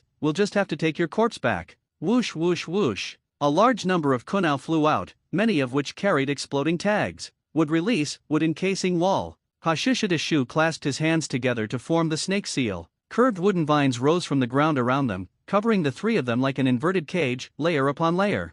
Thud thud thud. Rumble rumble. Although there were many attacks, they did not break through the defense. However, under the cover of such attacks, puppets, controlled by puppeteers, leaped out. The wood release, wood encasing wall opened, and a large number of insects flew out, swarming towards the puppets. At the same time, wooden vines rose from the ground, like dragons and snakes dancing. Wood release, adamantine attacking wood. However, as soon as the wooden vines appeared, they were cut off by wind blades. Whoosh whoosh whoosh. Puppets launched a large number of poisoned senbon and kunai. A large number of insects fell to the ground, but more avoided them, enveloping 2 puppets, instantly rendering them immobile. Meanwhile, Hashishidashu stepped forward, blocking Inyazuka Ryo and Abarame Ryoma. A large number of senbon and kunai landed on him, clanging and falling to the ground. Suddenly, Hashishidashu's figure disappeared from his original spot. He held a long sword in his right hand and raised his left hand in a single seal. The severed wooden vines continuously grew, attacking the Sand Ninja one by one. On the long sword in his hand, a faint blue light shone, and thin, sharp chakra flowed at high speed. Clang clang clang. A large number of projectiles were blocked by Hashishidashu with his long sword. Bang bang bang. Suddenly, the soil beneath Hashishidashu's feet exploded, and his figure accelerated sharply. Boom! A puppet, with a flash of blue light, exploded in the darkness, shattering into pieces, with countless parts flying in all directions. Air currents continuously sprayed from beneath Hashishidashu's feet, forming a powerful explosive force that significantly boosted his burst speed. Especially since Inyazuka Ryo and Abarame Ryoma followed behind, the insects were always fearless of sacrifice, invading the puppets' bodies first, restricting their joints. Hashishidashu destroyed 3 puppets in quick succession at an extremely fast speed. Just as he was about to continue, dense wind blades swept towards him. Wind release, thousand-faced wind. Hashishidashu himself could withstand it with his adamantine body, but Inyazuka Ryo and Abarame Ryoma behind him could not. So, with a thought, vines rose from the ground in front of him, transforming into layers of wooden walls, blocking the wind blades. At this moment, Sand Ninja and 4 puppets attacked from behind and the sides. Hashishidashu slightly frowned. There were many Sand Ninja, but they didn't swarm him all at once. Otherwise, he would have directly used Tree World Advent. This constant wave of attacks, probing him, was very annoying. However, facing someone who has mastered the wood release secret technique, such a cautious attitude seemed natural. After all, Sand Ninja had just annihilated 2 squads, and Sand Ninja must have obtained this information. Must finish this quickly. A cold light flashed in Hashishidashu's eyes, and 2 wood clones immediately formed behind him. Whoosh whoosh. The 2 clones shot out, each holding a seal in one hand and a long sword in the other. After their entire skin hardened, they switched to dual swords. Boom boom boom. Puppets exploded under the flashing blue light. The wood clones chose close combat, using dual swords, coupled with the explosive power provided by the nascent wind release instantaneous body technique, quickly dealing with 4 puppets. Almost simultaneously, Hashishidashu's main body sheathed his sword and clasped his hands together. Would release, advent of a world of trees. A large number of wooden vines rose from the ground, surging and sweeping towards the Sand Ninja who had been attacking from behind.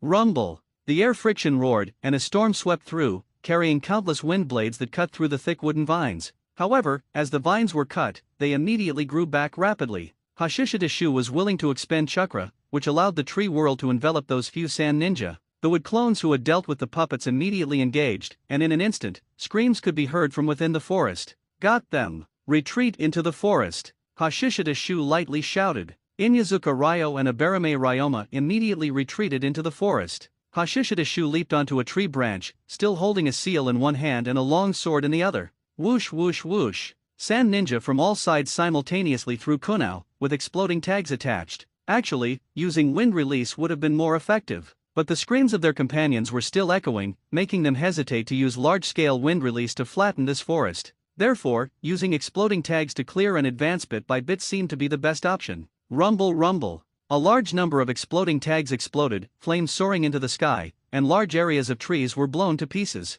Hashishida Shu casually swung his sword, deflecting the kunao. The explosions nearby generated rolling heat waves, causing his clothes to flap and his long black hair to dance wildly. When the explosions ended and the smoke and dust cleared, the numerous sand ninjas saw that the trees that had been blown up had rapidly grown back. They didn't even have time to charge forward. And from within the forest, the screams of their companions continued to be heard. Damn it! This bastard is afraid of us using large-scale wind release. Let's launch a full-scale attack. I don't believe his chakra can withstand the strong attacks of all of us. The screams of their companions ignited anger in many sand ninja, causing their calm minds to become agitated. But they didn't know that the source of the chakra for the rapidly regrowing vines was not Hashishida Shu, but those few companions of theirs. And at this moment, as the overall commander of this operation, the middle-aged sand ninja, Samara Dora, who had spoken with Hashishida Shu earlier, was also hesitating. Based on the recent battle and the brief intelligence sent from the Shan Ancient Kingdom, the most terrifying aspect of the wood release secret technique is its ability to create forests, forming an absolute geographical advantage. Moreover, those vines have the characteristic of infinite regeneration. The only limitation is probably chakra. Getting trapped in the opponent's domain, facing attacks from all directions, would be very passive. Flattening it with large-scale wind release is the best option, but there are hostages inside now. Large-scale wind release would probably kill their own people as well. After a moment of hesitation, Samara Dora made a decision and quickly issued an order. Charge into the forest. But not everyone. Only those skilled in close combat, especially the puppeteers. A portion of the remaining people would stay outside to provide support. If the battle inside the forest went poorly, they would use large-scale wind release to cover their retreat, or even indiscriminate attacks. In short, the user of the wood release secret technique must not be allowed to cross the border alive. Upon receiving the order, over a dozen sand ninja charged towards the tree world from all directions. Hashishida Shu looked at the charging sand ninja, a smile blooming beneath his mask. Then he leaped backward, disappearing into the darkness. At the same time, Inyazuka Ryo and Abarame Ryoma split up, each forming a small team with one of Hashishida Shu's wood clones. The moment over a dozen sand ninjas stepped into the tree world, Hashishida Shu's voice echoed in their ears. Now, you are surrounded by me. The next moment, the entire forest came alive, the vines rustling. Immediately after, sword light flashed, and puppets revealed their killing mechanisms, cutting down the vines one by one and continuously advancing. Suddenly, blue light flashed, followed by screams. A sand ninja's right hand, holding a ninja sword, was severed at the root. He was then entangled by vines and dragged away, disappearing from his companion's sight. Be careful. Don't spread out too much, maintain your combat formation. Use puppets to restrain them. This guy isn't afraid of physical attacks or poison. Shouts rose and fell, interspersed with the clang of metal, screams, and the sound of puppets being destroyed. In the dark forest, Hashishida Shu was like a ghost. The dull explosions caused by the air currents beneath his feet gradually became a heavy hammer, constantly pounding on the hearts of the sand ninja. The battle raged inside the forest, while outside, Samara Dora and the other few sand ninja listened to the shouts and screams, feeling particularly tormented. Just from the sounds, they knew the battle inside was incredibly fierce, and despite their numbers, they were clearly at a disadvantage. Seeing the commotion gradually lessen, Samara Dora shouted, "Wind release!" Several sand ninjas simultaneously formed hand seals. Wind release, great breakthrough. Wind release, air current dance. Wind release, sandstorm. These three large-scale wind release ninjutsu did not cause physical damage. However, the raging wind swept through, carrying sand and stones, causing the not-so-large forest to sway and tilt, which also affected its offensive capability. At this moment, Abarame Ryoma and Inyazuka Ryo had to lie on the ground, unable to continue fighting, but Hashishida Shu and his two wood clones, enduring the storm, pursued the few sand ninja who were struggling to retreat in the storm. When the storm ended, a sand ninja rushed out of the tree world. Samara Dora immediately leaped forward to meet him. But as soon as he moved, whooshing sounds of objects cutting through the air rang out, and wooden spikes shot out from within the forest. The fleeing sand ninja continuously dodged, but they could not avoid being pierced by the wooden spikes. As Samara Dora's figure landed, wooden spikes burst out from within the body of the person in front of him, and splashing blood sprayed onto his face. His expression froze. Samaradora looked up at Hashishida Shu, who had appeared at the edge of the tree world, then suppressed his anger and said, "Flatten it." Understood. Several sand ninjas shouted in unison. Wind release, net. Wind release, great net. Wind release, wind cutter technique. The storm rose again, this time filled with wind blades and large-scale net-like winds. Wherever they passed, trees were cut down and fell in large numbers. However, the vines continued to grow, densely packed, like a wooden wall. The sand ninja's wind release only flattened the forest for about 10 meters around the periphery, and then it lost momentum. After the storm passed, before Samaradora and the others could form hand seals again, the forest rapidly grew and spread, quickly expanding outwards. How can his chakra be so abundant? A sand ninja roared in disbelief. Samaradora was equally shocked and felt a hint of something wrong, but he didn't have time to think. He immediately retreated with the remaining people, forming hand seals at the same time. Wind release, thousand-faced wind. However, it could not stop the overwhelming vines. Samaradora and the others needed to form hand seals again after using a ninjutsu, while Hashishida Shu, holding a seal in one hand, continuously extracted chakra from the many sand ninja, causing the tree world to expand rapidly. By the time Samaradora and the others, who had been retreating repeatedly, finished their seals and activated their ninjutsu again, the tree world was already upon them. Rumble, rumble. The storm swept through, cutting down large trees, but they continued to grow back. When the wind release ninjutsu ended, in less than 2 seconds, the tree world recovered and rapidly surged forward. At this moment, Samaradora deeply felt the terror of the wood release secret technique. Can't escape. Samaradora suddenly stopped. You guys retreat first. Saying that, a sharp air current spewed from his mouth, and then a storm erupted, with countless wind blades sweeping through, cutting off the encroaching vines. Captain. The few retreating sand ninja looked back, only to see Samaradora being swallowed by the green tide, disappearing from view. Within the tree world, 2 figures intersected in the air. As his figure landed, Samaradora looked down and saw blood continuously gushing from his abdomen. A second sword. In the instant of their clash, Hashishida Shu released his seal, drew a short sword, and slashed across his abdomen. Whoosh whoosh whoosh. Vines whistled towards him. Samaradora tried to dodge, but his figure stumbled, and he was immediately entangled by vines, his chakra being extracted. So that's it. Samaradora's eyes widened, finally understanding where the unusualness lay. These vines could actually extract chakra. So you didn't use the people you captured at first as hostages. Samaradora spoke. Hashishida Shu's figure landed in front of him and said indifferently, I said I would let you die less painfully. Now I am fulfilling that promise. Saying that, Hashishida Shu formed hand seals. Dream Walker technique. Their eyes met. Samaradora's eyelids felt heavy and slowly closed, plunging him into darkness. At this point, the remaining few sand ninja were also swallowed by the tree world, injured by Inyazuka Ryo and Abarame Ryoma, and then hung up.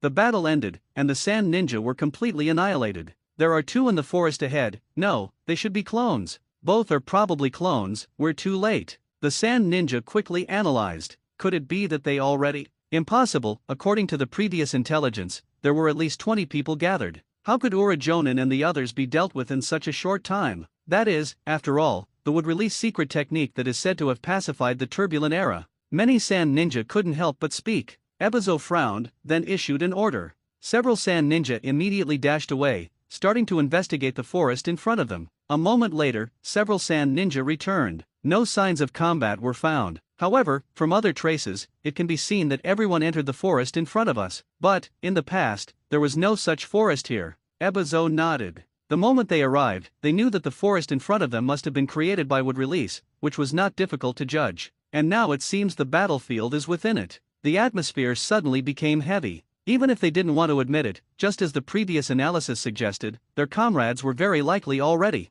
For a moment, many sand ninja looked at Ebizo, the commander of this operation. Ebizo looked at the forest in front of him, which seemed to bury everything, his gaze sharp. Use wind release to flatten this forest. Understood. One after another, sand ninja dashed out, lining up in 3 rows, then simultaneously formed hand signs. Wind release, thousand faces wind. Wind release, net. For sand ninja in each row simultaneously exhaled strong air currents, which then transformed into a sweeping storm. Rumble. The air friction, mixed with sharp wind blades and crisscrossing net-like wind blades. Wherever it passed, the tall trees were cut into sections and fell. However, 4 people were not enough to level this forest at once. So the first row immediately squatted down and continued to form hand signs to prepare, while the second row released their ninjutsu without any gap. Then came the third row. Then the second round. After 2 rounds, the forest in front of them was left with only tree stumps and a large area of fallen branches and leaves. Immediately after, Ebizo ordered the sand ninja who knew fire release to release fire release and ignite the fallen branches and leaves.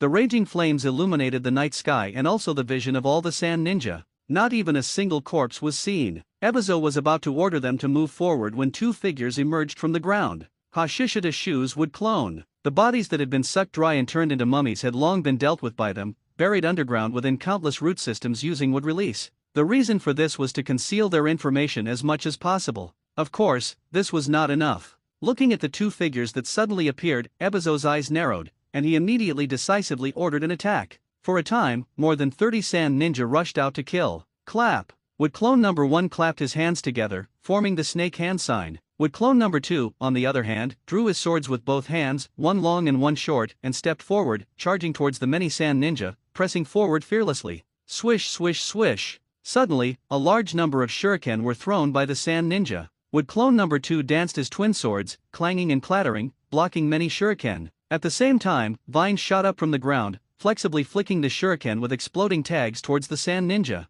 Rumble! The sand ninja decisively detonated them. After the first wave of long-range weapon throws, the first wave of ninjutsu prepared by the sand ninja was also completed. Storm surged. Rows of vines shot up from the ground, blocking the storm. But when the storm stopped, 3 puppets had already arrived nearby, surrounding Wood clone number 2 from the front and sides. Swish swish swish! Dense senbon and shuriken shot out overwhelmingly, and all of them carried potent poison. At this moment, Wood clone number 2 already had a short sword in his mouth, and his left hand had completed the hand sign, his exposed skin turning black. Adamantine body. By the time the weapons arrived, his muscles had already hardened. Immediately after, as explosive sounds rang out, Wood clone number 2's speed increased sharply, charging through the dense ninja tools. Boom! Boom! Boom! As green light flickered under the night sky, the 3 puppets seemed to explode at the same time, sending fragments flying. So fast! The 3 puppeteers cried out in surprise, their bodies immediately retreating, while simultaneously taking out scrolls, opening them, and holding one hand up.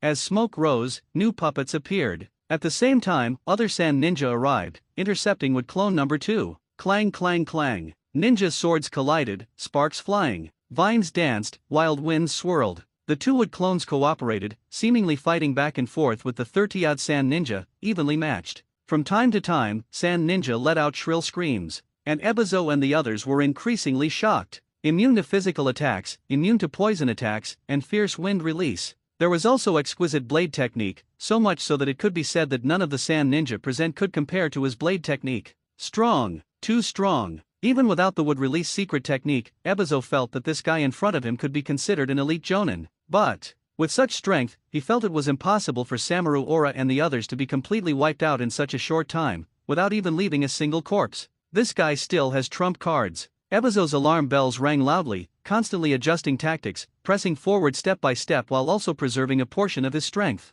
And the Wood clones also clearly felt that besides having more people than the previous group, the coordination of these sand ninja was also better, and the attack rhythm was better. The commander was unusual, stronger than the previous one. Seeing themselves gradually falling into a disadvantage, retreating step by step, Wood clone number 1 suddenly lowered his gaze. Would release advent of a world of trees. New vines grew rapidly from the tree stumps. Be careful. Ah, damn it, there are too many. Use wind release. The sand ninja's offensive instantly became chaotic. Wood clone number 2 immediately took the opportunity to slaughter indiscriminately, killing several sand ninja. But soon, large-scale wind release appeared, sweeping from the inside out. And the dancing vines among the crowd were being restrained by several sand ninja working together. The effect of the tactic was immediately apparent. The power of Tree World Advent was weakened in a very short time. Furthermore, after the wind release, Ebizo decisively ordered the use of wind release combined with fire release again, turning the forest outside the core area of the battlefield into a sea of fire. The advantage in numbers was clearly displayed at this moment. Moreover, Wood clone number 1's chakra was also insufficient. As the sea of fire appeared, bodies also emerged with the churning tree roots from underground, ignited by the fierce flames. Wood clone number 2 was still fighting, but having lost the cooperation of Wood clone number 1, he appeared increasingly precarious. Seeing his chakra about to run out, Wood clone number 2 suddenly turned into wood, and then sharp vines grew wildly outwards. Puff puff puff. 3 sand ninja were unable to dodge in time and were pierced through the body by the wooden spikes. The battle ended. However, many sand ninja couldn't help but fall silent. The two enemies were indeed clones, but these two clones alone caused them to lose a total of 7 people. Extinguish the flames, Ebizo ordered, because the fire had already spread over. With wind release and water release, the raging flames were gradually extinguished. There are bodies here. Suddenly, a keen-eyed sand ninja discovered bodies that hadn't finished burning. Ebizo immediately dashed over, and a large number of charred bodies appeared. It seems these bodies were buried underground before. This guy is truly terrifying. Gulp. As the skeletons were cleared out one by one, Ebizo and the others looked on with solemn expressions. Even though they had known before that Samaru Ora and the others were likely completely wiped out. But when all the bodies were presented before their eyes, the impact was unparalleled. Taking a deep breath to calm down, Ebizo was thinking about a question. Why did the bodies that should have been buried underground suddenly appear and then be burned?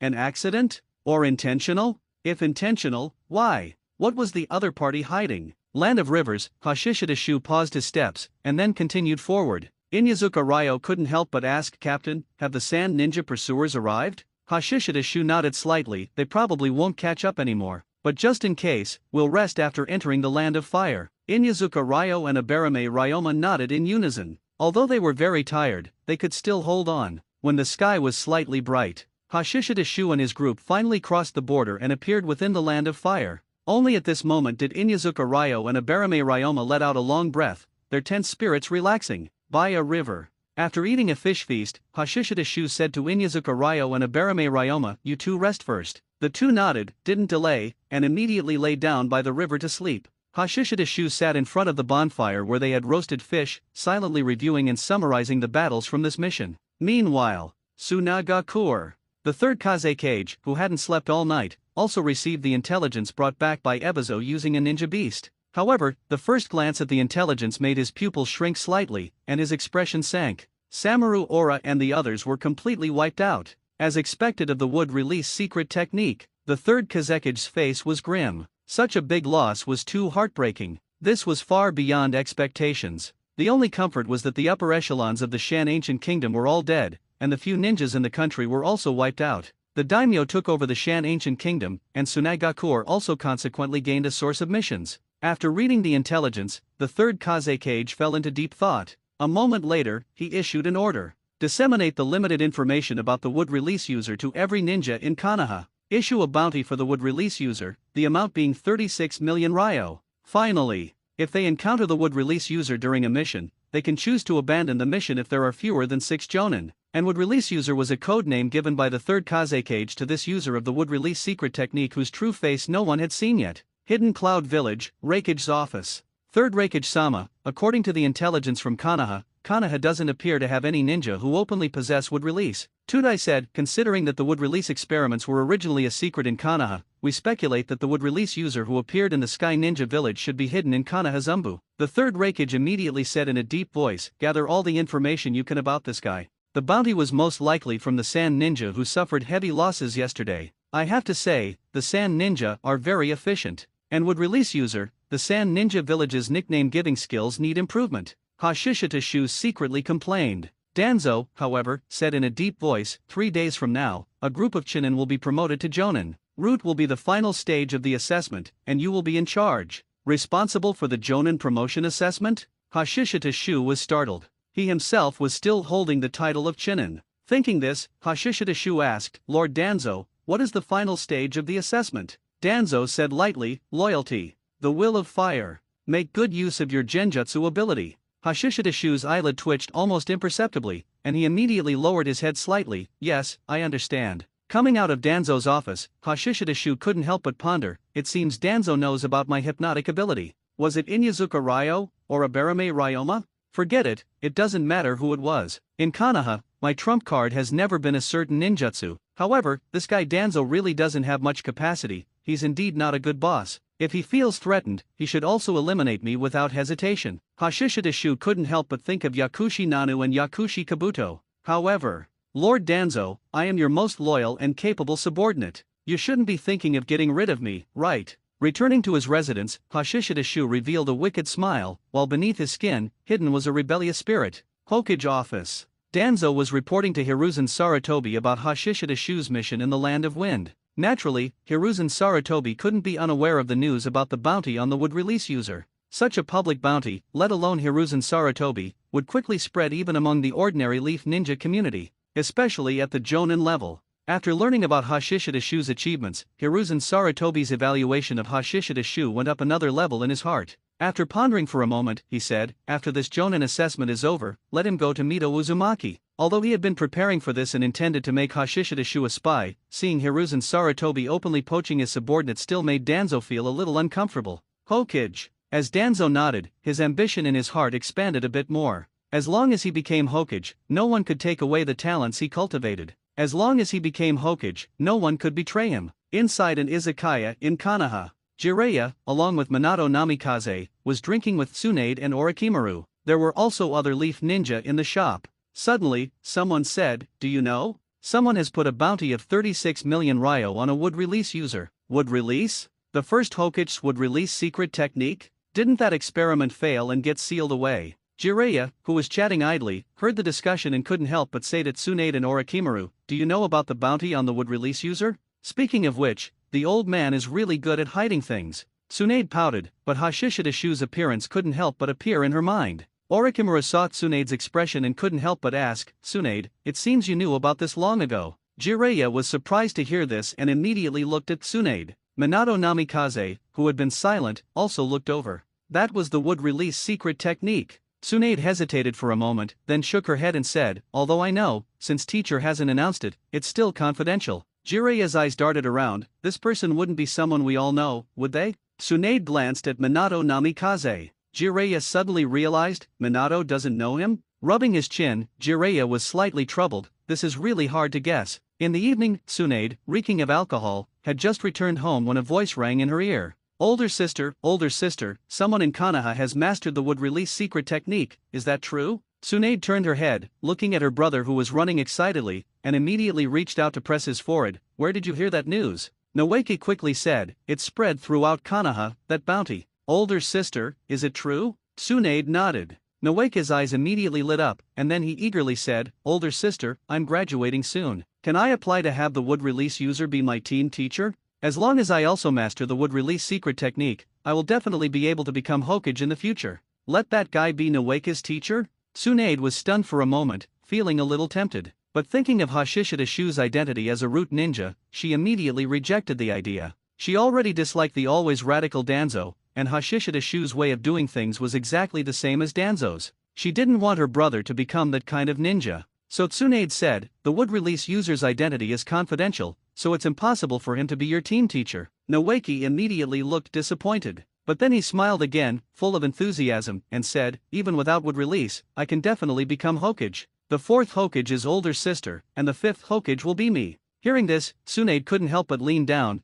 poke her brother's cheek with her finger, and said with a smile, "To become Hokage, you have to work very, very hard." Noeki immediately nodded repeatedly, "Okay. Then older sister, you train with me." After waking up, it was already evening, so Hashishida Shu left the root base and came to Konoha's most bustling food street to fill his stomach. Unexpectedly, in just a short time, the wood release user had become the topic of discussion among the Leaf Ninja. Hashishida Shu had to admit, he was famous. Unfortunately, his nickname was famous, but he himself wasn't recognized. It was the Shinobi World version of a song being popular but the singer not. After eating and drinking his fill, strolling along the bustling streets, his eyes scanning aimlessly, Hashishida Shu's thoughts were on his status bar again. Immune to all poisons, how can I solidify it? Hashishida Shu couldn't help but look at the only solidified status. Knife skill expert. The reason this status was solidified was by practicing blade technique under the status, which was equivalent to realizing his talent. The status was granted, but the blade technique practiced was his own. So, should I develop a ninjutsu of the highly poisonous type? A ninjutsu that makes me immune to all poisons? Poison ninjutsu. Hashishida Shu thought of Quiet's ninjutsu that spewed poisonous gas. It seems I need to find someone knowledgeable to ask for advice. Hashishida Shu knew how to use poison, but he had no idea how to develop highly poisonous ninjutsu. Then he thought of someone. Tsunade. Is it a bit too late to visit now? Looking up at the high moon, Hashishida Shu leaped up. He didn't have much time and couldn't afford to delay. Senju clan residence. When Hashishida Shu arrived, Tsunade was single-handedly beating up her brother. I have to say, training at this time is very diligent. Watching her brother collapse to the ground from exhaustion, Tsunade clapped her hands and said, "That's enough for today, you've made great progress. Go back and take a bath, then go spend some time with grandma. Noeki weakly got up. I understand. But, older sister, when can I be as strong as you? Tsunade smiled. When you reach my age. Noeka's eyes immediately filled with longing. Then I want to grow up quickly. His simple-minded appearance almost made Hashishidashu laugh. After Noeki left, Hashishidashu walked out of the darkness. Tsunade. Tsunade had already noticed him and turned around, crossing her arms over her chest. Why are you here? Hashishidashu went straight to the point. I have a question about ninjutsu that I'd like to ask you. Tsunade listened, puzzled. Something about ninjutsu? I remember you specialize in wind release and blade technique. I can't advise you on those. Suddenly thinking of something, Tsunade asked again, are you going to learn medical ninjutsu? Hashishidashu smiled. No, I want to ask you about toxicology. Tsunade was very surprised. Poison? Hashishidashu nodded. Those sand ninja guys like to use poison too much. Perfect reason. Tsunade nodded. Puppet masters do have a lot of research on poison. So, you want to learn how to mix antidotes? Hashishidashu shook his head. No, I want to ask you how to develop a ninjutsu that uses poison. Tsunade was surprised again. She felt Hashishidashu's actions were completely unpredictable. However, she didn't ask any further and nodded. No problem, come with me. In the study. Tsunade found the scrolls one by one and placed them on the desk in front of Hashishidashu. These are some research materials on highly toxic substances. To develop poison ninjutsu, you first need to understand various poisons, so you can create toxins with chakra. Of course, you can use a simpler method. Launch the highly toxic substances you've mixed using projectile weapons. Hashishidashu decisively chose the first method. He knew without thinking that the second method would definitely not solidify, immune to all poisons. Hashishidashu quickly opened the scrolls and began to browse their contents. He himself had a foundation in poison. It was one of the essential training items for Root. Of course, he couldn't compare with professionals like Tsunade at all. Before, Hashishidashu only knew how to identify highly toxic substances, how to mix them, and how to use them. And how to mix them also required knowing the formula. But Tsunade had deeply researched toxins. She could analyze a previously unseen highly toxic substance and then mix an antidote. You know, in the shinobi world, there are all kinds of highly toxic substances. Ninja who are skilled in using poison often mix their own poisons, and only they know the formula. It's imaginable how difficult it is to break them down. Therefore, it's not easy to create highly toxic substances using chakra, especially those with strong toxicity. And what nature transformation does poison ninjutsu belong to? Not just one. Water release, earth release, yang release, and yin release are all possible. Even composite ninjutsu. Therefore, poison ninjutsu is very complex. Unless you are a professional, no one will study it. How much more convenient is it to just use premixed highly toxic substances or directly install mechanisms and projectile weapons? Hashishidashu listened to Tsunade's explanation while reading the materials. Suddenly, Tsunade asked, you want to develop highly toxic ninjutsu to deal with highly toxic substances, so you should be developing it in the direction of toxin resistance, right? Hashishidashu immediately gave a thumbs up. Tsunade slightly raised her chin, her expression a little arrogant, but then her expression became serious again. As for toxin resistance, there are different ways to acquire it. For example, starting with chakra, if you can create various highly toxic substances with chakra, then your own toxin resistance will naturally not be low. Speaking of this, Tsunade said with a hint of meaning, for example, would release. Would release has toxin resistance? Hashishidashu was stunned for a moment, then thought of the flower tree world advent technique. However, both he and Yamato, in his memory, had experienced being poisoned. He was a wood clone, and Yamato was by Yakushi Kabuto. However, plant-based highly toxic substances, created with wood release. There was a very simple method, but I didn't think of it at all. Hashishidashu was full of remorse. He had thought too complicatedly before. Of course, there is still one point of doubt. That is, while in the state of 100 poisons not invading, if one takes a strong poison, can they form antibodies? So, Hashishidashu asked a very strange question. Tsunade, if I can completely ignore a certain strong poison, can I continue to deepen the antibody to this strong poison? Tsunade couldn't help but roll her eyes when she heard this. You already ignore it. This strong poison has no effect on your body, which means your body can absorb or metabolize this strong poison. So-called antibodies often coexist with strong poisons, making the strong poison a part of yourself. Therefore, having antibodies to a certain poison often allows one to use this strong poison,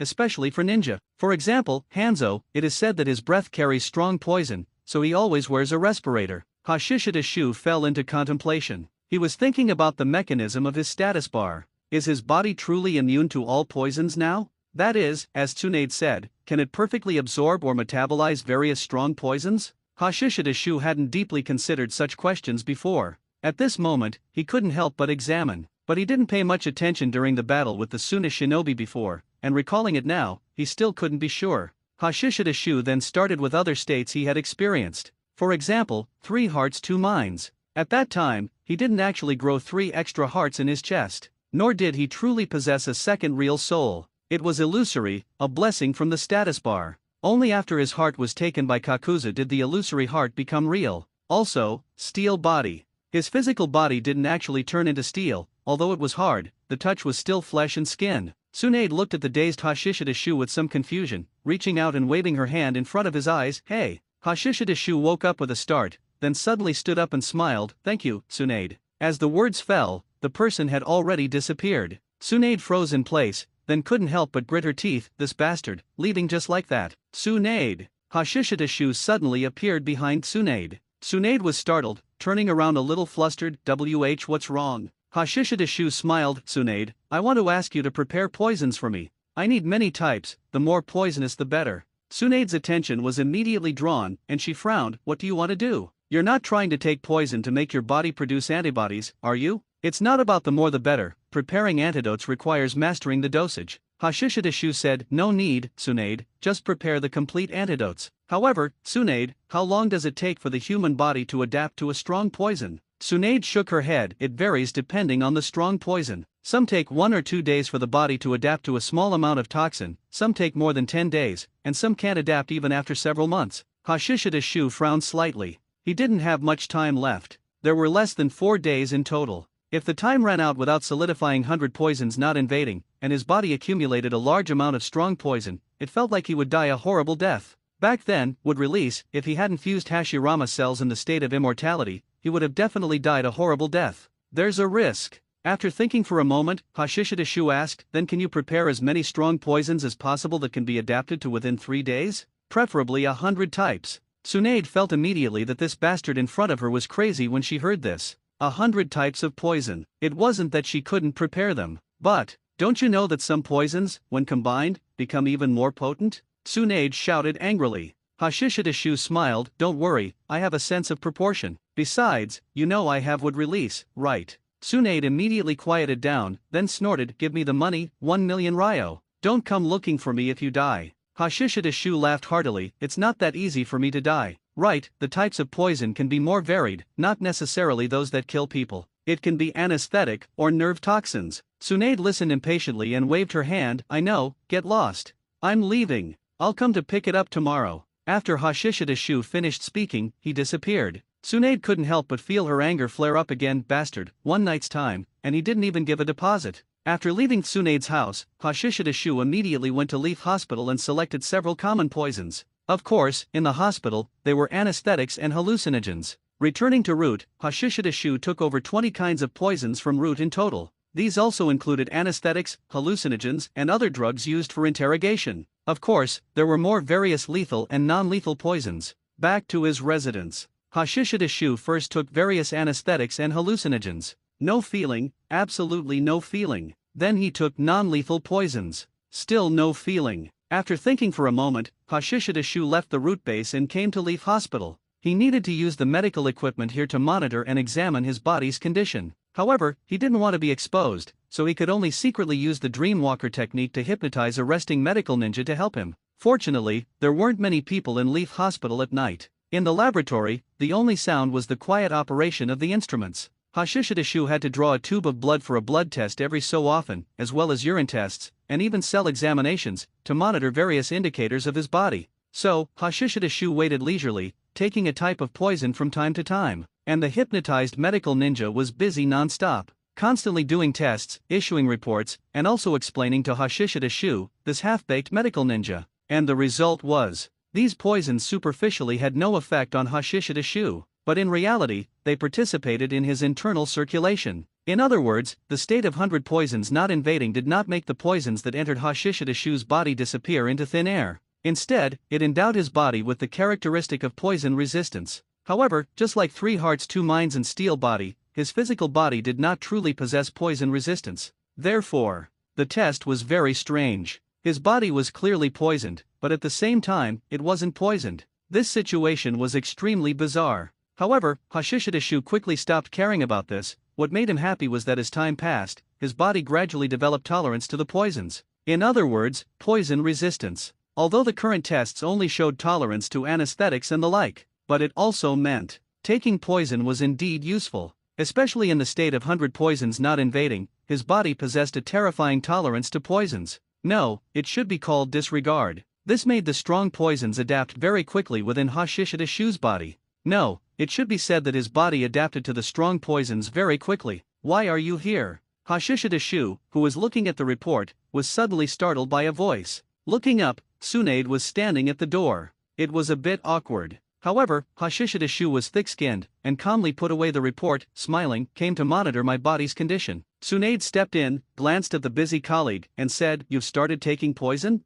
Hashishida Shu nodded. "Starting with anesthetics and hallucinogens, the effect seems pretty good." Tsunade came in front of Hashishida Shu, paused, then looked at the male medical ninja who was still busy with his own work, and frowned slightly. "Something's not right. What did you do to him?" Tsunade turned to look at Hashishida Shu. Hashishida Shu admitted with an unchanged expression, "A genjutsu I created myself, deep hypnosis. His current state is like sleepwalking, but it's sleepwalking under my control." Tsunade raised an eyebrow. "Sleepwalking?" Hashishida Shu nodded. "The development of this ninjutsu is somewhat related to you." Tsunade snorted lightly. "So, I wasn't wrong that day, you were eavesdropping outside." Hashishida Shu spread his hands. "I wasn't eavesdropping, I was openly present. That day, I was just passing by while looking for Nonoyu. Your conversation gave me inspiration, and the reason I did this is because I need to keep my information secret." Tsunade's frown still hadn't eased. Just as she was about to speak, Hashishida Shu added, "Don't worry, this jutsu won't affect him. After it's released, he won't have any memory of this process, just like sleepwalking." Tsunade's frown relaxed, and she said expressionlessly, "You are too wary of your comrades." Hashishida Shu smiled. "If it were you, Tsunade, I certainly wouldn't need to do this." Tsunade snorted coldly. "For the sake of your 1 million, I won't dwell on this. Give me your report." Hashishida Shu raised his hand and handed it over. Tsunade took it and quickly scanned it. A moment later, Tsunade looked up at Hashishida Shu a few times, then continued looking at the report. But it wasn't long before she couldn't help but look up at Hashishida Shu again. The shock in her eyes was undeniable. "This guy. Is this exaggerated situation because of my grandfather's cells?" Taking a deep breath to calm down, Tsunade looked up and said, "So, your earlier plan to take 100 types of poison in a short time wasn't a joke or reckless, you were relying on your special physique. What a perfect excuse." Hashishida Shu praised inwardly, then nodded, "Pretty much. It's just that I don't know where my limit is, so I need to be cautious." He was also afraid that the state would disappear and he wouldn't solidify it, ending up poisoning himself to death. At that point, he would truly be the most tragic transmigrator. After a moment of consideration, Tsunade said, "I will control the dosage of the poisons for you, as well as the timing and amount of the antidotes. However, taking so many poisons in the shortest possible time is still unrealistic. I think you can extend the time." Hashishida Shu shook his head. "In Sky Ninja Village, Sky Ninja once used strong poison to deal with my shadow clone. This information is very disadvantageous to me. Currently, only Tsunagakur is after me, but Iwagakur, Hidden Mist, and Cloud Village, none of them want a would-release secret technique user to be alive." This excuse convinced Tsunade, and she nodded with a frown. "I'll try my best, but I need more helpers. Release him, and I'll gather more people to help. Don't worry, your information won't be leaked, they are only responsible for preparing the poisons and antidotes." Hashishida Shu immediately smiled. "Then I'll trouble you. I will provide 1 million ryo as a subsidy for this experiment, which you can distribute to the other medical ninja." Tsunade's tense expression softened a bit. Okay. Next was Tsunade's time to show off her prowess. Soon, a large number of medical ninja who had already been resting, or ordinary medical personnel, were summoned by Tsunade. The originally somewhat deserted Leaf Hospital suddenly became lively, and Hashishida Shu at this time seemed to have become Tsunade's toy, being freely manipulated, taking whatever posture was required. But the efficiency was astonishing. Over one night, Hashishida Shu completed experiments with 32 types of poison. The reason it was so fast was by accelerating Hashishida Shu's own metabolic rate through cell activation and some of Tsunade's medical techniques. Although Tsunade didn't affect the operation of Leaf Hospital, the commotion was indeed significant. So, after the morning shift started, Hiruzen Sarutobi still found out about it. However, after getting information through Umbu, Hiruzen Sarutobi didn't pay much attention, only thinking that Tsunade was trying to prepare powerful poisons. Because the Umbu didn't find Hashishida Shu's presence, 3 days passed in a flash. In the laboratory, Tsunade twisted her body slightly, feeling a bit tired, and said to Hashishida Shu, who was lying down, "It's fine now. The remaining strong poison in your body has been cleared out." The remaining 100 types of trace toxins have become a part of your body, which is poison resistance. They already coexist with your body and have become a part of your internal circulation. Of course, you don't have a poison sac like Hanzo's, so it won't affect others, unless you actively use chakra to enhance the concentration of the toxins. For any strong poison, discussing toxicity without considering the dosage is just being reckless. Hashishida Shu was very relieved to hear this. Even if he didn't solidify 100 poisons not invading, it was completely worth it. Thank you, Tsunade, Hashishida Shu said, taking out 2 million ryo. 1 million belonged to Tsunade personally, and the other million was to be distributed to the many medical ninja who helped this time. I'm leaving. After collecting the money, Tsunade turned and left. She wasn't made of iron either. After being busy for several days, she was very tired. It was only after walking out of Leaf Hospital that Tsunade paused, remembering that she had forgotten to give that scroll to Hashishida Shu again. Forget it, I'll give it to him next time we meet. Anyway, sage art training is dangerous too. Shaking her head inwardly, Tsunade walked home. On the other side, Hashishida Shu also left Leaf Hospital and went straight to a riverbank. After confirming that there was no one around, he unsealed the scroll and took out a large amount of data. These were all his body data reports, which he had taken out of Leaf Hospital. He lit a fire, burned them, and then scattered the ashes into the river, completely destroying all traces. Putting away the scroll, Hashishida Shu was about to return to Root, but his clone's memory fed back. Finally, another step forward. Next, as long as he used clones to gain experience, by controlling the power of airflow in the air, he could walk as if on solid ground and enter a new world. Only by achieving this step could he develop the third stage, progressing towards true flight. His body landed again, and Hashishida Shu was very excited. Should I give it a new name? Just calling it Wind Release Instantaneous Body Technique doesn't feel quite right. How about calling it Sky Walk? After naming it and leaving 2 clones to continue training, Hashishida Shu leaped away. Returning to the root base, it wasn't long before Inyazuka Ryo came looking for him. Captain, this is the list for the Jonin exam this time. Hashishida Shu reached out to take it, scanned it with his eyes, and then paused. There were 2 familiar names. Memura Cake Maki, currently a special Jonin. The other was Ui Shinku, currently a Chunin. Hashishida Shu had fought with Memura Cake Maki before, and his initial memory of her was her identity as the commander of the Land of Fire Border Defense Force during the Third Shinobi World War. Of course, it was a bit tragic. They were almost completely wiped out by the Earth Ninja. It was Minato Namikaze who arrived in time, performing the feat of eliminating more than 50 Earth Ninja in an instant. As for Ui Shinku, he is Kurane Ui's father. Seeing this name made Hashishida Shu think of many things at once. Kakashi, Obito Uchiha, Rin Nohara, Kurane Ui, Asuma Sarutobi. Guy, these people haven't been born long yet. What will the future be like? Hashishida Shu suddenly had many more expectations for the future. Because on one hand, he knew the future, and on the other hand, he believed in himself and would definitely change the original future. It wasn't that he deliberately wanted to change it, but because he existed. Putting away the list, Hashishida Shu asked Inyazuka Ryo, do you have any ideas for new techniques? Although he was wearing a mask, Inyazuka Ryo still felt extremely awkward. Not yet. Hashishida Shu said, 4 new techniques. There are many directions. Perception, instantaneous body technique, defense, attack. You might as well think about each direction one by one. If you want to improve your tracking ability, how should you go about it? Inyazuka Ryo fell into deep thought. Hashishida Shu gave an example. For example, in terms of perception, your Inyazuka clan has naturally sensitive noses. So, to improve this ability, perhaps you can use Yang Release to enhance it. Inyazuka Ryo nodded quickly. I understand, Captain. Hashishida Shu continued, here with me, no one is allowed to stand still and become the one holding others back. Upon hearing this, Inyazuka Ryo's heart immediately tightened, and then he gritted his teeth. I can definitely do it. Hashishida Shu gave a non-committal reply and said, go, notify the people on the list. Tomorrow morning at 9 o'clock, gather at the entrance of the Death Forest on time. Inyazuka Ryo nodded and immediately turned to get busy. After Inyazuka Ryo left, Hashishida Shu took out the sealing jutsu materials to study. These materials were previously obtained from the Sky Ninja Spy.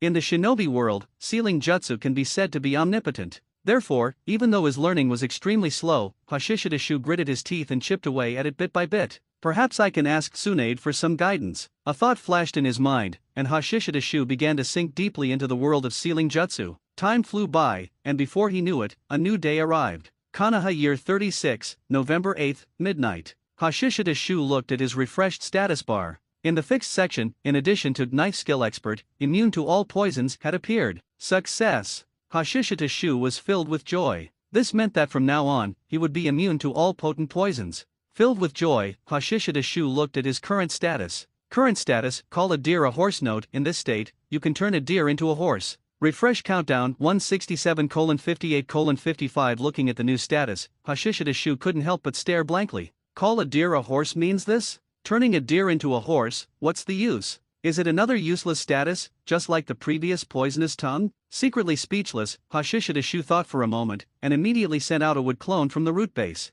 In the deer-raising area of the Nara clan, Hashishida Shu's figure appeared. Soon he found a deer resting under a tree. Call a deer a horse. Hashishida Shu pointed with his hand, and then the deer that was resting turned into a horse. Flawless. Used on transformation technique? Hashishida Shu secretly shook his head, losing interest in researching it. The night passed without incident. He woke up for his usual morning training, then had a hearty meal. Only then did Hashishida Shu bring Inyazuka Ryo and Abarame Ryoma to the entrance of the Death Forest. At 9 a.m., all 6 people participating in this Jonin exam arrived. Hashishida Shu, wearing a mask, scanned the 6 people with his gaze and said lightly, "I am the examiner for this test. As for who I am, you don't need to know. Furthermore, perhaps you already know the direction, or even the content, of the exam. But I must say, forget all that. Do what I say. Understand?" Although they exchanged glances, Ui Shinku and the others still responded in unison, "Understood." Hashishida Shu leaped into the Death Forest, "Follow me."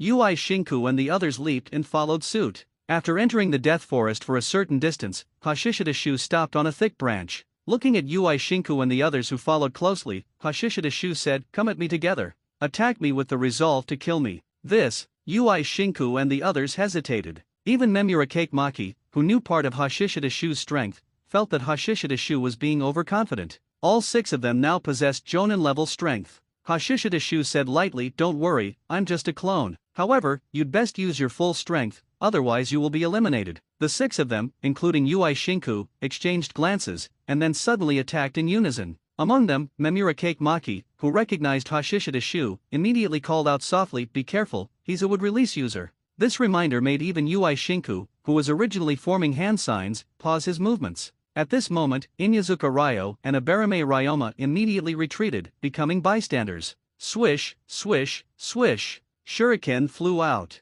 Hashishida Shu held up one hand, and wooden vines spread horizontally, blocking the numerous shuriken. But immediately after, the examiner from the Akimichi clan, with a greatly enlarged palm, slapped towards him. At the same time, Ui Shinku completed his hand signs. Demonic illusion, tree binding death. Behind Hashishida Shu, a large tree rose from the ground, and vines bound his body. And the giant palm slapping towards him brought oppressive winds, making hair fly wildly. This coordination could not be said to be lacking. But just as it was within reach, 2 vines bound the descending giant palm, making it unable to move further. Ui Shinku's expression changed, he's completely unaffected by genjutsu. Swish, swish, swish. Immediately after, his eyelids became heavy, and he felt drowsy. Not good, it's genjutsu. Nara Oval reacted, but he was powerless to resist the overwhelming sleepiness. In an instant, he lowered his eyelids and fell into a deep sleep. At this moment, Hashishida Shu, who had just kicked Memura Maki away with one foot, raised one hand, and Nara Oval, who had just closed his eyes, immediately opened them again. Dream Walker technique.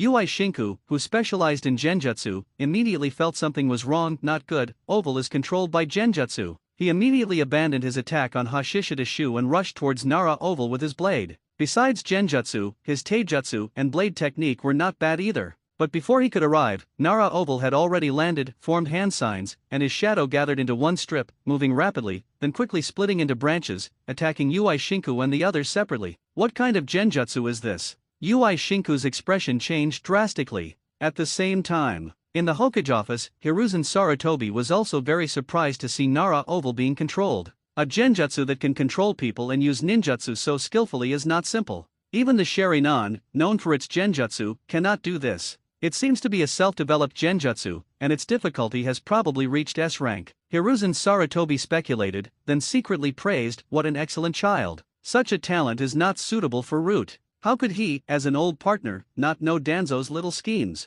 The idea of controlling the nine-tailed Jinchuriki, this weapon, through wood release is too extreme. The nine-tailed Jinchuriki needs more than just strong control. Hiruzen Sarutobi hoped that the second nine-tailed Jinchuriki would be like Uzumaki Mito, who could perfectly suppress the nine tails and utilize its power. Not a dangerous weapon that could threaten his own people at any time. Therefore, love and bonds are the best means of controlling a Jinchuriki. Looking at Hashishidashu capturing Ui Shinku and the others one by one, Hiruzen Sarutobi had already made a decision in his heart. Death Forest. The battle was over. Including Nara Oval, they were all hung up again and controlled by the Dreamwalker technique. The real content of the assessment came next. Testing loyalty. Of course, Hashishidashu's method was very simple. Under the control of the Dreamwalker technique, through guidance, he could easily dig out the deepest thoughts of Ui Shinku and the others. If Hashishidashu wanted to, he could also learn their secret techniques from Nara Oval and the others, just like he obtained the mind-body switch technique. However, Hashishidashu felt that Hiruzen Sarutobi would likely be observing this Jonin assessment from afar. So in the end, he honestly asked some conventional questions about loyalty.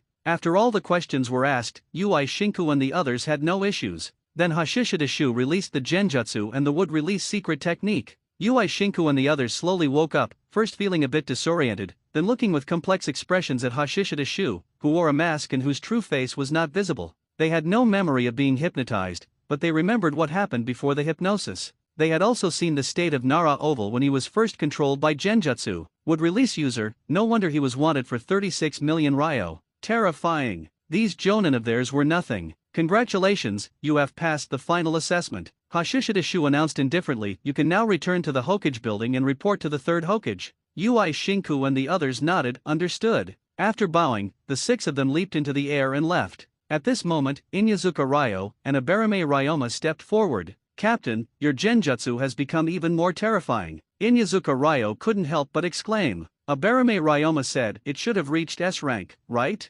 Hashishidashu nodded slightly. When it was first developed, it was only A rank. But by absorbing some advantages from the mind-body switch technique and strengthening the speed and precision of deep hypnosis, the difficulty increased sharply, indeed reaching S rank. However, in Hashishidashu's opinion, this was not the complete version of the Dreamwalker technique. If he had a pair of Sharingan, specifically, a 3-tomo Sharingan, then without needing to form hand signs, after further strengthening, he could instantly control the enemy with just a glare. Returning to the root base, Hashishidashu immediately went to see Danzo. Kino, how were those people? Danzo asked. Hashishidashu respectfully said, Lord Danzo, their loyalty is not a problem. However, their thinking is too conservative and not suitable for us. Danzo nodded slightly, not showing any disappointment, and then said, starting tomorrow, you will lead a team to cooperate with the Hokage's direct Umbu and be responsible for the safety of the nine-tailed Jinchuriki. You must be respectful to Mito Uzumaki. Hashishidashu quickly lowered his head, understood. Back at his residence, Hashishidashu was still thinking about the tailed beasts.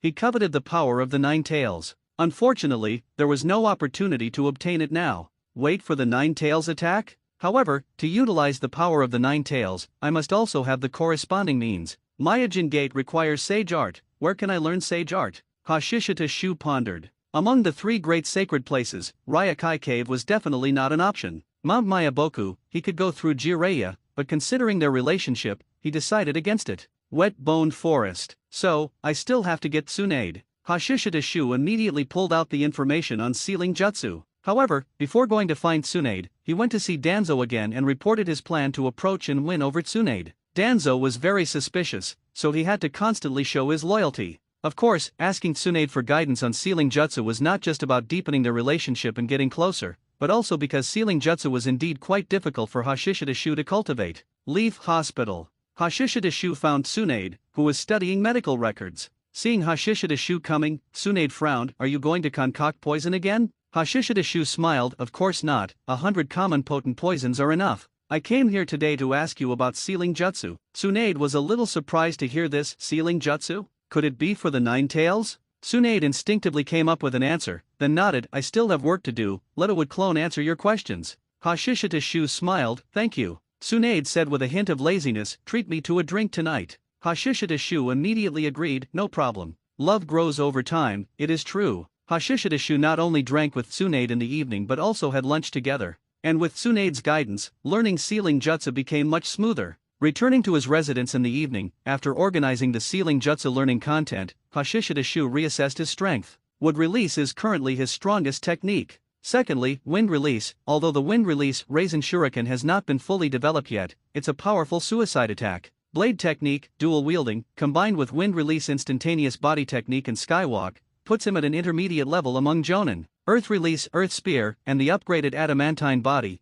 can ignore most physical attacks except for lightning release. Genjutsu, Dreamwalker Technique, S rank. Raiznan, a close-range, hand-signless A-rank ninjutsu. In addition, there is the powerful self-healing ability brought by the Hashirama cells. Looking at these abilities, they are already very comprehensive. If there is a weakness, it is only one aspect. Perception. Perception. I'm not sure if I have talent in perception, but I should have it, right? No matter what, I have to try. Hashishidashu thought to himself, but there must be an opportunity to obtain perception ninjutsu. After thinking for a moment, he summarized himself. Elite Jonin, but still a regular ninja. Still quite far from those overpowered individuals. Although Hashishidashu himself is also overpowered, the status bar is too unstable. You never know how bizarre the refreshed status will be. The night passed without a word, and at 9 o'clock the next morning, Hashishidashu, accompanied by Inyazuka Ryo and Abarame Ryoma, appeared outside the Senju clan residence. As soon as they arrived, an Umbu wearing a tiger mask appeared in front of the three of them.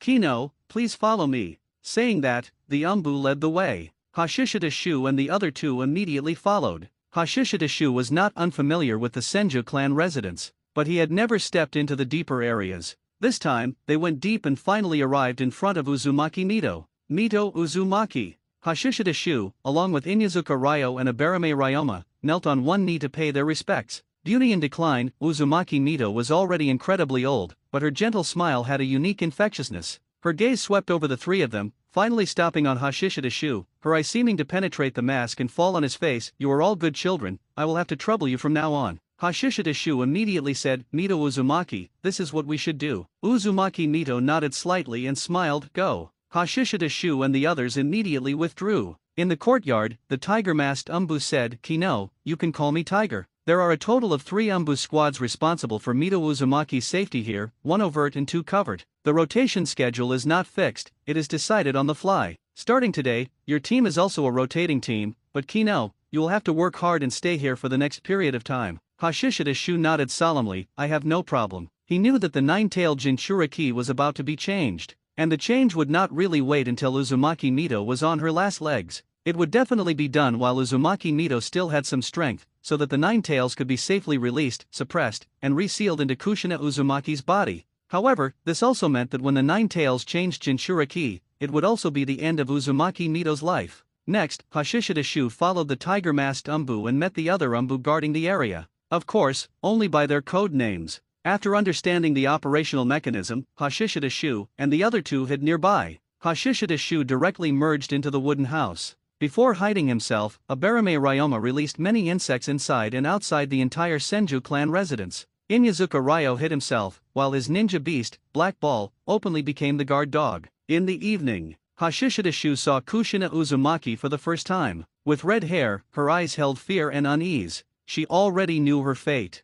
Hashishidashu was lost in thought when he heard Uzumaki Mito's voice, "Kino." Mito Uzumaki. Hashishidashu's figure rose from beneath the floor. Kushina Uzumaki, who was lying on Uzumaki Mito's lap, curiously looked at Hashishidashu. "Kino, from now on, you will be responsible for her safety. If possible, teach her some things too," Uzumaki Mito said with a smile. Hashishidashu was very surprised. Was this to make Kushina Uzumaki his disciple? A thought flashed through his mind, and Hashishidashu immediately said, "Yes, Mito Uzumaki. However, I will leave a wood clone by your side. Please rest assured, I have enough chakra." Uzumaki Mito smiled and nodded, very thoughtful. "Let's do that." Hashishidashu bowed and his figure sank and disappeared. Hashishidashu didn't follow her inside but leaped to the window outside the bedroom. After glancing at the bedroom, Hashishidashu suddenly felt that this scene seemed a little familiar. When Kushina Uzumaki was pregnant, wasn't Kakashi that guy who guarded outside and ate dog food? So, maybe the dog head carved on the earth release barrier was because of this.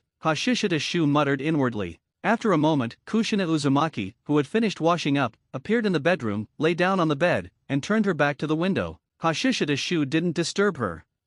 Suddenly, Kushina Uzumaki's voice came. Hashishidashu turned around. "You can call me Kino." Kushina Uzumaki looked at the somewhat scary ghost mask and said, "Senior Jia, that thing, do you know about it?" Hashishidashu's voice was calm. "Are you talking about the 9 tails? Of course I know. It's one of the 9-tailed beasts of the shinobi world, and the strongest one." Kushina Uzumaki asked nervously, "Then are you afraid of it? That kind of monster is very terrifying, right?" Hashishidashu said with a slight smile, "If he dares to appear before me, I'll first give him a good beating to make him behave." Ha! Kushina was very surprised. This person before her, whom Mito Uzumaki said could be trusted, indeed seemed different from others. But, could such a powerful Nine-Tails really be defeated? Hashishida Shu's voice sounded at the right time. You know, I am a wood release user. You should know about the wood release secret technique, right? Kushina Uzumaki widened her eyes and couldn't help but sit up on the bed, looking at Hashishida Shu outside. Senior Jia, you are that wood release user the Konoha ninjas have been talking about recently. That's amazing. Hashishida Shu smiled and said, just average, Konoha's third. Kushina Uzumaki couldn't help but laugh when she heard this. Senior Jia is too arrogant. There should be many very powerful seniors in Konoha. Hashishida Shu said, I'm still young. When they are all too old to move, I'll naturally be third. Kushina Uzumaki couldn't help but laugh heartily, but then covered her mouth, finding it hard to suppress her laughter. He. Then who are the first and second? Hashishida Shu said seriously and earnestly, of course, it's the third Hokage and Lord Danzo. Kushina Uzumaki couldn't help but laugh again. Senior Jia, you are too. Feeling Hashishida Shu's kindness, Kushina Uzumaki became a little bolder and asked, speaking of which, Mito Uzumaki said Senior Jia would teach me something. Is it the wood release secret technique? Hashishida Shu smiled and said, if you want, I can certainly teach it to you. However, if you want to train in the wood release secret technique, you must first master the earth release and water release nature transformations. Kushina Uzumaki was surprised. It's actually that troublesome. Hashishida Shu nodded, because it's a new nature transformation formed by the fusion of two nature transformations. However, I have a jutsu here that is very suitable for beating tailed beasts, which I can teach you. This is much simpler to learn than the wood release secret technique. Kushina Uzumaki was curious. Really? Could it be a jutsu even more powerful than the wood release secret technique? As she spoke, she got off the bed, came barefoot to the window, opened it, and sat by the window. Hashishida Shu sat cross-legged opposite her and smiled. Whether a jutsu is powerful or not doesn't depend on the jutsu itself, but on the ninja who uses it. Although I also possess the wood release secret technique, I am far inferior to the first Hokage. Kushina Uzumaki listened thoughtfully, then nodded heavily. I'll remember that. Hashishida Shu smiled, then opened his right palm. Under Kushina Uzumaki's gaze, a raisonnan quickly condensed. Air currents swirled, blowing Kushina Uzumaki's red hair. At this moment, Kushina Uzumaki's eyes were fixed on the raisonnan, and she gasped with her mouth wide open. That's amazing. At this time, the raisonnan was only the size of a baby's fist, but as Hashishida Shu continuously injected chakra, its volume immediately expanded, and its light illuminated the surroundings.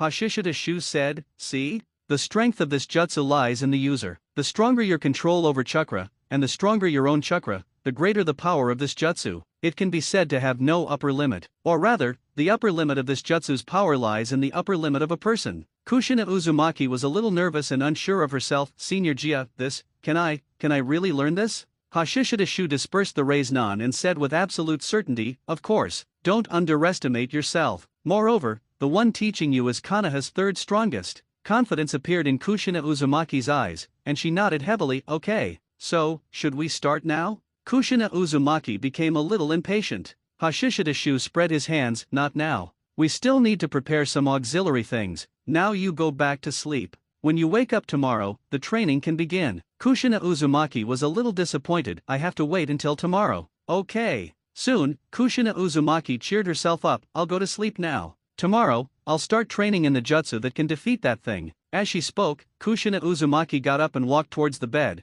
but quickly stopped again and looked back at Hashishida Shu. Senior Jia, will you always be here? Hashishida Shu nodded. Of course. Thank you. Kushina Uzumaki smiled brightly, then returned to bed, lay down, closed her eyes, and quickly fell asleep. Hashishida Shu gently closed the window, then got up and looked to the left. I didn't expect you to be quite good at coaxing children. Tsunade walked out of the darkness. Hashishida Shu raised his hand and formed a hand sign, and a wood clone emerged from behind him. The clone stayed outside the window, while Hashishida Shu and Tsunade leaped onto the roof. Why are you here? Hashishida Shu joked. Are you worried about me? Tsunade snorted lightly. You're too reckless. Hashishida Shu couldn't help but laugh when he heard this. You can't blame me for this, you should blame this world. This world. Tsunade was silent for a moment, then said, was that jutsu just now developed by you? Hashishida Shu nodded. It was unintentional inspiration, called raisonnan. Of course, nature transformation can also be added. Tsunade commented, it's a very powerful jutsu. No hand signs plus astonishing shape transformation, at least A rank. After speaking, she took out a scroll. Here, my grandmother asked me to give this to you. Mito Uzumaki? Hashishida Shu was surprised, reached out to take the scroll, and asked curiously, could it be sealing jutsu? Tsunade had a hint of a smile in her eyes. You'll know when you look. In any case, it shouldn't disappoint you. Hashishida Shu opened it and his breath suddenly hitched slightly. Sage art. Yes, it was Hashirama Senju's notes on sage art training. Hashishida Shu had never expected it to be this. Tsunade said, "It seems you know about the existence of sage art, so I shouldn't need to explain too much. However, although sage art is powerful, training in it is very difficult. At least I haven't succeeded in training in it yet. Not only that, training in sage art is also very dangerous. If you're not careful, you'll be eroded by natural energy, become part of nature, and then die." Saying this, Tsunade's expression became serious. "My grandmother asked me to give this to you after you came to my house last time. I just haven't given it to you because this thing is very dangerous, but, if you can learn it, facing the 9 tails should be even more." Hashishida Shu solemnly put away the scroll and said seriously, "Thank you. I will also personally thank Mito Uzumaki." Tsunade said casually, "Suit yourself. However, when you're training, it's best to have someone beside you who can interrupt you in time if you lose control." Hashishida Shu nodded. "A clone should be fine. Of course, if Tsunade, you have time, could you help? Not taking the opportunity to get closer at this time would be living in vain." Tsunade glanced at Hashishida Shu and said lightly, "For this kind of thing, you need to find someone you absolutely trust." Hashishida Shu immediately said, "In Konoha, there are 3 people I absolutely trust. The 3rd Hokage, Lord Danzo, and you, Tsunade. Flirting is one thing, but the persona cannot collapse." Tsunade snorted lightly when she heard this, and her figure vanished from the spot, leaving only one sentence, "I'll tell you when I have time." Beneath the mask, Hashishida Shu revealed a smile. Her words were tough, but her heart was soft. Under the moonlight, Hashishida Shu reopened the scroll and read it carefully. It was still Hashirama Senju's style. The annotations were simple and unadorned. However, for the training of sage art, even if it was simple, it still seemed a bit profound. To summarize, it was to quietly feel natural energy. Only by feeling natural energy were you qualified to proceed to the next step. Of course, Hashirama Senju also included a reminder in the scroll. A type of mucus from the wet bone forest could help sense natural energy. Hashishida Shu guessed that it was the slug sage's secreted mucus, similar to the toad oil from Mount Mayaboku. The most dangerous part was the second step, absorbing natural energy. This process required maintaining balance. Once excessive, natural energy would erode the body and cause naturalization. Therefore, the larger one's own chakra, the lower the risk. This was because the human body was insignificant compared to the vast natural energy in nature. Even absorbing just a little was a large amount. Especially at the beginning, it was impossible to grasp the amount of natural energy absorbed. However, if this step was handled well, then the training of sage art could be considered successful. After reading it several times, Hashishida Shu put away the scroll. "Now is not the time to train. I'll try after this mission is over." Hashishida Shu thought to himself, "If I have the mucus from the wet bone forest to assist, it should be much faster. Tsunade should give it to me, right?" Uzumaki Mito proactively gave him the sage art scroll, mainly because she could sense that he had no ill intentions. Secondly, it was the Hashirama cells. Then, it should also be related to Kushina Uzumaki and Tsunade herself. Uzumaki Mito might also be making her final arrangements. After all, personal interests and Konoha's interests are often not consistent. Uzumaki Mito should have a deep understanding of this. This woman not only has time-etched scars on her, but also the surging current of this mundane world. She was once the princess of the land of Eddies, and as the strongest-tailed beast Jinchuriki, she had to watch her homeland be destroyed. Who can understand that kind of pain? Hashishida Shu sighed inwardly. She is no longer the princess of the land of Eddies, but Konoha's 9-tailed Jinchuriki, the wife of Konoha's first Hokage. She is no longer herself. I must never fall into such a situation in the future. So I not only need enough strength, but also an unfettered heart. What bonds? Bullshit. I am sincere and genuine to everyone, but I love myself more. Money is precious, love is even more so, but for freedom, both can be thrown away. Although she doesn't know much, her senses are extremely sharp. Even though she hasn't become a Jinchuriki yet, the way those Umbu look at her is already different. Senior Jia. Kushina Uzumaki got out of bed, her hair messy, and her tone was relaxed. Hashishida Shu turned around and smiled. "The things are ready, go wash up quickly." Kushina Uzumaki's eyes lit up, and she quickly turned around and rushed to wash up. "I understand." 5 minutes later, Kushina Uzumaki pushed open the window and came before Hashishida Shu. "Here, this is the breakfast I prepared for you." Hashishida Shu said, "Eat while we talk." Kushina Uzumaki took the breakfast, stuffing it into her mouth while looking curiously at the balloon in Hashishida Shu's left hand.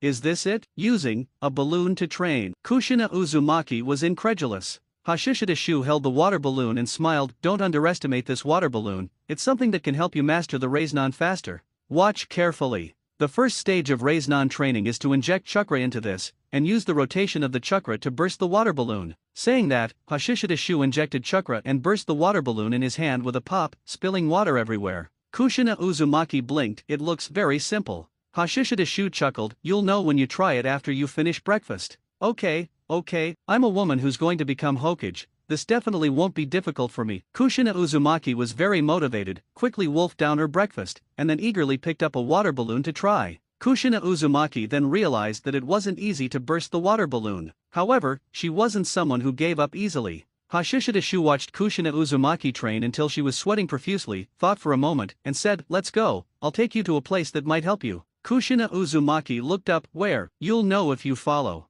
Hashishida Shu leaped up, and Kushina Uzumaki quickly followed. A moment later, the two arrived by a river. Hashishida Shu formed hand signs, and vines rose from the ground, forming a wooden basin with a downward indentation in the middle. Then, he swung his blade to cut the wooden basin from the vines, took it to the river, filled it with water, and returned. "Watch carefully." Hashishida Shu reached into the wooden basin and stirred, and the water in the basin quickly formed a vortex. Kushina Uzumaki looked at the spinning vortex and immediately understood. "Senior Jia, you mean, I need to make the chakra inside the water balloon rotate like this?" Hashishida Shu nodded. "You can think of chakra as your hand, an extension of your body, controlling it to rotate and stir the water. And the rotating water has tension and frictional force, coupled with the power of chakra, it can burst the water balloon." Kushina Uzumaki nodded seriously. "I understand." Hashishida Shu nodded. "Let's go to the academy." All the way, Kushina Uzumaki's attention was focused on how to burst the water balloon, and she had completely lost interest in going to school. Hashishida Shu hid in the shadows, watching Kushina Uzumaki diligently train during breaks and lunch. Very good, very promising. Hashishida Shu felt that training a powerful Jinchura ki seemed quite good too. In the afternoon, after school, Kushina Uzumaki sprinted home, leaping onto the windowsill, and looking at Hashishida Shu, she cheered excitedly. "Senior Jia, I did it, I burst the water balloon." Hashishida Shu immediately gave a thumbs up. "Well done. Come, let me see." Saying that, Hashishida Shu handed her a water balloon. Kushina Uzumaki took it, held it with both hands, and then injected chakra. In less than 3 seconds, with a pop, the water balloon burst, and water splashed everywhere. "Then let's start the second stage." Hashishida Shu brought a bag of rubber balls from behind him and took one out. "The second stage is to use the same method to burst this rubber ball." Saying that, Hashishida Shu demonstrated it himself. In 1 second, after moving back and forth, with a pop, a hole was made in the rubber ball. Kushina Uzumaki immediately nodded. "I understand." Taking a rubber ball from the bag, Kushina Uzumaki began to train. Hokage office. Hiruzen Sarutobi looked at Kushina Uzumaki training, and a question mark appeared on his forehead.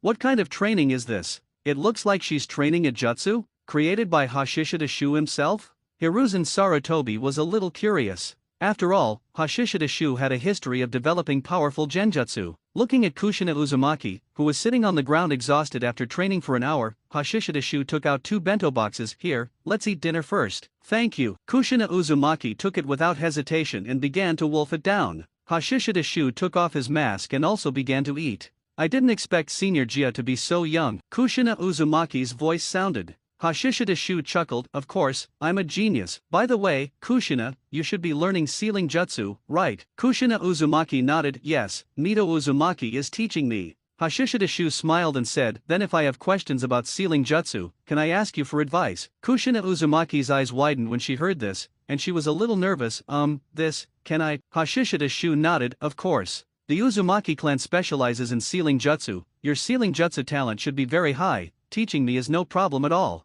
Kushina Uzumaki nodded heavily. "I understand. I will work hard. I will definitely teach Senior Jia well." Hashishida Shu suddenly smiled and extended his hand. "Hello, I am Hashishida Shu. It's a pleasure to meet you, Kushina." Hashishida Shu, Senior's real name? As expected, it's as refined as his appearance. Kushina Uzumaki extended her hand. "Shu-senpai, hello, I am Kushina Uzumaki, a person who will definitely become Hokage." Hashishida Shu stated honestly, "I believe in you." Tsunade, who had just arrived, couldn't help but secretly curl her lip when she heard their conversation. If she knew what this guy looked like when he was killing people, she wouldn't describe him as refined. At this moment, Hashishida Shu said, "Tsunade, do you want to eat together?" Kushina Uzumaki quickly turned around, pleasantly surprised. "Tsunade-sama." Tsunade stepped forward. "You probably didn't buy enough for me." Hashishida Shu gestured with his bento. "If you don't mind, you can have mine." Kushina Uzumaki quickly said, "You can have mine too." Tsunade waved her hand. "No need, I've already eaten." She looked at the rubber ball next to her and asked, "What is this for?" Kushina Uzumaki smiled. "Shu-senpai taught me an amazing jutsu, this is for training."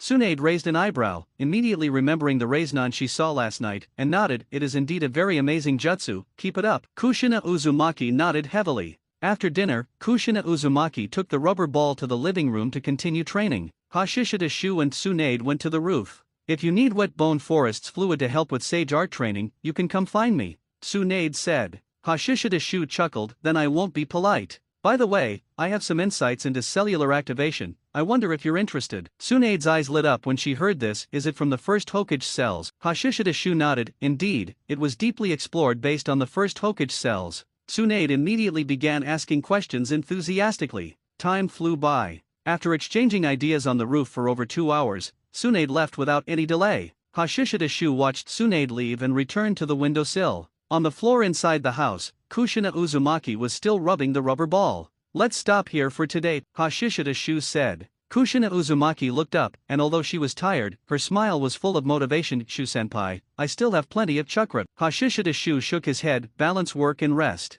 How about we discuss some knowledge about sealing jutsu?" Kushina Uzumaki's eyes lit up when she heard this, and she immediately nodded enthusiastically, dropped the rubber ball, and sat by the window to discuss sealing jutsu with Hashishida Shu. Although Kushina Uzumaki was young, she had high talent and the guidance of Mito Uzumaki. Her basic knowledge of sealing jutsu was incredibly solid, far surpassing Hashishida Shu, who was a late bloomer. Furthermore, this kind of foundation was exactly what Hashishida Shu needed. Before they knew it, it was 10 o'clock at night. Hashishida Shu reluctantly sent Kushina Uzumaki to wash up and go to bed. After Kushina Uzumaki fell asleep, Hashishida Shu closed the window, then created 6 wood clones and left. Training can't stop. The night passed in a flash. Inside the Death Forest, a wood clone that had finished training and was about to disperse suddenly paused. On a whim, he leaped up and came to the Nara clan's deer breeding grounds. It's still in the form of a horse. Looking at the horse that the main body had transformed from a deer, the wood clone was very surprised. Moreover, seeing this horse alone in this remote corner, it was clearly ostracized by the deer herd. Perhaps it was precisely because of this that it wasn't discovered by the Nara clan. The effect is so long-lasting, it might even be a permanent transformation. The wood clone speculated, then stepped forward, knocked the horse unconscious, picked it up, and left, returning to the Death Forest side. He cut it open. Then the wood clone discovered that the structure was completely that of a horse. In other words, the deer had been transformed into a horse from the inside out. And, it was very likely a permanent change. This is quite extraordinary. But, how can I figure out the principle behind this? The wood clone felt he had discovered something incredible, but it still didn't seem to be of much use. However, he was too lazy to think further. He first destroyed the body and traces, then transformed into a large tree. Outside Kushina Uzumaki's house, Hashishida Shu was stunned when he received the memory feedback from the last wood clone. Call a deer a horse. This ability can be said to be heaven-defying. Transformation technique in the shinobi world is just a change in external appearance. But call a deer a horse is a complete transformation of a living organism. If he could understand the principle behind this, it would be simply incredible. But, Hashishida Shu sighed helplessly, there's no way to start. If the duration could be extended, perhaps I could find Orochimaru in the future to modify a deer into a horse and see if this state can be solidified. Wait, there is a direction I can try. Find a deer that can be a summoning animal, and then I will form hand signs and perform the transformation technique. It's not impossible to refine ordinary transformation technique. After thinking carefully, Hashishida Shu felt he could give it a try. Even if it fails, it's no big deal. So the key is, where can I find a deer that can be a summoning animal? It's clearly impossible to raise one myself in such a short time. Nara clan. Hashishida Shu immediately created a wood clone to find Tsunade. Although he knew a Nara oval, it was obviously of no use. There were also Nara clan ninjas en route, but he had no relationship with them. Tsunade's status should allow her to act as an intermediary. After breakfast, Hashishida Shu secretly accompanied Kushina Uzumaki to school. On the other side, the wood clone went to the Leaf Hospital to find Tsunade and explained his purpose. Use a deer as a summoning animal. Tsunade was extremely surprised. The wood clone thought for a moment and explained, it's not exactly that I want to use a deer as a summoning animal, but rather I want a deer that is chakra and can cooperate with me to perform a jutsu for a jutsu experiment. I don't know if the Nara clan has such a deer. Tsunade was full of doubts. Jutsu experiment. It absolutely has to be a deer. I'm not sure if the Nara clan has one, I'll have to ask to find out. The wood clone's face was as thick as a city wall. The jutsu matter is confidential for now, Tsunade, please help me ask. Don't worry, it definitely won't harm the deer. I only need to borrow it for 4 days. No, not borrow, but rent, 1 million ryo. Tsunade snorted when she heard this. You're quite rich. Hashishita Shu smiled without speaking. Kakuzu contributed a lot. I can help you ask. Now get out. Tsunade waved impatiently. Then thank you very much, I'll treat you to a drink next time. After speaking, the wood clone flashed and disappeared. Tsunade stood in place and thought for a moment, then left a clone and left the Leaf Hospital to visit the head of the Nara clan's household. An hour later, Tsunade left the Nara clan with a beaming smile, leading a moose. The deer was a summoning animal. Borrowed. No money needed. For the first time, Tsunade felt that making money was so easy. Outside the Ninja Academy, Hashishita Shu looked at the moose Tsunade brought and couldn't help but give a thumbs up. As expected of Tsunadeheim, her influence is immense. Money exchanged hands, and the deer was handed over. Tsunade took the money and swaggered away. Hashishita Shu and the moose looked at each other. I heard you want me to cooperate with you on a jutsu experiment. The moose suddenly spoke. Hashishita Shu was slightly surprised. His current mission was Kushina Uzumaki. As for the amazing effect of call a deer a horse, it was hard to make it his own. Even if solidified into a permanent state, it would require a lot of time to refine. After all, this state was truly just the literal meaning. After dealing with the attempt to permanently solidify the state, Hashishita Shu didn't pay much attention to it anymore, and his days began to become regular. He left the cultivation to the wood clone, while the main body guided Kushina Uzumaki in her training, discussed sealing jutsu knowledge with her, and even studied and researched sealing jutsu. Kushina Uzumaki would ask Mito Uzumaki if she didn't understand something, and then come back to teach Hashishita Shu. 3 days passed in the blink of an eye like this. Kushina Uzumaki progressed very quickly and was already able to make a hole in the ball. Thus, the third stage, further refining and compressing chakra, began. However, before Kushina Uzumaki could complete the Raise-Non training, the moment that would change her life's destiny arrived first. Konoha Year 36, November 12, morning. While Kushina Uzumaki was still in school, an Umbu appeared beside Hashishita Shu. Kino, third Hokage is summoning you. Hashishita Shu turned his head to look at the Umbu who came to deliver the message, nodded slightly, and then held up one hand, from which a wood clone extended from his shoulder. Leaving the wood clone behind, Hashishita Shu followed the Umbu to the Hokage building. This was the first time he had been here since his past life's memories awakened. Led by the Umbu, Hashishita Shu entered the Hokage office. Here, as he expected, Lord Danzo, his direct superior, was also present. Third Hokage, Lord Danzo. Hashishita Shu bowed. Hiruzen Sarutobi nodded slightly but didn't speak immediately, instead signaling Danzo with his eyes. Danzo then spoke. Kino, Mito Uzumaki has decided that the Nine Tails transfer will happen tonight. As expected. Hashishita Shu inwardly tensed, then solemnly and seriously said, the subordinate is already prepared. It was only then that Hiruzen Sarutobi spoke, his voice calm. You don't need to be too nervous, you just need to do a good job with the second layer of protection. Besides Mito Uzumaki, there is also the sealing team. The village's sealing jutsu for the Nine Tails is already very mature, there won't be any problems. Hashishita Shu immediately nodded, understood. Danzo then said, go make the final preparations. Hashishita Shu bowed respectfully and then withdrew. After he left, Hiruzen Sarutobi looked at Danzo and said, after Kushina graduates, let him become a Jonin team leader. This was not a request for opinion, but a decision. Although he was prepared for this, and even wanted Hashishita Shu to become a spy to infiltrate the Hokage's faction, but Danzo was still unhappy. Hashishita Shu was someone he had personally trained and cultivated. Suppressing the displeasure in his heart, Danzo nodded and said, with Kino here, the Jinchuriki can indeed be more at ease. After all, the news of Mito Uzumaki's passing cannot be concealed for too long. Mito Uzumaki was, after all, from the same era as the first Hokage. At such an age, her life was already counting down. And the other 4 great shinobi villages were all watching, it was impossible to keep it hidden forever. At the same time, Kushina Uzumaki, this Jinchuriki, could not be hidden either. In fact, by this time, the major shinobi villages already knew that Kushina Uzumaki was the next nine-tailed Jinchuriki. That's right. Hiruzen Sarutobi said in a deep voice, before the Jinchuriki grows up, she must be protected. Danzo reminded him, Hiruzen, another shinobi world war is unavoidable, and we must also be prepared so as not to be caught off guard. Hiruzen Sarutobi nodded solemnly, I know. Just follow your previous plan. Once Hanzo's ambition is exposed and he makes a move on the land of rivers, then let's start the war. Once we make a move, soon as Shinobi and Iwagakur won't just watch, they will definitely make a move against Hanzo as well. Thus, in a short period, besides Rain Ninja Village, our enemies will be at most Hidden Mist Village and Hidden Cloud Village. Danzo said Hidden Mist Village should not make a move. The third Mizukage's Bloody Mist policy has made the situation in the land of water unstable. Hiruzen Sarutobi nodded. He also thought so, but he had to be prepared for any possibility. and the focus was Hidden Cloud Village. Sky Ninja Village was destroyed, leaving only the stagnant Yugakur between Konoha and Hidden Cloud. The third Raikage was an ambitious person who advocated for military expansion. Cloud Ninja were behind the actions of Sky Ninja Village before. After leaving the Hokage building, Hashishida Shu returned to the Ninja Academy side when school was already out. Kushina Uzumaki had just finished her bento and was practicing with a ball. Behind such efforts, Hashishida Shu saw the fear of the Nine Tails in Kushina Uzumaki's heart. Without disturbing her, Hashishida Shu continued to observe secretly. Unconsciously, the afternoon passed. Just as Hashishida Shu followed Kushina Uzumaki back home, the Umbu appeared. The time had come. Hashishida Shu immediately appeared. Kushina Uzumaki said excitedly, "Shu-senpai,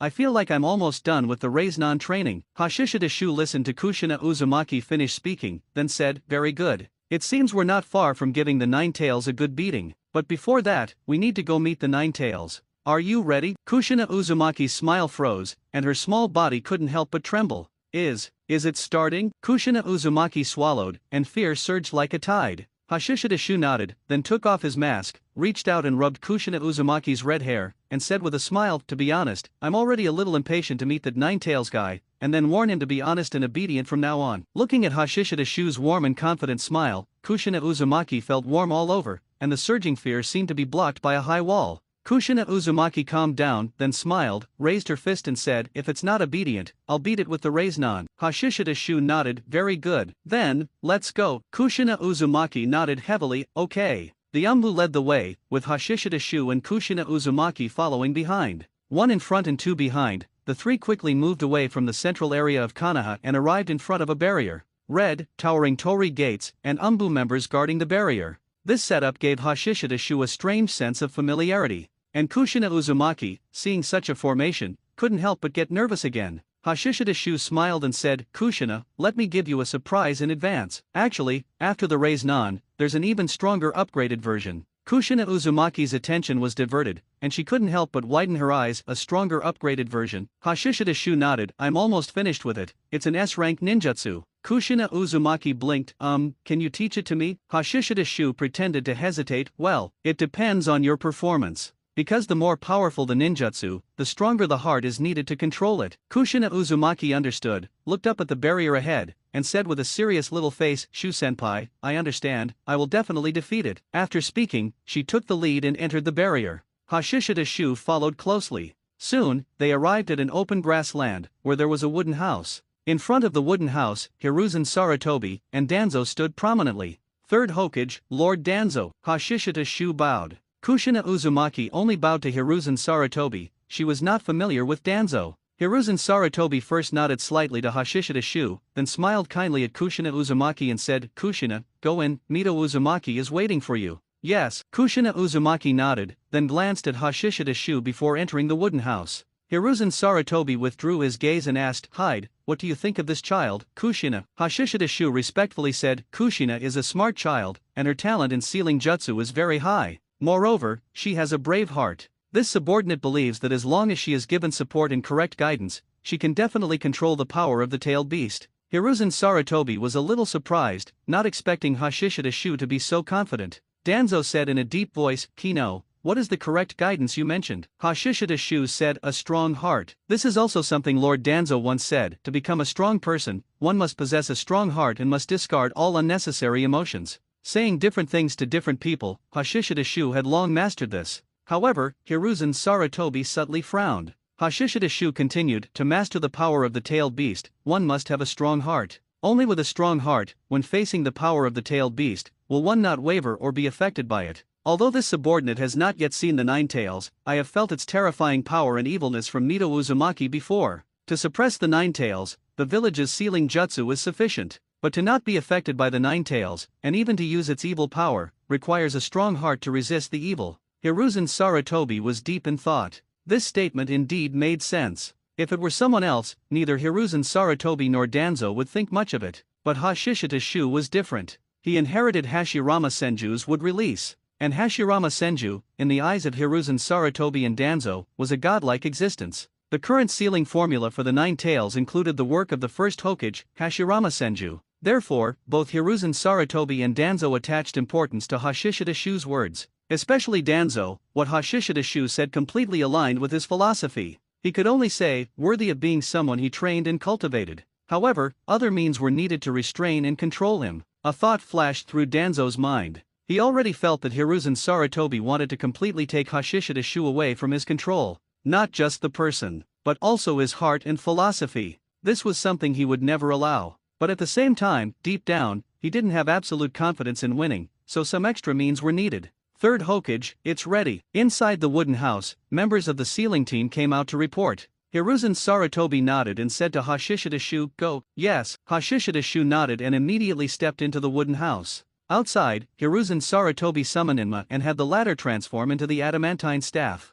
Danzo also summoned his summoning beast, the Dream Eater. At this moment, the two strongest people in Konoha were standing by in full readiness. Inside the wooden house. When Hashishidashu walked in, Mito Uzumaki and Kushina Uzumaki were lying on two separate sealing platforms, and all around were sealing formulas composed of dense various talismans. At the 8 directions of the sealing formulas, there was a member of the sealing team sitting cross-legged, hands clasped together. Child, prepare yourself. Mito Uzumaki's gentle voice sounded, if this old woman cannot completely control the 9 tails later, I will need your help. Hashishidashu nodded, Mito Uzumaki, don't worry. Although I haven't mastered Sage Art and can't be like the first Hokage, Kuoan entering hands is absolutely no problem. Mito Uzumaki nodded with satisfaction, good. Then let's begin. With that, Mito Uzumaki slowly formed hand seals and released the seal on her abdomen. Hashishidashu looked at Kushina Uzumaki, gave her a reassuring look, and then stared at Mito Uzumaki's abdomen. As layer after layer of seals were released, gurgling sounds were heard, and a terrifying chakra appeared within Hashishidashu's senses.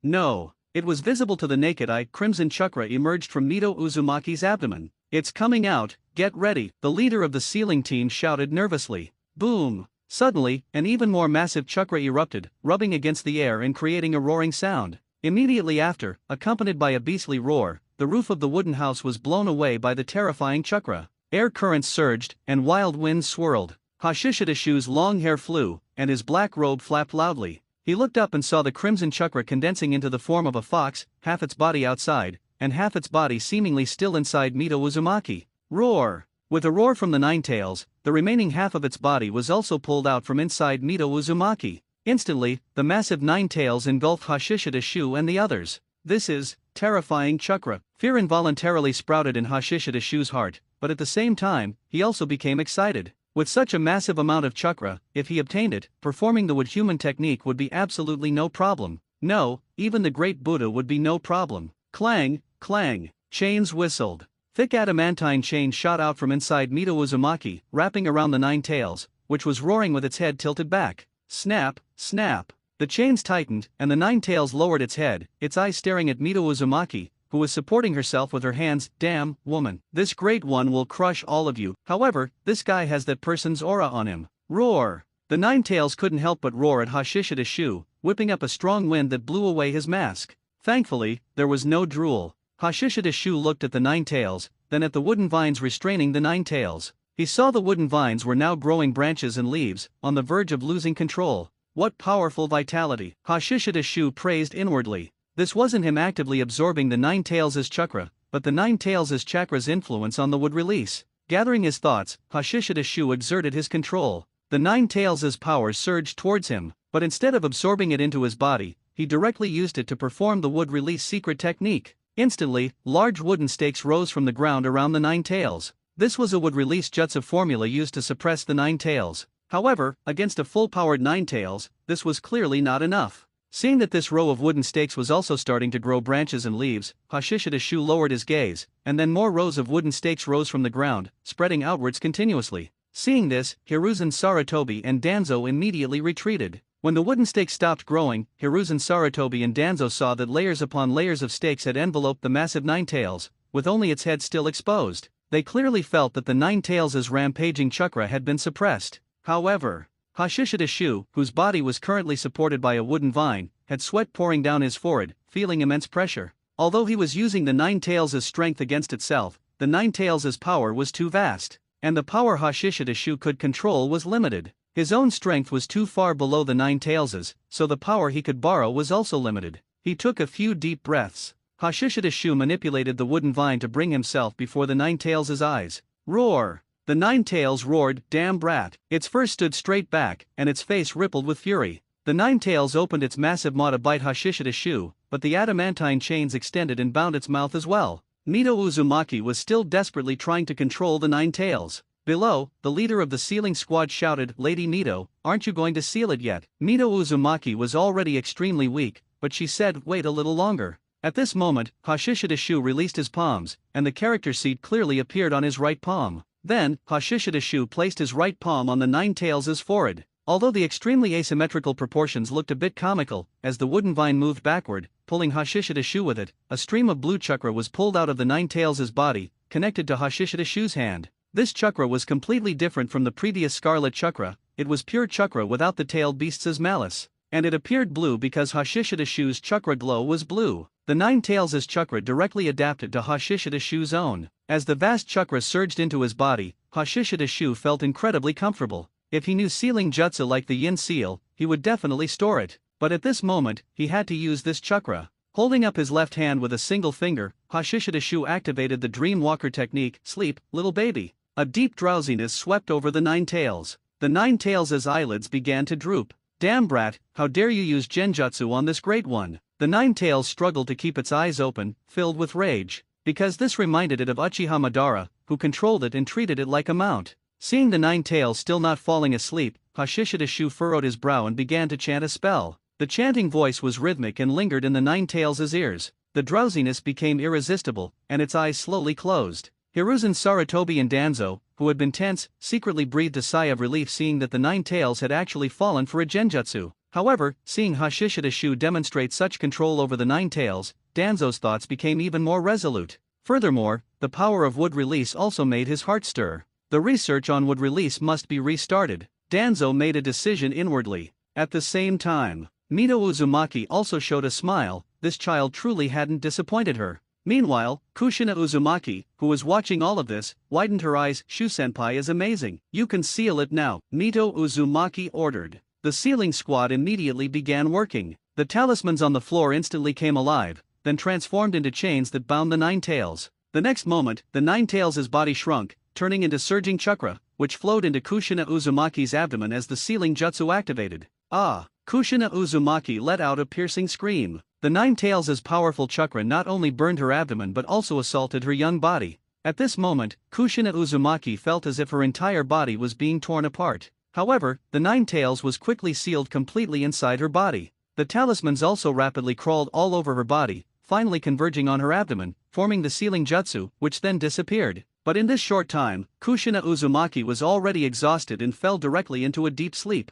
Hashishita's shoe leaped down from the wooden vine and went to Mito Uzumaki, whose life was coming to an end. Mito Uzumaki looked at Hashishita's shoe, her smile unchanged. "Child, I entrust Kushina to your care." Hashishita's shoe nodded. "Lady Mito, I will teach Kushina how to overcome the Nine Tails." Mito Uzumaki smiled with relief, then slowly closed her eyes. The first nine-tailed Jinchuriki passed away. Hashishita's shoe was silent. Behind him, rows of tall wooden stakes slowly sank into the ground, followed immediately by Hiruzen Sarutobi and Danzo arriving together. Looking at the departed Mito Uzumaki, Hiruzen Sarutobi sighed, then said, "Hide, you are responsible for taking Kushina back." "Understood." Hashishita's shoe bowed, picked up Kushina Uzumaki, and leaped away. Outside the window, under the moonlight, Hashishita's shoe put on his mask, recalling the experience just now. He felt the Nine Tails' power for the first time, and this made him realize how terrifying Uchiha Madara and Hashirama Senju, who could control and seal the Nine Tails, were. Without Mito Uzumaki's control, I wouldn't have been able to suppress and hypnotize the Nine Tails.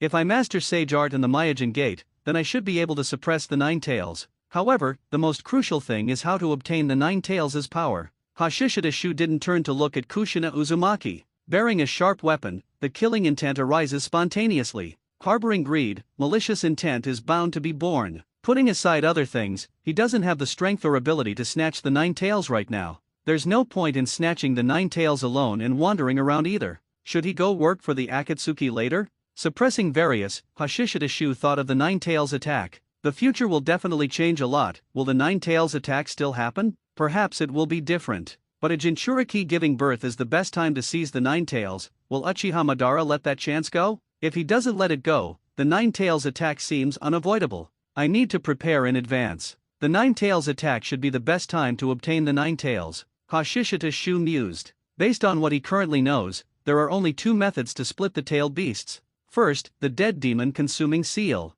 Second, the Rin-Egan. The Rin-Egan. Hashishita Shu immediately ruled that out. Uchiha Madara might be hooked up to the Gadu statue now, but he is definitely not someone he can mess with. And indeed, the barrier isolated all movement. The vast majority of people in Konoha did not know that the nine-tailed Jinchuriki had been replaced. The sun rose in the east. Whoosh, whoosh, whoosh, figures suddenly appeared on the rooftop of Kushina Uzumaki's house. Shimura Daiichi's familiar Umbu Tiger appeared before him and said, Kino, we have been ordered by the third Hokage to take over your responsibility for protecting the nine-tailed Jinchuriki. Understood. Shimura Daiichi nodded slightly, not surprised at all. His presence here was not because Hiruzen Sarutobi trusted him, but because of Mito Uzumaki personally. Therefore, being temporarily replaced was very normal. Moreover, at this time, Kushina Uzumaki temporarily did not require him to constantly watch over her. Shimura Daiichi speculated that Hiruzen Sarutobi had probably already taken action. My poor Lord Danzo. Shimura Daiichi mourned for Danzo for half a second.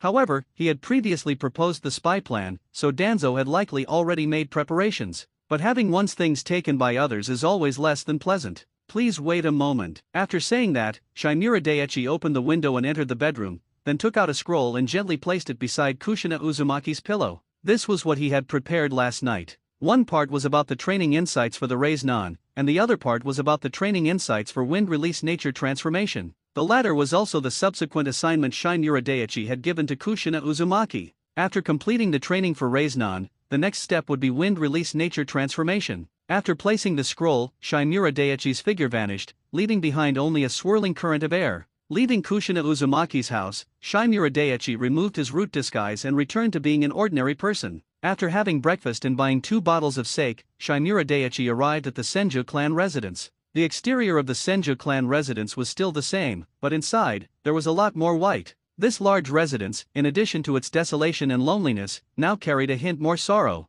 Walking into the main hall, both Tsunade and Noeki were dressed in white kimonos. Besides them, there was no one else. Why are you here? Tsunade looked up and was a little surprised to see Shimura Daiichi. Noeki, with red eyes, turned his head and, while wiping away tears, looked at Shimura Daiichi with curiosity. He didn't even know when his older sister had made such a friend. I came to pay respects to Uzumaki Mito. Shimura Daiichi stepped forward and bowed respectfully. Then Tsunade and Noeki returned the bow. How about a drink? Shimura Daiichi raised his hand and shook the sake he was holding. Noeki's eyes widened as he watched. Isn't this inappropriate? Tsunade looked at Shimura Daiichi, then nodded, reached out, took a bottle, opened it, and tilted her head back to gulp it down. Older sister. Noeki opened his mouth, but was immediately suppressed by one of Tsunade's hands. Shimura Daiichi looked at Noeki and said with a smile, You're Noeki, right? How about I teach you an interesting ninjutsu? Tsunade burped, glanced at Shimura Daiichi, and said nothing. She thought it was the Reborn. An interesting ninjutsu. Noeki pushed away his older sister's hand, wiped a tear, and asked, What kind of ninjutsu? Also, who are you? Older sister's friend, I haven't seen you before. Shimura Daiichi extended his hand. Shimura Daiichi. Noeki reached out and shook it. Noeki, the person who will become Hokage in the future. Shimura Daiichi smiled. Me too, the man who will become Hokage in the future. Noeki immediately said, In that case, you become the 4th, and then let me become the 5th Hokage. This line of thinking. Shimura Daiichi gave a thumbs up. Tsunade couldn't help but mutter from the side, 2 idiots. Shimura Daiichi turned his head and asked, When will Uzumaki Mito be buried? Tsunade shook her head. Grandmother is to be cremated, and then her ashes will be scattered into the bay, looking towards her homeland. Shimura Daiichi was silent, feeling the guilt in Uzumaki Mito's heart towards her homeland, otherwise her ashes would have been buried in the soil of the land of whirlpools, not scattered into the bay. That's also a very good resting place. Seeing Tsunade's empty bottle, Shimura Daiichi handed her the second one, then walked towards the exit. I'll head back to report first.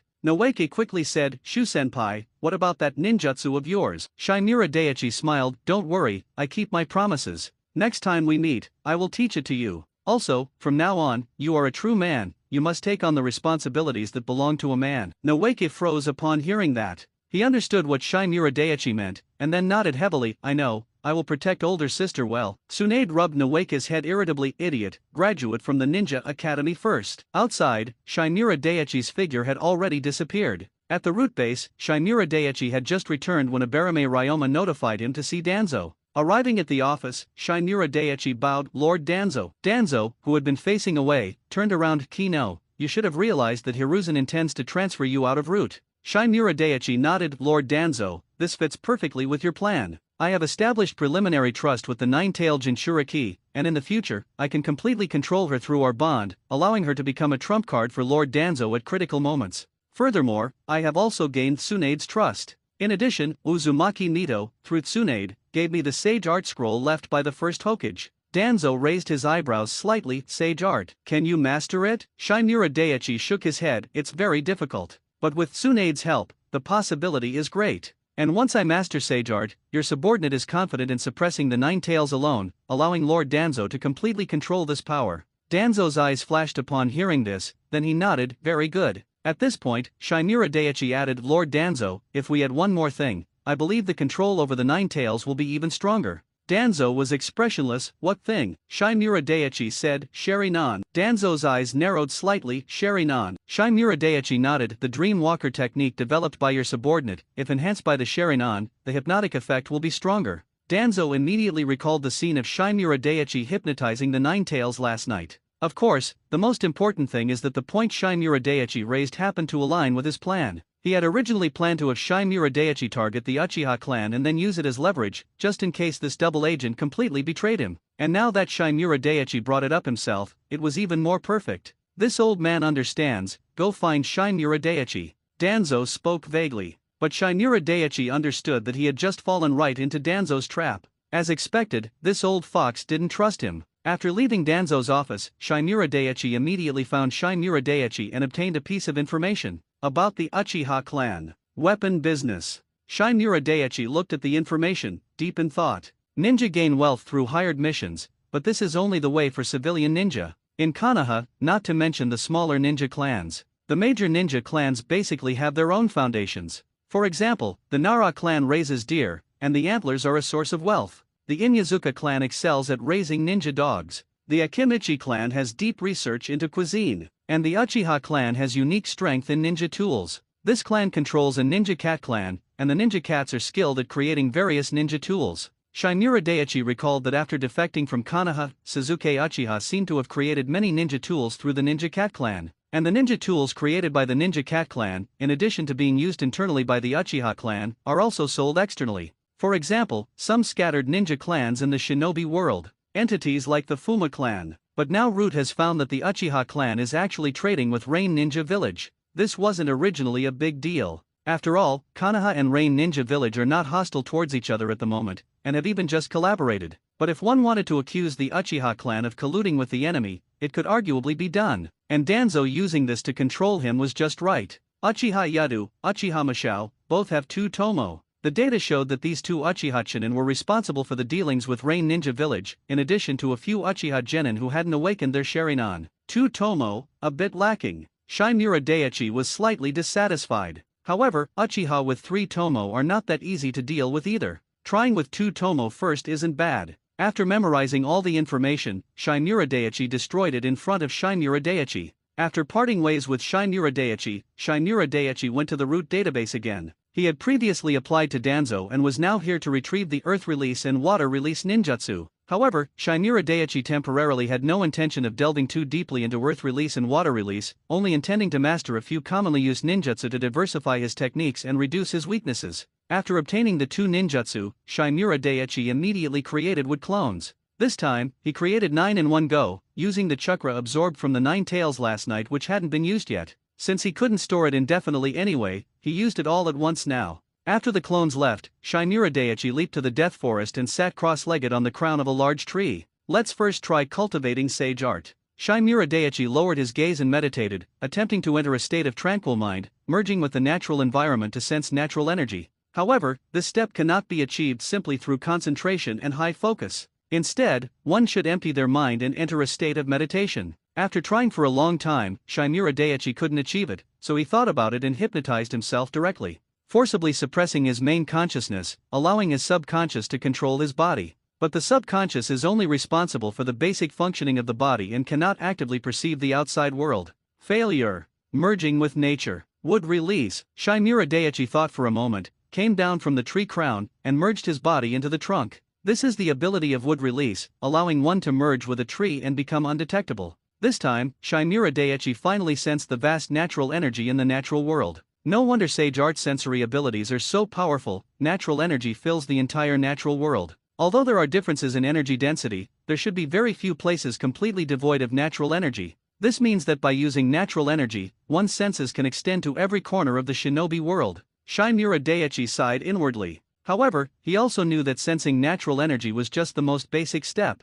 Sensing natural energy without wood release assistance was not easy. In the evening, Hashishida Shu sorted the memories fed back by his clones. He had basically mastered the earth release barrier technique. He had also mastered one water release technique, which was water formation wall. This meant Hashishida Shu had 2 more defensive methods, making his abilities more comprehensive. For now, I'll stick to these 2 ninjutsu for earth release and water release, master them thoroughly, and perform them as quickly as possible. Hashishida Shu mused, even if I can't just clap my hands and have the jutsu appear, I need to simplify the hand seals as much as possible. He didn't want to be an honest person like Zabuza and Kisame. Doing hand seals is fine in this version, but it would be troublesome if I couldn't keep up after a version update. Time unknowingly arrived at midnight again. The status bar refreshed again. Hashishida Shu immediately looked at the permanently solidified status bar. Knife skill expert, immune to all poisons, call a deer a horse. It actually worked. Hashishida Shu hadn't held any expectations before.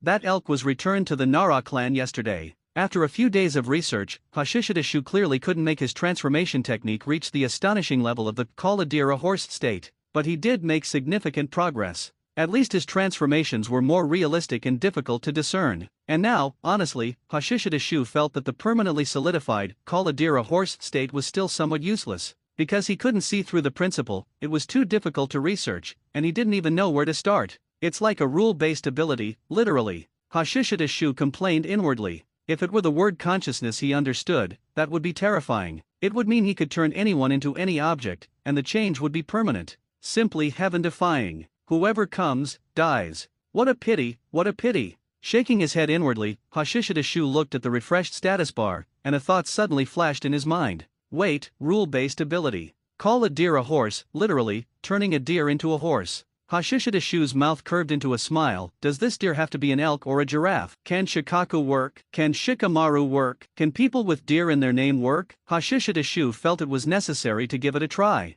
If it worked, then this ability would have a broader scope for imagination. Although it was still somewhat useless, it wasn't that useless anymore. Current status, full concentration. Note, in this state, your mind is focused on a single point, and your attention is highly concentrated. Refresh countdown 167:57:55. Looking at the new status, Hashishida Shu still subconsciously thought about how to permanently solidify it. As a ninja, states like focus and concentration were trained from student days for chakra extraction. However, achieving continuous, long-term focus was clearly very difficult. If it could be achieved, it would have an astonishing impact on both learning and combat. This impact was often silent. But, how could it be solidified? According to previous experience, once achieved, it could be solidified. So, how big was the difference between the previous state of focus and the current full concentration state? Hashishida Shu carefully recalled and evaluated. The answer he got was, there was a difference. In the full concentration state, when he did anything, his entire mind was focused, without the slightest distraction. In this state, the multitasking skill he had trained before became directly ineffective. It seems I still have to return to ninjutsu. Hashishida Shu thought of a method. Practice a ninjutsu that requires full concentration and focusing mental energy on a single point. If he mastered this ninjutsu, then even when the full concentration state disappeared, he would still possess the skill, thus achieving solidification. If solidified, Hashishida Shu could be in full concentration whenever he did anything, at any time. Mind-body switch technique, spiritualization technique. Hashishida Shu quickly identified the ninjutsu suitable for the full concentration state. He then immediately ruled out the spiritualization technique without hesitation. It wasn't that he couldn't obtain this ninjutsu. Hashishida Shu believed he could trade the Dream Walker technique, or even Reisnan, for the spiritualization technique. He didn't even need to trade, he could just apply to danzo. But the mind-body switch technique was readily available, and he already had some foundation. Hashishida Shu was confident he could master it within 7 days. The mind-body switch technique, with the full concentration state's boost, will be easier to practice. As for the spiritualization technique, I can practice it after solidifying the full concentration state. After making the decision, Hashishida Shu immediately sent out clones to the Death Forest to practice the mind-body switch technique. When Hashishida Shu woke up in the morning and sorted through his clones' memories, he discovered something. In the full concentration state, he had barely mastered the mind-body switch technique. Very good, very powerful. A new day had a good start. Hashishida Shu hummed a tune as he got up and washed, then had his morning training and breakfast before leaving the village. According to the information Shimura Daiichi had given him earlier, the Uchiha clan and the Rain Ninja village had a transaction today. After leaving the village, Hashishida Shu quietly staked out in the forest by the road. As expected, around 9 o'clock, Uchiha Yadu and Uchiha Shinsho, mentioned in the intelligence report, appeared with their people. After the Uchiha clan members passed, Hashishida Shu immediately trailed far behind to track them. The Uchiha clan's speed was not slow. They entered the Rain country in the evening, rested for only an hour at the border, and then continued their journey. Hashishida Shu followed them all the way until they reached an abandoned small town. Here, after waiting for less than half an hour, Hashishida Shu, who was guarding outside a building, saw a Rain Ninja squad arrive. It's time to act. Hashishida Shu performed hand seals, and 3 wood clones emerged from his back. They then used the transformation technique to take on the appearance of Sand Ninja. Swish, swish, swish. In the dark night, 4 after images rushed into the building where the transaction was taking place. Who's there? The 2 Uchiha, who were watching their clan members count money, noticed the commotion almost simultaneously and shouted loudly. The 3 Rain Ninja were startled. Just as they took out their kunao, the sound of something cutting through the air rang in their ears. Exploding tags, scatter. The Uchiha roared, followed immediately by clanging sounds. The kunao carrying exploding tags had their direction precisely altered by the kunao thrown by several Uchiha. Boom! Flames surged inside, and the building rapidly collapsed. Several Uchiha darted out of the building, completely unharmed. But the 3 Rain Ninja were unlucky. The redirected exploding tags exploded right beside them, and they were all blown away. Although they weren't dead, they were all injured. Hashishida Shu's main body, hidden in the dark, just finished his hand seals. Dream Walker technique. Mass hypnosis. The 3 Rain Ninja immediately became drowsy, as did the few Uchiha who hadn't activated their Sharingan. However, Uchiha Yadu and Uchiha Shinsho merely felt a slight mental tremor. As their eyes turned redder, they were completely unaffected. It's Genjutsu. Shinsho, you take them and retreat first. Uchiha Yadu shouted loudly and scattered shuriken from his hand, shooting towards the wood clone rushing at him. Uchiha Shinsho, on the other hand, dodged a few times to release his clan members from the Genjutsu. But at this moment, the 3 injured Rain Ninjas stood up and rushed towards Uchiha Yadu, who was fighting a wood clone. This is not good, they're being controlled by Genjutsu. Uchiha Shinsho reacted and quickly warned Yadu, be careful, the Rain Ninja are being controlled by Genjutsu. Damn it, someone is hiding in the dark using Genjutsu. As soon as his words fell, the roaring sound of air friction echoed. Uchiha Shinsho turned his head, only to see a windstorm sweeping in from the side. Wind release, great breakthrough. Before they could react, Uchiha Shinsho and the others were swept into the air by the strong wind and blown away. Seeing the strong wind weaken, Uchiha Shinsho immediately adjusted his posture, took out shuriken with wire from his ninja tool pouch, threw them to wrap around a stone pillar, and stabilized himself. But then, out of the corner of his eye, Uchiha Shinsho saw 2 figures attacking from the left and right. At this moment, the movements of the wood clone slowed down in his eyes. Releasing the wire, he held a kunao in each hand. Clang, clang, clang. Sparks flew in the air. Uchiha Shinsho wielded his kunao to block the attacks. After several clashes, he took a kick to the abdomen with a bang, and was sent flying backward, crashing into the wall with a boom. With blood at the corner of his mouth, sitting on the ground with his back against the cracked wall, Uchiha Shinsho gritted his teeth and quickly performed hand seals. Opening his mouth, he unleashed a surge of flames, turning into a massive fireball. Fire release, great fireball technique.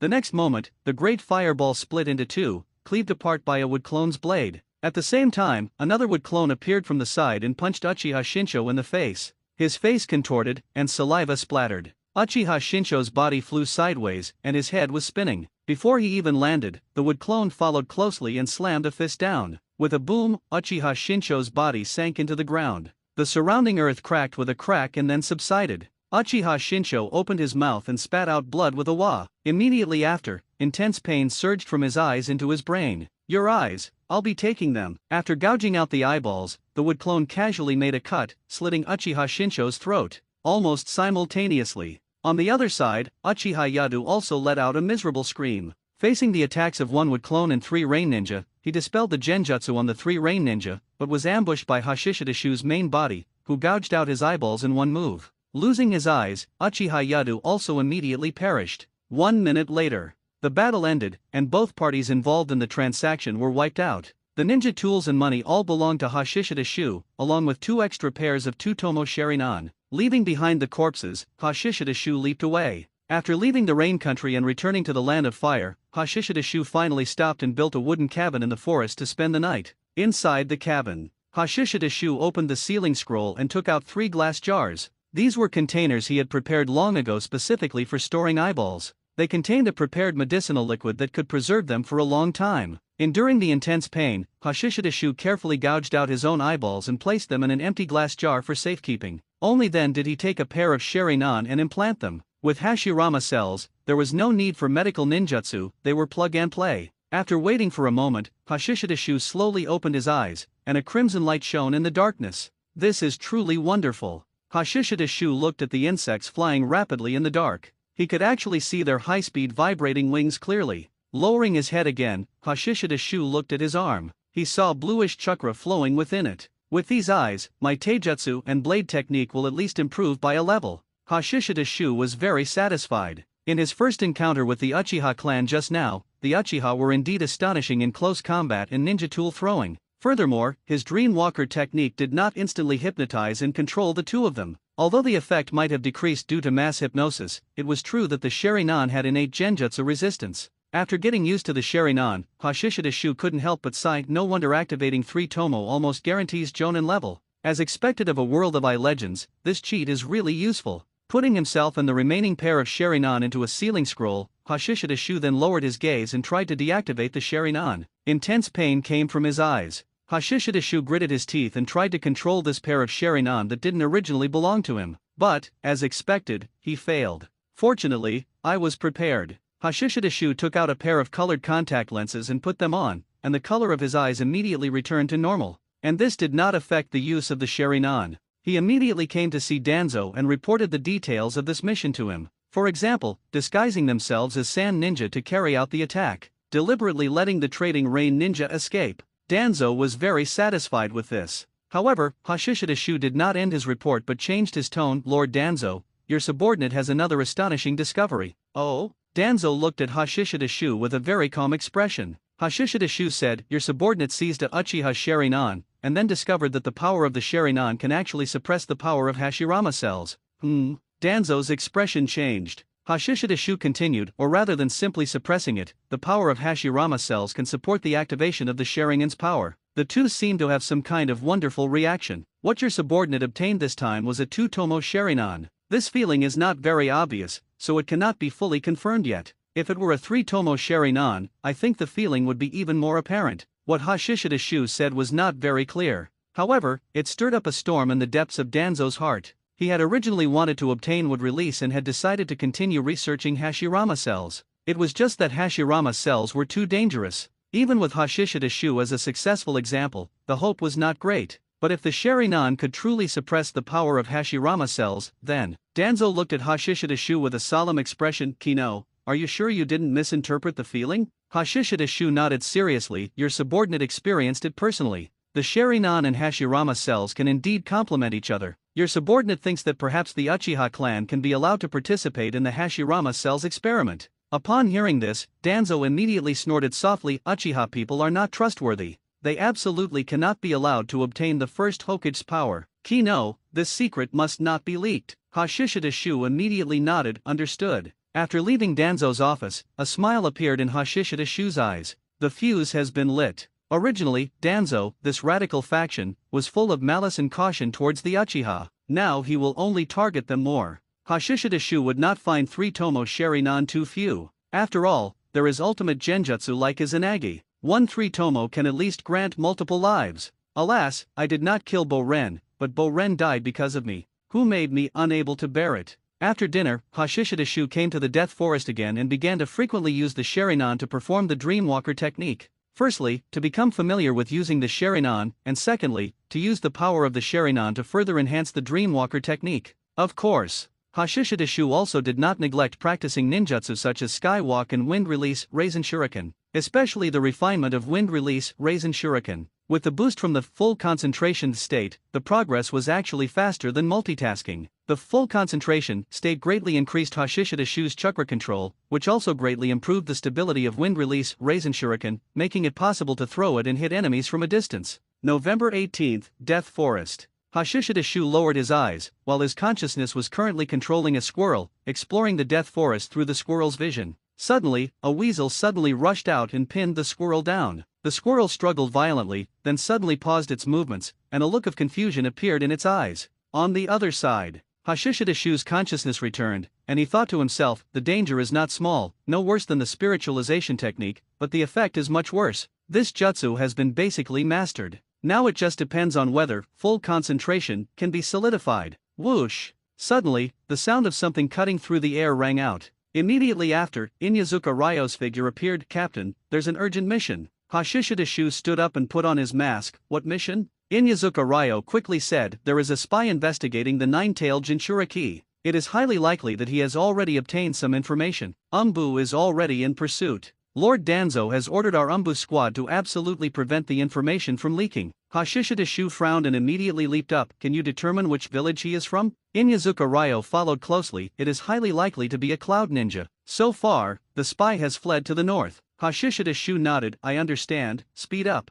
The two followed one after another and quickly met up with Abarame Ryoma, who was waiting at the Kanaha entrance. After leaving Kanaha, the three of them tracked north. 3 heads, how long has the spy been out of Kanaha? Hashishida Shu suddenly asked. Inyazuka Ryo said, the spy entered Kanaha as an ordinary person through a merchant caravan. The caravan left Kanaha half an hour ago. Half an hour. Hashishida Shu immediately said, I'll go first, you follow. As his voice fell, his figure was still in the air. Hashishida Shu's feet emitted bursts of airflow, keeping him suspended. Then, under the shocked gazes of Inyazuka Ryo and Abarame Ryoma, he ran quickly through the air as if on flat ground. This was the result of Hashishida Shu constantly training with clones during this period. The skywalk ninjutsu was already mature. Looking at the direction Hashishida Shu disappeared, it took Inyazuka Ryo a while to react. Captain always gives people surprises. This kind of ability is truly unique. But speaking of which, Hima, can you tell what type of body flicker technique this is? Abarame Ryoma pondered. It should be wind release, right? Besides wood release, Captain is most skilled in wind release. In that situation just now, he should have used wind release to form airflow, creating a reaction force by impacting highly compressed airflow. Inyazuka Ryo thought seriously for a moment, then nodded. Precisely controlling the force of airflow is not simple. This kind of ninjutsu is probably something only Captain could come up with. Abarame Ryoma nodded in deep agreement, then said, let's speed up, lest we arrive only to help Captain clean up the bodies. Hashishida Shu's speed while running in the air was naturally extremely fast, and he quickly caught up with the Umbu. But after just a glance, Hashishida Shu continued forward. Before long, a merchant caravan came into view. Boom! Hashishida Shu descended from the sky, blocking the path of the caravan. The caravan was in a commotion, and several samurai in the caravan drew their swords in caution. Hashishida Shu swept his gaze over them, too lazy to waste words, and directly used the Sharinan to perform the Dreamwalker technique. Instantly, starting from a few samurai, one by one they closed their eyes, then fell down into a deep sleep. But immediately after, everyone stood up again. We are from the land of the moon, hired by the Hidden Cloud Village. We do not know the Hidden Cloud Village's objective. There is only one Cloud Ninja. Hashishida Shu quickly obtained the information he wanted. The caravan did not belong to the Land of Lightning or the Hidden Cloud Village, but was hired by the Cloud Ninja, meaning they knew they were serving a spy. It can be considered that they were also part of the spy operation. They did not know that the Cloud Ninja's target was the nine-tailed Jinchuriki, and there was only one Cloud Ninja who infiltrated Kanaha this time. These people knew nothing about whether there were any reinforcements. As they fell one by one, Hashishida Shu released the Genjutsu. Just then, the Umbu arrived. Hashishida Shu said directly, these people were hired by the Cloud Ninja. You are responsible for dealing with them. The 4 Umbu were startled, and the captain leading them said, taking these people back to Kanaha should yield more information, right? Hashishida Shu looked over coldly. Who will be responsible for sending them back to Kanaha? Furthermore, do you not trust my abilities? Boom! Chakra erupted, and a dense green chakra light enveloped Hashishida Shu. If you don't want to die, then obediently carry out the order. After speaking, Hashishida Shu leaped up and ran through the air. And it wasn't until Hashishida Shu had gone far away that the 4 Umbu recovered their senses.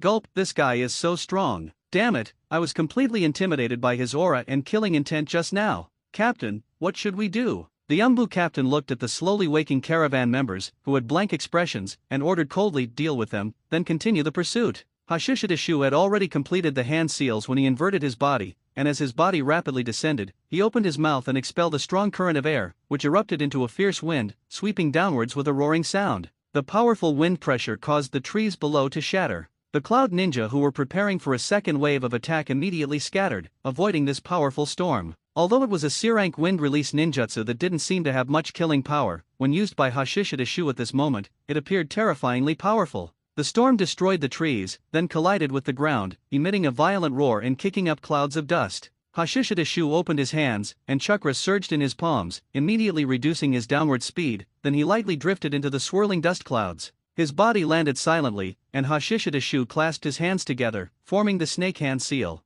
Would release, advent of a world of trees. Wooden vines shot up from the ground and quickly grew and expanded. The Cloud Ninja, who had lost sight of him, were still on guard, but the vines had already crept up silently like poisonous snakes and then suddenly erupted. Swish, swish, swish. The vines moved suddenly. Be careful. This is bad, it's would release. The Cloud Ninja roared repeatedly, but were immediately bound by the vines on their limbs and bodies, and then hoisted up. When the dust cleared, there were a total of 4 Cloud Ninja, all captured alive. Hashishidashu leaped in front of a Cloud Ninja, and the moment their eyes met, the Dreamwalker technique was activated. The Cloud Ninja's expression became dull, and he instantly lowered his eyelids, entering a deep state of sleep. Manipulation followed immediately. The vines loosened, and the controlled Cloud Ninja immediately leaped up and ran towards the land of rice fields. Darui! The other 3 Cloud Ninjas saw this and quickly shouted, but they couldn't wake up Darui, who was rapidly moving away. Hashishidashu ignored the 3 Cloud Ninja and, while following behind Darui, raised one hand. Tree binding eternal burial. Dense vines wrapped around them, burying the 3 Cloud Ninja. Not long after, the Umbu squad arrived. It's a wood release secret technique. Such fast movements. Quick, pursue. After being shocked, the Umbu squad immediately tracked based on the traces left by Hashishidashu. Then they discovered traces of 2 people, one in front and one behind. Did a Cloud Ninja escape? Who could possibly escape a wood release secret technique? Not long after the Umbu squad left, Inyazuka Ryo and Abarame Ryoma also arrived at the battlefield left by the wood release secret technique. After a brief inspection, Inyazuka Ryo made a judgment: 4 Cloud Ninja, 3 are dead. It seems one was controlled by the captain's Dreamwalker technique. Well done, the captain's actions are indeed astonishingly efficient. The spy shouldn't be able to escape, right? Abarame Ryoma said. It's too early to conclude now. Since the Cloud Ninja arranged personnel to intercept, they probably also have people waiting at the border to receive them. Inyazuka Ryo was full of confidence in Hashishidashu. Unless the third Raikage leads the team, no one should be able to stop the captain. In the evening, Hashishidashu followed Darui to the border of the land of rice fields. Then figures appeared one after another. The Cloud Ninja had indeed arranged people on the border to receive them and then intercept the pursuers. Forming hand seals with both hands, Hashishidashu didn't waste words. At the same time, Darui, who had passed the numerous Cloud Ninja receivers, also formed the snake hand seal with both hands. Would release, advent of a world of trees. The many Cloud Ninja, who were preparing to meet the pursuing Hashishidashu, stared down in astonishment, only to see vines shooting up from the ground, growing from small to large and rapidly expanding. It's a wood release secret technique. Damn it, how can he use it from such a distance? No, it's Darui. Darui, what are you doing? This guy is fake. No, it's Genjutsu. Darui is controlled by Genjutsu. Shouts rose and fell. Some Cloud Ninja wanted to wake up the controlled Darui, but the continuously growing vines were densely distributed around Darui. And as the overwhelming wooden vines took shape, Darui's body also became thinner. His chakra was completely drained, and his life force was also being continuously extracted. As the tree world formed, Hashishidashu also arrived to kill. Drawing swords with both hands, blue light constantly flickered within the forest. Screams rang out, Cloud Ninja fell one by one, and were then entangled by tree vines, having their chakra extracted. The tree world continued to expand, and more tree vines attacked others.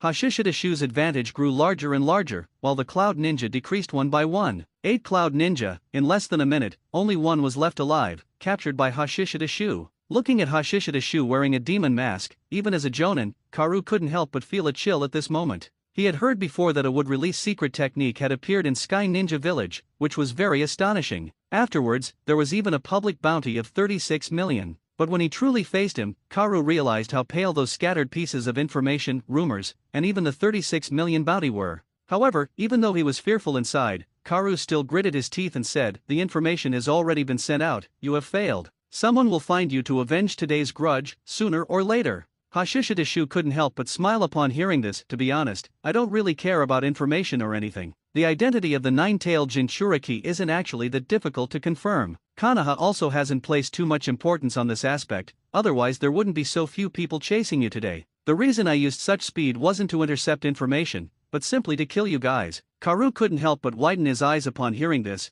truly unable to comprehend such remarks. Hashishidashu continued, "I look forward to the revenge you mentioned. If your third Reikage could come in person, that would be the best. Of course, I actually prefer to go to your hidden cloud village. I heard the environment there isn't very good, so planting some trees there should be nice, right? You should actually thank me for helping you improve your living environment." Karu couldn't help but grit his teeth. "You lunatic." Hashishidashu didn't mind this kind of unskilled insult at all, and instead asked with a smile, "Speaking of which, controlling you with genjutsu and having you go back to Konoha to kill a few comrades should be quite interesting, right?" Karu's expression changed drastically, filled with fear. "You wish." He immediately wanted to bite off his tongue to block his windpipe. However, before he could bite down, his consciousness became hazy. "It's genjutsu." Karu subconsciously reacted, but there was no way to resist the overwhelming drowsiness. After controlling Karu, this Jonin, Hashishidashu couldn't help but let out a sigh of relief. Everything he said just now was actually laying the groundwork for the hypnosis of the Dreamwalker technique. It was to break the psychological defense line of this Cloud Village Jonin. Otherwise, even with the boost from the two Tomo Sharingan, controlling such a Jonin wouldn't be that simple, especially controlling him for a long time. Releasing Karu, Hashishidashu then controlled him to go along the border of the land of rice fields towards the land of hot water. He no longer held out hope for intercepting the information, because the Cloud Ninja were very likely using flying ninja beasts. As for why they didn't use flying ninja beasts in the land of fire, it's because Konoha definitely doesn't lack flying ninja beasts either. As soon as Inyazuka Ryo landed, he eagerly asked, "Captain, did you intercept that guy?" Hashishidashu shook his head. "He has already entered the land of rice fields, and the information has been transmitted through other means." After speaking, he looked at the Umbu squad. "Why is there only one squad for this pursuit?" The Umbu squad captain quickly replied, "There were a total of 3 squads, but the enemy also had 3 merchant teams, each taking a different direction. Because we sensed a ninja in this merchant team, we requested support, but the other 2 merchant teams could not be completely abandoned either." Hashishidashu nodded, feeling that this made sense. However, thinking about the incident where Kushina Uzumaki was kidnapped by Cloud Ninja, she was only rescued by Minato Namikaze almost at the border, making Konoha seem like a giant sieve. It's no wonder there are a bunch of conspiracy theories, thinking that Hiruzen Sarutobi did it on purpose to bring Minato Namikaze and Kushina Uzumaki together. It really feels like trampling on people's intelligence. But considering that during the war, Konoha's main force was not in Konoha, and because Kushina Uzumaki graduated and her supervision was removed, similar to Naruto, being easily kidnapped by Cloud Ninja doesn't seem completely incomprehensible. Collecting his thoughts, Hashishidashu said, "Report to the 3rd Hokage and Lord Danzo that the mission failed. Furthermore, my Wood clone will infiltrate the hidden Cloud Village and retaliate against the Cloud Ninja. If I can find the hidden Cloud Village's Jinchuriki, there might be a surprise." Under their masks, Inyazuka Ryo and the others were all stunned. "Is this a bit too big?" The Umbu squad captain hesitated slightly.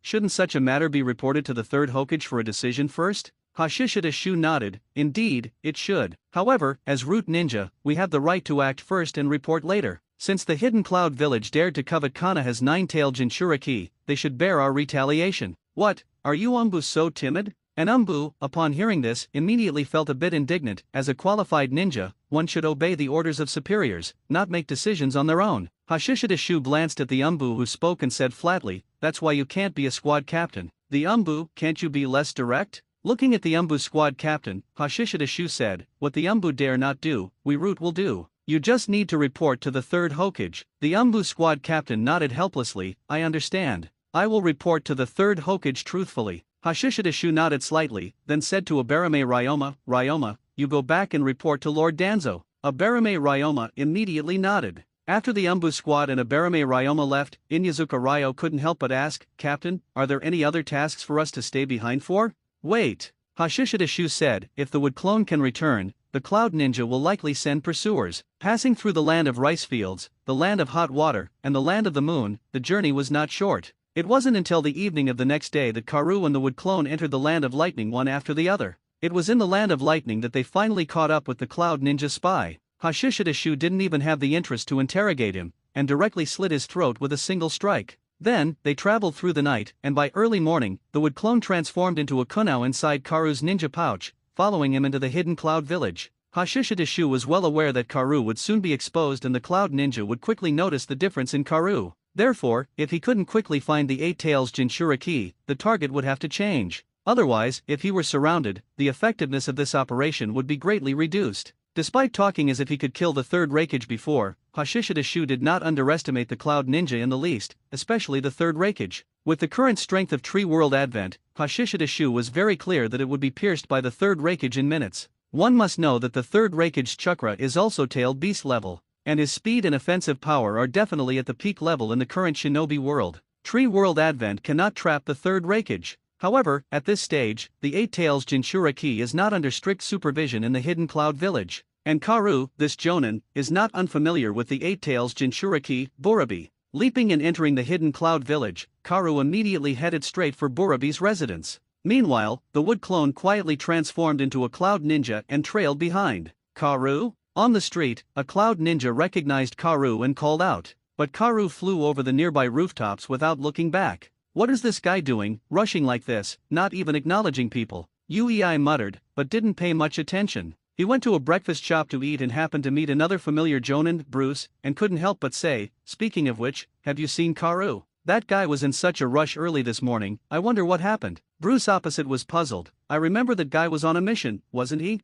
He's already back. On a mission. Is this just back? However, that direction doesn't seem to be towards the Raikage building. As they spoke, the expressions of the two eating breakfast changed, and they keenly sensed that something was wrong. With a swoosh, the two, leaving their breakfast money, disappeared from the spot. On the other side, Karu arrived outside Burabi's residence, and at that moment, Burabi happened to come out. The two met eyes at the doorway. Karu-senpai. Burabi spoke, but immediately felt something was off and frowned slightly. However, although slightly wary, Burabi was used to it. He could feel the distance, fear, and even hostility of the people around him towards him. The wood clone, hidden in a corner, clasped his hands together to form the serpent hand seal. Almost simultaneously, Karu formed a hand seal. Burabi's expression completely changed. It was the first time a companion from his own village had attacked him. He leaped back, but vines shot up from the ground, wrapping around his legs. This would release secret technique. Before Burabi could react, there was a bang and he was slammed into the ground. Amidst the rolling dust, more vines wrapped around him. Roar! Suddenly, a terrifying roar erupted, and a wave of air swept out, instantly dispersing the dust. The vines also exploded under the terrifying air wave. Karu's body retreated, his feet leaving a deep trail on the ground. At this moment, Burabi's body was covered in scarlet-tailed beast chakra. Boom! The ground beneath his feet exploded, and Burabi's body shot out, heading straight for Karu. Bang, bang, bang. Vines exploded one after another under Burabi's impact. However, more vines rose up from all directions, locking Burabi's body once again. Furthermore, the tailed beast chakra on his body was rapidly absorbed by the vines. Thus, more vines grew rapidly, forming a forest in the blink of an eye. However, the wood clone frowned. The next moment, a terrifying wave of air and windstorm erupted from the center of the forest, and trees were uprooted one after another, then exploded. In an instant, this wood-release forest was leveled. The wood clone looked at the humanoid-tailed beast, who was now wearing a chakra cloak, had 8 tails, and horns growing on his head, and couldn't help but secretly sigh, as expected of the 8 Tails Jinchuriki. Would release, advent of a world of trees. Karu's chakra rapidly poured out, and a large amount of thick vines shot up from the ground, engulfing Burabi like a tide. Burabi opened his mouth and spat out a stream of hot air. The next moment, his 8 tails curled, raising a strong wind, and his body shot out explosively. Rumble! The expanding tree world was instantly pierced by the half-transformed Burabi, and his spine, as well as his arm, revealed white bones. Lightning plow hot blade. The arm with white bones grew out and struck down towards Karu. The wood release that had risen from the ground exploded, Karu was hit, and his body was instantly split in two. But at this moment, spiky wooden stakes rose from the ground around Burabi. The wood clone suddenly flashed, a character appeared on his right palm, and he pressed it onto Burabi's chest, then leaped back, pulling out a blue chakra chain. Rolling chakras surged into his body, and more wooden stakes rose from the ground around him. The chakra cloak on Burabi's body rapidly receded, and at the same time, his sanity completely returned. You are the wood release user. He realized that Karu was controlled by the guy in front of him, not that he had transformed into the wood release user as he had originally thought. Damn it, I won't let you get away with this. Burabi gritted his teeth, anger filling his chest. The chakra cloak that was about to completely recede quickly recovered, and his body began to swell continuously. Is he going to actively release the tailed beast and completely transform into a rampaging tailed beast? The wood clone secretly felt a chill, and then formed hand seals. Dream Walker technique. The irrational Borobi was instantly controlled. The next moment, the wood clone's mental consciousness appeared before the Eight Tails, who was bound by chains. This was the ceiling space within Borobi's body. Roar! The Eight Tails opened his mouth and roared. A strong wind swept through, the mask on the wood clone's face exploded, and his long hair was also pulled straight back. However, under the effect of full concentration, the wood clone's mental consciousness was more condensed than ever before and was not dispersed by the Eight Tails' roar. Eight Tails, nice to meet you, the wood clone greeted with a smile. The Eight Tails looked down at the little guy in front of him. Kid who inherited the power of Hashirama Senju, what do you want to do? The wood clone chuckled. Borrow your power to warn the third Reikage. The Eight Tails snorted. You want to use the genjutsu that controls Borobi to control me? You really underestimate me. Gurgle, gurgle. Tailed beast chakra surged and spilled outwards, and a miniature version of the Eight Tails gradually formed. Just now, Borobi actively entered the rampaging state, and the seal had loosened somewhat, which is why the Eight Tails was able to seep out power from the cracks in the seal to form a clone to deal with the wood clone. However, the wood clone was faster. His eyes glowed red, which even the contact lenses couldn't conceal. Sherry Non. The Eight Tails was startled, but then he couldn't resist the invasion of drowsiness. We must inform Lord Third Reikage. I shouted. Bruce immediately formed hand signs and sent a clone straight to the Reikage building. I also immediately sent out a clone, but it was to call for reinforcements. That was the Eight Tails Jinchuriki. Just the two of them, Jonin, would definitely not be enough. By the time the two arrived, the wood clone had already completed controlling the Eight Tails and the Eight Tails Jinchuriki. Karu. Borobi. Looking at the corpses on the ground, and Borobi wearing the tailed beast's cloak, Uii and Bruce realized that the situation had become extremely serious. Although it's hard to believe, Borobi has probably been controlled by this guy. Bruce had already drawn his ninja sword. Nodded with a solemn expression. Genjutsu, but a genjutsu that can control a Jinchuriki, it's simply unimaginable. But no matter what, we must stop them, by time, and wait for Lord Third Reikage to bring people over, otherwise. Just thinking of the scene of the Jinchuriki rampaging through Konoha, Uii broke out in a cold sweat and shivered. Their eyes met, exchanging glances, and in an instant, they finalized their battle plan. Uii formed hand signs with both hands. Lightning release, lightning pillar. Bruce charged forward with his sword, heading straight for the wood clone. The genjutsu that blocked vision was indeed effective. Both the wood clone and the Jinchuriki closed their eyes, but they didn't just wait to be killed. The Jinchuriki opened its mouth, and a tailed beast bomb quickly condensed. The wood clone brought its hands together, and vines shot up from the ground, forming a triple wooden wall around itself and the Jinchuriki. Bang, bang, bang. The triple wooden wall was broken through, and Bruce swung his sword, slashing towards the wood clone. But the wood clone suddenly leaped into the air, a vine sending him upwards. Bruce swung his sword and cut the vine. The wood clone still had its eyes closed, rapidly forming hand signs with both hands. Wind release, great breakthrough. A powerful current of air descended from the sky, and Bruce, who was about to leap up, quickly retreated. At the same time, the Jinchuriki's tailed beast bomb was also spat out from its mouth. Uii couldn't block it and could only flash away to avoid it, watching as the tailed beast bomb carved a trench in the ground and then leveled buildings. Damn it! Uii gritted his teeth and attacked the Jinchuriki. He had to stop the Jinchuriki from continuing like this unchecked, otherwise Konoha's losses would be too great. After the wind release, the wood clone's vision recovered, and it brought its hands together. Adamantine attacking trees. Whoosh, whoosh, whoosh. Vines shot up from the ground, coiling towards the two cloud ninja like pythons. The Jinchuriki, the Eight Tails, swayed, its body moving like a flash, so fast that even a double Tomo Sharinan could only catch after images. The next moment, Uii and Bruce were sent flying one after another. The former's chest caved in, killing him instantly.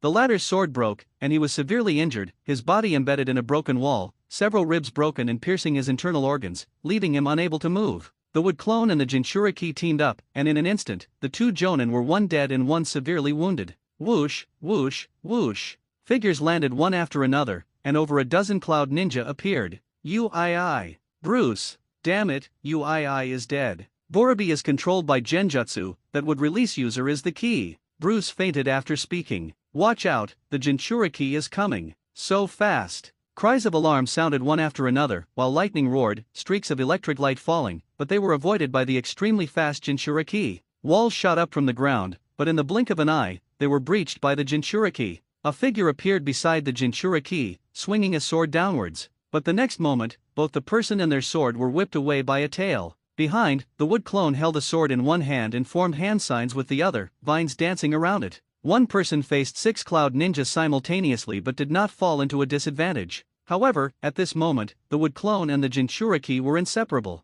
And while the cloud ninja's idea of splitting the two, restraining the Jinchuriki and taking down the wood clone first, wasn't wrong, the wood clone was also very aware of it. Roar! Suddenly, the Jinchuriki roared, a more terrifying chakra burst forth, its 8 tails danced, stirring up a storm that swept away the surrounding cloud ninja. The wood clone leaped out of the battle circle and came to the Jinchuriki's side, sheathing its sword and bringing its hands together. The Jinchuriki also brought its hands together at the same time, forming the snake hand sign. Would release, advent of a world of trees. Thick vines rapidly grew from underground, winding and spreading out like a green tide in all directions. This was would release cast using the Jinchuriki as a medium, using the 8 tails chakra as the source of life. Whether it was the growth speed or the durability, it surpassed Hashishita Shu himself. Lightning release, water release, fire release. The many cloud ninja used all their techniques, the roars were incessant, but they could not resist being overwhelmed by the green tide. Deep within the dense forest, vine attacks were everywhere. One by one, the cloud ninja were quickly separated, and then one by one, they were captured by the vines.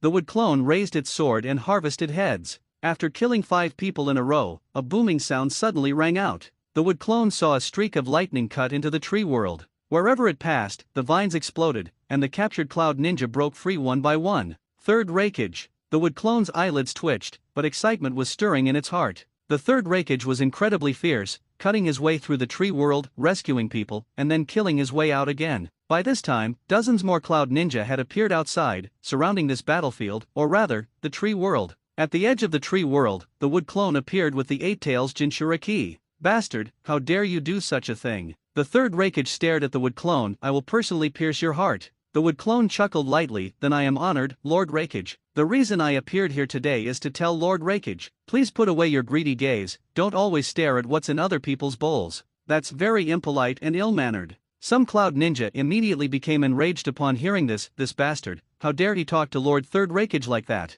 Tutai, who was beside the third Reikage, understood upon hearing this that it was a response to the hidden cloud village's actions targeting Kanaha's 9-tailed Jinchuriki. Crackle! The electric light on the third Reikage's body became more intense, and his hair stood on end. Clearly, he was also enraged. Leave the 8 tails to me. As for the others, capture this guy. If necessary, kill him on the spot. The third Reikage gave the order. The many cloud ninja nodded in agreement. The wood clone immediately retreated with the Jinchuriki. The third Reikage then shot out. Whoosh, whoosh, whoosh. The tree world came alive, vines dancing together like snakes. The third Reikage swung his hand blade, and vines exploded one after another, completely unable to block his advance. Suddenly, as the Jinchuriki retreated, it brought its hands together. Wood release, wood dragon technique. A massive wood dragon drilled out from underground, opening its mouth to bite at the third Reikage in the air. The third Reikage didn't dodge at all, charging directly into the wood dragon's mouth. He extended his right arm, his 3 fingers together, and lightning release chakra gathered, forming unparalleled piercing power, cutting straight through the wood dragon. Whoosh, whoosh, whoosh. Vines coiled around him. The third Reikage swung his hand blade to cut them, but the Jinchuriki suddenly flashed forward. Boom! The third Reikage was whipped away by a tail, smashing through large trees, and then created a large crater in the ground. The Jinchuriki arrived as fast as lightning, its 8 tails smashing into the pit. Rumble! The ground collapsed, but the third Reikage escaped from the large crater at the last moment. Lightning plow hot blade. The third Reikage and the Jinchuriki charged at each other, their identical techniques colliding. Boom! Waves of air swept outwards, and wherever they reached, vines exploded. The two were in a stalemate, but the third Reikage suddenly roared, pushing his body forward, and the Jinchuriki immediately flew backward with a bang. The third Reikage strode forward in a frenzy, electric light scattering along his path, and every vine that hindered him exploded. Catching up to the Jinchuriki, the third Reikage entered beatdown mode. The Jinchuriki roared repeatedly but was steadily pushed back, its body constantly smashing through vines, completely suppressed by the third Reikage. While dealing with the cloud ninja, the wood clone also paid attention to the battle on that side, inevitably feeling startled by the third Reikage's strength. As expected of the man who could fight 10,000, he's truly tough. Seeing that the Jinchuriki was no match and was about to be suppressed, the wood clone immediately had a thought. Roar! The Jinchuriki, being beaten, suddenly roared. Its remaining two tails, after being severed by the third raikage, whipped the third raikage away, and a more violent chakra burst forth, its body also expanding and changing. Complete tailed beast transformation. Or rather, the eight tails was out. Although Hashishidashu didn't know how to undo the eight tails seal, he controlled both the Jinchuriki ki and the eight tails, making it entirely possible to release the eight tails. The many-cloud ninja immediately felt a bad omen and their scalps tingled. The eight tails was out. Seeing the eight tails appear, the third raikage's eyelids also twitched wildly. Bastard! The third raikage gritted his teeth. Everyone retreat, leave this place to me. A Jinchuriki ki and a fully transformed eight tails are two different concepts. Inside the forest, the many-cloud ninja retreated one after another. The wood clone's pressure was immediately reduced. Facing the siege of so many cloud ninja, even within the tree world, they were not easy to deal with. At this moment, the third raikage looked at the wood clone. Before, he wanted to deal with the Jinchuriki ki first. Once the Jinchuriki ki was dealt with, this guy would no longer be a threat. But now, he felt it was necessary to first kill this troublesome bastard. However, at this moment, the eight tails opened its mouth and condensed a tailed beast bomb. Whoosh, whoosh, whoosh. The wood clone manipulated the vines to attack the third raikage. The third raikage snorted coldly, his figure flickered, and the vines exploded one after another. The wood clone leaped up, landing on top of the eight tails' head. The third raikage followed, attacking. Outside, the many-cloud ninja watched the continuously compressing tailed beast bomb, feeling the terrifying chakra, all breaking out in cold sweat, gritting their teeth and preparing to intercept with ninja techniques. The third raikage rushed forward desperately, reaching the eight tails. Before the tailed beast bomb could be fired, he punched downwards, making the eight tails close its mouth. The tailed beast bomb immediately exploded inside the eight tails' mouth. At this moment, the wood clone, holding a raise-non in each hand, attacked the third raikage from the side. Lord Third Raikage! The hearts of the watching cloud ninja were all in their throats. The third raikage twisted his body and raised his arm. Bang! The raise-non in the wood clone's right hand pressed against the third raikage's left arm. The dense lightning release armor completely blocked the Rasengan's attack, leaving the third raikage's stance completely unshaken. Immediately after, the twisting third raikage thrust the two fingers of his right hand together into the wood clone's heart. But at the same time, the raise-non in the wood clone's left hand also smashed onto the third raikage's right forearm. The hand blade that had just pierced the wood clone immediately followed through, slicing through the wood clone's body, and then piercing the third raikage's own left chest. The strongest spear had pierced the strongest shield. This scene shocked Tutai and the other cloud ninja. But what shocked and angered them even more was that the wood clone, whose body was almost split in two, immediately turned to wood, becoming a rotten wooden dummy.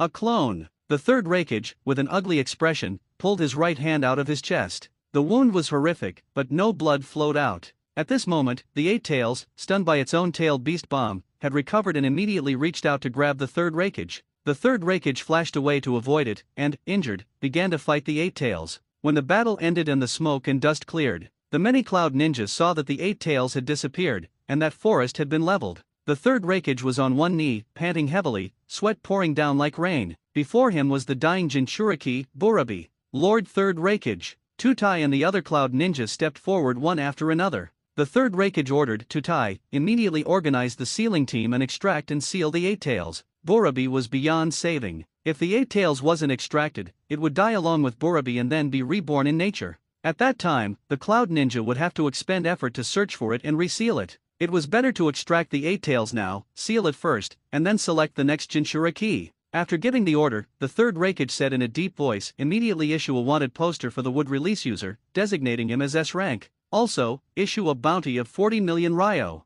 Of course, if the wood clone had hit the third raikage with wind release Raisin Shuriken at that time, he might have been killed. But if it were wind release Raisin Shuriken, it would probably be difficult to hit him. The third raikage, sensing danger, might not have used the same counter strategy. 3 heads, let's go. Hashishida Shu walked out of the wooden house. Inyazuka Ryo appeared. Captain, did the clone fail? Hashishida Shu said, it wasn't a failure. The Cloud Ninja's 8 tails Jinchuriki is dead. Beneath the mask, Inyazuka Ryo's mouth widened. They were just gathering information about the 9 tails Jinchuriki, and you killed their 8 tails Jinchuriki. Ruthless. Fierce. As expected of the captain. Inyazuka Ryo gave a thumbs up, and Black Ball beside him immediately barked in agreement. By the time Hashishida Shu returned to Konoha, it was already late afternoon. Meeting Danzo, Hashishida Shu reported the results of killing the 8 tails Jinchuriki and injuring the third raikage. Danzo couldn't help but fall silent upon hearing this. The 8 tails Jinchuriki is actually dead? He had originally thought Hashishida Shu would just retaliate against the Cloud Ninja slightly, but he never expected. At this moment, Danzo's gaze towards Hashishida Shu couldn't help but become complicated.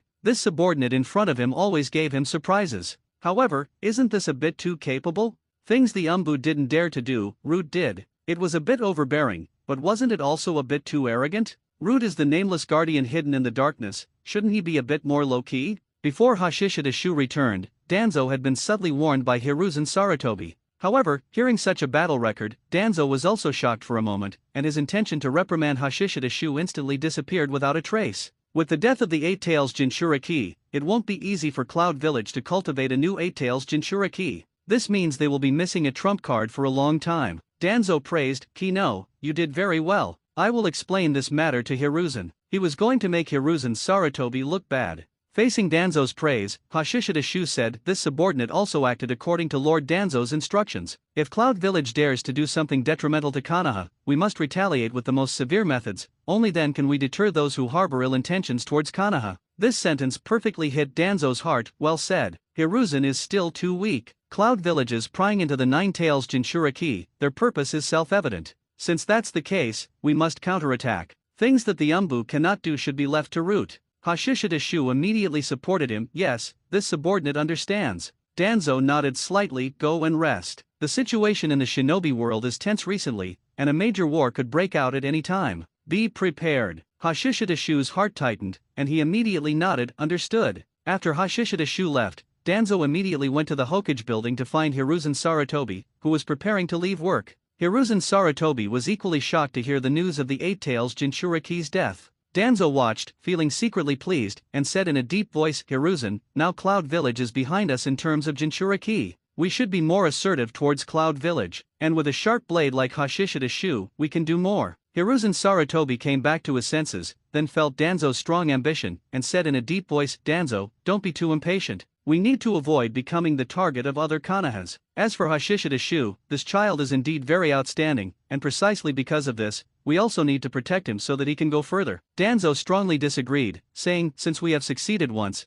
we can cultivate a second and third would release user. In his opinion, the many root ninja, except for himself, were tools that could be sacrificed at any time. Hashishida Shu was special, but still a tool that could be lost at any time, and for the benefit of Konoha, even he himself could be sacrificed. Hiruzen Sarutobi, however, frowned. You want to restart the wood release experiment? That child hide was just lucky. Konoha cannot afford such losses now. Danzo wanted to argue but held back. If that was the case, then starting the experiment in private would be reasonable. After washing up, Hashishida Shu left the root base and came to the bustling streets of Konoha, bought some snacks, and then went straight to the Senju clan residence. Tsunade wasn't there, and the large compound only had Noeki. The poor kid was eating instant noodles. This sight reminded Hashishida Shu of Naruto. Noeki. Hashishida Shu entered with the things. Noeki turned around upon hearing the voice, then was a little surprised. Shoot-age. Here, let's eat this together. Hashishida Shu shook the things in his hand. Noeki's eyes lit up when he saw them, and he quickly went to get bowls and chopsticks. Soon, the two sat together and ate heartily. Speaking of which, Noeki, why are you eating instant noodles? I treated my classmates to yakiniku earlier. Alright, too generous. Shoot-age, you promised to teach me ninjutsu before. Don't worry, I'll teach it to you today. Really? Of course, we'll start after we eat. Half an hour later. In the courtyard, Hashishida Shu's expression was solemn. Noeki, what I'm going to teach you is a taijutsu secret technique. Taijutsu's secret technique? Noeki's eyes widened, full of anticipation. Hashishida Shu said seriously, turn around. I'll demonstrate first. Noeki didn't doubt him and turned around. Hashishida Shu immediately formed the tiger hand seal, aimed at Noeki's butt, and thrust. Noeki's expression twisted instantly, followed by a scream, jumping over 10 meters high. A moment later, Noeki covered his butt, looking at Hashishida Shu with a resentful expression. Hashishida Shu said seriously, Noeki, don't think this jutsu is simple.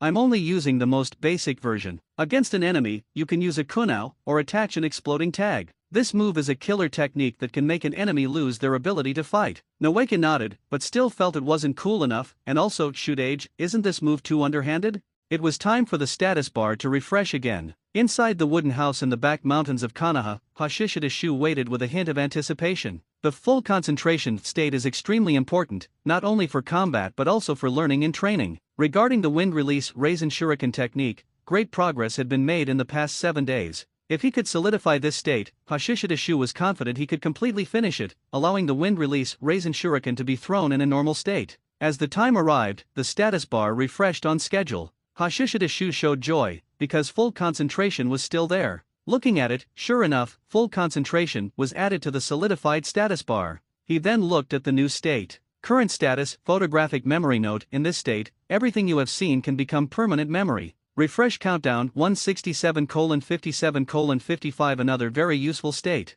However, Hashishidashu pondered, finding no direction for solidification. Ninjutsu. Photographic memory ninjutsu? Training. He was already in this state, so he couldn't train it. What a pity. Hashishidashu felt a little regretful and temporarily put it aside. For the next period, Hashishidashu began to frequently lead teams on missions. It wasn't just him, the entire route became busy. They began carrying out various political assassinations. Land of rivers, grass country, land of the moon, land of hot water, and even the land of birds. Under such political assassinations, the situation throughout the shinobi world suddenly became tense. Apart from the Hidden Mist Village, which was closed off, the Suna Shinobi, Uegakur, and Hidden Cloud Village also became increasingly active, all exerting influence on their surroundings. And as there were more and more clashes with various shinobi villages, the name Would Release user became increasingly well known. Time flew by to late night on the 28th. Photographic memory was refreshed away on time. As expected, it was not solidified.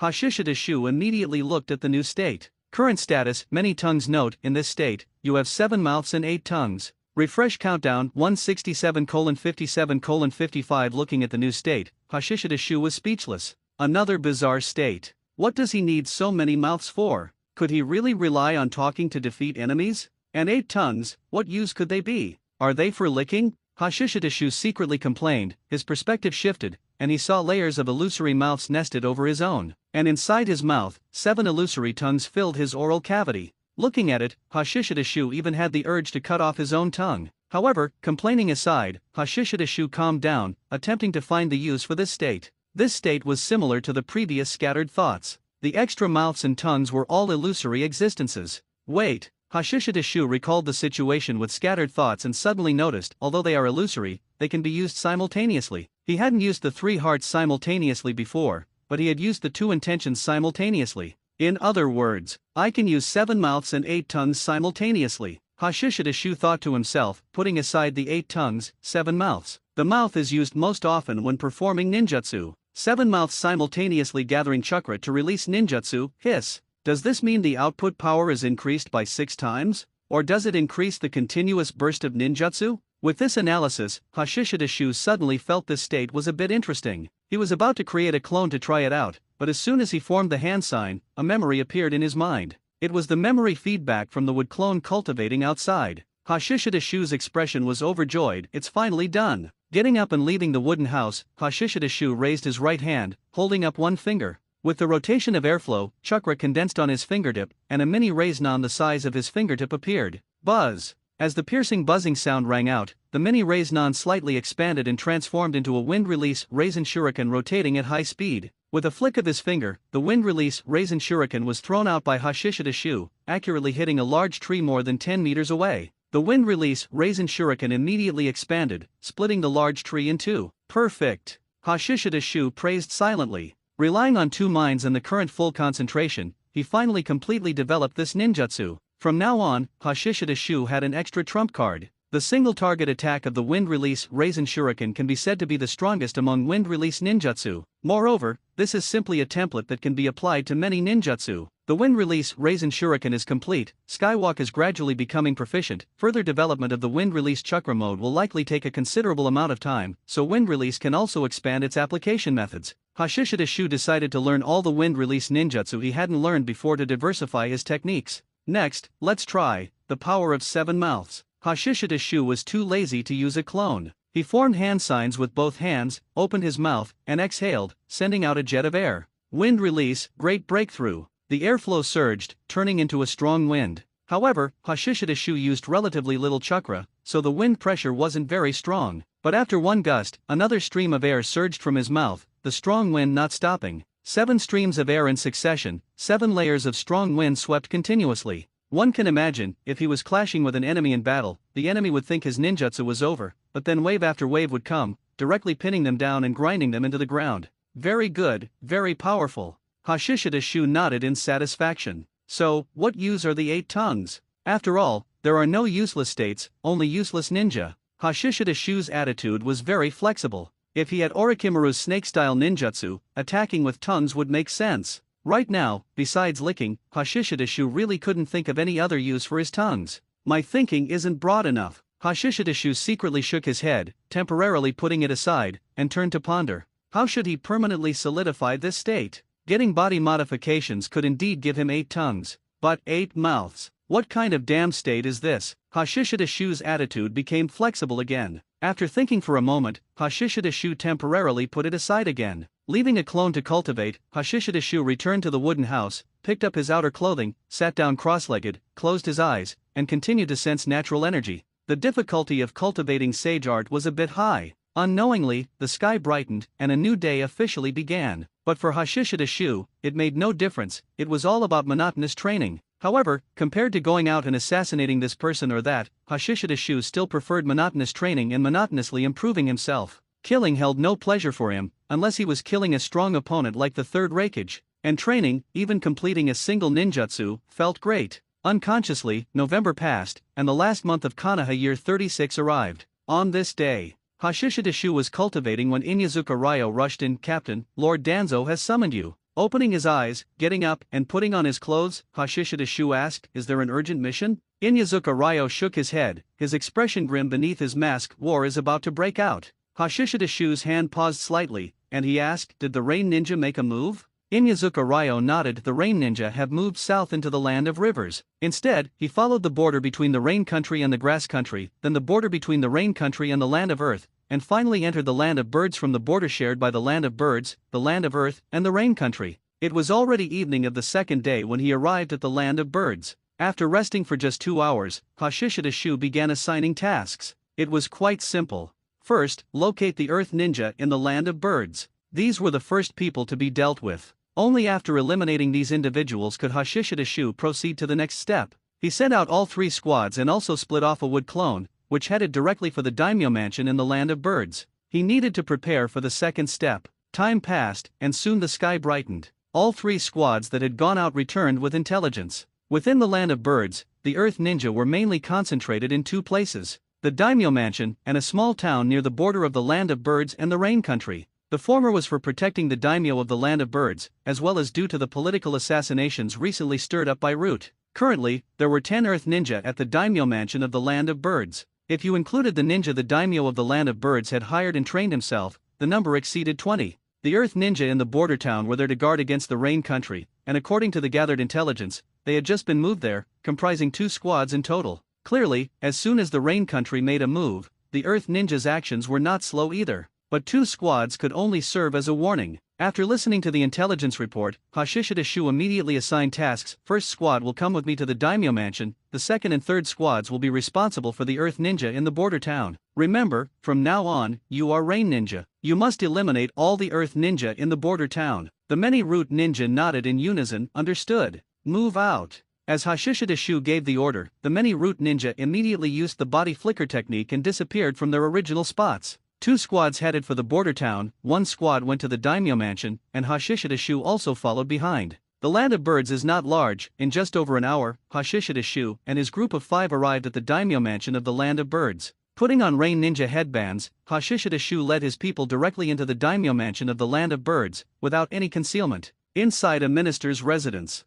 Hashishida Shu led his people in and slit the throats of 2 Earth Ninja before they could react. These 2 Chunin were not worth mentioning. After killing them, he did not stop but continued to the next location. After killing 6 consecutive Earth Ninja, Hashishida Shu led his people to the palace where the daimyo resided. The Earth Ninja here were more vigilant, and their quality was clearly higher. Although caught off guard, they were not killed without any resistance. As the sharp warning sound rang out, Hashishida Shu exhaled, causing a strong wind to blow. A Root Ninja nearby cooperated by using fire release, and the strong wind immediately turned into a sea of fire, sweeping towards the 2 Earth Ninja. Stone walls rose from the ground one after another. Rumble! The waves of fire collided with the stone walls, causing the walls to crack and then explode. Immediately afterward, screams suddenly rang out. It was the other 3 Root Ninja who had advanced from the sides to attack and eliminate the 2 Earth Ninja. Whoosh whoosh whoosh! Suddenly, sharp sounds of air being cut rang out. Expanding stone bullets flew towards them. The root ninja who had just dealt with the two earth ninja immediately dodged.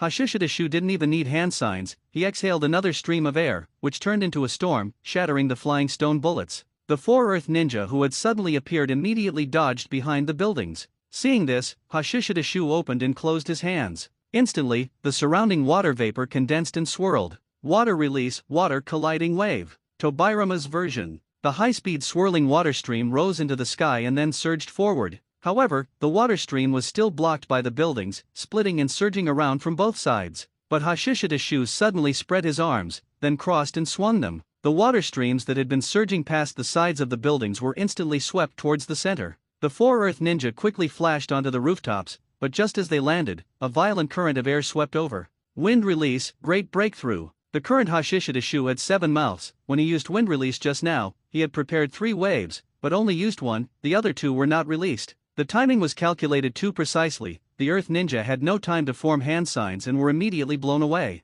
The 4 root ninja immediately pursued from the sides, killing 2 of them. The remaining 2 earth ninja were rescued by the 6 newly arrived earth ninja. Hashishidashu stood on the rooftop, opening his mouth and unleashing another wind release, great breakthrough at the 8 earth ninja. A high wall rose from the ground, blocking the strong wind. When the storm subsided, the 4 root ninja advanced from the sides, but were forced back by dense stone bullets. Hashishidashu leaped forward, breaking through from the front, only to be met by sharp stone pillars. Air jetted from his feet, allowing Hashishidashu to gain leverage in mid-air and soar upwards, looking down from above. He drew the short sword from his left hand and threw it with a whoosh, piercing the body of an earth ninja. Immediately after, Hashishidashu flipped his body, head down, and plummeted downwards at high speed, slamming an earth ninja into the ground with a boom. He drew out the short sword and lunged forward. Metal clashed, sparks flew, and after 3 moves, another earth ninja had his throat slit by Hashishidashu. The boost from the 2 Tomo Sharingan, combined with the explosive power of Skywalk and strong directional thrusting ability,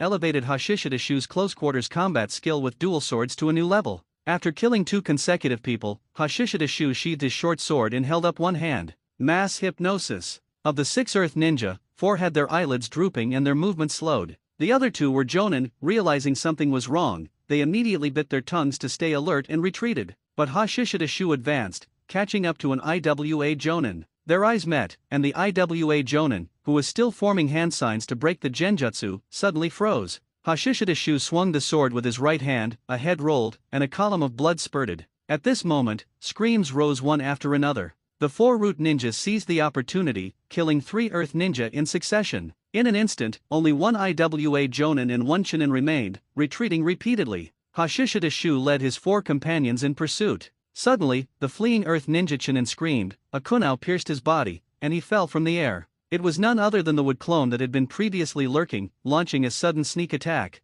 The last IWA jonin reacted extremely quickly, avoiding the suddenly appearing kunai, but was surrounded by Hashishidashu and the others. "You are not Rain Ninja." The IWA jonin spoke, sweat pouring down his face. Hashishidashu waved his hand. The 4 root ninja and the wood clone immediately lunged forward. The earth ninja fought desperately, but he could not withstand the combined assault of the root members, and was quickly cut down by the wood clone's blade. "Captain, what should we do next?" Hashishidashu said indifferently. "Of course, we'll have the daimyo of the Land of Birds announce to the entire shinobi world that they have reached cooperation with the Rain Ninja Village, entrusting all missions within the country to the Rain Ninja Village." The vast majority of the Land of Birds noble ministers had intricate connections with Iwagakure. Upon the changes in the daimyo mansion, many noble ministers immediately sent samurai to deliver messages. Hashishidashu saw this but did not stop it. Instead, he welcomed it. However, Onaki, upon receiving the news, was furious. "I truly underestimated Hanzo's ambition. Invading the Land of Rivers was one thing, Hanzo had a legitimate reason. Before the First Shinobi World War, the Land of Rivers and the Rain Country were part of the same nation, and the Land of Rivers was originally within the Rain Ninja Village's sphere of influence. But the Land of Birds was not. Hanzo's actions were a declaration of war against Iwagakure. War, of course, must be resolved through war." After his anger subsided, Onaki immediately convened a high-level meeting. At the meeting, they reached a consensus in less than a minute. "Send troops into the Rain Country." The order was quickly issued. The forces were divided into 2 groups, one straight into the Rain Country, the other into the Land of Birds daimyo mansion. The former, an advance force of 80 people, had the first step of sealing the border between the Rain Country and the Land of Birds to prevent the Rain Country from reinforcing the Land of Birds. Oniki's primary goal was to secure the land of birds' existing interests. Therefore, they needed to trap the enemy. The second group consisted of 40 people, led by 4 Jonin as squad captains. Their goal was to eliminate the rain ninja within the land of birds in one fell swoop. According to incomplete intelligence, there were not many rain ninja involved in this attack on the land of birds. It was a surprise decapitation strike tactic. Therefore, Uegakure's actions had to be swift to resolve the issue before a large number of rain ninja entered the land of birds.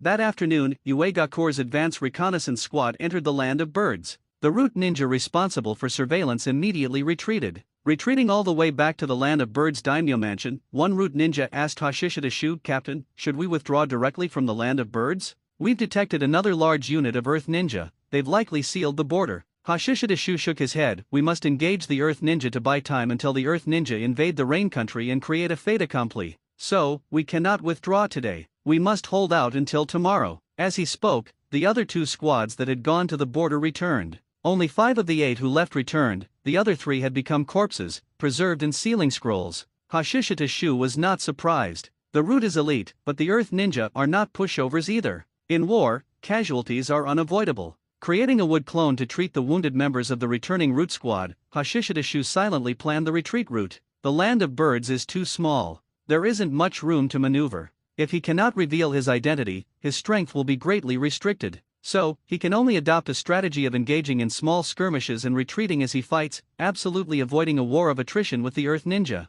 Otherwise, the people he brought would suffer heavy losses. Although it is said that a benevolent person cannot command troops, it is best if no one dies, or at least as few as possible. An hour later, Uegakure's advance reconnaissance squad entered the land of birds' daimyo mansion. This reconnaissance squad totaled 10 people, including a sensory ninja. They quickly scouted the number of ninja inside the daimyo palace clearly. 10 people. The number was much smaller than expected, but considering they were elite rain ninja, it was normal. The Jonin leading the squad, Kore, immediately informed the rear unit of the situation here, and also, before he finished speaking, the Earth Ninja responsible for sensing shouted, "The enemy is approaching rapidly." Kore immediately lightly ordered, "Retreat. Withdraw from the daimyo mansion, establish advantageous terrain, and wait for reinforcements." He was very cautious, because Kore knew clearly the strength of the comrades originally stationed at the daimyo mansion. For these people to be taken down so quickly, their strength must be astonishing. With their small number, a head-on confrontation was not advisable.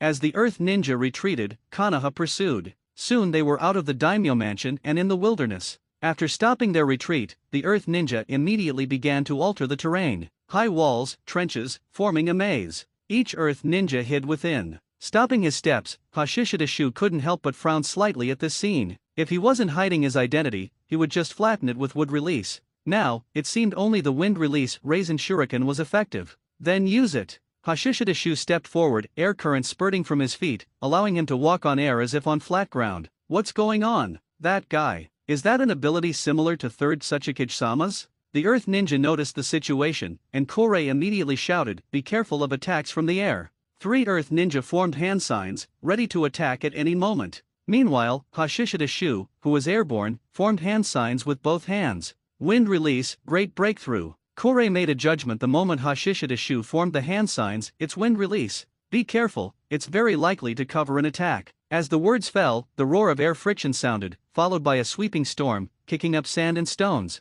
However, it didn't have much killing power against the positions built by the Earth Ninja, but the swirling dust obscured their vision. In the air. After completing the great breakthrough, Hashishida Shu immediately condensed a wind release Raisin Shuriken. The storm had just passed, and the smoke and dust had not yet dispersed, when he threw the wind release Raisin Shuriken under the shocked gazes of the root ninja. What? He can actually throw it like a shuriken. Such chakra, it's too powerful. The root ninja were utterly astonished. Amidst a sharp buzzing sound, the wind release Raisin Shuriken tore through the smoke and dust and appeared above the Earth Ninja's heads. Whoosh whoosh whoosh. The Earth Ninja, who had already prepared their ninjutsu, opened their mouths and spat out rock bullets, but they were torn apart as soon as they got close to the wind release Raisin Shuriken. Kore's expression changed drastically, and he immediately shouted, "Defense." Before his voice fell, Hashishida Shu in the air opened his mouth, "Explode." The rotating wind release Raisin Shuriken immediately exploded, emitting a brilliant light, forming a ball of light that rapidly expanded, devouring everything in all directions.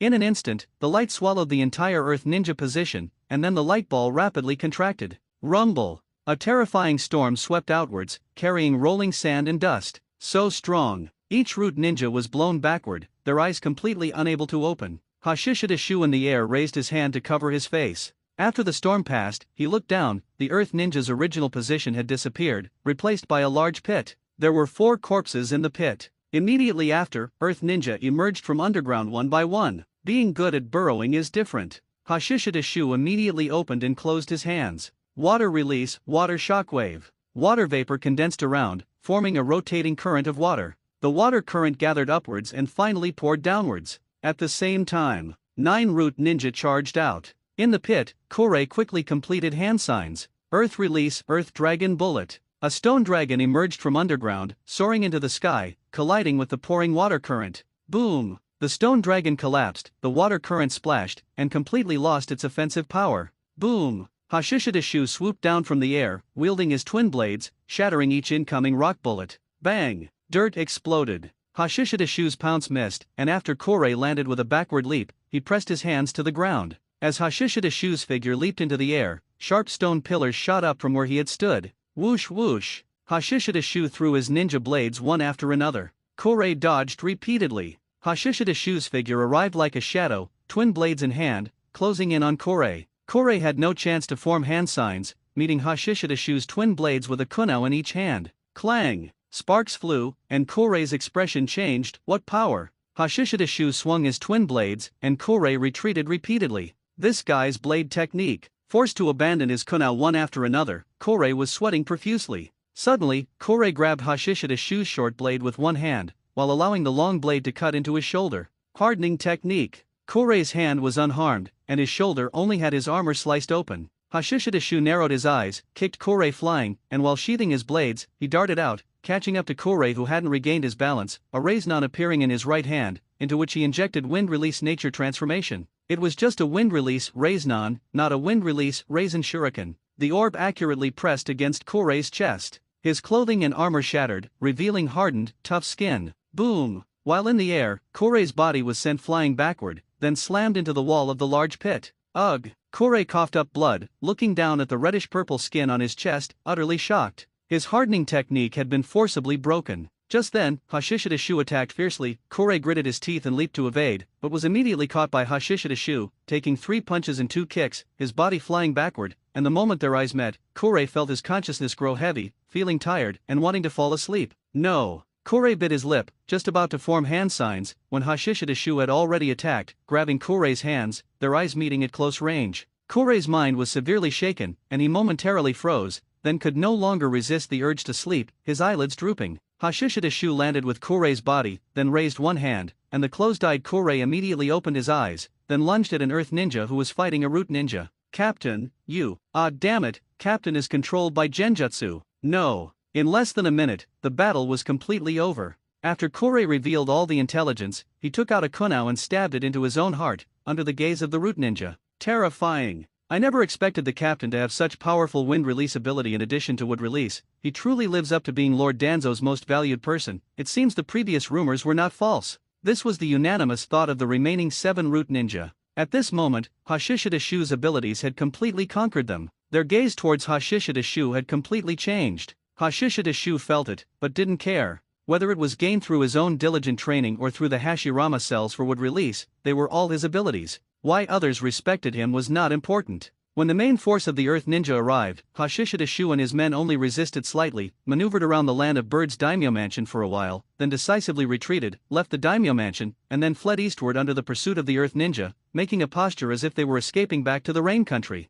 However, that evening, just as they were about to be surrounded from front and back, Hashishida Shu suddenly led his men in a counterattack, tearing open the Earth Ninja formation with the terrifying endurance of 7 mouths, forcefully breaking through, and heading back towards the land of Bird's daimyo mansion. The Earth Ninja turned back to pursue. The Earth Ninja pursued, Hashishida Shu fled. After reaching the land of Bird's daimyo mansion, Hashishida Shu led his men south again. By dawn the next day, they had charged straight into the land of wind. And at this moment, the first batch of Earth Ninja troops had already spread out within the rain country. Rain Ninja Village. Hanzo was slightly taken aback after receiving the news. He had attacked the land of rivers, but never expected that the first to make a move would not be Kanaha, not Tsunagakur, but rather Iwagakur jumping out. Hanzo remained calm and immediately began collecting intelligence to figure out the Earth Ninja's intentions. Thus, as Hashishidashu entered the land of wind, Hanzo finally learned from an earth ninja captive. It turned out that he had sent people to invade the land of birds, and even controlled the land of birds' daimyo mansion for a time. Hanzo's face immediately darkened upon hearing the intelligence. He was set up. The people were undoubtedly not sent by him. Then who could it be? Tsunagakur, or Konoha? As the thought arose, a gloomy face immediately appeared in Hanzo's mind. Danzo! Bastard! Hanzo gritted his teeth. Now, his plan was completely disrupted. He had originally been most wary of Konoha and Tsunagakur, especially the former. He never expected Iwagakur to stab him in the back first. Now, if he were to transfer troops back from the direction near the land of fire to fight the Earth Ninja, would Konoha take the opportunity to attack? Hanzo was certain they definitely would. Perhaps this incident was Konoha's doing, and this was the goal. Lowering his eyes, Hanzo secretly weighed the pros and cons. The people defending against Konoha cannot be moved. Then transfer the people from the land of rivers back? But Hanzo was unwilling. At a time like this, with just a little more time, he could take the land of rivers. If he took the land of rivers, he could then rely on two countries to confront the Earth Ninja, Konoha, and the Sand Ninja. Yes. Before making his move, Hanzo had thought that once he acted, it would inevitably provoke these three great ninja villages to attack. Therefore, he had already been mentally prepared for this. But clearly, the plan couldn't keep up with the changes. Danzo's one move put Hanzo in a dilemma. Lowering his eyes and pondering for a long time, when he opened his eyes, Hanzo made a decision. Black Rain, issue the order, have Amagai retreat to Konoha. As long as the Earth Ninja don't attack Konoha, don't mind them. Also, you take a squad to the land of rivers to help Nayuki. Make sure to completely take the land of rivers this year. Although Black Rain had doubts, he still immediately nodded, understood. Hanzo actually withdrew his forces? At the land of wind border, around noon, Hashishidashu was somewhat surprised after receiving the intelligence. This isn't right. Hanzo is currently in his prime, at the peak of his power, and the title of demigod is not just for show. He actually yielded to the Earth Ninja, and even withdrew the forces defending against Konoha. This is a bit unusual. This isn't the time of the Third Great Ninja War.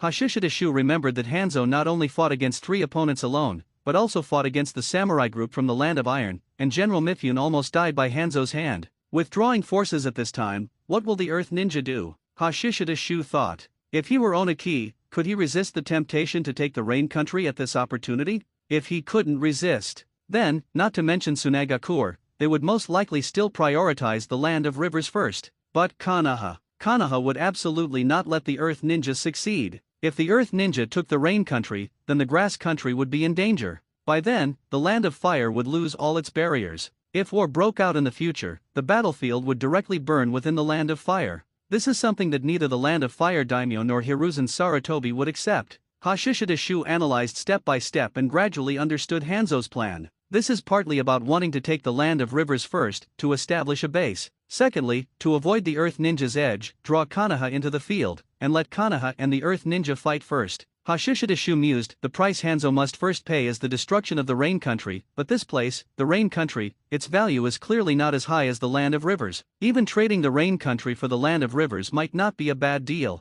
Furthermore, he likely has no intention of giving up the Rain Country. After managing it for so many years, he has an astonishing foundation. First let Konoha and the Earth Ninja deplete their strength, wait until the land of rivers is stabilized, block Tsunagakur, and then fight back. Well now, Hanzo is indeed not an easy opponent. Hashishidashu couldn't help but look towards Iwagakur. Iwagakur, Suchikage Building, Conference Room. Many Iwagakur high-ranking officials were present. The intelligence from the Rain Country has been sent back. Hanzo withdrew his forces, and at the same time, it was also known that the group of Rain Ninja in the land of birds were likely impersonated by other villages. Oniki's face was very unpleasant. He was tricked. So, now that the land of birds is stable, should they withdraw their troops? And at this time, many high-ranking officials were also discussing animatedly. This should be a perfect opportunity, right? If we take the Rain Country, and then take the land of rivers, Konoha will become the largest ninja village in the shinobi world. Konoha and the Suna shinobi definitely won't stand by and watch. If we continue, we will inevitably go to war with them. The land of birds incident must have been done by Konoha. Are we just going to let it go? We lost several jonin because of it.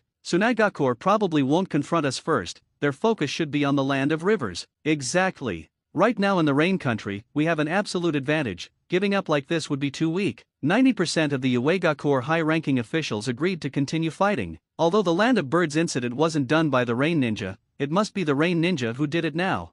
This way, their entry into the rain country is justified. How can such a good excuse for war be given up? Not to mention giving up the advantage they already had. Oniki glanced at the many high-ranking officials on both sides, and after 2 light coughs, everyone fell silent and looked over. Konoha's comrades definitely cannot die in vain. Konoha also needs more missions. The plan to attack Rain Ninja Village remains unchanged, and furthermore, Oniki said fiercely find the group of people who created the Land of Birds incident, whether they are Rain Ninja, Leaf Ninja, or Sand Ninja. Konoha, Hokage Office. Looking at the intelligence sent back from the Rain Country, Hiruzen Sarutobi furrowed his brow. Within the Rain Country, there are not only Root but also Umbu collecting intelligence, monitoring the every move of the Rain Ninja and Earth Ninja. But the development of events had clearly exceeded expectations. They had originally wanted the Earth Ninja to fight the Rain Ninja first, but now the Rain Ninja had retreated. Danzo said in a deep voice, Hiruzen, that Guy Oniki will absolutely not give up this opportunity. We cannot let the Earth Ninja take the Rain Country. That guy Hanzo can abandon the Rain Country, but we cannot.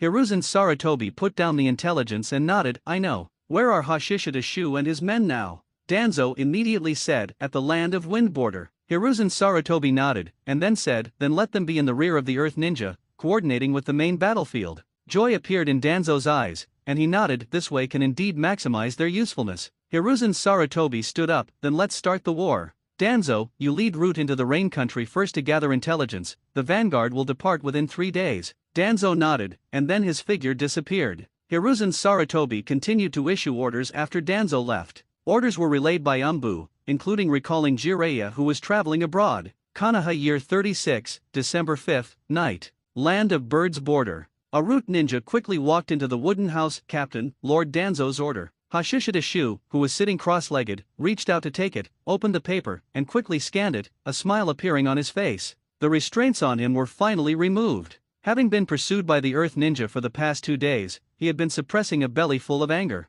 Seeing Hashishida Shu's smile, the Root ninja couldn't help but ask, Captain, is Lord Danzo ordering us to withdraw? Hashishida Shu shook his head, no. Konoha has already decided to go to war, the troops will soon enter the Rain Country, and our mission is to cooperate with the main battlefield and harass the rear of the Earth Ninja. From now on, we are no longer ninja from other villages, but Konoha Root Elite. Crow, go tell them this news. Rest well tonight, the upcoming battle will be more intense than before. The Root ninja codenamed Crow felt a chill in his heart and immediately nodded, understood. Crow left, and Hashishida Shu looked at his status bar. It was about to refresh. But honestly, he was still a bit reluctant to part with the Seven Mouths state. The firepower was too fierce. If this was gone, Hashishida Shu felt that his firepower would be somewhat insufficient. I wonder if states like eyes in all directions, or even 3 heads and 6 arms will appear in the future. Hashishida Shu's thoughts drifted slightly. Time quickly reached midnight. The status bar refreshed on time. Current state, wolf heart dog lungs. Note, literal meaning, your heart is a wolf heart, possessing stronger power, your lungs are dog lungs, possessing stronger lung capacity.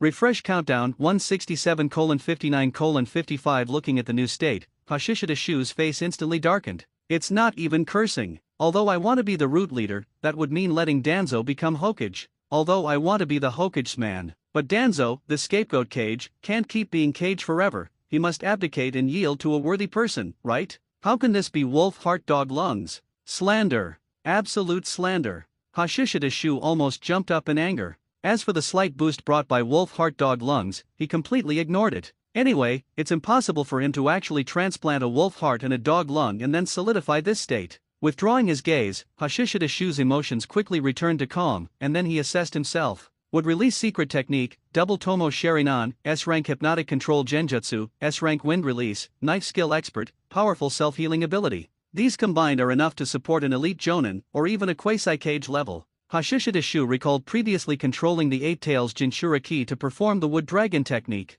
Wood release needs to be developed more. Senpo, True's several thousand hands is unthinkable for now. But with Sage Art Enhancement, the wood human technique must be mastered. Mastering the wood human technique, cage level is definitely stable. Hashishida Shu mused. Obito Uchiha could only bear one. This has to be acknowledged, the constitution of the Uzumaki clan is indeed formidable. Nagato adapted from a young age and could bear a pair. Of course, he was also almost drained by the Outer Path demonic statue. Rinnegan, very dangerous. Hashishida Shu was very clear. Especially at this time, what's dangerous is not just the Rinnegan itself, but also Uchiha Madara hidden in the dark. Currently the absolute strongest in the shinobi world. even if this guy is already hooked up to tubes. But with Wood Clone, plus White Zetsu as biological armor, activating Susanoo is completely fine. Thinking this, Hashishida Shu dismissed his cautious thoughts. Slowly, first get a pair of 3 Tomo, then get Mangekyo Sharinan. When it comes to getting stronger, Hashishida Shu felt it was necessary to have formidable patience.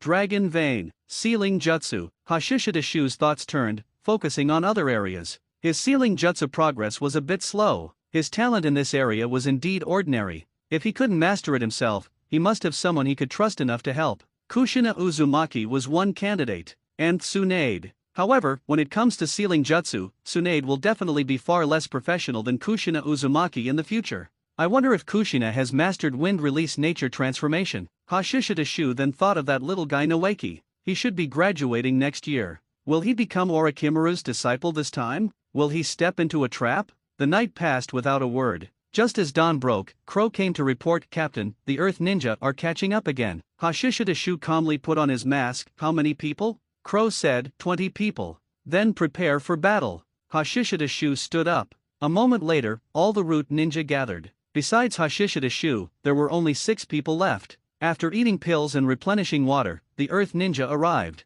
The two sides faced each other in an open space, dozens of meters apart. These guys are indeed not Rain Ninja. This style, is it Konoha's Umbu? Damn guys. The Earth Ninja were filled with righteous indignation. During this time, Hashishida Shu and his group had been hiding, and some had died in battle one after another. But the Earth Ninja who were pursuing them suffered even more casualties. "Send the signal." The leading Earth Ninja roared. The next moment, accompanied by an explosion, a signal flare burst in the air. Hashishida Shu looked up. "Reinforcements? If you have the ability, call 1,000 people." After the Earth Ninja sent the signal flare, they immediately launched a charge. And before the people arrived, various shuriken and rock bullets were already cutting through the air. Hashishida Shu clapped his hands together. Would release adamantine attacking trees. Vines and wood shot up from the ground, accurately blocking the numerous shuriken and rock bullets. The Root Ninja behind him also immediately released their jutsu. Wind release, Great Breakthrough. Fire release, Dragon Fire Technique.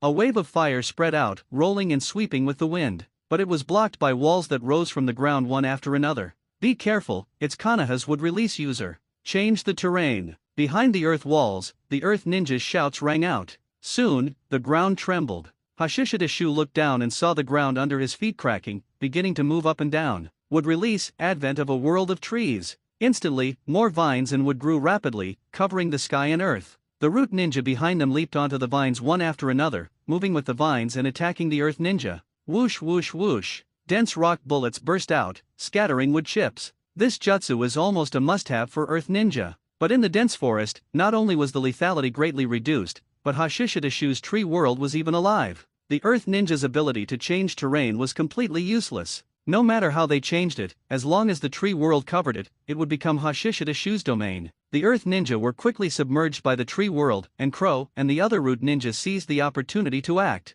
Screams soon rang out, and one by one, the Earth Ninja were bound by vines, their chakra was extracted, and their bodies quickly withered. And the expansion speed of the tree world increased. The Earth Ninja fought and retreated, but they could never escape the range of the tree world. They could only be attacked by the Root Ninja in cooperation with the vines, and were taken down one by one, becoming power banks hanging in the air. In less than 5 minutes, the battle was over. The Earth Ninja were completely wiped out. It wasn't that the Earth Ninja were too weak, but that the tree world advent, when coordinated with others, was even more terrifying. After burying all the drained Earth Ninja with tree binding eternal burial, Hashishida Shu sent out 2 wood clones and used body flicker technique to disappear. Go to the Daimyo Mansion. Hashishida Shu gave the order, leading the Root Ninja straight to the Land of Birds Daimyo Mansion. The Land of Birds was also considered the rear of the Earth Ninja. Hashishida Shu decided to give the Earth Ninja a little appetizer first. Iwega Kur, Suchikage Building. This bastard, Oniki gritted his teeth. The Land of Birds is gone again. And a wood release user. Oniki's face darkened. He had witnessed the wood release of Hashirama Senju, never losing in group battles. He had also seen Uchiha Madara's Susanoo. Since Hashirama Senju could beat Uchiha Madara into submission, it meant that Susanoo was also not an opponent. This wood release user inherited a part of Hashirama Senju's wood release secret technique, he didn't know how much. But from the current intelligence, ordinary Jonin are not his match. Even if 20 or 30 people attacked together, it would be useless. Resisting the urge to personally go to the battlefield, Oniki issued orders. Soon, A strong man around 40 years old led a 100-man team out of Iwagakure, and among these 100 people were the famous explosion corps of Iwagakure. Not long after this team left, intelligence came from Iwagakure. Hidden Rain Village Border. Konoha's frontline base camp. Homura Mitokato and Akimichi Torifu frowned as they looked at the newly received intelligence. Another 100-man team, and the famous explosion corps. What was Iwagakure's intention? Danzo, however, was very calm, and said lightly, it is likely for the wood release user. Intelligence received not long ago said that the wood release user took down the land of birds. Homura Mitokato hesitated, such a big move, for one wood release user, isn't it too exaggerated? And the one leading the team is that guy Yamato. Yamato, an elite jonin of Iwagakure, who possesses the explosion release Kekii Genkai. Homura Mitokato had fought him before, a very troublesome person. Besides the explosion release Kekii Genkai, his earth release skills were also very astonishing. Glancing at Homura Mitokato, Danzo said, it seems Lord Menen, you have forgotten the power of the first Hokage's would release secret technique. Although Kino's would release only inherited a part of the first Hokage's power, it is no longer something ordinary jonin can contend with. You may not know, but the number of Earth Ninja who have died at the hands of Kino's team this time is already close to 100, and there are quite a few jonin among them. A wood release user is enough to make that guy Oniki restless and unable to sleep. Making such a response is completely reasonable. If I were him, I would do the same. Homura Mitokato stopped talking. Akimichi Torifu said, since that's the case, should we send out an elite team to support them? Danzo hesitated slightly, then shook his head, no need. This old man trusts Kino. Or rather, he trusts the power of the wood release secret technique. The other rude ninja didn't matter. Danzo believed that even if Hashishida Shu couldn't win, he could escape, and he could conveniently tie down a large part of Iwagakure's strength. Facing Danzo's attitude, Akimichi Torifu nodded, and then said, since that's the case, let's first target Iwagakure's logistics supply lines. We have already identified two, is it time to act? Danzo and Homura Mitokato exchanged glances. The latter said, wait a little longer, we still need more intelligence support. Danzo then continued, Iwagakure is also trying to disrupt our supply lines, but now some supplies can be obtained directly from the rain country. Moreover, disrupting supply lines also requires sufficiently elite and suitable teams. Konoha Village, at the entrance. Looking at the late Jiraiya, Tsunade, wearing a gray-white armor, pouted slightly with dissatisfaction, you guy, don't hold us back on the battlefield. Jiraiya was used to Tsunade's sharp tongue, and smiled, don't worry, I am Jiraiya the sage of Mount Mayaboku. Whoosh whoosh whoosh. Earth release, rock iron cannon. One after another, the Earth Ninja opened their mouths, and rock bullets shot out, heading straight for Hashishida Shu in the air. This coordinated attack was incredibly seamless. In such a situation, it was difficult to withstand such a dense barrage of attacks. However, Hashishida Shu possessed skywalk. First, he clapped his hands together, using the airflow to stabilize his body, then he stepped into the air, his figure flashing through the sky as if walking on flat ground, avoiding all the incoming rock bullets. Yamato watched this scene and immediately understood why Hashishida Shu dared to stay behind alone to hold them off. He had an aerial ability similar to the third Tsuchikage. Having avoided the rock bullets in the air, Hashishida Shu formed hand seals. Wind release, great breakthrough. He opened his mouth and blew downwards, a strong current of air turning into a swirling storm that rushed towards the ground. This technique, of course, could not cause much substantial damage to the Earth Ninja, but it created a thick cloud of dust, enveloping the entire battlefield. Is he trying to escape? Yamato frowned, while a sensory ninja not far away shouted, be careful, there's a powerful chakra. It was at this moment that a sharp, piercing buzzing sound rang out. Without any hesitation, Yamato formed hand seals, and then the earthen rocks in front of him surged up, forming a towering rock giant. The rock giant swung its large hand, tearing through the dust, and then the numerous earth ninjas saw the wind release Raisin Shuriken descending from the sky.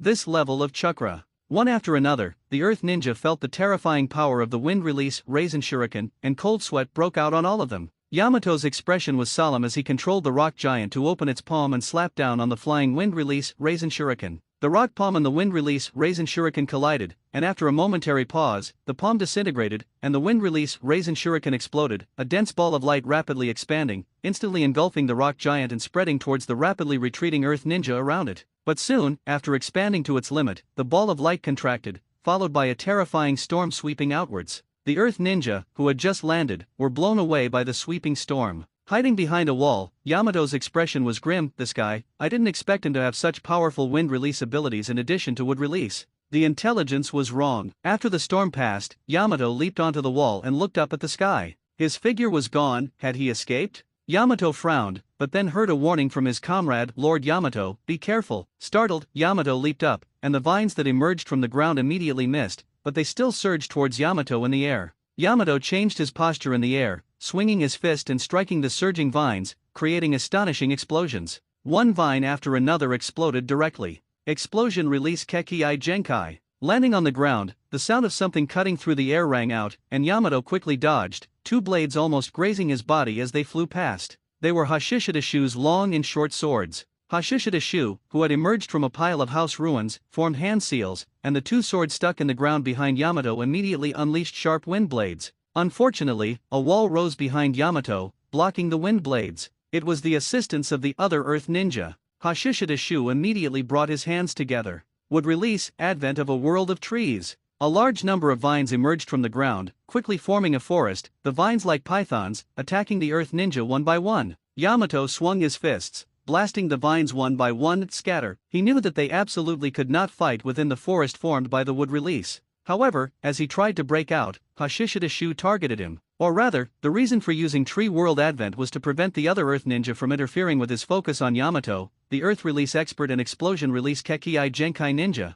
He wanted to take down this guy. Holding a hand seal with his left hand, he pulled the two swords from the ground with his right hand, sheathing the short sword, and holding the long sword, he swung it, sending several wind blades towards Yamato. Yamato swung his arms, blasting the attacking vines, then dodged two wind blades, and then repeatedly punched, actually using Explosion Release to directly confront the wind blades, blasting them apart. Hashishidashu also noticed that Yamato had also used the hardening technique, which was no less effective than Kakuzu's Earth Spear. Immediately, he held his sword and closed in, wind release chakra rapidly flowing along the blade. In terms of cutting power, it was stronger than the wind blades that were unleashed. But it must be said, Yamato, this elite jonin from roughly the same era as Danzo, was very strong. In close combat, his explosion release was completely unafraid of colliding with Hashishidashu's ninja sword. Hashishidashu controlled the vines to attack, but he didn't manage to take him down immediately. Suddenly, Yamato grabbed Hashishidashu's ninja sword with his right hand, ignoring the flowing blood, and punched towards Hashishidashu with his left hand,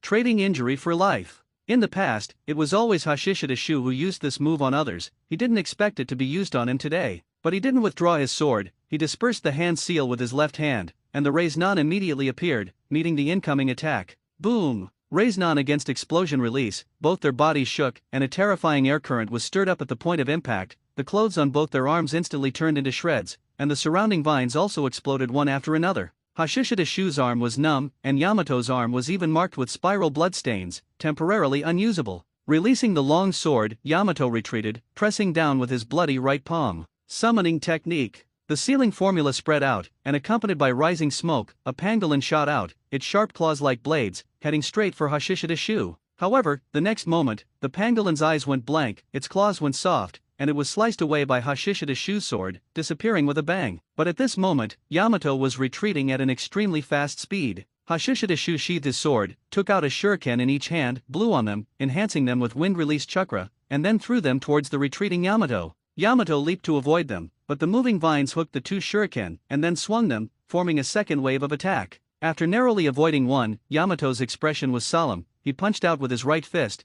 directly confronting the shuriken enhanced with wind release. Rumble! The shuriken flew horizontally, but the bones in Yamato's right hand were visible. At this point, both his hands were temporarily unusable. Hashishidashu resumed holding a hand seal with one hand and the sword with the other, fighting with the charging Earth Ninja. The vines danced, and Yamato constantly dodged, but there were too many attacks from all sides, and his other comrades were currently being held back by Hashishidashu. After several dodges, Yamato could no longer avoid such a saturated attack, and his hands and feet were successively entangled. Immediately after, he felt the chakra in his body rapidly disappearing. Not good. He can absorb chakra, in that case. Many Earth Ninja roared, but they couldn't change Yamato's death. After dealing with the strong Yamato, Hashishidashu leaped up without hesitation, retreating at high speed through the air. The Earth Ninja had already attacked from all sides. With nearly 100 people, and the close cooperation just now, attacking simultaneously from inside and outside, he couldn't withstand it now. The Earth Ninja who rushed from all directions to support could only watch as Hashishidashu disappeared from the air in a flash. Too fast. A large number of Earth Ninja pursued, but Hashishidashu's aerial movement had no obstructions, while on the ground, even for ninja, there were terrain limitations, and their speed couldn't compare at all. Moreover, different people had different speeds, gradually stretching into a long line. Seeing this, Hashishida Shu immediately turned back, killed several people, and seeing the Earth Ninja behind him about to catch up again, he immediately retreated. After several such attempts, the Earth Ninja couldn't keep up either, gave up the pursuit, and waited for the main force to converge and act as a whole. But Hashishida Shu had already withdrawn long ago. Relying on his ability to move in the air, Hashishida Shu changed directions several times. He even used wood clones to confuse the Earth Ninja's sensory ninja, circling until dusk, when he finally met up with Crow and other root ninja at the border of the Land of Wind. At the same time, in Uegakur, in the Tsuchikage's office, Oniki was stunned when he saw the intelligence sent back from the front line. Yamato is dead. He died at the hands of the wood release user. This was a major general of his Uegakur, who had made his mark in the First Shinobi World War. In the current Uegakur, he was definitely a figure who could hold his own. At this moment, Oniki's face was not only grim, but his heart ached beyond measure. Would release user. Oniki gritted his teeth and looked at the intelligence about this person on the side. His true face was still unknown, but there was more information about his abilities. Would release that could absorb chakra, and the previously unknown powerful wind release ability. Especially, he could move at high speed in the air. This was also the fundamental reason for the failure of this mission. Looking at the latest intelligence about the wood release user, Oniki knew that for this guy, a large number of people couldn't surround and annihilate him, unless he was first trapped in a place where he couldn't retreat from the air, or they also possessed aerial capabilities. Unless I personally take action, Oniki mused, considering this possibility. As the cage of a village, if he were to take action, it would cause a chain reaction. For example, what would Hanzo, who had been holed up in the Rain Ninja village, react? And the Hokage of Konoha, who should also not be able to sit still. And for the overall war situation, the intensity would skyrocket in a very short time, which was not what he wanted. I must first gather intelligence, or set a trap, and then fight a quick battle to a quick decision. Oniki mused. He could leave the Konoha and take action, using a clone to replace his main body, and his main body could use the transformation technique to conceal himself for a period of time, so that the enemy wouldn't know. Oniki lowered his eyes, and the numerous intelligence reports from the front line appeared one by one in his mind. After a long time, he got up, flew to the huge map, and looked at the few red arrows on it. Those were the logistics lines. And according to the intelligence from the front line, Konoha had been probing in this direction. This was normal, attacking logistics was a common tactic. Not only was Konoha using it, but their Uegakur was also using it. Konoha has kept the wood release user in the rear until now to disrupt the village's rear area. Since that's the case, let's choose a burial ground. I want to see how he compares to Lord Hashirama. Land of Wind border. Hashishida Shu rested for a night, and Crow came to report that the headquarters intelligence and new orders had arrived. Taking the scroll, Hashishida Shu read it carefully. First, soon as Shinobi finally moved, their vanguard entered the Land of Rivers, and began to engage with the Rain Ninja. But the scale was not large. It was foreseeable that Suna Shinobi would not engage in large-scale battles in the Land of Rivers until next year. Suna Shinobi might even decide to directly attack the Rain Ninja village, forcing Hanzo to withdraw his troops. In addition, there was intelligence about the Earth Ninja's logistics lines. Currently, 3 lines were controlled. The headquarters order was for Hashishida Shu to further confirm the authenticity of the intelligence, and the order to cooperate with the headquarters in attacking the Earth Ninja's logistics lines next. Tsunade and the others have indeed come, and they are still performing such a mission. Hashishida Shu raised his eyebrows. However, he didn't feel that there was anything wrong with Tsunade and the others doing such a dangerous mission. Such dangerous missions naturally required strong teams. Tsunade and the other 2 were all jonin, and Tsunade was a powerful medical ninja. The entire team was suitable for prolonged battles. If nothing changes, Tsunade and the others will fall into the Earth Ninja's trap, and then be surrounded and attacked, and Jiraiya almost died.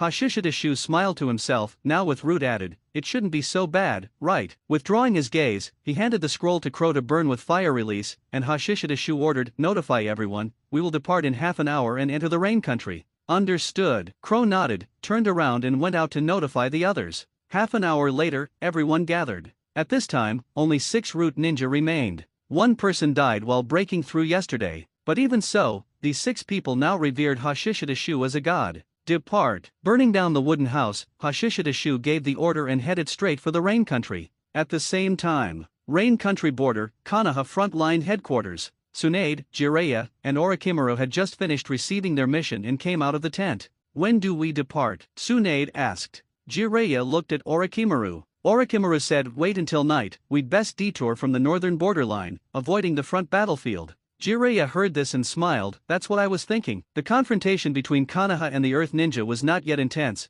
but the forces on the front battlefield were already intertwined, and it would be difficult for them to pass through without being exposed, so it was better to go around. Tsunade asked, aren't we waiting for further intelligence from Root? Jiraiya said, it takes time for Root's intelligence to be transmitted from the rear, and who knows if the Earth Ninja will notice anything in between. Therefore, it is best to go to the rear of the Earth Ninja, directly meet up with the Root Ninja, and even cooperate with them. Orochimaru nodded, agreeing with this approach. Tsunade didn't say anything more than it's decided. By night, the three, who had made all preparations, left the headquarters, headed north all the way, then west, crossed the battlefield between Konoha and the Earth Ninja, and arrived at the border area between the Rain Country and the Land of Earth. And the three had also transformed into the appearance of Earth Ninja. At the same time, Hashishida Shu, with 6 Root Ninja, also transformed into Earth Ninja, appearing in this area. Intelligence gathering emphasizes secrecy. Once the enemy is alerted, even if intelligence is obtained, the intelligence itself will lose its effectiveness in a very short time. Intelligence, especially when the battlefield changes rapidly, has a strong timeliness.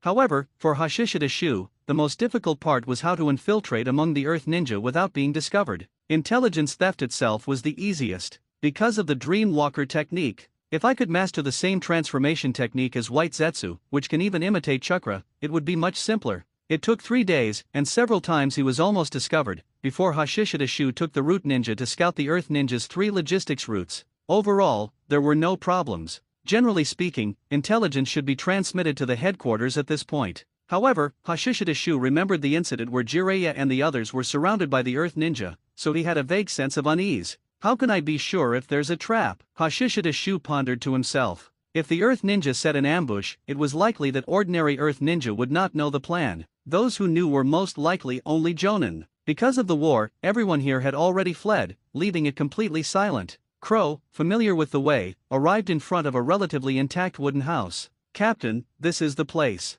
Crow said, looking back. Hashishida Shu nodded, had Crow stand guard outside, and stepped inside himself. Inside the wooden house was pitch black, and his feet made creaking sounds on the wooden floor. Suddenly, a voice came from the darkness, password. Hearing the voice, Hashishida Shu couldn't help but smile. Orochimaru. A figure stepped out of the darkness, and it was indeed Orochimaru. Kino, you should use the password. Hashishida Shu took off his mask. I should be more reliable than a password. Orochimaru said indifferently, then you should consider that this is a trap. Hashishida Shu chuckled, although I'm not a sensory ninja, Orochimaru, you are too special. However, this should be a clone of yours, right? Orochimaru looked at Hashishida Shu's face, a smile appearing at the corner of his mouth. Let's confirm your identity first. As soon as he finished speaking, sprouts grew from the wooden floor in front of him. Orochimaru lowered his head to look, and his pupils couldn't help but shrink. Would release user, it's actually you. Hashishida Shu nodded, it's me. Orochimaru quickly regained his composure, then turned around, come with me. Hashishida Shu followed, and soon entered a cellar, which also had a secret passage.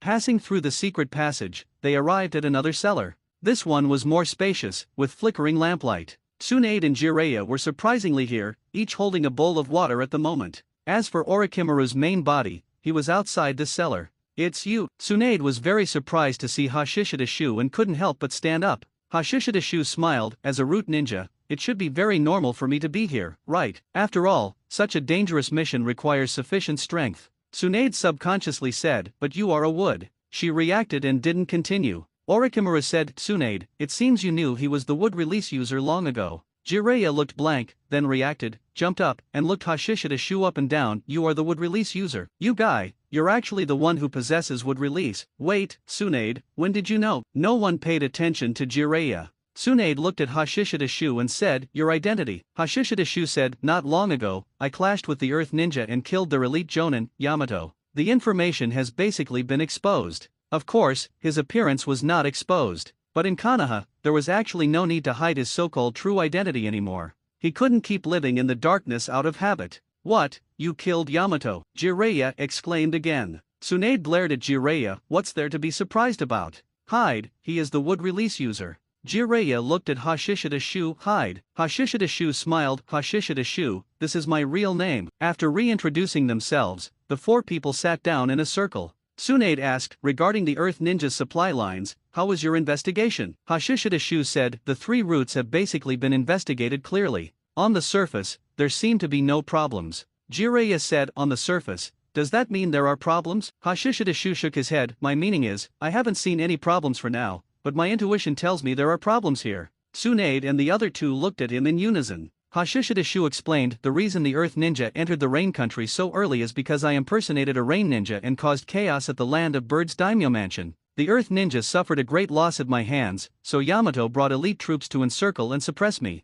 My appearance in the Land of Birds makes it very predictable that I would target the Earth Ninja's supply lines. Orochimaru listened and said, so you think the Earth Ninja will set a trap to ambush you? Hashishidashu nodded. Jiraiya frowned, although it's reasonable, it's too uncertain. Orochimaru mused, attacking the enemy's supply lines is the most basic tactic. The Earth Ninja will definitely be prepared, and having a trap is normal. Tsunade, on the other hand, cursed idiot Jiraiya, a ninja's intuition is more accurate than intelligence. Jiraiya felt like rolling his eyes upon hearing that. The last time he talked about his intuition, Tsunade didn't say that. Something is wrong, very wrong. Jiraiya's eyes darted back and forth, scanning Hashishidashu and Tsunade. Hashishidashu glanced at Jiraiya and smiled. There is indeed no evidence to prove it right now, but it's not difficult to find out if the Earth Ninja have a trap. Orochimaru said, a test. But this will alert the Earth Ninja. If there's no trap, it will be even harder to attack again. Hashishidashu shook his head. With only a few of us, it's impossible to deal with all three routes at once.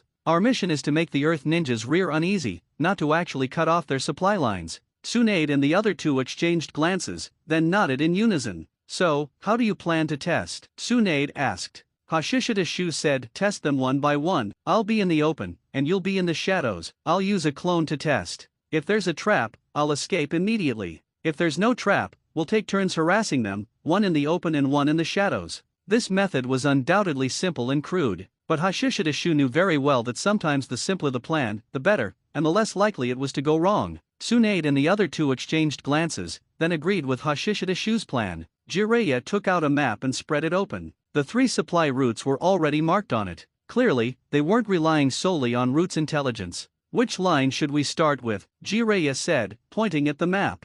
Hashishidashu glanced at it and pointed at the nearest one. Let's start from here. This small town is one of the nodes. And this mountain is a warehouse. The warehouse is the key point and most likely a trap. A clone will test here, while you infiltrate the small town. If it's not a trap, my movements will be very large. You can notice a ball of light. At that time, you should act and eliminate the Earth Ninja's effective force. But don't get drawn into a prolonged fight. Harassing supply lines is a long-term battle. Tsunade and the other two nodded repeatedly. Orochimaru said, if it's a trap, retreat immediately and move to the other two routes. For the second one, let's do this one. Based on our investigation, this route is currently the Earth Ninja's main supply line and has the strongest defenses. Hashishidashu nodded, having no objections. Soon, the plan was finalized by the four of them. After the discussion ended, Hashishidashu got up and left. Looking at the refreshed status, Shimura Daiichi was first overjoyed, and then couldn't help but curse inwardly, damn. Teleportation. Divine skill.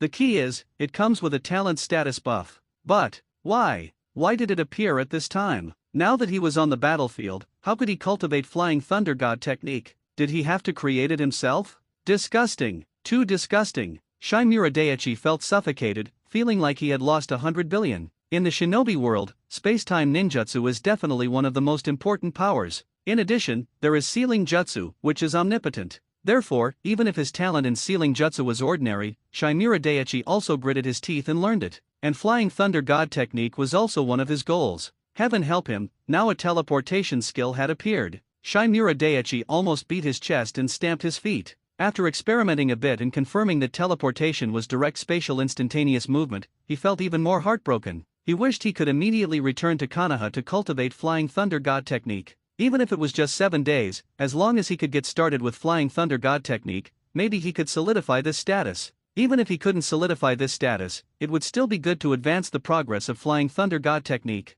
After feeling heartbroken, Shimura Daiichi couldn't help but think about whether there were other ways to solidify it. But obviously, he couldn't think of any. Unless within the next 7 days, he himself created a space-time teleportation ninjutsu. Shaking his head inwardly, Shimura Daiichi could only properly utilize this status in the next 7 days. The night was uneventful. Early the next morning, Shimura Daiichi led Crow and other root ninja to begin their operation. On the other side, Tsunade and her 2 companions did the same, infiltrating the target town by using the transformation technique. This town still had civilians, so the difficulty of infiltration was not high. 9 o'clock in the morning. Shimura Daiichi sent out a wood clone, acting from high altitude, and arrived above the target. Below was a mountain with not much vegetation, and outside the mountain, Earth Ninja had set up hidden sentinels. But looking from the air, it was clear at a glance. Headfirst, the wood clone dove down, its speed increasing. When the distance was less than 30 meters from the ground, he completed hand seals, opened his mouth and exhaled, and a strong current of air turned into a storm, rushing towards the mountain below. The Earth Ninja guarding below heard the roar and looked up, and were immediately greatly alarmed. Without hesitation, they sank their bodies downward. And at the same time, inside the cave in the mountain belly, the Earth Ninja also heard the sound from outside. Enemy attack. In an instant, everyone looked towards Oniki. Oniki leapt up, we must capture the enemy. The many Earth Ninja were roused, understood. Outside, the storm raged, but it didn't cause any damage to the Earth Ninja. However, it also allowed the Earth Ninja to temporarily avoid the brunt of the attack, clearing the way. Shimura Daiichi's body followed the storm's descent, charging into the cave under the cover of rolling dust and smoke. Inside the cave was spacious, and there were multiple passages extending to unknown places. In the spacious area were stacked wooden boxes. Besides that, there was no one else. As expected, it was a trap. At this moment, Earth Ninja simultaneously appeared from several behind the way they came. And outside, on the mountaintop, many Earth Ninja appeared here. The enemy is at 3 o'clock. The Earth Ninja's sensory ninja quickly found the location of Shimura Daiichi and the others' main bodies. Immediately, over a dozen elite Earth Ninja all charged down from the mountaintop.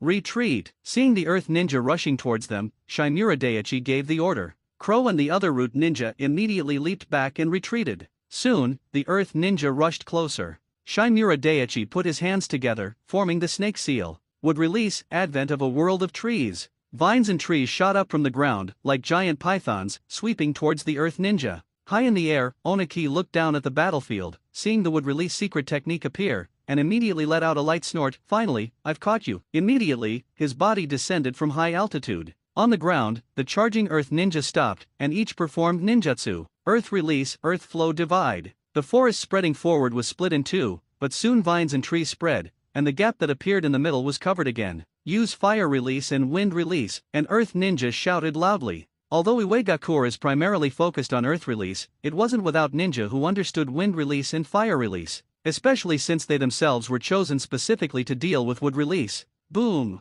Soon, wind release plus fire release, flames like a giant wave, collided with the sweeping green tide. However, this could not stop the invasion of the green tide. No wonder he could make Lord Yamato fail. The many elite Earth Ninja all changed expression, and immediately performed ninjutsu again. This time, the many Earth Ninja joined forces. Like small mountains, huge oval-shaped rocks rose up on both sides, and then with a rumbling sound, attacked the green tide still spreading in the middle from both sides. However, the vines and trees were like dragons, spreading to both sides, entangling and piercing the giant rocks, rendering this ninjutsu ineffective in an instant, and the huge rocks crumbled apart under the invasion of the vines and trees. Again, the commanding Iwa Jonin shouted loudly, pressing his hands on the ground. The next moment, a rock giant rose from the ground, reaching 30 to 40 meters high. The rock giant strode forward, waved its arms, smashing the vines and trees. However, the vines and trees were endless, entangling the rock giant's feet and hands, and then pulling. The rock giant immediately lost control and fell with a crash.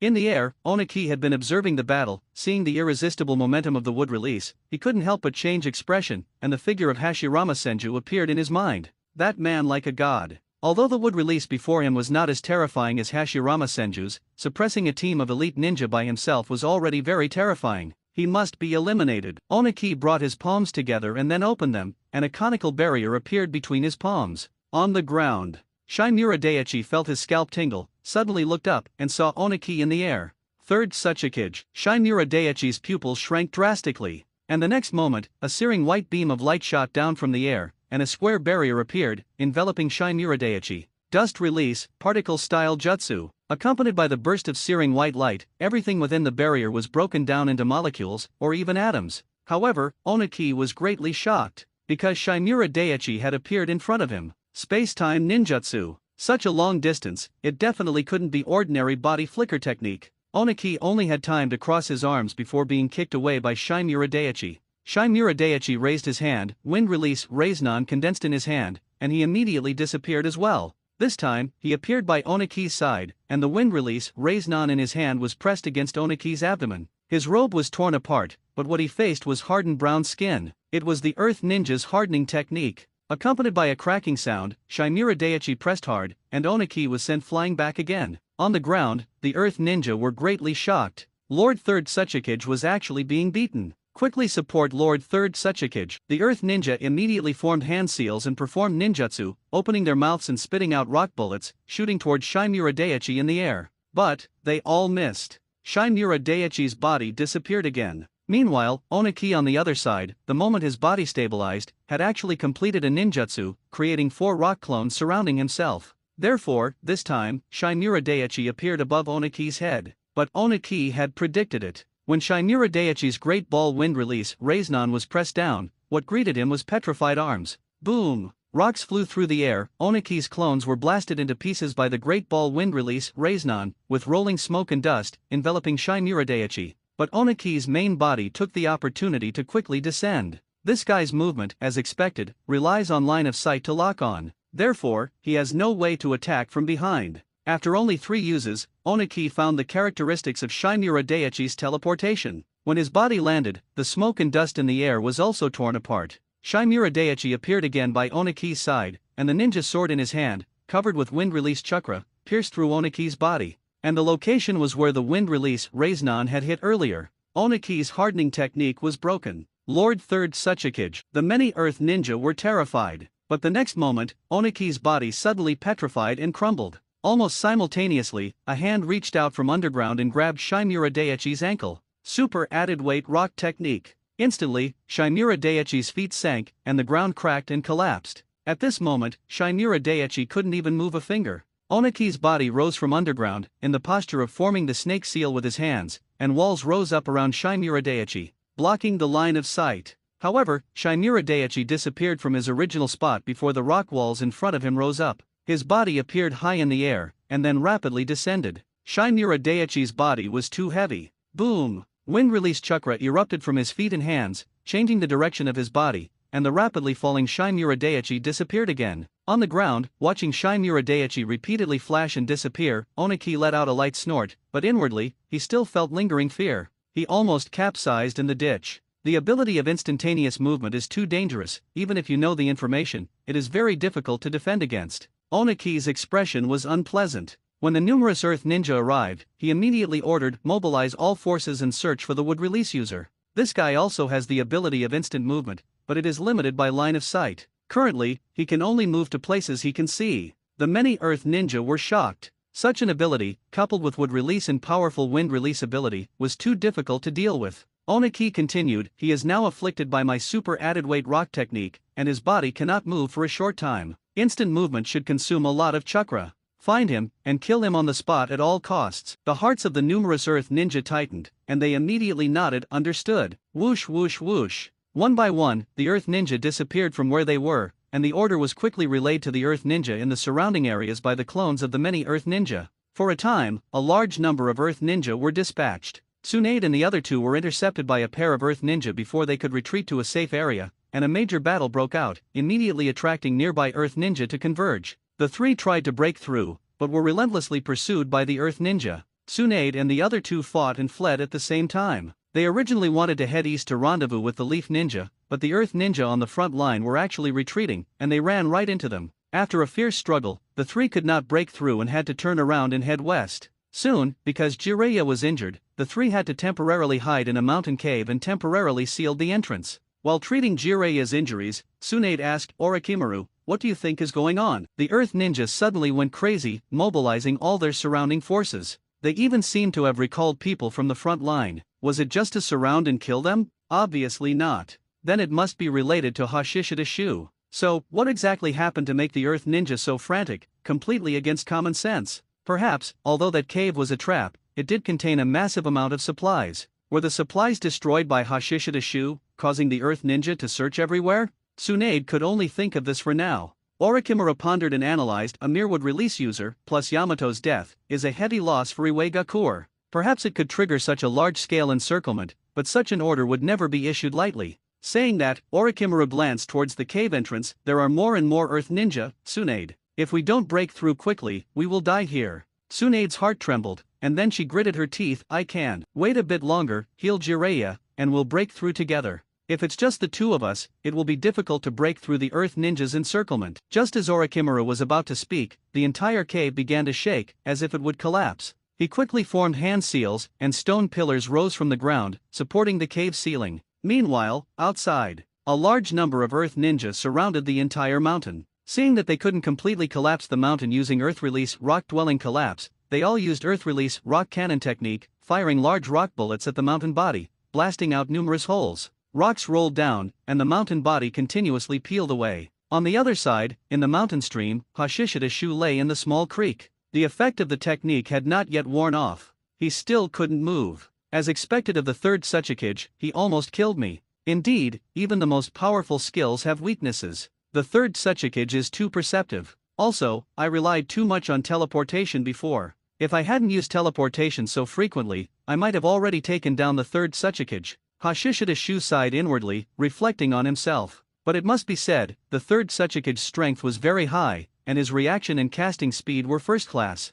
Even after being successfully ambushed, he could still use Earth Release Hardening technique to withstand his second attack. If he hadn't blocked the Wind Release Raisnon, the third Tsuchikage would have been finished. Unfortunately, there are no ifs. Oniki did not rely on luck. He completely resolved Hashishita Shu's attack with sheer strength and even turned the tables on him. For me, Oniki's attack was also very sudden. Hashishita Shu reviewed this battle. As a result, although my first use of teleportation was unexpected, my attack was not fully prepared. The first strike didn't cause heavy damage to Oniki, which gave him time to react and counterattack. The brief encounter with Oniki made Hashishita Shu realize that the kage of each village were not simple at all. Unlike the Sky Ninja village leader, who was at most at the elite Jonin level, there was indeed a gap between kage and elite Jonin, and this gap was not small. From the battles with Yamato and Oniki, Hashishita Shu felt this deeply. This gap was not just in the power of ninjutsu, but also in combat awareness, combat experience, subtle differences in casting speed, and other small aspects.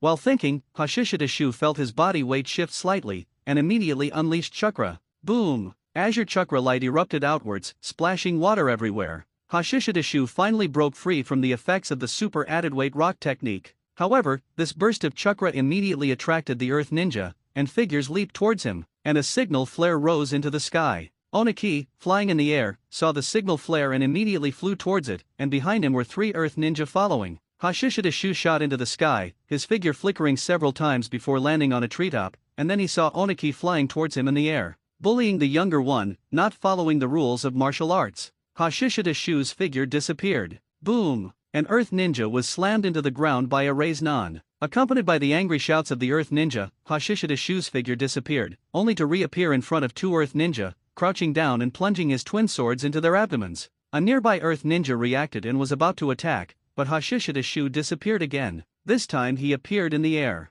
Oniki couldn't help but look displeased. This guy's chakra was still so abundant? I didn't expect Lord Third Tsuchikage to personally take action for me. Hashishita Shu chuckled. Oniki listened and said coldly, inheriting the power of Lord Hashirama makes you worthy of my attention, but I still underestimated you. I didn't expect you to also master spacetime ninjutsu. However, your chakra should be almost depleted, right? Hashishita Shu said, you don't need to worry about that, Lord Tsuchikage. Anyway, I still have enough strength to kill a few people. At this moment, Oniki realized that dealing with the guy in front of him was not that simple. No one knew how many more times this guy could use teleportation. And facing such an enemy, other than him, everyone else would find it very difficult to cope. Even with close coordination, the speed of teleportation was too fast. It was difficult to catch him, unless, at the moment this guy made a move to kill someone. However, seizing such an opportunity was also very difficult. Oniki took a deep breath and said coldly, kid, leave. Otherwise, if your chakra runs out, you won't be able to escape. Hashishita Shu was startled for a moment, then smiled, too bad, I still wanted to fight Lord Tsuchikage again. He did want to see if he could take down Oniki,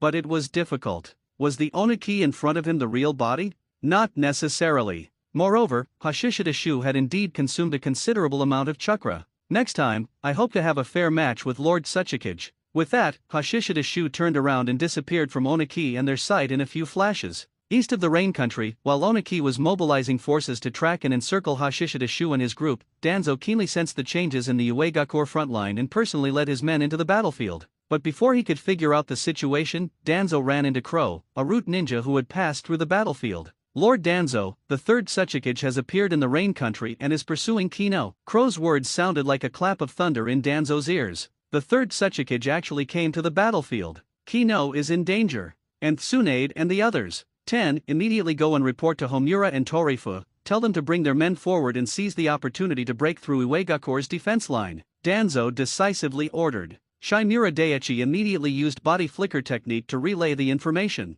Under the misty drizzle, Danzo's expression was gloomy and uncertain. For him, now was a very good opportunity to use Uegakure to eliminate Tsunade and the others. Soon, Hashishida Shu saw a battlefield. A large number of Earth Ninja were attacking a mountain peak. They're surrounded. Hashishida Shu immediately descended, feeling a sense of witnessing history in his heart. No, I am also a part of history. His descent speed increased rapidly, and Hashishida Shu formed hand seals. At the same time, Oniki, who was following behind, saw Hashishida Shu descending and immediately sped up. Wind release, great breakthrough. Hashishida Shu blew from his mouth, and a turbulent current surged, turning into a great storm that swept downwards. The roaring sound attracted the attention of the attacking Earth Ninja. Enemy attack! Scatter! Shouts rose one after another, and the Earth Ninja flashed away to dodge. At this moment, they had no time to perform defensive ninjutsu and could only evade. Rumble! The air current struck the ground, stirring up rolling dust that swept in all directions.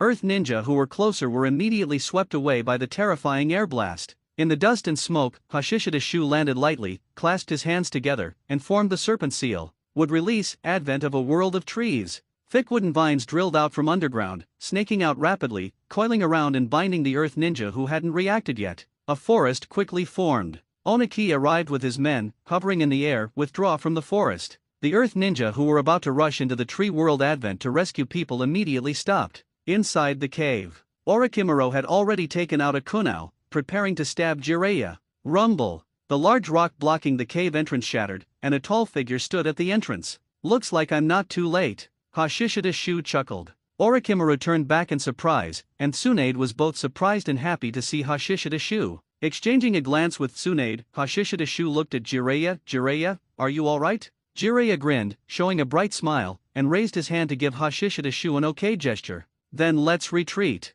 The third Tsuchikage is outside. If we don't leave soon, I'm afraid Lord Tsuchikage won't be able to resist making a move, Hashishida Shu said. Oniki didn't continue fighting him because he was wary of his space-time ninjutsu ability, which could cause huge casualties among his Earth Ninja. But, there was no guarantee that Oniki wouldn't try to kill him at all costs. What? Third Tsuchikage? Tsunade and the other two were shocked. Hashishida Shu nodded. The one who ambushed me was the third Tsuchikage. Orochimaru, carry Jiraiya on your back. With that, Hashishida Shu turned around. Orochimaru immediately carried Jiraiya and exited the cave with Tsunade. Outside the cave was already a forest. Orochimaru's gaze swept around, feeling a bit shocked as expected of the first Hokage's power. This was also the first time Tsunade had seen Hashishida Shu use would release on such a large scale. Looking at the figure in front, she felt as if she saw her grandfather, Hashirama Senju, from the past. But with a flicker of her eyes, the figure of her granduncle, Tobirama Senju, involuntarily overlapped with the person in front.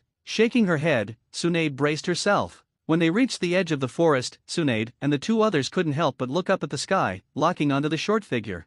Third Tsuchikage Oniki. The third Tsuchikage also looked at Hashishida Shu and the others, killing intent surging within him. Should he pay a heavy price to try and kill this brat who could teleport? Hashishida Shu looked up at Oniki, also sensing his killing intent, and chuckled. Lord Tsuchikage, have you changed your mind and want to spar with me again? As his voice fell, Hashishida Shu's figure disappeared from his original spot. Oniki's gaze moved quickly, but he could only barely catch a glimpse of Hashishida Shu's afterimage, too fast. Hashishida Shu flashed beside one Earth Ninja after another, returning to his original spot in an instant. In less than 2 short seconds, over a dozen Earth Ninja were sweating profusely, subconsciously touching their necks, their fingers stained with blood. Over a dozen Earth Ninja, each had a bloodstain on their neck. Oniki's expression in the air changed drastically. Such an attack was too fast. If Hashishida Shu had intended to kill just now, those dozen people would have died before they could even react. How many people would he have to sacrifice to get a chance to eliminate this guy? Especially, if Hashishida Shu wanted to leave, he couldn't be stopped.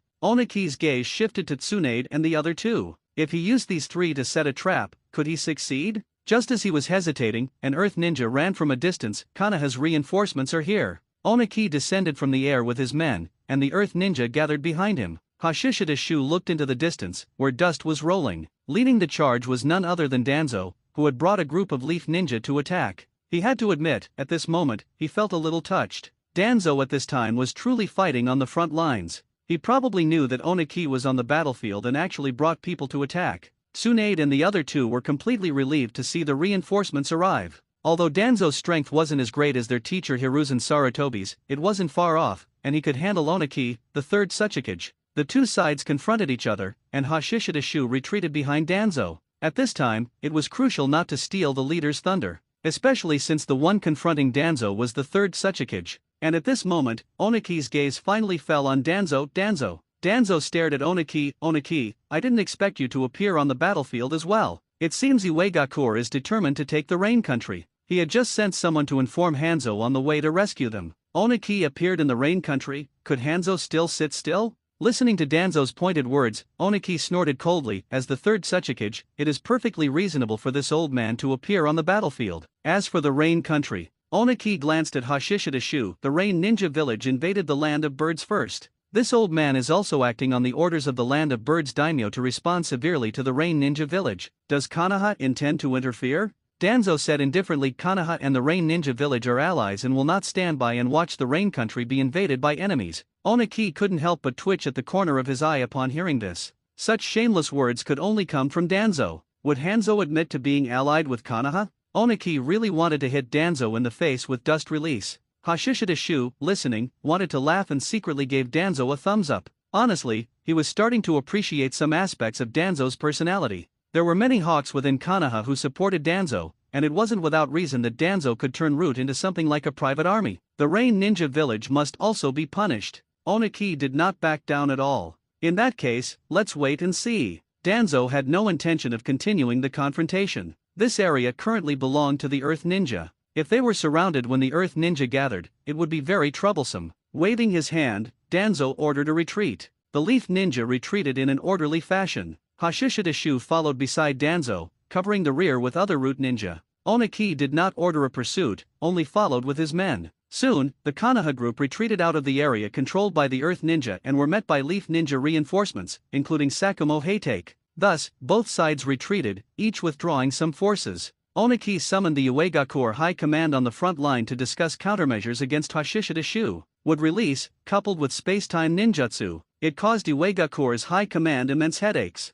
Too few people wouldn't work. Too many people would also be easily cut down like vegetables. After a long discussion, Iwagakure formulated specific methods to deal with wood-release users. First rule, if not a jonin, and your side's numbers don't exceed 20, retreat. Second rule, upon encountering a wood-release user, immediately use earth-release hardening technique. If you cannot, retreat or stand at the back of the formation to provide support. Third rule, when fighting a wood-release user, besides the mandatory earth-release hardening technique, you need extremely fast body replacement technique usage speed. Fourth rule, when fighting a wood-release user, you must block their line of sight as much as possible. Konoha's rear. Inside a wooden cabin, Hashishida Shu reported the details of this operation to Danzo. Of course, some things that should be concealed were concealed. For example, the space-time ninjutsu ability. After the report, Danzo asked, "Do you think Hanzo will ally with us against the Earth Ninja this time?" Hashishida Shu pondered for a moment, then shook his head. Subordinate believes it is very difficult. To Hanzo, both we and the Earth Ninja are enemies, both need to be driven out. What is most beneficial to him now is for us and the Earth Ninja to fight,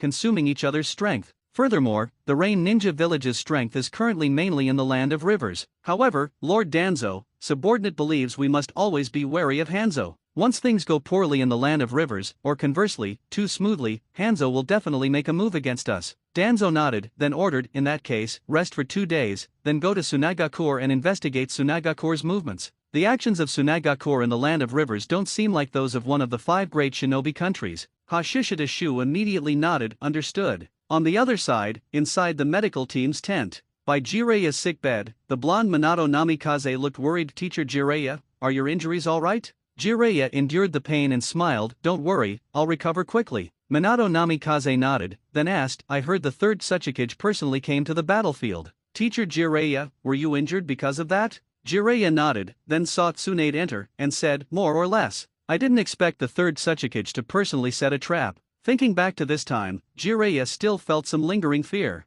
He almost died. Tsunade, who had entered, said, a wood release user is worth the third Suchikage personally making a move. Minato Namikaze was startled, a wood release user. Jiraiya nodded, you've met him. Ki no. Minato Namikaze paused, the figure of that young man appearing in his mind. While checking Jiraiya's wounds, Tsunade asked, Minato, you've also met Hyde. Minato Namikaze smiled, yes, Tsunade-sama. I happened to meet him before with teacher Jiraiya. I didn't expect that senior to be the wood release user. Tsunade didn't respond, changing the subject. Minato, you just graduated not long ago, how did you get transferred here? Minato Namikaze said, I requested it from the third Hokage. Teacher Jiraiya, I have initially mastered the Flying Thunder God technique. Jiraiya's eyes widened upon hearing this. What? You've mastered the Flying Thunder God technique? Ha ha ha. As expected of my disciple, Jiraiya. Jiraiya laughed heartily. Tsunade was also surprised and looked at Minato Namikaze. Flying Thunder God technique, she was certainly not unfamiliar with it. It was a spacetime ninjutsu developed by her granduncle, Tobirama Senju.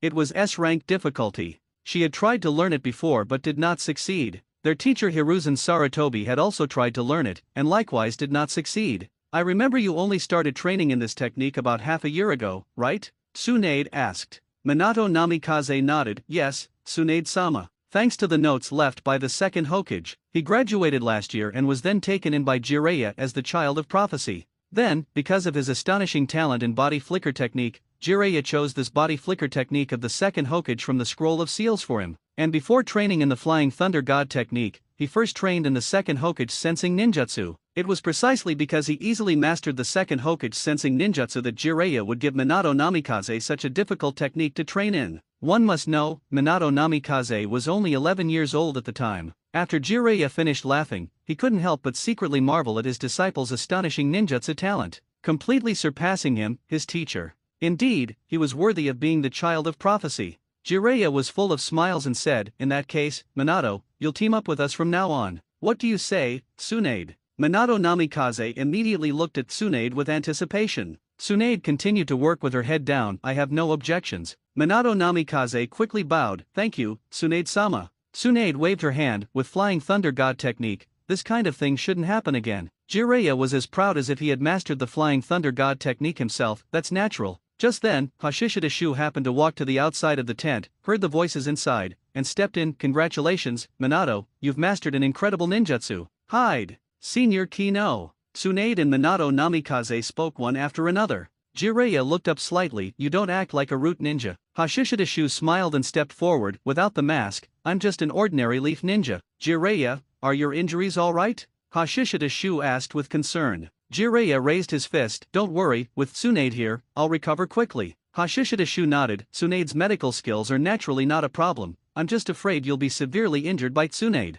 Jiraiya's smile froze. Tsunade gave a proud huff. This idiot just needs to not provoke me. After exchanging a few jokes, Hashishida Shu looked at Minato Namikaze and said, Flying Thunder God technique, I also had the idea of training in this technique, but unfortunately, I haven't had the chance yet. Speaking of which, I happen to have a ninjutsu here that is very suitable for you to pair with the Flying Thunder God technique. As soon as these words were spoken, all three were startled. Tsunade immediately thought of which technique it was and couldn't help but nod. Jiraiya was surprised. A technique suitable for Flying Thunder God technique? On the contrary, in his eyes, Minato Namikaze was a very good general. As a senior, as the man who would be Hokage in the future, he naturally had to nurture the younger generation more. To stand tall in Konoha, you naturally had to make many friends. When you're out mixing, you have to talk about power. Therefore, Hashishida Shu generously displayed the Raiznan, and Minato Namikaze fell in love with this ninjutsu the first time he saw it. No hand seals, containing terrifying power. It was too perfect for him to use in conjunction with the Flying Thunder God technique.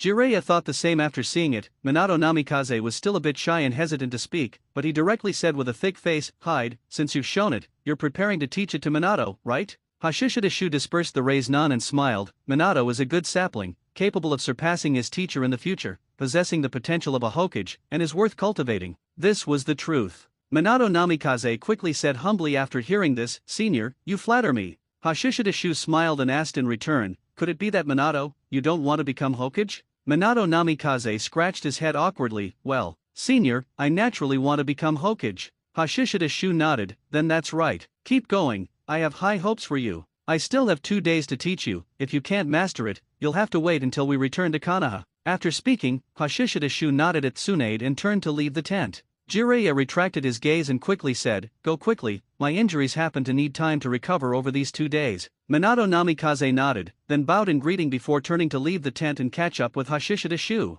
Inside the forest, Hashishida Shu began teaching Minato Namikaze the Raiznan. However, there were no water balloons or rubber balls on this battlefield either. Moreover, Hashishida Shu also felt that with Minato Namikaze's talent, there was no need for such trouble. Therefore, he directly taught Minato Namikaze the key points for cultivating the Raiznan. It must be said, Minato Namikaze was indeed a genius, with very high comprehension, far stronger than Kushina Uzumaki. And besides teaching Minato Namikaze the Raiznan, Hashishida Shu also discussed body flicker technique and space-time ninjutsu with him. Of course, Minato Namikaze was not yet qualified to teach the Flying Thunder God technique. Hashishida Shu also did not make things difficult for Minato Namikaze to obtain the Flying Thunder God technique from him. And in just a few days, it was very difficult to master the Flying Thunder God technique. Hashishida Shu was very clear about this point. Especially when discussing issues related to the Flying Thunder God technique with Minato Namikaze, he became even more aware of this. Therefore, wanting to solidify the teleportation state, relying on the Flying Thunder God technique was unrealistic.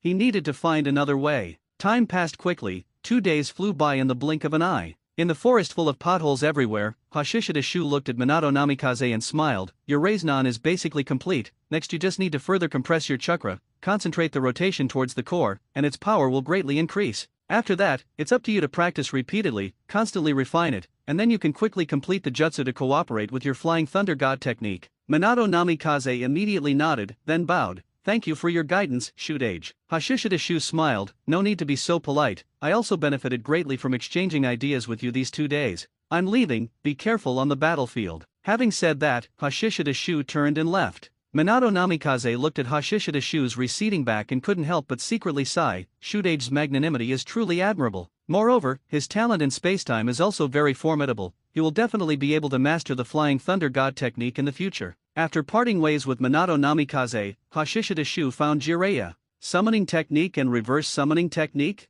Jiraiya looked at Hashishida Shu in surprise. Hashishida Shu nodded. "To research spacetime ninjutsu, we still need to start with these 2 relatively common and easier ones." Jiraiya smiled. "Summoning technique is indeed the most commonly used spacetime ninjutsu, and it's not difficult." "No problem. However, it's best to have a summoned beast perform the summoning technique, otherwise it's very dangerous." Back then, when Jiraiya practiced the summoning technique and used it rashly, that's how he entered Mount Mayaboku. But that was good luck. He was young and ignorant back then, but now Jiraiya didn't want to accidentally kill Hashishida Shu. Jiraiya formed hand seals with both hands and said, "Reverse summoning technique is actually the same ninjutsu as summoning technique, with the same usage method." Bang! A small toad was summoned by Jiraiya. Afterwards, Jiraiya released the summoning technique and began teaching Hashishida Shu the content beyond the hand seals. Namely, the contract. Only by signing a contract with a ninja beast and then performing the summoning technique can you summon the summoned creature on the contract. Otherwise, simply performing the summoning technique would send the person to an unknown location, which is very dangerous.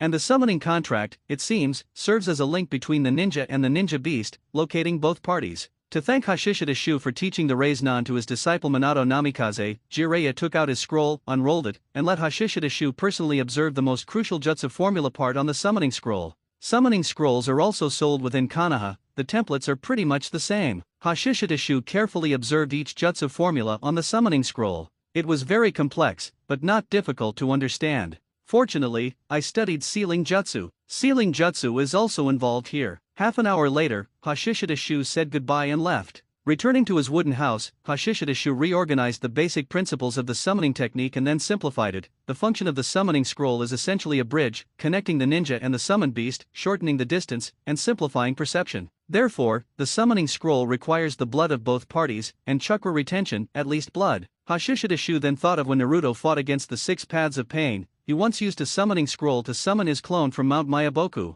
and this was a method conceived to compensate for the short duration of Sage Mode. And the 6 paths of pain, one of them can directly use the summoning technique, or rather the summoning jutsu, to directly summon other pains to his side. The 6 paths of pain can be said to be an alternative type of clone. Hashishida Shu analyzed carefully, and Nagato's 6 paths of pain don't need a summoning scroll as a bridge. The reason shouldn't be that the summoning technique pain mastered is more advanced, but because the source of pain's chakra is all Nagato. They use the black rods created through yang release as a link, their chakra is actually connected to each other, and the Deva path pain can even directly gather all the power of the other pains. His eyes narrowed, and Hashishida Shu had a direction. Perhaps I can start with the main body and clones. To achieve instantaneous movement between the main body and clones in different locations through summoning and reverse summoning, shadow clones might be difficult, but wood clones are different. Hashishida Shu had never stopped exploring wood release in Hashirama cells. Especially White Zetsu's spore technique, and Yamato's technique similar to the spore technique, a tracking and positioning jutsu that can plant seeds inside the enemy, are all directions he is exploring. Although he hasn't developed the spore technique yet, he has already gained something from the application of seed positioning.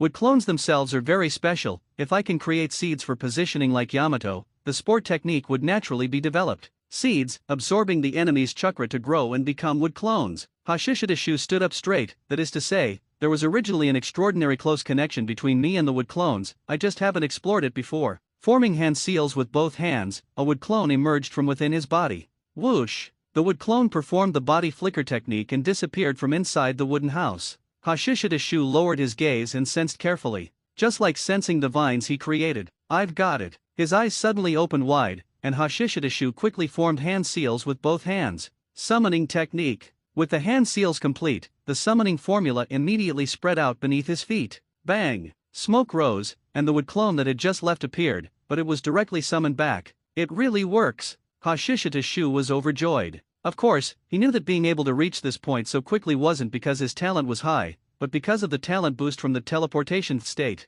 It's difficult for me to master the Flying Thunder God technique in a few days, but it doesn't mean I can't develop a relatively simple spacetime ninjutsu that suits me. As for whether I can solidify the teleportation state, it's important, but not that important. Hashishida Shu suppressed his eagerness to solidify the teleportation state, calmed down, and focused entirely on the ninjutsu he was about to develop. The summoning technique requires too many hand seals, it's not suitable for fast-paced combat situations, nor does it fit the rapid movement of spacetime ninjutsu. I need to simplify the hand seals. Hashishida Shu quickly determined the next step. Moreover, he was confident he could simplify the hand seals in a short time, because he was using wood clones. A night passed in the blink of an eye. After meeting Tsunade once, Hashishida Shu left alone, heading south from Rain Country and directly entering the Land of Wind. One day later, Hashishida Shu appeared inside Suna Shinobi, and his identity upon entering Suna Shinobi was that of a wandering merchant, preparing to purchase some local products from Suna Shinobi and take them elsewhere to sell. Such wandering merchants were not uncommon, and it was easy to blend into Suna Shinobi.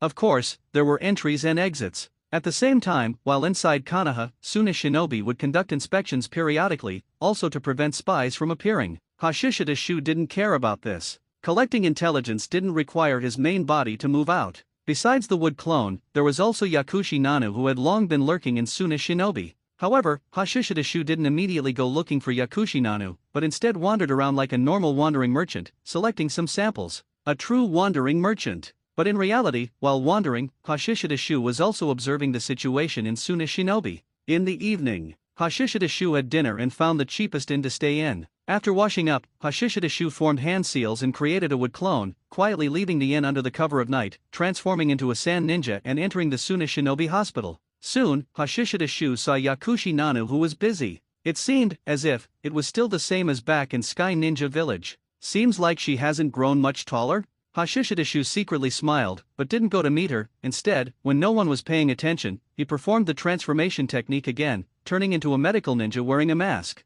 After being busy for 2 hours, Yakushi Nana got off work. Hashishida Shu also got off work with her, and then quietly followed her to Yakushi Nana's residence. While Yakushi Nana went to the bathroom to wash up, he sat down in the living room and waited slowly. A moment later, Yakushi Nana appeared with wet hair. Her body instantly tensed up upon seeing Hashishida Shu, but then she showed a look of joy. Oanai-chan. Hashishida Shu wasn't appearing in his true form at this moment, and said coldly, "I'm a good person." Yakushi Nana quickly covered her mouth and smiled, "I'm afraid of death." Hashishida Shu released the transformation technique and lectured, "Although intuition is very important, you can't be careless. MHM. Yakushi Nana nodded repeatedly, then came and sat beside Hashishida Shu, and began recounting her experiences since arriving in Suna Shinobi to Hashishida Shu. Hashishida Shu didn't ask questions immediately, but listened silently. After a long time, Yakushi Nanu, already tired, rested her head on Hashishida Shu's lap and fell into a deep sleep. Hashishida Shu sighed slightly. Yakushi Nana was only the same age as Minato Namikaze, currently 11 years old.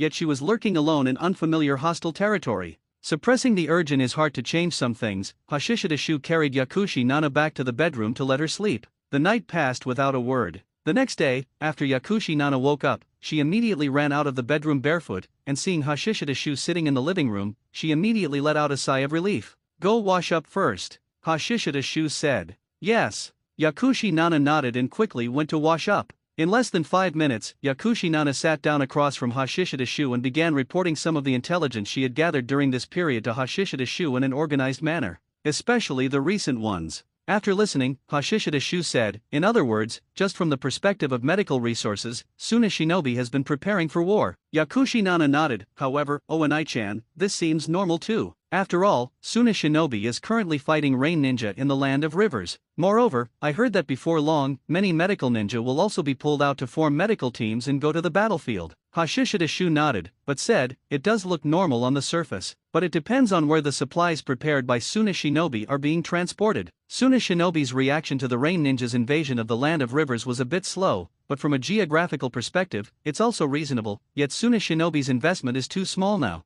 Yakushi Nana analyzed, perhaps they are waiting for Konoha and Iwagakure to force Hanzo to withdraw his troops from the Land of Rivers? Hashishidashu said, "That's one possibility. But it's also possible that Suna Shinobi is waiting for an opportunity to directly enter Rain Country." Yakushi Nana was startled upon hearing this, why? To force Hanzo to abandon the Land of Rivers? But why not just attack with full force, enter Rain Country, without facing the main force of the Rain Ninja? Hashishidashu nodded, and then said, No, you, go to work. I'll come see you again before I leave. Check where Tsunagakure's supplies are being transported. The logistics officer, tonight is the night. Hashishidashu had already obtained a list of those responsible for logistics in Tsunagakure from Yakushi Nanu. This information wasn't difficult to obtain, in fact, it was quite easy to get. However, choosing who to use for intelligence gathering was crucial. Hashishidashu didn't plan to target the main individuals in charge. The risk was a bit high, even though they knew more. But at the same time, those people were also stronger.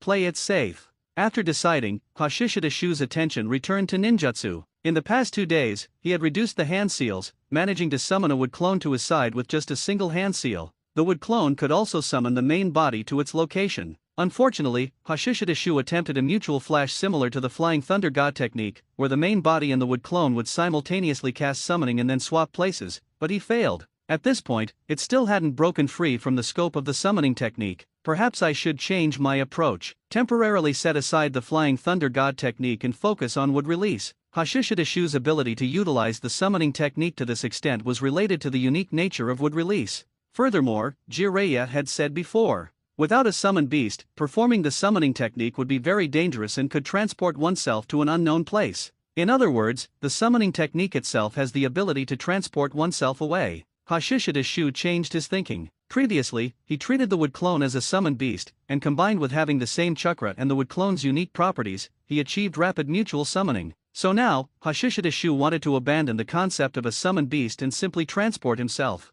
And the positioning would be based on the wood clone, or rather, through the connection between the main body and the wood clone. Let's try first. Hashishidashu created a wood clone. He didn't go far, just in this bedroom, trying from a short distance, making the wood clone move directly to the main body's side, instead of simply moving position through summoning and reverse summoning. Time flew by, and it was evening in an instant. Hashishidashu, whose chakra consumption was huge, showed a weak smile. Finally, he did it. He could directly transport himself to the wood clone's side. Similar to how Jiraiya transported himself to Mount Mayaboku, it was just that Jiraiya did it unintentionally, while Hashishidashu used the wood clone as the point of reference. Thus, a mutual flash similar to the Flying Thunder God technique was naturally achieved. Of course, it was still different from the Flying Thunder God technique. The Flying Thunder God technique could leave a mark on kunao, people, or even objects, and then perform instantaneous movement. Hashishidashu could only perform it through a wood clone for now. The limitations were still too great. But having reached this point, Hashishidashu was already very happy.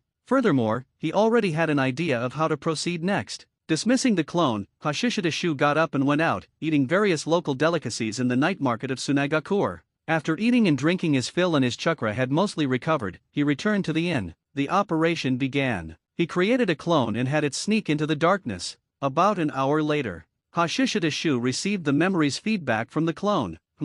Hashishidashu was a bit surprised. The supplies have always been on that route, still being sent towards the land of rivers. Hashishida mused, could it be that Tsunagakure is really planning to accumulate strength and launch a fierce attack on the land of rivers at the right time? If that's the case, Konoha must be prepared for a two-front war. After thinking, Hashishida quietly left the inn and then went to Yakushi Nanu's house. He planned to leave Tsunagakure tomorrow. Yakushi Nano had returned home early tonight because she was well aware of Hashishida efficiency. Sure enough, when Yakushi Nano returned home, she saw Hashishida. However, she remembered yesterday and didn't rush forward, honestly giving the password, "I'm afraid of death. I'm a good person." After confirming the password, Yakushi Nano came and sat next to Hashishida Oanai-chan. Hashishida stroked the little girl's hair and said, "I'll be leaving Tsunagakure tomorrow." Yakushi Nana's uplifted mood immediately dropped, but she quickly showed a gentle smile again. "Okay, Oanai-chan, don't worry, I've already completely blended into Tsunagakure." Hashishida nodded, "You just need to focus on what a medical ninja should do normally. Intelligence gathering isn't about sneaking into places to steal data. The ninja you treat are the best source of information. I will teach you a genjutsu." Yakushi Nano's eyes lit up, and she quickly nodded. Immediately, Hashishida taught the Dreamwalker technique to Yakushi Nano. This technique is currently S rank, but learning the basics isn't actually that difficult. Hashishida directly divided the Dreamwalker technique into two parts for teaching. One is hypnosis, and the second step is manipulation. For Yakushi Nano, mastering the complete technique would naturally be best. But if she doesn't have that talent, just mastering hypnosis will also be of great help in her intelligence gathering. You should know that the hypnosis technique Hashishida mastered isn't just the hypnotic genjutsu of the shinobi world, it also includes the ability previously gained from the hypnotic master status fulfillment. An entire night passed in the blink of an eye. Yakushi Nana perked up and went out to work, while Hashishida quietly departed. However, he still left a wood clone hidden at Yakushi Nana's house and would only dismiss it after teaching Yakushi Nana for 2 more days. In the vast desert, behind a sand dune, Hashishida head popped up,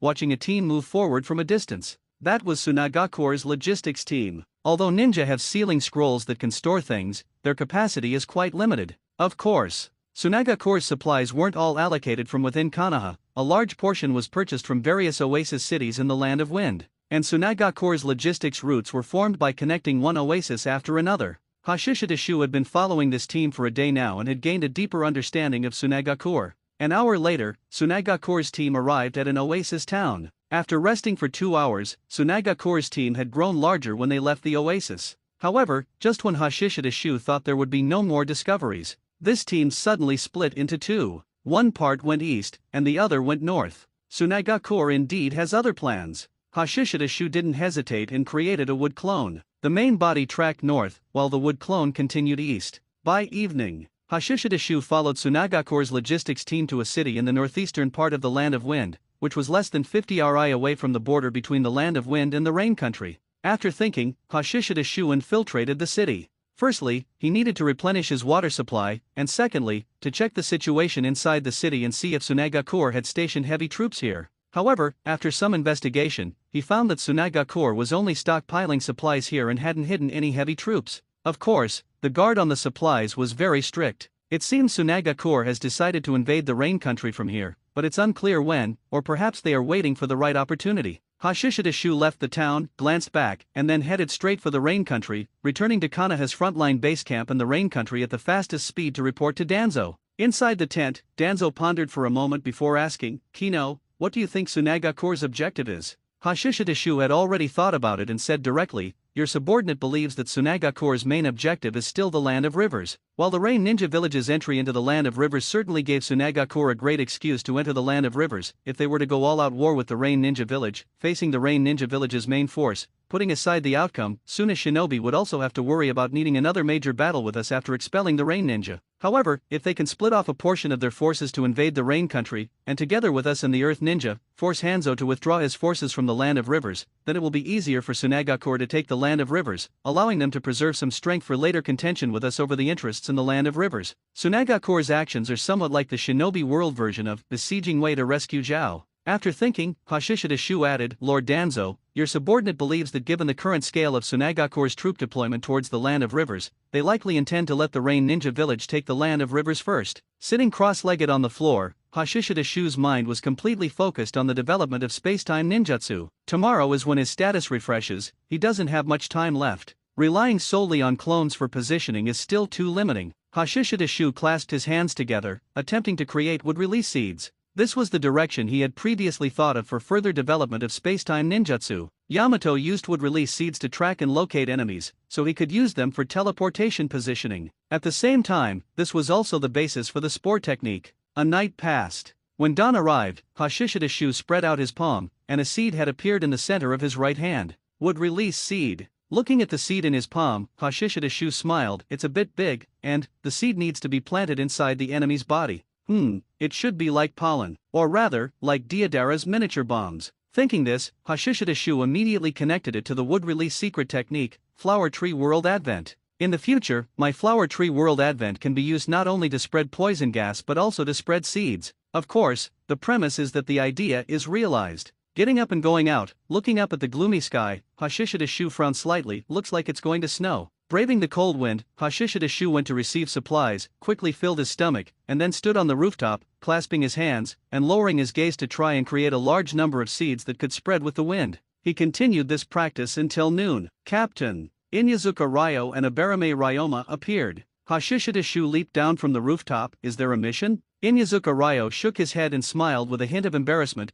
Captain, I've developed a new ninjutsu. Hashishida Shu smiled, looking quite expectant. Then show it to me. Inyazuka Ryo nodded, then leaped backward, creating some distance. Abarame Ryoma also retreated to the side. The ninja dog Black Ball leaped down from Inyazuka Ryo's shoulder, then its body swelled, transforming into a wolf dog. Inyazuka Ryo jumped onto Black Ball's back and formed hand signs. Bang! Smoke rose, and another dog in person appeared next to them. Immediately after, the two people and two dogs stacked on top of each other, and as the hand signs were completed, a giant black dog with 4 heads appeared in the original spot. 4-headed wolf? Hashishida Shu didn't remember if Inyazuka Kiba, one of the 12 genin, had used this move. Was it a 2-headed wolf? At this moment, Inyazuka Ryo spoke. Captain, I got the inspiration for this move because you are skilled in using clones. Hashishida Shu said, then let's test its power. Treat me as the enemy. As his voice fell, Hashishida Shu held up one hand, and his skin immediately turned dark brown, like rock. Adamantine body.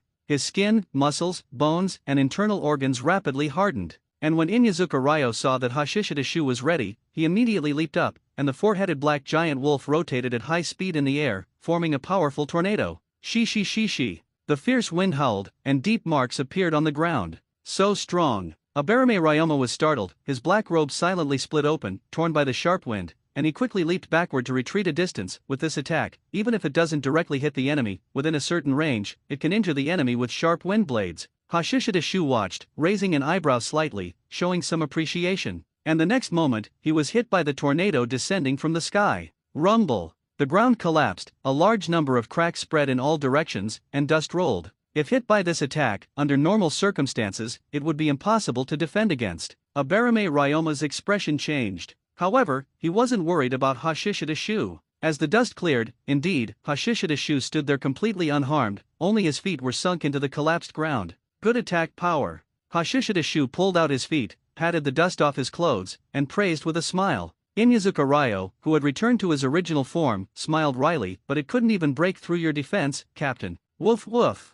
Black Ball strongly agreed. Hashishida Shu shook his head. That's because I hardened my body with earth release, making it comparable to the hardest diamond, giving it astonishing defense against physical attacks. As long as you don't encounter an enemy with extremely high defense like me, being hit by you is certain death. Even if you don't hit directly, within a 10-meter range, you will suffer cutting damage from the wind blades. A good ultimate move. Inyazuka Ryo, receiving the praise, couldn't help but smile. Come in, I'll teach you the technique of body activation. Hashishida Shu turned and returned to the wooden house. Ryoma, you come too. Inside the wooden house, the three sat facing each other, and Hashishida Shu carefully taught Inyazuka Ryo the body activation technique, with Abarame Ryoma listening in. For Hashishida Shu, this was cultivating his subordinates, and at the same time, he could indirectly establish a closer relationship with the Inyazuka clan. Body activation can significantly enhance physical abilities, including but not limited to explosive strength and nerve reaction speed. For secret technique ninja clans like the Inyazuka clan, this is a significant improvement. After teaching the body activation technique, Hashishida Shu looked at Abarame Ryoma. How is your new technique coming along? Abarame Ryoma said, I am cultivating a type of insect that can self-detonate, by devouring the enemy's chakra and then detonating, or by feeding them chakra myself for continuous explosions. Hashishida Shu listened and nodded slightly. Good idea. Then have you thought about cultivating queen insects that can lay eggs quickly? Hashishida Shu suggested, your clan's insects can devour the enemy's chakra, so perhaps you can try to let the insect eggs silently enter the enemy's body. When dormant, they act as locators for tracking and sensing. Once needed to subdue the enemy, the insect eggs absorb the enemy's chakra and molt into adult insects. Inyazuka Ryo's eyes lit up upon hearing this, feeling that Hashishida Shu's idea had great potential. Aberame Ryoma fell into thought, cultivating rapid egg-laying isn't very difficult. The difficulty lies in the insect eggs entering the enemy's body silently. They need to be sufficiently secretive, and the eggs must be tiny. Also, devouring chakra during the egg stage, perhaps they can store chakra, and when needed, the stored chakra can allow the eggs to transform into adult insects. Captain, we have a mission. Hashishida Shu nodded and jumped down from the rooftop. What mission? Inyazuka Ryo said, we'll set off tomorrow morning to escort a group of injured back to Konoha. This time, Lord Danzo will also return to Konoha with us. Hashishida Shu looked up at the snowflakes dancing in the air and said, it seems the intensity of the war is further decreasing. Inyazuka Ryo nodded, yes, I heard the Earth Ninja side has consolidated their forces. We should be able to celebrate the new year at home, right? Hashishida Shu nodded. Konoha year 37 arrived quickly. But this war had just begun. Next year, Konoha year 38, would likely be the most intense period of the war. Moreover, Konoha's battlefronts were not limited to just here. In the evening, Hashishida Shu continued his training, constantly trying to make the seeds disperse into the air like pollen in the wind. Before he knew it, it was already late at night. He arrived on December 21st, Konoha year 36, and the status bar refreshed on time. What a pity, Hashishida Shu sighed. The teleportation state was gone. He looked at the status bar and, as expected,